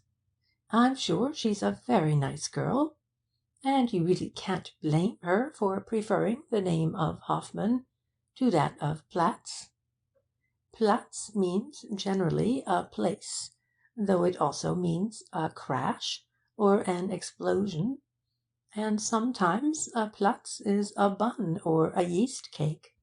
But a Hoffmann is a courtier, much nicer than being a yeast cake, what?" He smiled engagingly, and his manner had a quieting effect upon her. "It isn't that, sir," she said, looking at him appealingly. "I made her take the name. In this country, any girl who's smart can get to be a lady if she's given a chance. And—" "I understand perfectly," Vance interposed pleasantly. "Miss Hoffman is clever, and you feared that the fact of your being a housekeeper, if it became known, would stand in the way of her success. So you're eliminating yourself, as it were, for her welfare. I think it was very generous of you. Your daughter lives alone?" "Yes, sir, in Morningside Heights. But I see her every week." Her voice was barely audible. "Of course, as often as you can, I'm sure. Did you take the position as Mr. Benson's housekeeper because she was his secretary?" She looked up, a bitter expression in her eyes. "Yes, sir, I did. She told me the kind of man he was, and he often made her come to the house here in the evenings to do extra work." "And you wanted to be here to protect her?" "Yes, sir, that was it." "Why were you so worried the morning after the murder, when Mr. Markham here asked you if Mr. Benson kept any firearms around the house?" The woman shifted her gaze. I wasn't worried." "Yes, you were, Mrs. Platts, and I'll tell you why. You were afraid we might think Miss Hoffman shot him." "Oh no, sir, I wasn't!" she cried. "My girl wasn't even here that night. I swear it. She wasn't here." She was badly shaken. The nervous tension of a week had snapped, and she looked helplessly about her. "Come, come, Mrs. Platts," pleaded Vance consolingly. "No one believes for a moment that Miss Hoffman had a hand in Mr. Benson's death." The woman peered searchingly into his face. At first she was loath to believe him. It was evident that fear had long been preying on her mind, and it took him fully a quarter of an hour to convince her that what he had said was true. When finally we left the house, she was in a comparatively peaceful state of mind. On our way to the Stuyvesant Club, Markham was silent, completely engrossed with his thoughts. It was evident that the new facts educed by the interview with Mrs. Platts troubled him considerably. Vance sat smoking dreamily, turning his head now and then to inspect the buildings we passed. We drove east through 48th Street, and when we came abreast of the New York Bible Society house, he ordered the chauffeur to stop, and insisted that we admire it. "Christianity," he remarked, "has almost vindicated itself by its architecture alone. With few exceptions, the only buildings in this city that are not eyesores are the churches and their allied structures. The American aesthetic credo is 'whatever's big is beautiful.' These depressing gargantuan boxes, with rectangular holes in 'em, which are called skyscrapers, are worshipped by Americans simply because they're huge. A box with 40 rows of holes is twice as beautiful as a box with 20 rows. Simple formula, what? Look at this little 5-story affair across the street. It's infinitely lovelier, and more impressive, too, than any skyscraper in the city. Vance referred but once to the crime during our ride to the club, and then only indirectly. Kind hearts, you know, Markham, are more than coronets. I've done a good deed to-day, and I feel positively virtuous. Frau Platz will schlafen much better to-night. She has been frightfully upset about little Gretchen. She's a doughty old soul, motherly and all that, and she couldn't bear to think of the future Lady Vere de Vere being suspected. Wonder why she worried so. And he gave Markham a sly look. Nothing further was said until after dinner, which we ate in the roof garden. We had pushed back our chairs and sat looking out over the tree tops of Madison Square. "Now, Markham," said Vance, "give over all your prejudices and consider the situation judiciously, as you lawyers euphemistically put it. To begin with, we know now why Mrs. Platts was so worried at your question regarding firearms, and why she was upset by my reference to her personal interest in Benson's tea companion. So those two mysteries are eliminated." "How did you find out about her relation to the girl?" interjected Markham. "'Twas my ogling did it." Vance gave him a reproving look. "You recall that I ogled the young lady at our first meeting? But I forgive you, and you remember our little discussion about cranial idiosyncrasies? Miss Hoffman, I noticed at once, possessed all the physical formations of Benson's housekeeper. She was brachycephalic, she had over-articulated cheekbones, an orthogonous jaw, a low, flat parietal structure, and a Mesorynian nose. Then I looked for her ear, for I had noted that Mrs. Platts had the pointed, lobeless satyr ear, sometimes called the Darwin ear. These ears run in families. When I saw that Miss Hoffman's were of the same type, even though modified, I was fairly certain of the relationship. But there were other similarities, in pigment, for instance, and in height. Both are tall, you know, and the central masses of each were very large in comparison with the peripheral masses. The shoulders were narrow, and the wrists and ankles small, while the hips were bulky. That Hoffman was Platts's maiden name was only a guess, but it didn't matter." Vance adjusted himself more comfortably in his chair. "Now for your judicial considerations. First, let us assume that at a little before 12:30 on the night of the 13th, the villain came to Benson's house, saw the light in the living room, tapped on the window, and was instantly admitted. What, would you say, do these assumptions indicate regarding the visitor?" "Merely that Benson was acquainted with him," returned Markham. "But that doesn't help us any. We can't extend the sus per col to everybody the man knew." "The indications go much further than that, old chap," Vance retorted. "They show unmistakably that Benson's murderer was a most intimate crony, or, at least, a person before whom he didn't care how he looked. The absence of the toupee, as I once suggested to you, was a prime essential of the situation. A toupee, don't you know, is the sartorial sine qua non of every middle-aged Beau Brummel afflicted with baldness. You heard Mrs. Platts on the subject. Do you think for a second that Benson, who hid his hirsute deficiency even from the grocer's boy, would visit with a mere acquaintance, thus bereft of his crowning glory? And besides being thus denuded, he was without his full complement of teeth. Moreover, he was without collar or tie, and attired in an old smoking jacket and bedroom slippers. Picture the spectacle, my dear fellow.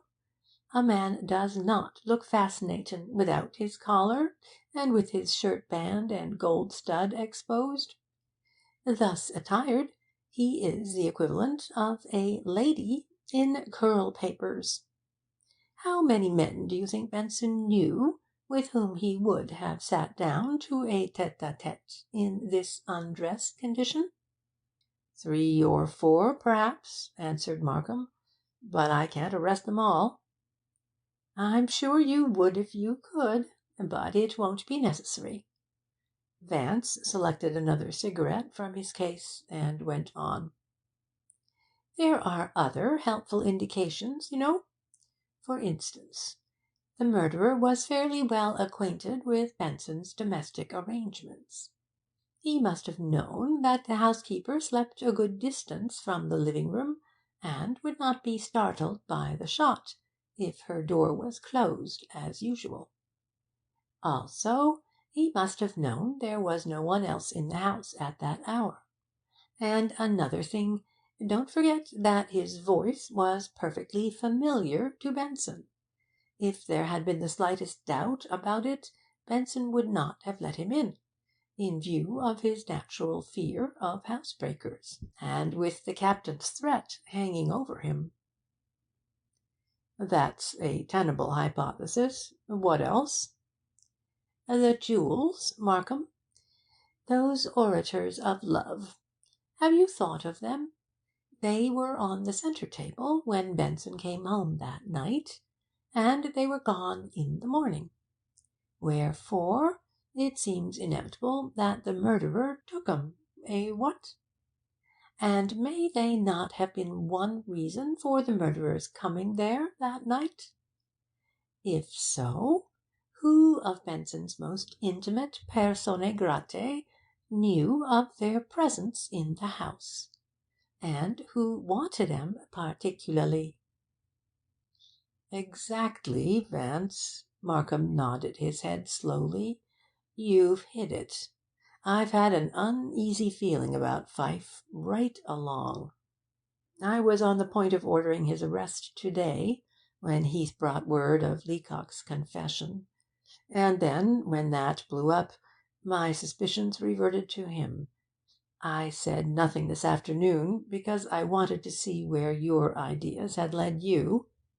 What you've been saying checks up perfectly with my own notions. Pfyfe's our man. He brought the front legs of his chair down suddenly. And now, damn it, you've let him get away from us. Don't fret, old dear, said Vance. He's safe with Mrs. Pfyfe, I fancy. And anyhow, your friend Mr. Ben Hanlon is well versed in retrieving fugitives. Let the harassed Leander alone for the moment. You don't need him tonight, and tomorrow you won't want him. Markham wheeled about. What's that? I won't want him? And why, pray? Well, Vance explained indolently, he hasn't a congenial and lovable nature, has he? And he's not exactly an object of blinding beauty. I shouldn't want him around me any more than was necessary, don't you know? Incidentally, he's not guilty. Markham was too nonplussed to be exasperated. He regarded Vance searchingly for a full minute. I don't follow you, he said. If you think Pfyfe's innocent, who, in God's name, do you think is guilty? Vance glanced at his watch. Come to my house tomorrow for breakfast, and bring those alibis you asked Heath for, and I'll tell you who shot Benson."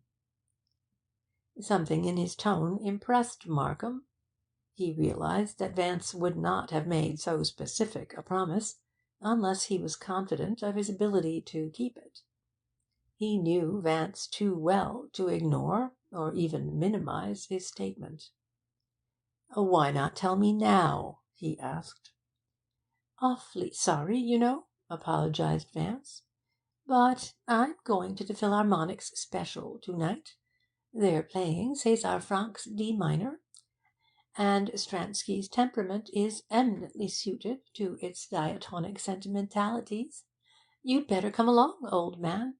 Soothin' to the nerves and all that." "Not me," grumbled Markham. "What I need is a brandy and soda." He walked down with us to the taxicab. "Come at 9 tomorrow," said Vance, as we took our seats. "Let the office wait a bit. And don't forget to phone Heath for those alibis."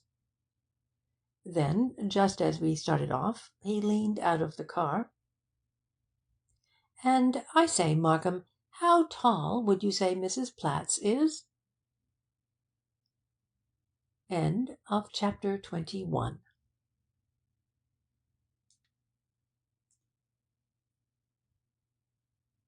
Chapter 22 of the Benson Murder Case.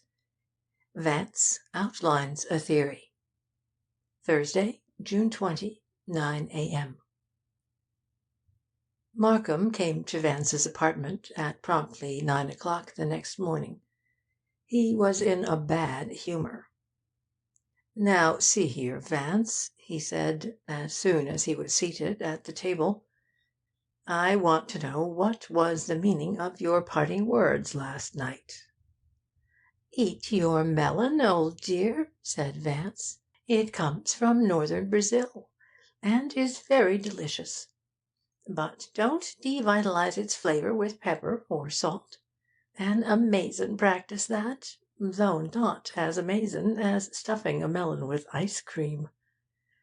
The American does the most dumbfoundin' things with ice cream.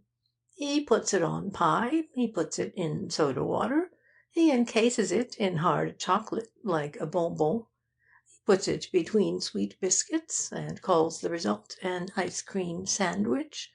He even uses it instead of whipped cream in a charlotte russe." "What I want to know," began Markham, but Vance did not permit him to finish. "It's surprisin', you know, the erroneous ideas people have about melons. There are only two species, the musk melon and the watermelon. All breakfast melons, like cantaloupes, citrons, nutmegs, casabas, honeydews, are varieties of the musk melon. But people have the notion, d'you see, that cantaloupe is a generic term. Philadelphians call all melons cantaloupes, whereas this type of musk melon was first cultivated in Cantalupo, Italy." "Very interesting," said Markham, with only partially disguised impatience. "Did you intend by your remark last night—" "And after the melon, Curry has prepared a special dish for you. It's my own gustatory chef d'oeuvre, with Curry's collaboration, of course. I've spent months on its conception, composing and organizing it, so to speak. I haven't named it yet. Perhaps you can suggest a fitting appellation. To achieve this dish, one first chops up a hard-boiled egg and mixes it with grated Port du Salut cheese, adding a soupçon of tarragon. This paste is then enclosed in a fillet of white perch, like a French pancake. It is tied with silk, rolled in a specially prepared almond batter, and cooked in sweet butter. That, of course, is the barest outline of its manufacture, with all the truly exquisite details omitted." "It sounds appetizing." Markham's tone was devoid of enthusiasm. "But I didn't come here for a cooking lesson." You underestimate the importance of your ventral pleasures," pursued Vance. "Eating is the one infallible guide to a people's intellectual advancement, as well as the inevitable gauge of the individual's temperament. The savage cooked and ate like a savage. In the early days of the human race, mankind was cursed with one vast epidemic of indigestion. There's where his devils and demons and ideas from hell came from. They were the nightmares of his dyspepsia. Then, as man began to master the technique of cooking, he became civilized, and when he achieved the highest pinnacles of the culinary art, he also achieved the highest pinnacles of cultural and intellectual glory. When the art of the gourmet retrogressed, so did man. The tasteless, standardized cookery of America is typical of our decadence. A perfectly blended soup, Markham, is more ennobling than Beethoven's C minor symphony." Markham listened stolidly to Vance's chatter during breakfast. He made several attempts to bring up the subject of the crime, but Vance glibly ignored each essay. It was not until Curry had cleared away the dishes that he referred to the object of Markham's visit. "Did you bring the alibi reports?" was his first question. Markham nodded. "And it took me 2 hours to find Heath after you'd gone last night." "Sad," breathed Vance. He went to the desk and took a closely written double sheet of foolscap from one of the compartments. "I wish you'd glance this over and give me your learned opinion," he said, handing the paper to Markham. "I prepared it last night after the concert." I later took possession of the document, and filed it with my other notes and papers pertaining to the Benson case. The following is a verbatim copy. Hypothesis: Mrs. Anna Platts shot and killed Alvin Benson on the night of June 13th. Place: She lived in the house, and admitted being there at the time the shot was fired. Opportunity: She was alone in the house with Benson. All the windows were either barred or locked on the inside. The front door was locked. There was no other means of ingress. Her presence in the living room was natural. She might have entered ostensibly to ask Benson a domestic question. Her standing directly in front of him would not necessarily have caused him to look up. Hence his reading attitude.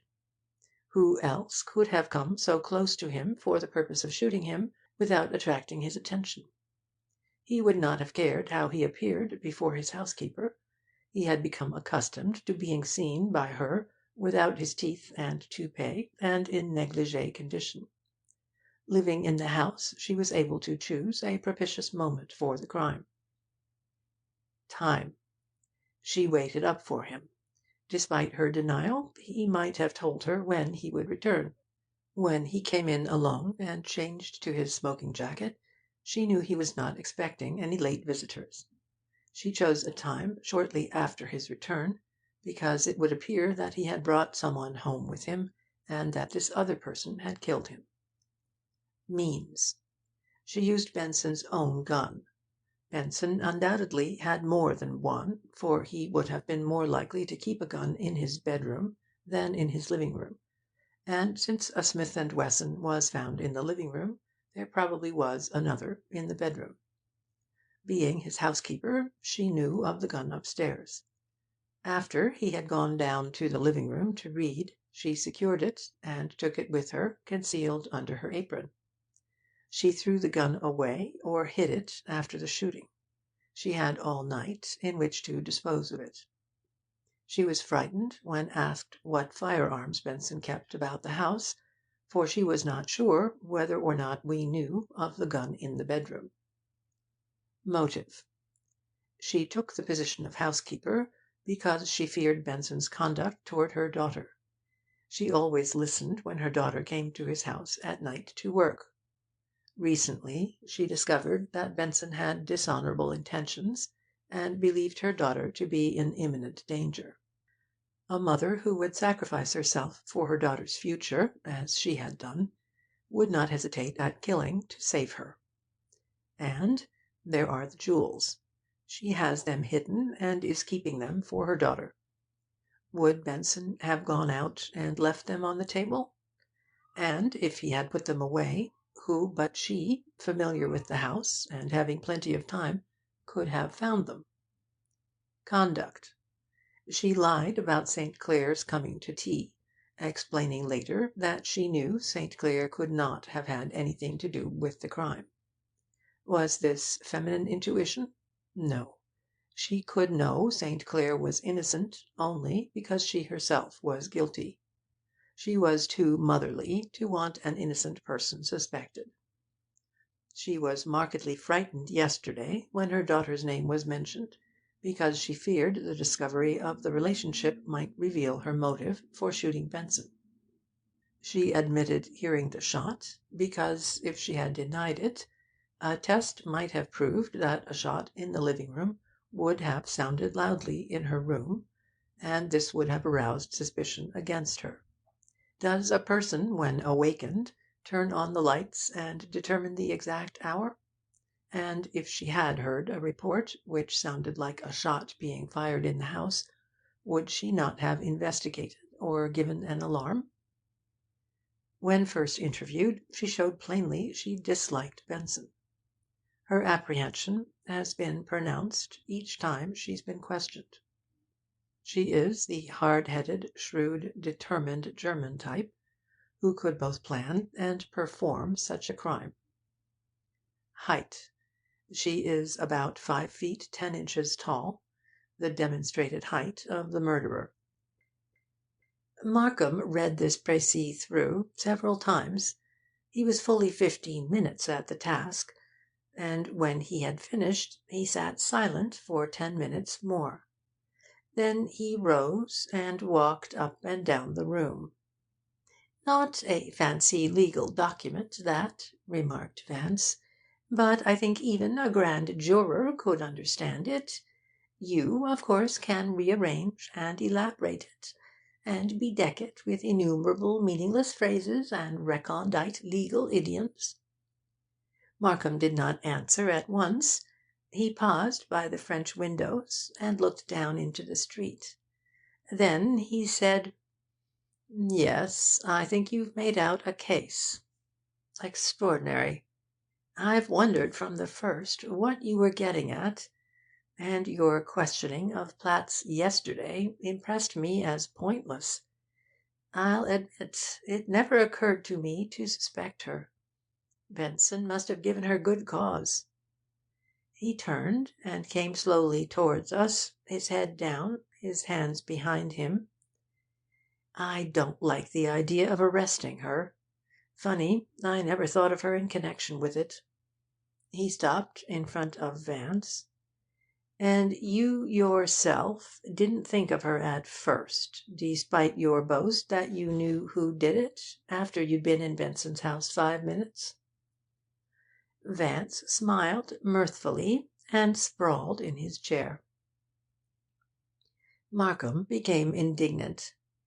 "Damn it, you told me the next day that no woman could have done it, no matter what the evidence, and harangued me about art and psychology and God knows what." "Quite right," murmured Vance, still smiling. "No woman did it." "No woman did it?" Markham's gorge was rising rapidly. "Oh dear, no." He pointed to the sheet of paper in Markham's hand.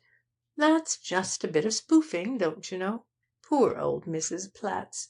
She's as innocent as a lamb." Markham threw the paper on the table and sat down. I had never seen him so furious, but he controlled himself admirably. "You see, my dear old bean," explained Vance, in his unemotional drawl, "I had an irresistible longing to demonstrate to you how utterly silly your circumstantial and material evidence is. I'm rather proud, you know, of my case against Mrs. Platts. I'm sure you could convict her on the strength of it. But, like the whole theory of your exalted law, it's wholly specious and erroneous. Circumstantial evidence, Markham, is the utterest tommyrot imaginable. Its theory is not unlike that of our present-day democracy. The democratic theory is that if you accumulate enough ignorance at the polls, you produce intelligence. And the theory of circumstantial evidence is that if you accumulate a sufficient number of weak links, you can produce a strong chain. "Did you get me here this morning," demanded Markham coldly, "to give me a dissertation on legal theory?" "Oh, no," Vance blithely assured him, "but I simply must prepare you for the acceptance of my revelation, for I haven't a scrap of material or circumstantial evidence against the guilty man. And yet, Markham, I know he's guilty, as well as I know you're sitting in that chair planning how you can torture and kill me without being punished. If you have no evidence, how did you arrive at your conclusion?" Markham's tone was vindictive. "Solely by psychological analysis, by what might be called the science of personal possibilities. A man's psychological nature is as clear a brand to one who can read it as was Hester Prynne's scarlet letter. I never read Hawthorne, by the by. I can't abide the New England temperament." Markham set his jaw, and gave Vance a look of arctic ferocity. "You expect me to go into court, I suppose, leading your victim by the arm, and say to the judge, 'Here's the man that shot Alvin Benson. I have no evidence against him, but I want you to sentence him to death because my brilliant and sagacious friend, Mr. Philo Vance, the inventor of stuffed perch, says this man has a wicked nature.'" Vance gave an almost imperceptible shrug. "I shan't wither away with grief if you don't even arrest the guilty man. But I thought it no more than humane to tell you who he was, if only to stop you from chivying all these innocent people." "All right. Tell me, and let me get on about my business." I don't believe there was any longer a question in Markham's mind that Vance actually knew who had killed Benson. But it was not until considerably later in the morning that he fully understood why Vance had kept him for days upon tenterhooks. When at last he did understand it, he forgave Vance, but at the moment he was angered to the limit of his control. "There are one or two things that must be done before I can reveal the gentleman's name," Vance told him. "First, let me have a peep at those alibis." Markham took from his pocket a sheaf of typewritten pages and passed them over. Vance adjusted his monocle and read through them carefully. Then he stepped out of the room, and I heard him telephoning. When he returned, he re-read the reports. One in particular he lingered over, as if weighing its possibilities. "There's a chance, you know," he murmured at length, gazing indecisively into the fireplace. He glanced at the report again. "I see here," he said, "that Colonel Ostrander, accompanied by a Bronx alderman named Moriarty, attended the midnight follies at the Piccadilly Theatre in 47th Street on the night of the 13th, arriving there a little before 12 and remaining through the performance, which was over about 2:30 a.m. Are you acquainted with this particular alderman?" Markham's eyes lifted sharply to the other's face. "I've met Mr. Moriarty. What about him?" I thought I detected a note of suppressed excitement in his voice. "Where do Bronx aldermen loll about in the forenoons?" asked Vance. "At home, I should say, or possibly at the Samoset Club. Sometimes they have business at City Hall." "My word! Such unseemly activity for a politician. Would you mind ascertaining if Mr. Moriarty is at home or at his club? If it's not too much bother, I'd like to have a brief word with him." Markham gave Vance a penetrating gaze. Then, without a word, he went to the telephone in the den. "Mr. Moriarty was at home, about to leave for City Hall," he announced, on returning. "I asked him to drop by here on his way downtown." "I do hope he doesn't disappoint us," sighed Vance, "but it's worth trying." "Are you composing a charade?" asked Markham, but there was neither humour nor good nature in the question. "'Pon my word, old man, I'm not trying to confuse the main issue," said Vance. "Exert a little of that simple faith with which you are so generously supplied. It's more desirable than Norman blood, you know. I'll give you the guilty man before the morning's over. But, d'you see, I must make sure that you'll accept him. These alibis are, I trust, going to prove most profitable in paving the way for my coup de boutoir. An alibi, as I recently confided to you, is a tricky and dangerous thing, and open to grave suspicion. And the absence of an alibi means nothing at all. For instance, I see by these reports that Miss Hoffman has no alibi for the night of the 13th. She says she went to a motion picture theatre and then home, but no one saw her at any time. She was probably at Benson's visiting mamma until late. Looks suspicious, eh, what? And yet, even if she was there, her only crime that night was filial affection. On the other hand, there are several alibis here which are, as one says, cast iron. Silly metaphor, cast iron's easily broken. And I happen to know one of 'em's spurious. So be a good fellow and have patience, for it's most necessary that these alibis be minutely inspected." 15 minutes later, Mr. Moriarty arrived. He was a serious, good-looking, well-dressed youth in his late 20s, not at all my idea of an alderman, and he spoke clear and precise English, with almost no trace of the Bronx accent. Markham introduced him, and briefly explained why he had been requested to call. "One of the men from the Homicide Bureau," answered Moriarty, "was asking me about the matter only yesterday." "We have the report," said Vance, "but it's a bit too general.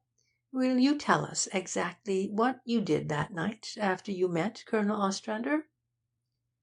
"The Colonel had invited me to dinner and the Follies. I met him at the Marseilles at 10. We had dinner there, and went to the Piccadilly a little before 12, where we remained until about 2:30. I walked to the Colonel's apartment with him, had a drink and a chat, and then took the subway home about 3:30. You told the detective yesterday you sat in a box at the theatre?" "That's correct." "Did you and the Colonel remain in the box throughout the performance?" "No. After the first act a friend of mine came to the box, and the Colonel excused himself and went to the washroom. After the second act the Colonel and I stepped outside into the alleyway and had a smoke." "What time would you say was the first act over?" 12:30 or thereabouts."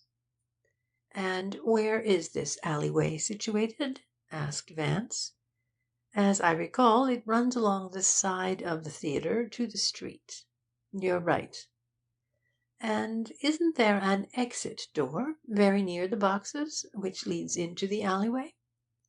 "There is. We used it that night." How long was the Colonel gone after the first act? A few minutes. I couldn't say exactly. Had he returned when the curtain went up on the second act? Moriarty reflected. I don't believe he had. I think he came back a few minutes after the second act began. 10 minutes? I couldn't say. Certainly no more. Then, allowing for a 10-minute intermission, the Colonel might have been away 20 minutes? Yes, it's possible. This ended the interview, and when Moriarty had gone, Vance lay back in his chair and smoked thoughtfully. "Surprise and luck," he commented. "The Piccadilly Theatre, you know, is practically round the corner from Benson's house. You grasp the possibilities of the situation, what? The Colonel invites an alderman to the midnight follies, and gets box seats near an exit giving on an alley. At a little before 12:30, he leaves the box, sneaks out via the alley, goes to Benson's, taps, and is admitted, shoots his man, and hurries back to the theatre. 20 minutes would have been ample." Markham straightened up, but made no comment. "And now," continued Vance, "let's look at the indicatory circumstances and the confirmatory facts. Miss St. Clair told us the Colonel had lost heavily in a pool of Benson's manipulation, and had accused him of crookedness. He hadn't spoken to Benson for a week, so it's plain there was bad blood between 'em. He saw Miss St. Clair at the Marseilles with Benson, and, knowing she always went home at midnight, he chose 12:30 as a propitious hour, although originally he may have intended to wait until much later, say 1:30 or 2, before sneaking out of the theatre. Being an army officer, he would have had a Colt .45, and he was probably a good shot. He was most anxious to have you arrest someone, he didn't seem to care who, and he even 'phoned you to inquire about it. He was one of the very few persons in the world whom Benson would have admitted, attired as he was. He'd known Benson intimately for 15 years, and Mrs. Platts once saw Benson take off his toupee and show it to him. Moreover, he would have known all about the domestic arrangements of the house. He no doubt had slept there many a time when showing his old pal the wonders of New York's night life. How does all that appeal to you?" Markham had risen and was pacing the floor, his eyes almost closed. "So that was why you were so interested in the Colonel, asking people if they knew him, and inviting him to lunch. What gave you the idea, in the first place, that he was guilty?" "Guilty?" exclaimed Vance. "That priceless old dunderhead guilty? Really, Markham, the notion's preposterous. I'm sure he went to the washroom that night to comb his eyebrows and arrange his tie.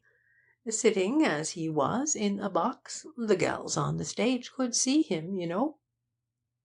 Markham halted abruptly. An ugly colour crept into his cheeks, and his eyes blazed. But before he could speak, Vance went on, with serene indifference to his anger. "And I played in the most astonishin' luck. Still, he's just the kind of ancient popinjay who'd go to the washroom and dandify himself. I rather counted on that, don't you know? My word, we've made amazin' progress this morning, despite your injured feelings. You now have 5 different people, any one of whom you can, with a little legal ingenuity, convict of the crime. In any event, you can get indictments against 'em." He leaned his head back meditatively. "First, there's Miss St. Clair. You were quite positive she did the deed, and you told the Major you were all ready to arrest her. My demonstration of the murderer's height could be thrown out on the grounds that it was intelligent and conclusive, and therefore had no place in a court of law. I'm sure the judge would concur. Second, I give you Captain Leacock. I actually had to use physical force to keep you from jailing the chap. You had a beautiful case against him, to say nothing of his delightful confession. And if you met with any difficulties, he'd help you out. He'd adore having you convict him. Thirdly, I submit Leander the Lovely. You had a better case against him than against almost any one of the others, a perfect wealth of circumstantial evidence, an embarras de riche, in fact, and any jury would delight in convicting him. I would myself, if only for the way he dresses. Fourthly, I point with pride to Mrs. Platts, another perfect circumstantial case, fairly bulging with clues and inferences and legal what-nots. Fifthly, I present the Colonel. I have just rehearsed your case against him, and I could elaborate it touchingly, given a little more time." He paused, and gave Markham a smile of cynical affability. "Observe, please, that each member of this quintet meets all the demands of presumptive guilt.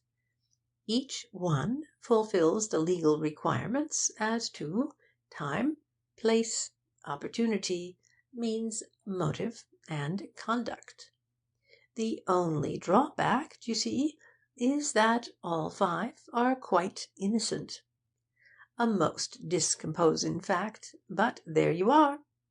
Now, if all the people against whom there's the slightest suspicion are innocent, what's to be done? Annoying, isn't it?" He picked up the alibi reports. "There's positively nothing to be done but to go on checking up these alibis." I could not imagine what goal he was trying to reach by these apparently irrelevant digressions, and Markham, too, was mystified. But neither of us doubted for a moment that there was method in his madness. "Let's see," he mused. "The Major's is the next in order. What do you say to tackling it? It shouldn't take long. He lives near here, and the entire alibi hinges on the evidence of the night boy at his apartment house. Come." He got up. "How do you know the boy's there now?" objected Markham. "I 'phoned a while ago and found out." "But this is damned nonsense." Vance now had Markham by the arm, playfully urging him toward the door. "Oh, undoubtedly," he agreed. "But I've often told you, old dear, you take life much too seriously." Markham, protesting vigorously, held back, and endeavoured to disengage his arm from the other's grip. But Vance was determined, and after a somewhat heated dispute, Markham gave in. "I'm about through with this hocus-pocus," he growled, as we got into a taxicab. "I'm through already," said Vance. End of chapter 22.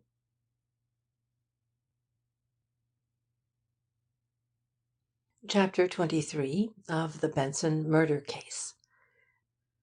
Checking an Alibi.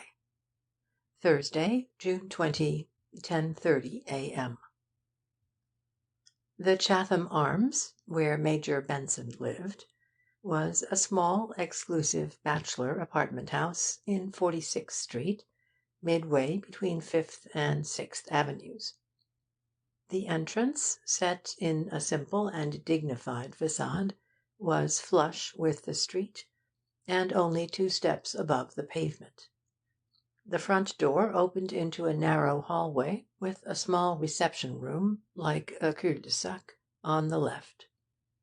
At the rear could be seen the elevator, and beside it, tucked under a narrow flight of iron stairs, which led round the elevator shaft, was a telephone switchboard. When we arrived, two youths in uniform were on duty, one lounging in the door of the elevator, the other seated at the switchboard. Vance halted Markham near the entrance. One of these boys, I was informed over the telephone, was on duty the night of the 13th. Find out which one it was, and scare him into submission by your exalted title of district attorney. Then turn him over to me. Reluctantly, Markham walked down the hallway. After a brief interrogation of the boys, he led one of them into the reception room, and peremptorily explained what he wanted. Footnote 19. The boy was Jack Prisco, of 621 Kelly Street. Vance began his questioning with the confident air of one who has no doubt whatever as to another's exact knowledge. What time did Major Benson get home the night his brother was shot? The boy's eyes opened wide. He came in about 11, right after show time, he answered, with only a momentary hesitation. I have set down the rest of the questions and answers in dramatic dialogue form for purposes of space economy. Vance. He spoke to you, I suppose? Boy. Yes, sir. He told me he'd been to the theatre, and said what a rotten show it was, and that he had an awful headache. Vance. How do you happen to remember so well what he said a week ago? Boy. Why, his brother was murdered that night. Vance. And the murder caused so much excitement that you naturally recalled everything that happened at the time in connection with Major Benson. Boy. Sure, he was the murdered guy's brother. Vance. When he came in that night, did he say anything about the day of the month? Boy. Nothin', except that he guessed his bad luck in picking a bum show was on account of it being the 13th. Vance. Did he say anything else? Boy, grinning. He said he'd make the 13th my lucky day, and he gave me all the silver he had in his pocket, nickels and dimes and quarters and one 50-cent piece. Vance. How much altogether? Boy. $3.45. Vance. And then he went to his room? Boy. Yes, sir. I took him up. He lives on the 3rd floor. Vance. Did he go out again later? Boy. No, sir. Vance. How do you know? Boy. I'd have seen him. I was either answering the switchboard or running the elevator all night. He couldn't have got out without my seeing him. Vance. Were you alone on duty? Boy. After 10 o'clock there's never but one boy on. Vance. And there's no other way a person could leave the house except by the front door? Boy. No, sir. Vance. When did you next see Major Benson? Boy. After thinking a moment. He rang for some cracked ice, and I took it up. Vance. What time? Boy. Why, I don't know exactly. Yes, I do. It was 12:30. Vance, smiling faintly. He asked you the time, perhaps? Boy. Yes, sir, he did. He asked me to look at his clock in his parlour. Vance. How did he happen to do that? Boy. Well, I took up the ice, and he was in bed, and he asked me to put it in his pitcher in the parlour. When I was doing it, he called to me to look at the clock on the mantel, and tell him what time it was. He said his watch stopped, and he wanted to set it. Vance. What did he say then? Boy. Nothing much. He told me not to ring his bell, no matter who called up. He said he wanted to sleep, and didn't want to be woke up. Vance. Was he emphatic about it? Boy. Well, he meant it all right. Vance. Did he say anything else? Boy. No, he just said good night and turned out the light, and I came on downstairs. Vance. What light did he turn out? Boy. The one in his bedroom. Vance. Could you see into his bedroom from the parlour? Boy. No, the bedroom's off the hall. Vance. How could you tell the light was turned off, then? Boy. The bedroom door was open, and the light was shinin' into the hall. Vance. Did you pass the bedroom door when you went out? Boy. Sure, you have to. Vance. And was the door still open? Boy. Yes. Vance. Is that the only door to the bedroom? Boy. Yes. Vance. Where was Major Benson when you entered the apartment? Boy. In bed. Vance. How do you know? Boy. Mildly indignant. I saw him. Vance. After a pause. You're quite sure he didn't come downstairs again? Boy. I told you I'd have seen him if he had. Vance. Couldn't he have walked down at some time when you had the elevator upstairs, without your seeing him? Boy. Sure he could, but I didn't take the elevator up after I took the Major his cracked ice, until round 2:30, when Mr. Montague came in. Vance.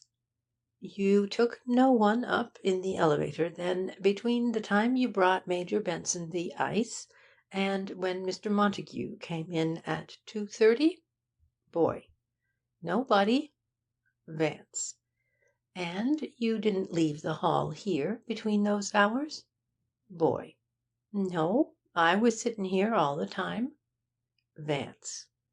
Then the last time you saw him was in bed at 12:30? Boy. Yes, until early in the morning, when some dame. Footnote 20.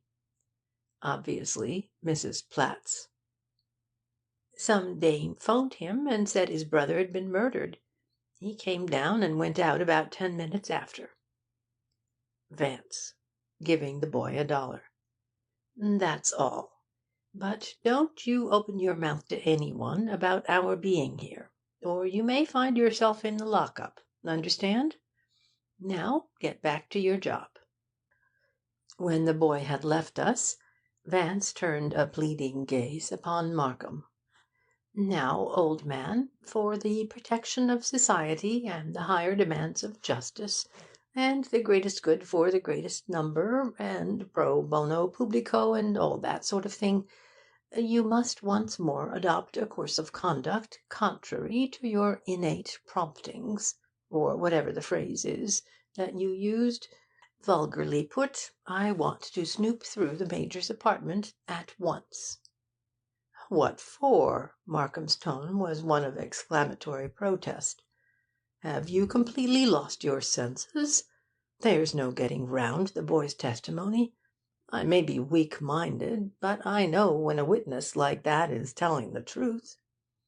Certainly he's telling the truth, agreed Vance serenely. That's just why I want to go up. Come, my Markham, there's no danger of the Major returning en surprise at this hour, and, he smiled cajolingly, you promised me every assistance, don't you know?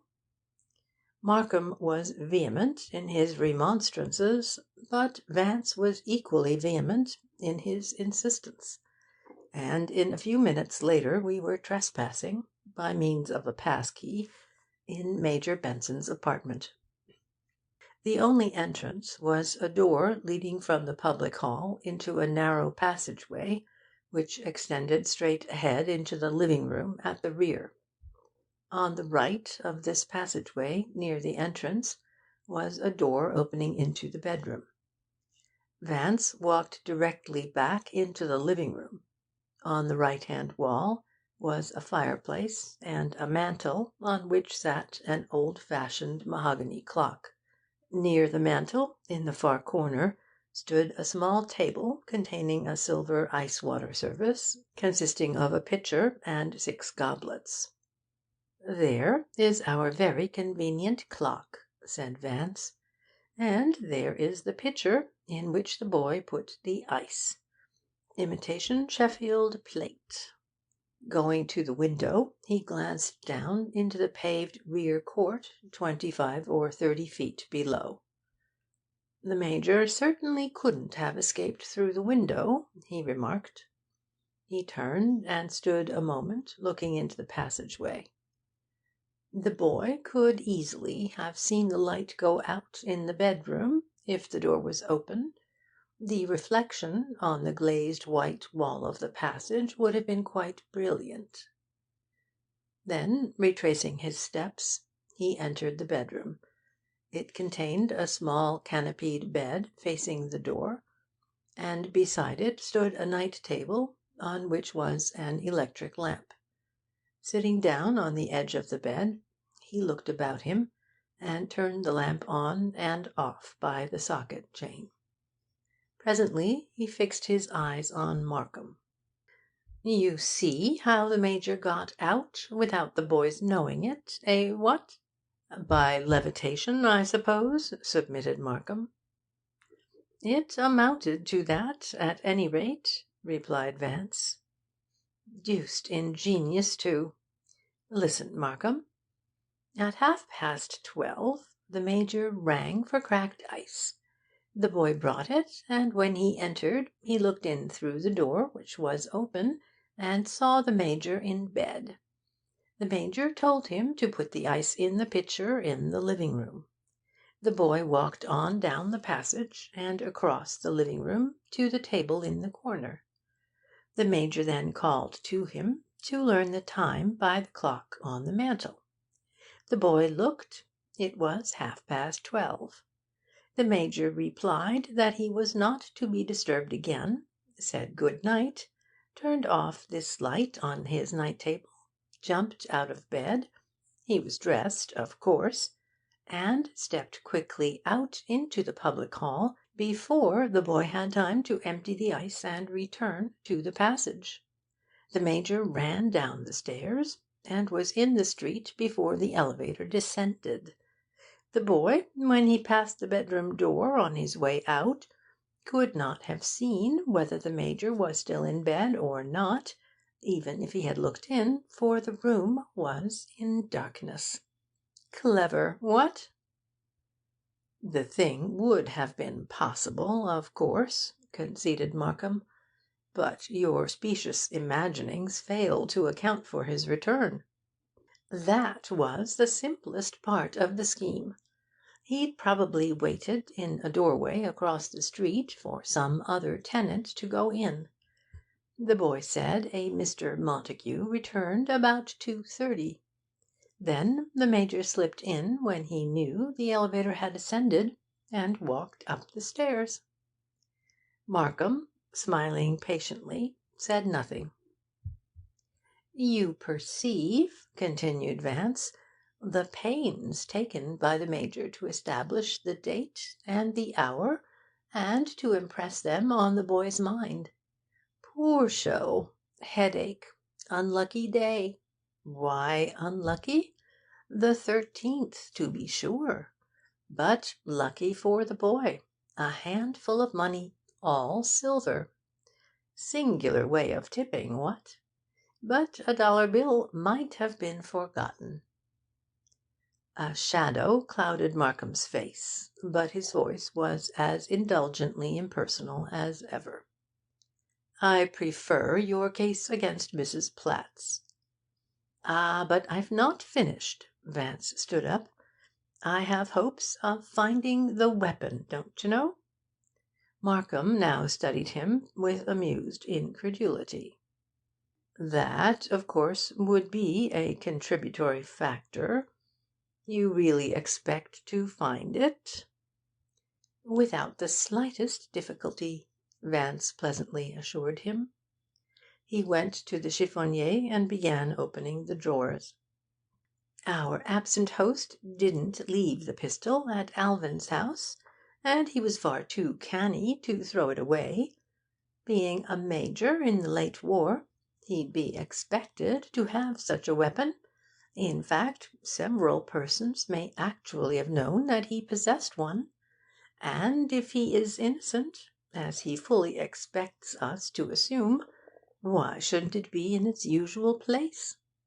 Its absence, you see, would be more incriminating than its presence. Also, there's a more interesting psychological factor involved. An innocent person who was afraid of being thought guilty would have hidden it, or thrown it away, like Captain Leacock, for example. But a guilty man, wishing to create an appearance of innocence, would have put it back exactly where it was before the shooting. He was still searching through the chiffonier. 'Our only problem, then, is to discover the customary abiding place of the Major's gun. It's not here in the chiffonier,' he added, closing the last drawer. He opened a kit bag standing at the foot of the bed, and rifled its contents. 'Nor here,' he murmured indifferently. 'The clothes closet is the only other likely place.' Going across the room, he opened the closet door. Unhurriedly, he switched on the light. There, on the upper shelf, in plain view, lay an army belt with a bulging holster. Vance lifted it with extreme delicacy and placed it on the bed near the window. 'There you are, old chap,' he cheerfully announced, bending over it closely.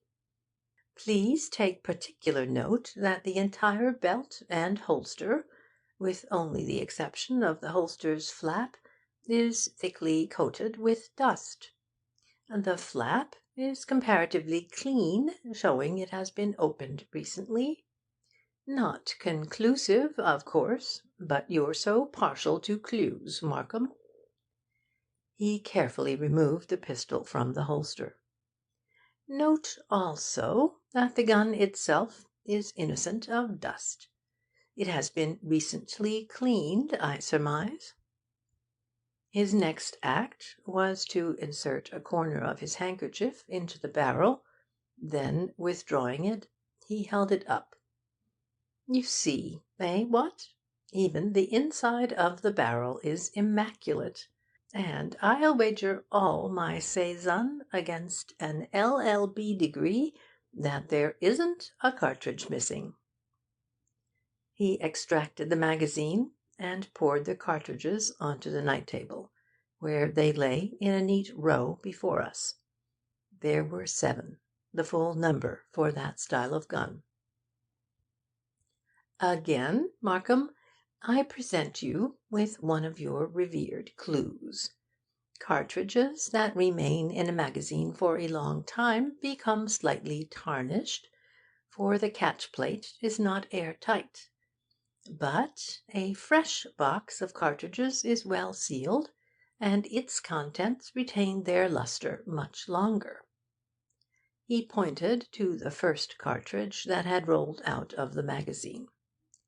'Observe that this one cartridge, the last to be inserted into the magazine, is a bit brighter than its fellows.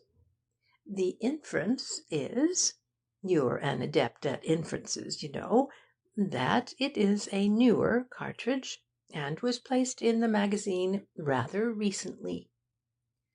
He looked straight into Markham's eyes. 'It was placed there to take the place of the one which Captain Haydorn is keeping.' Markham lifted his head jerkily, as if shaking himself out of an encroaching spell of hypnosis. He smiled, but with an effort. "I still think your case against Mrs. Platts is your masterpiece." "My picture of the Major is merely blocked in," answered Vance. "The revealing touches are to come. But first, a brief catechism. How did the Major know that brother Alvin would be home at 12:30 on the night of the 13th? He heard Alvin invite Miss St. Clair to dinner. Remember Miss Hoffman's story of his eavesdropping? And he also heard her say she'd unfailingly leave at midnight.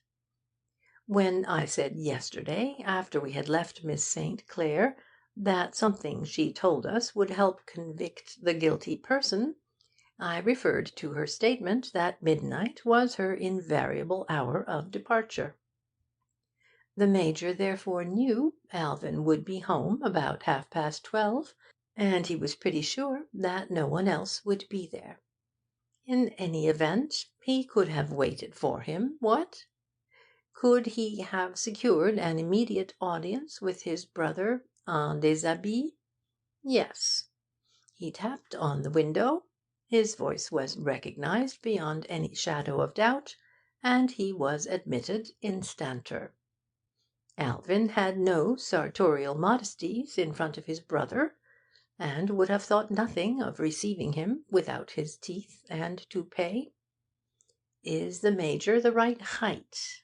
He is. I purposely stood beside him in your office the other day, and he is almost exactly 5 feet 10 and a half. Markham sat staring silently at the disembowelled pistol. Vance had been speaking in a voice quite different from that he had used when constructing his hypothetical cases against the others, and Markham had sensed the change. "We now come to the jewels," Vance was saying.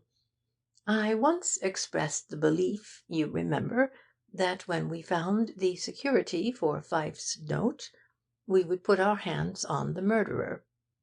I thought then the Major had the jewels, and after Miss Hoffman told us of his requesting her not to mention the package, I was sure of it. Alvin took them home on the afternoon of the 13th, and the Major undoubtedly knew it. This fact, I imagine, influenced his decision to end Alvin's life that night. He wanted those baubles, Markham." He rose jauntily and stepped to the door. "And now it remains only to find 'em. The murderer took 'em away with him. They couldn't have left the house any other way. Therefore they're in this apartment. If the Major had taken them to the office, some one might have seen them, and if he had placed them in a safe deposit box, the clerk at the bank might have remembered the episode.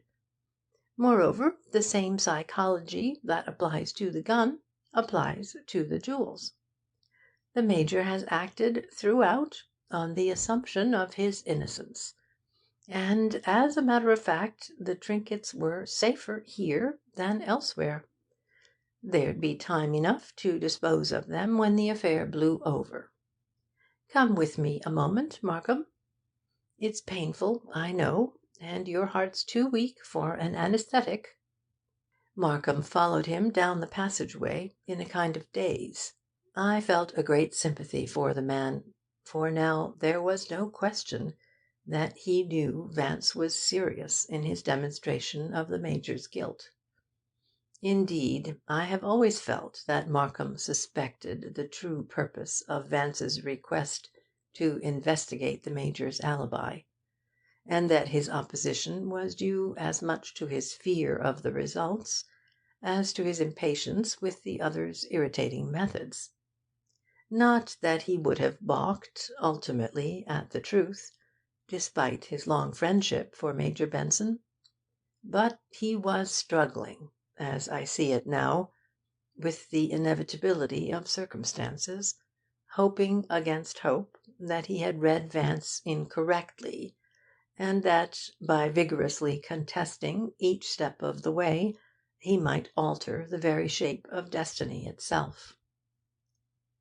Vance led the way to the living-room, and stood for 5 minutes inspecting various pieces of furniture, while Markham remained in the doorway, watching him through narrowed lids, his hands crowded deep into his pockets. "We could, of course, have an expert searcher rake the apartment over inch by inch," observed Vance, "but I don't think it necessary. The Major's a bold, cunning soul. Witness his wide, square forehead, the dominating stare of his globular eyes, the perpendicular spine, and the indrawn abdomen. He's forthright in all his mental operations. Like Poe's Mr. D, he would recognise the futility of painstakingly secreting the jewels in some obscure corner. And anyway, he had no object in secreting them. He merely wished to hide 'em where there'd be no chance of their being seen. This naturally suggests a lock and key, what? There was no such cache in the bedroom, which is why I came here." He walked to a squat rosewood desk in the corner, and tried all its drawers, but they were unlocked. He next tested the table drawer, but that, too, was unlocked. A small Spanish cabinet by the window proved equally disappointing. "Markham, I simply must find a locked drawer," he said. He inspected the room again, and was about to return to the bedroom, when his eye fell on a Circassian walnut humidor, half hidden by a pile of magazines, on the undershelf of the centre table. He stopped abruptly, and, going quickly to the box, endeavoured to lift the top. It was locked. "Let's see," he mused. "What does the Major smoke? Romeo y Juliet perfeccionados, I believe, but they're not sufficiently valuable to keep under lock and key." He picked up a strong bronze paper knife lying on the table, and forced its point into the crevice of the humidor just above the lock. "You can't do that!" cried Markham, and there was as much pain as reprimand in his voice. Before he could reach Vance, however, there was a sharp click, and the lid flew open. Inside was a blue velvet jewel case. "Ah, dumb jewels more quick than words," said Vance, stepping back. Markham stood, staring into the humidor with an expression of tragic distress. Then, slowly, he turned and sank heavily into a chair. "Good God!" he murmured.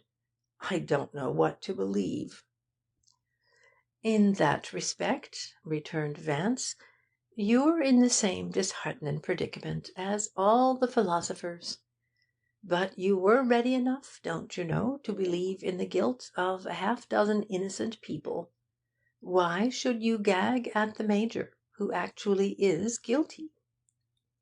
His tone was contemptuous, but a curious, inscrutable look in his eyes belied his voice, and I remembered that, although these two men were welded in an indissoluble friendship, I had never heard a word of sentiment, or even sympathy, pass between them. Markham had leaned forward in an attitude of hopelessness, elbows on knees, his head in his hands. "But the motive," he urged. "A man doesn't shoot his brother for a handful of jewels." "Certainly not," agreed Vance. "The jewels were a mere addendum. There was a vital motive, rest assured. And I fancy, when you get your report from the expert accountant, all, or at least a goodly part, will be revealed." "So that was why you wanted his books examined?" Markham stood up resolutely. "Come, I'm going to see this thing through." Vance did not move at once. He was intently studying a small antique candlestick of Oriental design on the mantel. "I say," he muttered, "that's a devilish fine copy." End of chapter 23.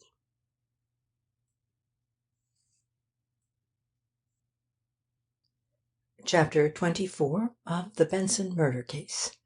The Arrest. Thursday, June 20, noon.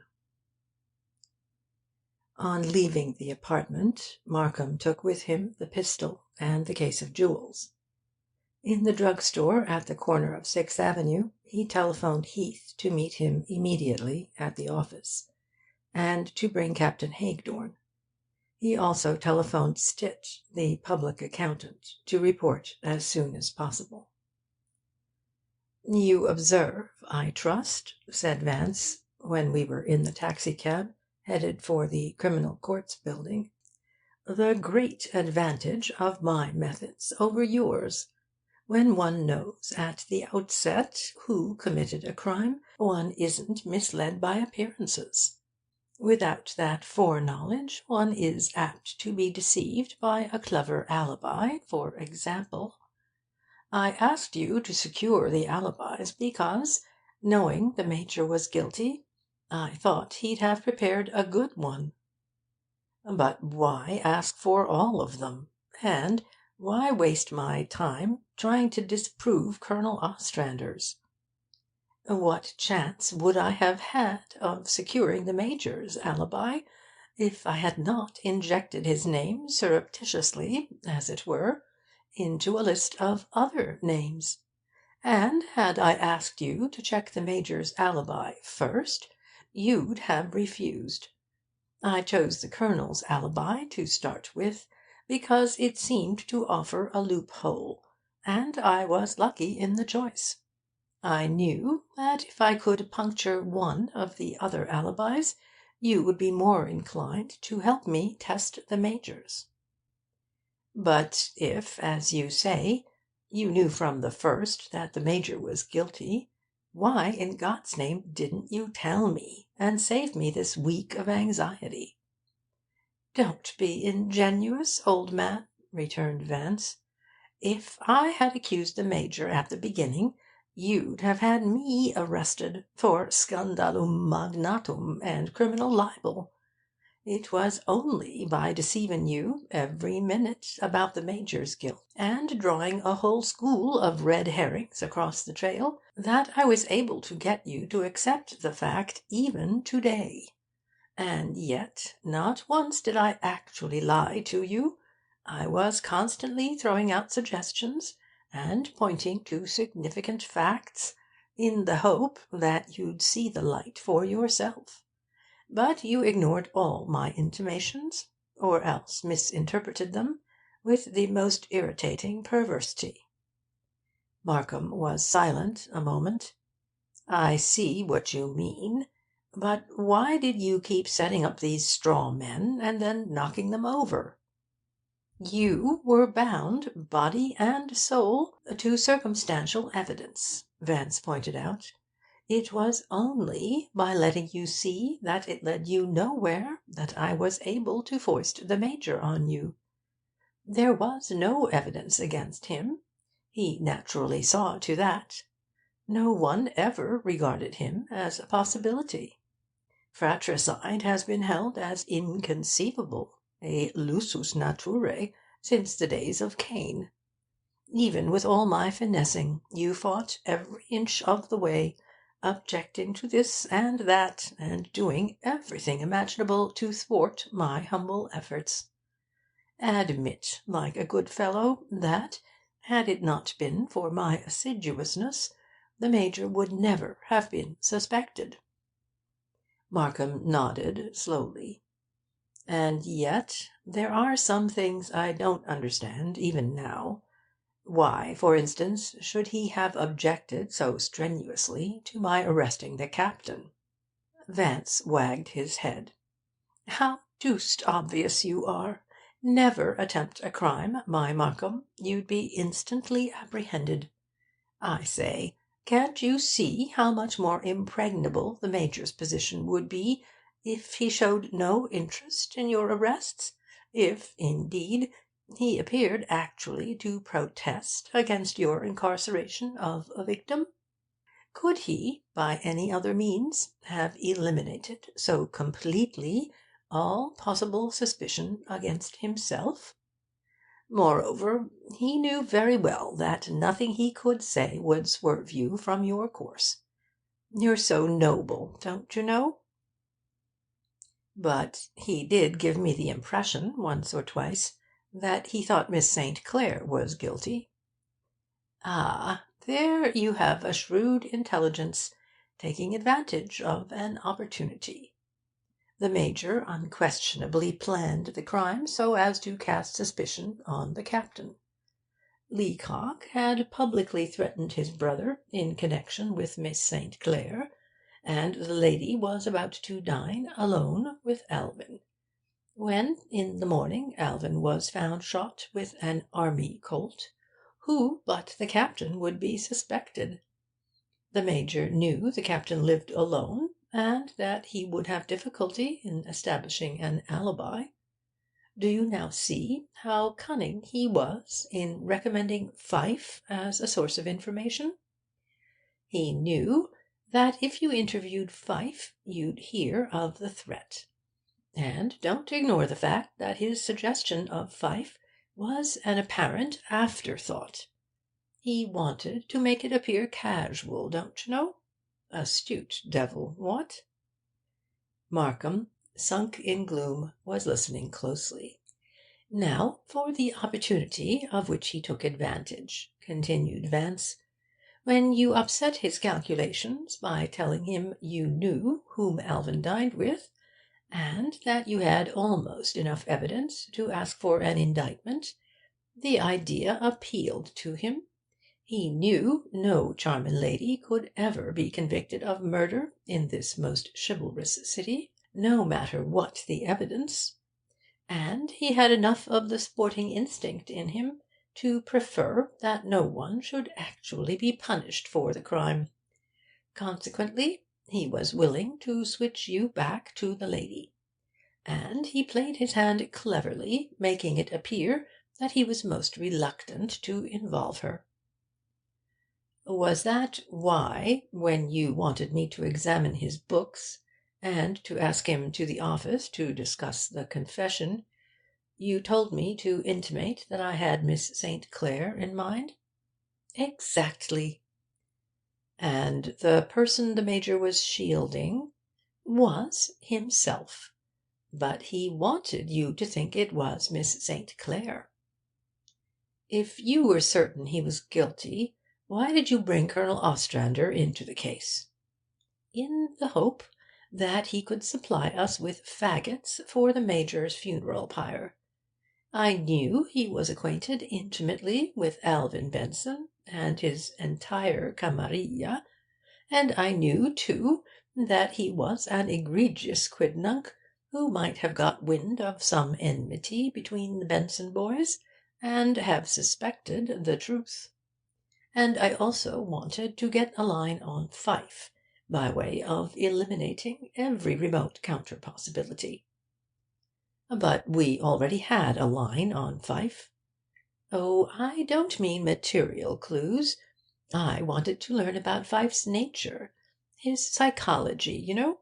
Particularly his personality as a gambler. You see, it was the crime of a calculating, cold-blooded gambler, and no one but a man of that particular type could possibly have committed it." Markham apparently was not interested just now in Vance's theories. "Did you believe the Major," he asked, "when he said his brother had lied to him about the presence of the jewels in the safe?" "The wily Alvin probably never mentioned 'em to Anthony," rejoined Vance. "An ear at the door during one of Pfyfe's visits was, I fancy, his source of information. And speaking of the Major's eavesdropping, it was that which suggested to me a possible motive for the crime. Your man Stitt, I hope, will clarify that point. According to your theory, the crime was rather hastily conceived. Markham's statement was in reality a question. The details of its execution were hastily conceived, corrected Vance. The Major undoubtedly had been contemplating for some time eliminating his brother. Just how or when he was to do it he hadn't decided. He may have thought out and rejected a dozen plans. Then on the 13th came the opportunity. All the conditions adjusted themselves to his purpose. He heard Miss St. Clair's promise to go to dinner, and he therefore knew that Alvin would probably be home alone at 12:30, and that, if he were done away with at that hour, suspicion would fall on Captain Leacock. He saw Alvin take home the jewels, another providential circumstance. The propitious moment for which he had been waiting, you see, was at hand. All that remained was to establish an alibi and work out a modus operandi. How he did this I've already elucidated. Markham sat thinking for several minutes. At last he lifted his head. "You've about convinced me of his guilt," he admitted. "But, damn it, man, I've got to prove it. And there's not much actual legal evidence." Vance gave a slight shrug. "I'm not interested in your stupid courts and your silly rules of evidence. But since I've convinced you, you can't charge me with not having met your challenge, don't you know?" "I suppose not," Markham assented gloomily. Slowly the muscles about his mouth tightened. "You've done your share, Vance. I'll carry on." Heath and Captain Hagedorn were waiting when we arrived at the office, and Markham greeted them in his customary reserved, matter-of-fact way. By now he had himself well in hand, and he went about the task before him with the sombre forcefulness that characterized him in the discharge of all his duties. "I think we at last have the right man, Sergeant," he said. "Sit down, and I'll go over the matter with you in a moment. There are one or two things I want to attend to first." He handed Major Benson's pistol to the firearms expert. "Look that gun over, Captain, and tell me if there's any way of identifying it as the weapon that killed Benson." Hagedorn moved ponderously to the window. Laying the pistol on the sill, he took several tools from the pockets of his voluminous coat and placed them beside the weapon. Then, adjusting a jeweller's magnifying glass to his eye, he began what seemed an interminable series of tinkerings. He opened the plates of the stock, and drawing back the sear, took out the firing pin. He removed the slide, unscrewed the link, and extracted the recoil spring. I thought he was going to take the weapon entirely apart, but apparently he merely wanted to let light into the barrel, for presently he held the gun to the window and placed his eye at the muzzle. He peered into the barrel for nearly 5 minutes, moving it slightly back and forth to catch the reflection of the sun on different points of the interior. At last, without a word, he slowly and painstakingly went through the operation of redintegrating the weapon. Then he lumbered back to his chair and sat blinking heavily for several moments. "I'll tell you," he said, thrusting his head forward and gazing at Markham over the tops of his steel-rimmed spectacles. "This, now, may be the right gun. I wouldn't say so for sure, but when I saw the bullet the other morning, I noticed some peculiar rifling marks on it, and the rifling in this gun here looks to me as though it would match up with the marks on the bullet. I'm not certain. I'd like to look at this barrel through my helixometer." Footnote 21.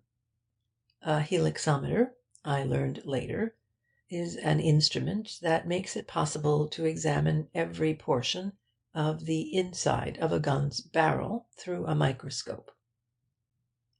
"But you believe it's the gun?" insisted Markham. "I couldn't say, but I think so. I might be wrong." "Very good, Captain. Take it along, and call me the minute you've inspected it thoroughly." "It's the gun, all right," asserted Heath, when Hagedorn had gone.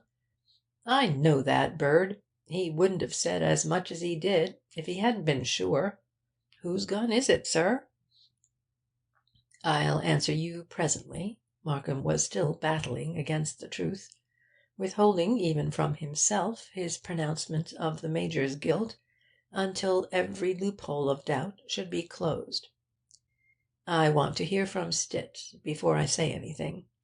I sent him to look over Benson and Benson's books. He'll be here any moment."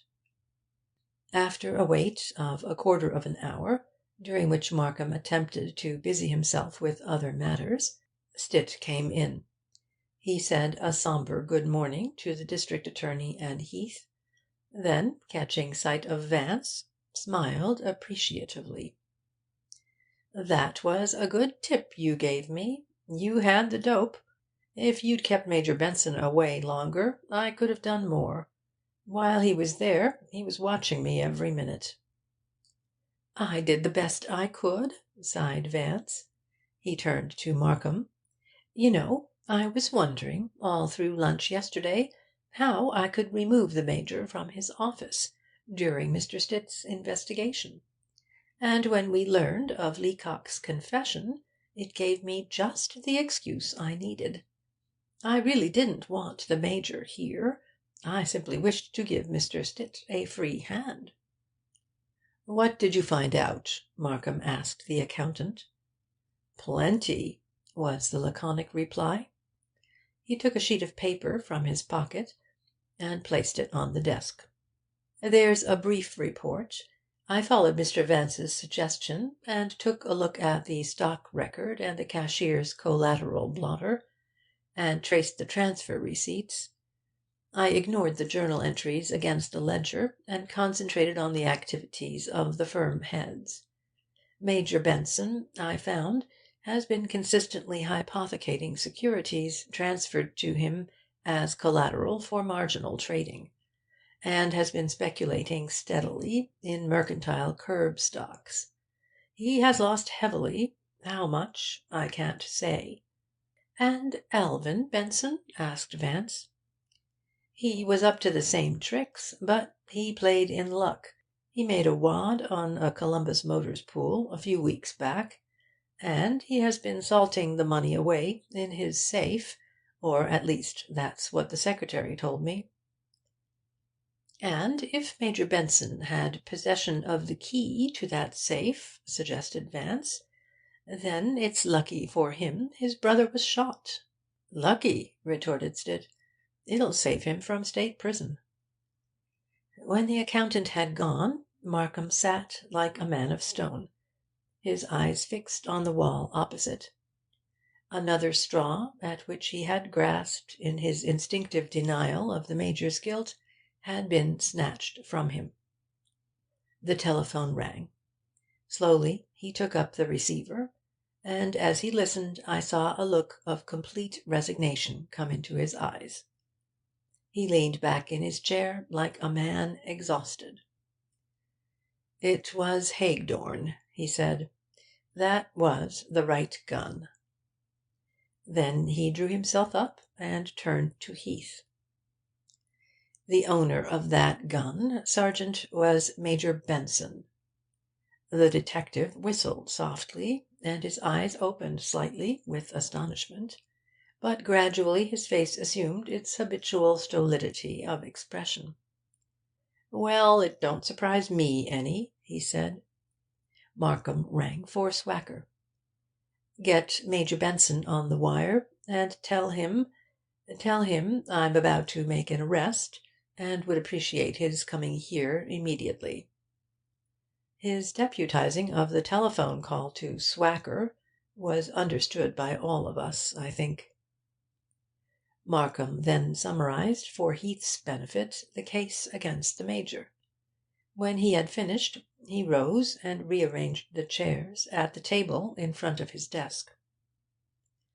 "When Major Benson comes, Sergeant," he said, "I'm going to seat him here."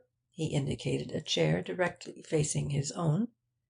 "I want you to sit at his right, and you'd better get Phelps, or one of the other men, if he isn't in, to sit at his left.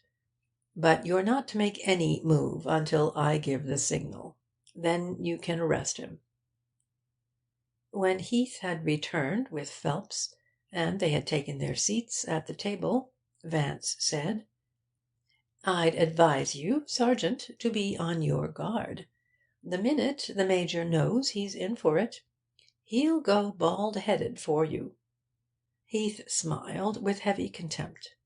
"This isn't the first time I've arrested Mr. Vance, with many thanks for your advice. And what's more, the Major isn't that kind. He's too nervy." "Have it your own way," replied Vance indifferently. "But I've warned you. The Major is cool-headed. He'd take big chances, and he could lose his last dollar without turning a hair. But when he is finally cornered, and sees ultimate defeat, all his repressions of a lifetime, having had no safety valve, will explode physically.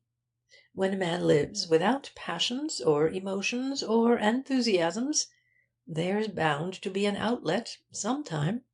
Some men explode, and some commit suicide. The principle is the same. It's a matter of psychological reaction. The Major isn't the self-destructive type. That's why I say he'll blow up." Heath snorted. "We may be short on psychology down here," he rejoined, "but we know human nature pretty well." Vance stifled a yawn and carelessly lit a cigarette.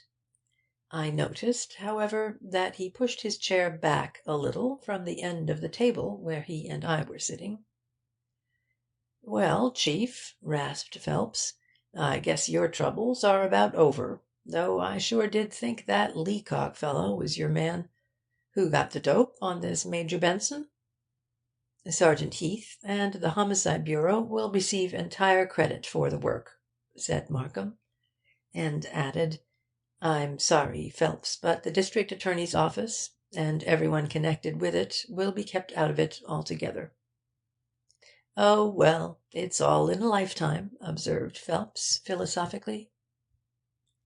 We sat in strained silence until the Major arrived. Markham smoked abstractedly. He glanced several times over the sheet of notations left by Stitt, and once he went to the water-cooler for a drink. Vance opened at random a law book before him, and perused, with an amused smile, a bribery case decision by a Western judge. Heath and Phelps, habituated to waiting, scarcely moved. When Major Benson entered, Markham greeted him with exaggerated casualness, and busied himself with some papers in a drawer to avoid shaking hands. Heath, however, was almost jovial. He drew out the Major's chair for him, and uttered a ponderous banality about the weather. Vance closed the law book and sat erect, with his feet drawn back. Major Benson was cordially dignified. He gave Markham a swift glance, but if he suspected anything, he showed no outward sign of it. "Major, I want to ask you a few questions, if you care to." Markham's voice, though low, had in it a resonant quality. "Anything at all," returned the other easily. "You own an army pistol, do you not?" "Yes, a Colt automatic," he replied, with a questioning lift of the eyebrows. "When did you last clean and refill it?" Not a muscle of the Major's face moved. "I don't exactly remember," he said. I've cleaned it several times, but it hasn't been refilled since I returned from overseas. Have you lent it to anyone recently? Not that I recall. Markham took up Stitt's report and looked at it a moment. How did you hope to satisfy your clients if suddenly called upon for their marginal securities? The Major's upper lip lifted contemptuously, exposing his teeth. So that was why, under the guise of friendship, you sent a man to look over my books. I saw a red blotch of colour appear on the back of his neck and swell upward to his ears. It happens that I didn't send him there for that purpose. The accusation had cut Markham. But I did enter your apartment this morning. You're a housebreaker, too, are you? The man's face was now crimson. The veins stood out on his forehead. And I found Mrs. Banning's jewels. How did they get there, Major? It's none of your damned business how they got there, he said, his voice as cold and even as ever. Why did you tell Miss Hoffman not to mention them to me? That's none of your damned business either. Is it any of my business, asked Markham quietly, that the bullet which killed your brother was fired from your gun? The Major looked at him steadily, his mouth a sneer. That's the kind of double-crossing you do. Invite me here to arrest me, and then ask me questions to incriminate myself when I'm unaware of your suspicions. A fine, dirty sport you are. Vance leaned forward. You fool! His voice was very low, but it cut like a whip. Can't you see he's your friend, and is asking you these questions in a last desperate hope that you are not guilty? The Major swung round on him hotly. Keep out of this, you damned sissy. Oh, quite, murmured Vance. And as for you, he pointed a quivering finger at Markham, I'll make you sweat for this. Vituperation and profanity poured from the man. His nostrils were expanded, his eyes blazing. His wrath seemed to surpass all human bounds. He was like a person in an apoplectic fit, contorted, repulsive, insensate. Markham sat through it patiently, his head resting on his hands, his eyes closed. When at length the Major's rage became inarticulate, he looked up and nodded to Heath. It was the signal the detective had been watching for. But before Heath could make a move, the Major sprang to his feet. With the motion of rising, he swung his body swiftly about and brought his fist against Heath's face with terrific impact. The sergeant went backward in his chair and lay on the floor, dazed. Phelps leaped forward, crouching, but the Major's knee shot upward and caught him in the lower abdomen. He sank to the floor, where he rolled back and forth, groaning. The Major then turned on Markham. His eyes were glaring like a maniac's, and his lips were drawn back. His nostrils dilated with each stertorous breath. His shoulders were hunched, and his arms hung away from his body, his fingers rigidly flexed. His attitude was the embodiment of a terrific, uncontrolled malignity. You're next. The words, guttural and venomous, were like a snarl. As he spoke, he sprang forward. Vance, who had sat quietly during the mêlée, looking on with half-closed eyes and smoking indolently, now stepped sharply round the end of the table. His arms shot forward. With one hand he caught the Major's right wrist, with the other he grasped the elbow. Then he seemed to fall back with a swift pivotal motion. The Major's pinioned arm was twisted upward behind his shoulder blades. There was a cry of pain, and the man suddenly relaxed in Vance's grip. By this time Heath had recovered. He scrambled quickly to his feet and stepped up. There was the click of handcuffs, and the Major dropped heavily into a chair, where he sat, moving his shoulders back and forth painfully. "It's nothing serious," Vance told him. "The capsular ligament is torn a little. It'll be all right in a few days." Heath came forward and, without a word, held out his hand to Vance. The action was at once an apology and a tribute. I liked Heath for it. When he and his prisoner had gone, and Phelps had been assisted into an easy-chair, Markham put his hand on Vance's arm. "Let's get away," he said. "I'm done up." End of chapter 24.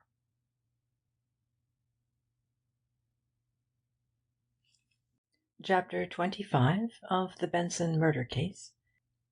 Vance explains his methods. Thursday, June 20, 9 p.m.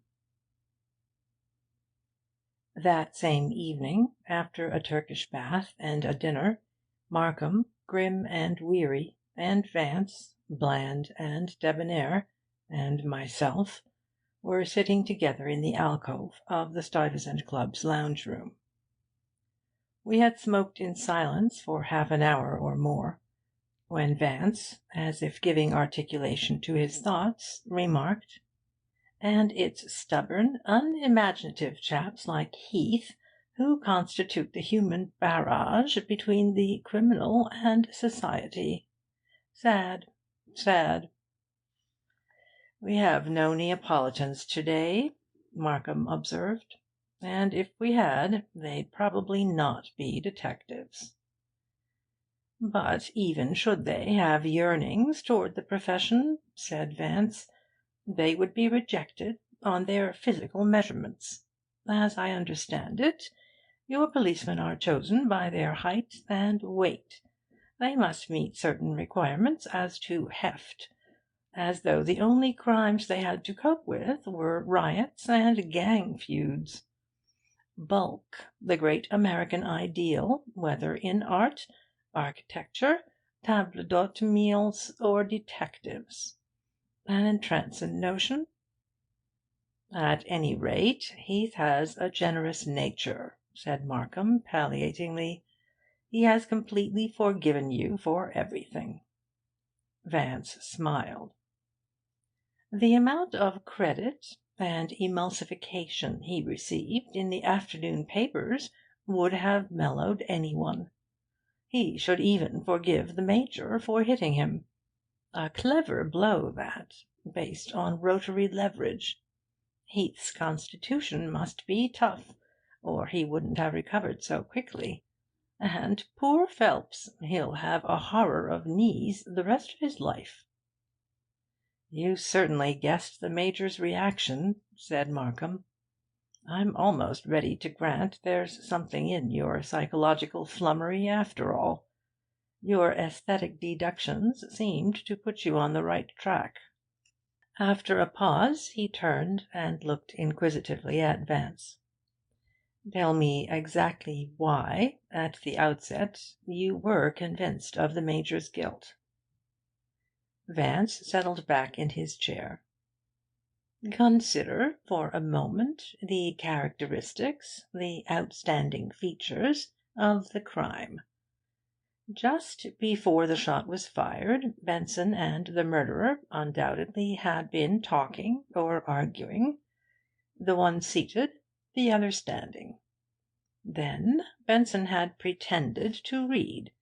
He had said all he had to say. His reading was his gesture of finality, for one doesn't read when conversing with another, unless for a purpose. The murderer, seeing the hopelessness of the situation, and having come prepared to meet it heroically, took out a gun, aimed it at Benson's temple, and pulled the trigger. After that he turned out the lights and went away. Such are the facts, indicated and actual. He took several puffs on his cigarette. "Now let's analyse 'em. As I pointed out to you, the murderer didn't fire at the body, where, though the chances of hitting would have been much greater, the chances of death would have been less. He chose the more difficult and hazardous, and at the same time the more certain and efficient course. His technique, so to speak, was bold, direct, and fearless. Only a man with iron nerves and a highly developed gambler's instinct would have done it in just this forthright and audacious fashion. Therefore, all nervous, hot-headed, impulsive, and timid persons were automatically eliminated as suspects. The neat, businesslike aspect of the crime, together with the absence of any material clues that could possibly have incriminated the culprit, indicated unmistakably that it had been premeditated and planned with coolness and precision by a person of tremendous self-assurance and one used to taking risks. There was nothing subtle or in the least imaginative about the crime. Every feature of it pointed to an aggressive, blunt mind, a mind at once static, determined, and intrepid, and accustomed to dealing with facts and situations in a direct, concrete, and unequivocal manner. I say, Markham, surely you're a good enough judge of human nature to read the indications, what?" "I think I get the drift of your reasoning," the other admitted, a little doubtfully. "Very well, then," Vance continued. "Having determined the exact psychological nature of the deed, it only remained to find some interested person whose mind and temperament were such that, if he undertook a task of this kind, in the given circumstances, he would inevitably do it in precisely the manner in which it was done. As it happened, I had known the Major for a long time, and so it was obvious to me, the moment I had looked over the situation that first morning, that he had done it. The crime, in every respect and feature, was a perfect psychological expression of his character and mentality. But even had I not known him personally, I would have been able, since I possessed so clear and accurate a knowledge of the murderer's personality, to pick him out from any number of suspects."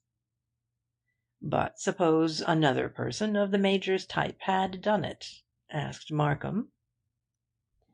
"We all differ in our natures, however similar two persons may appear at times," Vance explained, "and while in the present case it is barely conceivable that another man of the Major's type and temperament might have done it, the law of probability must be taken into account. Even supposing there were two men almost identical in personality and instincts in New York, what would be the chance of their both having had a reason to kill Benson? However, despite the remoteness of the possibility, when Pfyfe came into the case, and I learned he was a gambler and a hunter, I took occasion to look into his qualifications. Not knowing him personally, I appealed to Colonel Ostrander for my information, and what he told me put Pfyfe at once hors de propos." "But he had nerve, he was a rash plunger, and he certainly had enough at stake," objected Markham. "Ah, but between a rash plunger and a bold, level-headed gambler like the Major, there is a great difference, a psychological abyss. In fact, their animating impulses are opposites. The plunger is actuated by fear and hope and desire. The cool-headed gambler is actuated by expediency and belief and judgment. The one is emotional, the other mental. The Major, unlike Pfyfe, is a born gambler, and infinitely self-confident. This kind of self-confidence, however, is not the same as recklessness, though superficially the two bear a close resemblance. It is based on an instinctive belief in one's own infallibility and safety. It's the reverse of what the Freudians call the inferiority complex, a form of egomania, a variety of folie de grandeur. The Major possessed it, but it was absent from Pfyfe's composition, and as the crime indicated its possession by the perpetrator, I knew Pfyfe was innocent. "I begin to grasp the thing in a nebulous sort of way," said Markham, after a pause. "But there were other indications, psychological and otherwise," went on Vance. "The undress attire of the body, the toupet and teeth upstairs, the inferred familiarity of the murderer with the domestic arrangements, the fact that he had been admitted by Benson himself, and his knowledge that Benson would be at home alone at that time, all pointing to the Major as the guilty person. Another thing, the height of the murderer corresponded to the Major's height. This indication, though, was of minor importance, for had my measurements not tallied with the Major, I would have known that the bullet had been deflected, despite the opinions of all the Captain Hagedorns in the universe."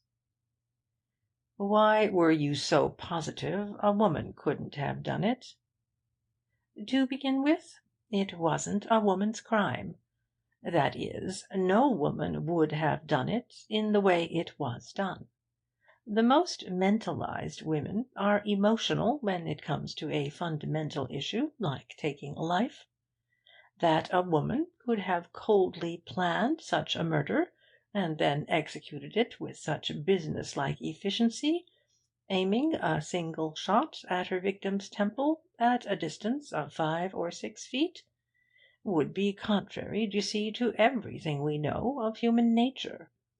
Again, women don't stand up to argue a point before a seated antagonist. Somehow they seem to feel more secure sitting down. They talk better sitting, whereas men talk better standing. And even had a woman stood before Benson, she could not have taken out a gun and aimed it without his looking up. A man's reaching in his pockets is a natural action, but a woman has no pockets and no place to hide a gun except her handbag.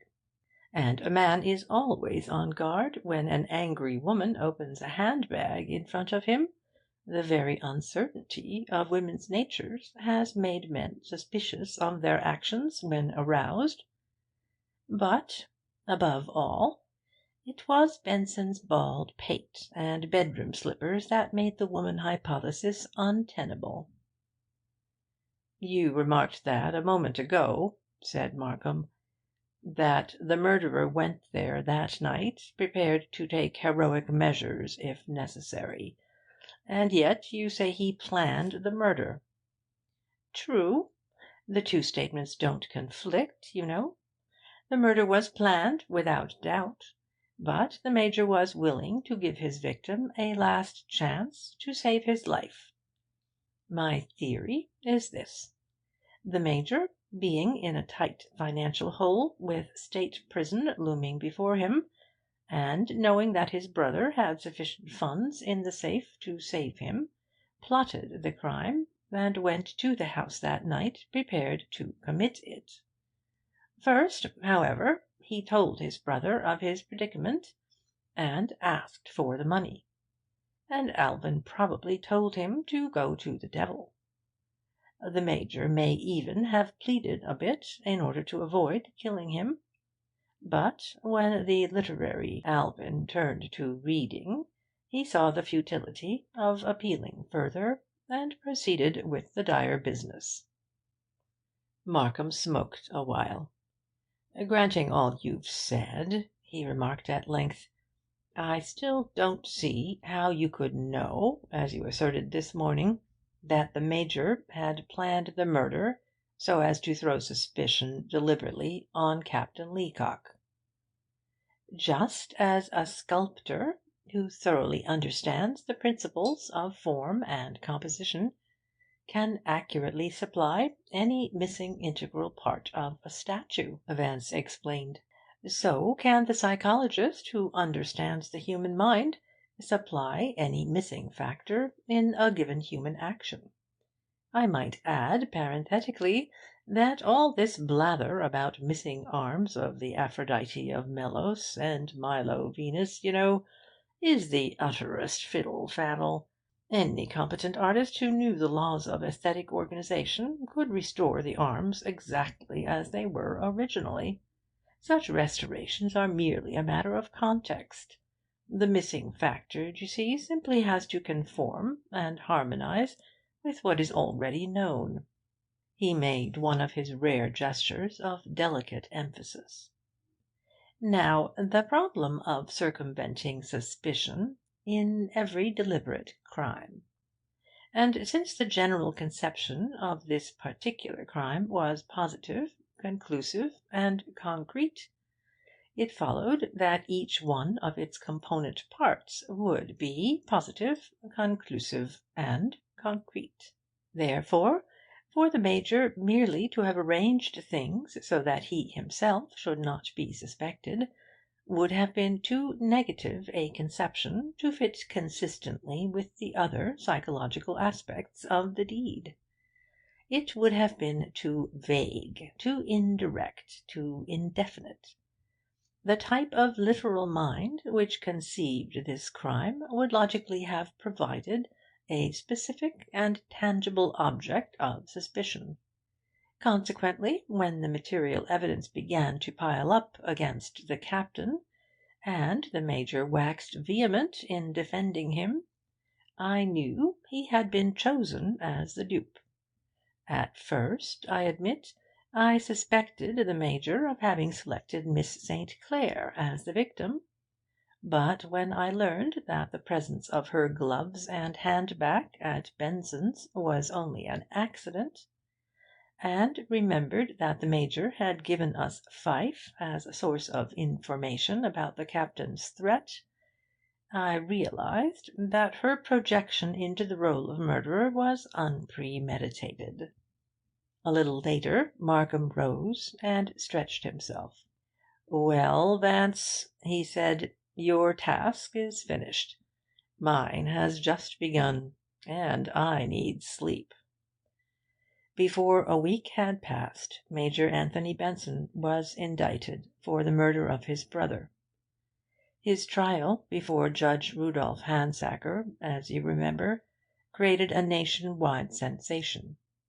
The Associated Press sent columns daily to its members, and for weeks the front pages of the country's newspapers were emblazoned with spectacular reports of the proceedings.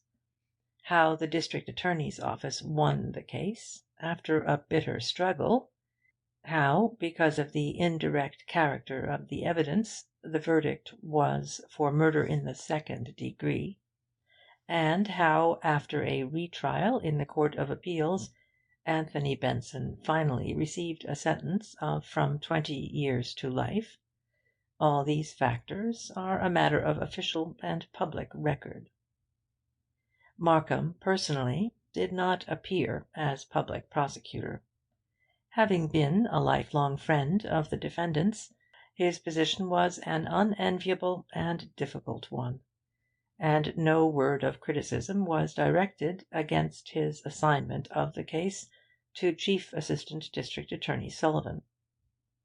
Major Benson surrounded himself with an array of counsel such as is rarely seen in our criminal courts.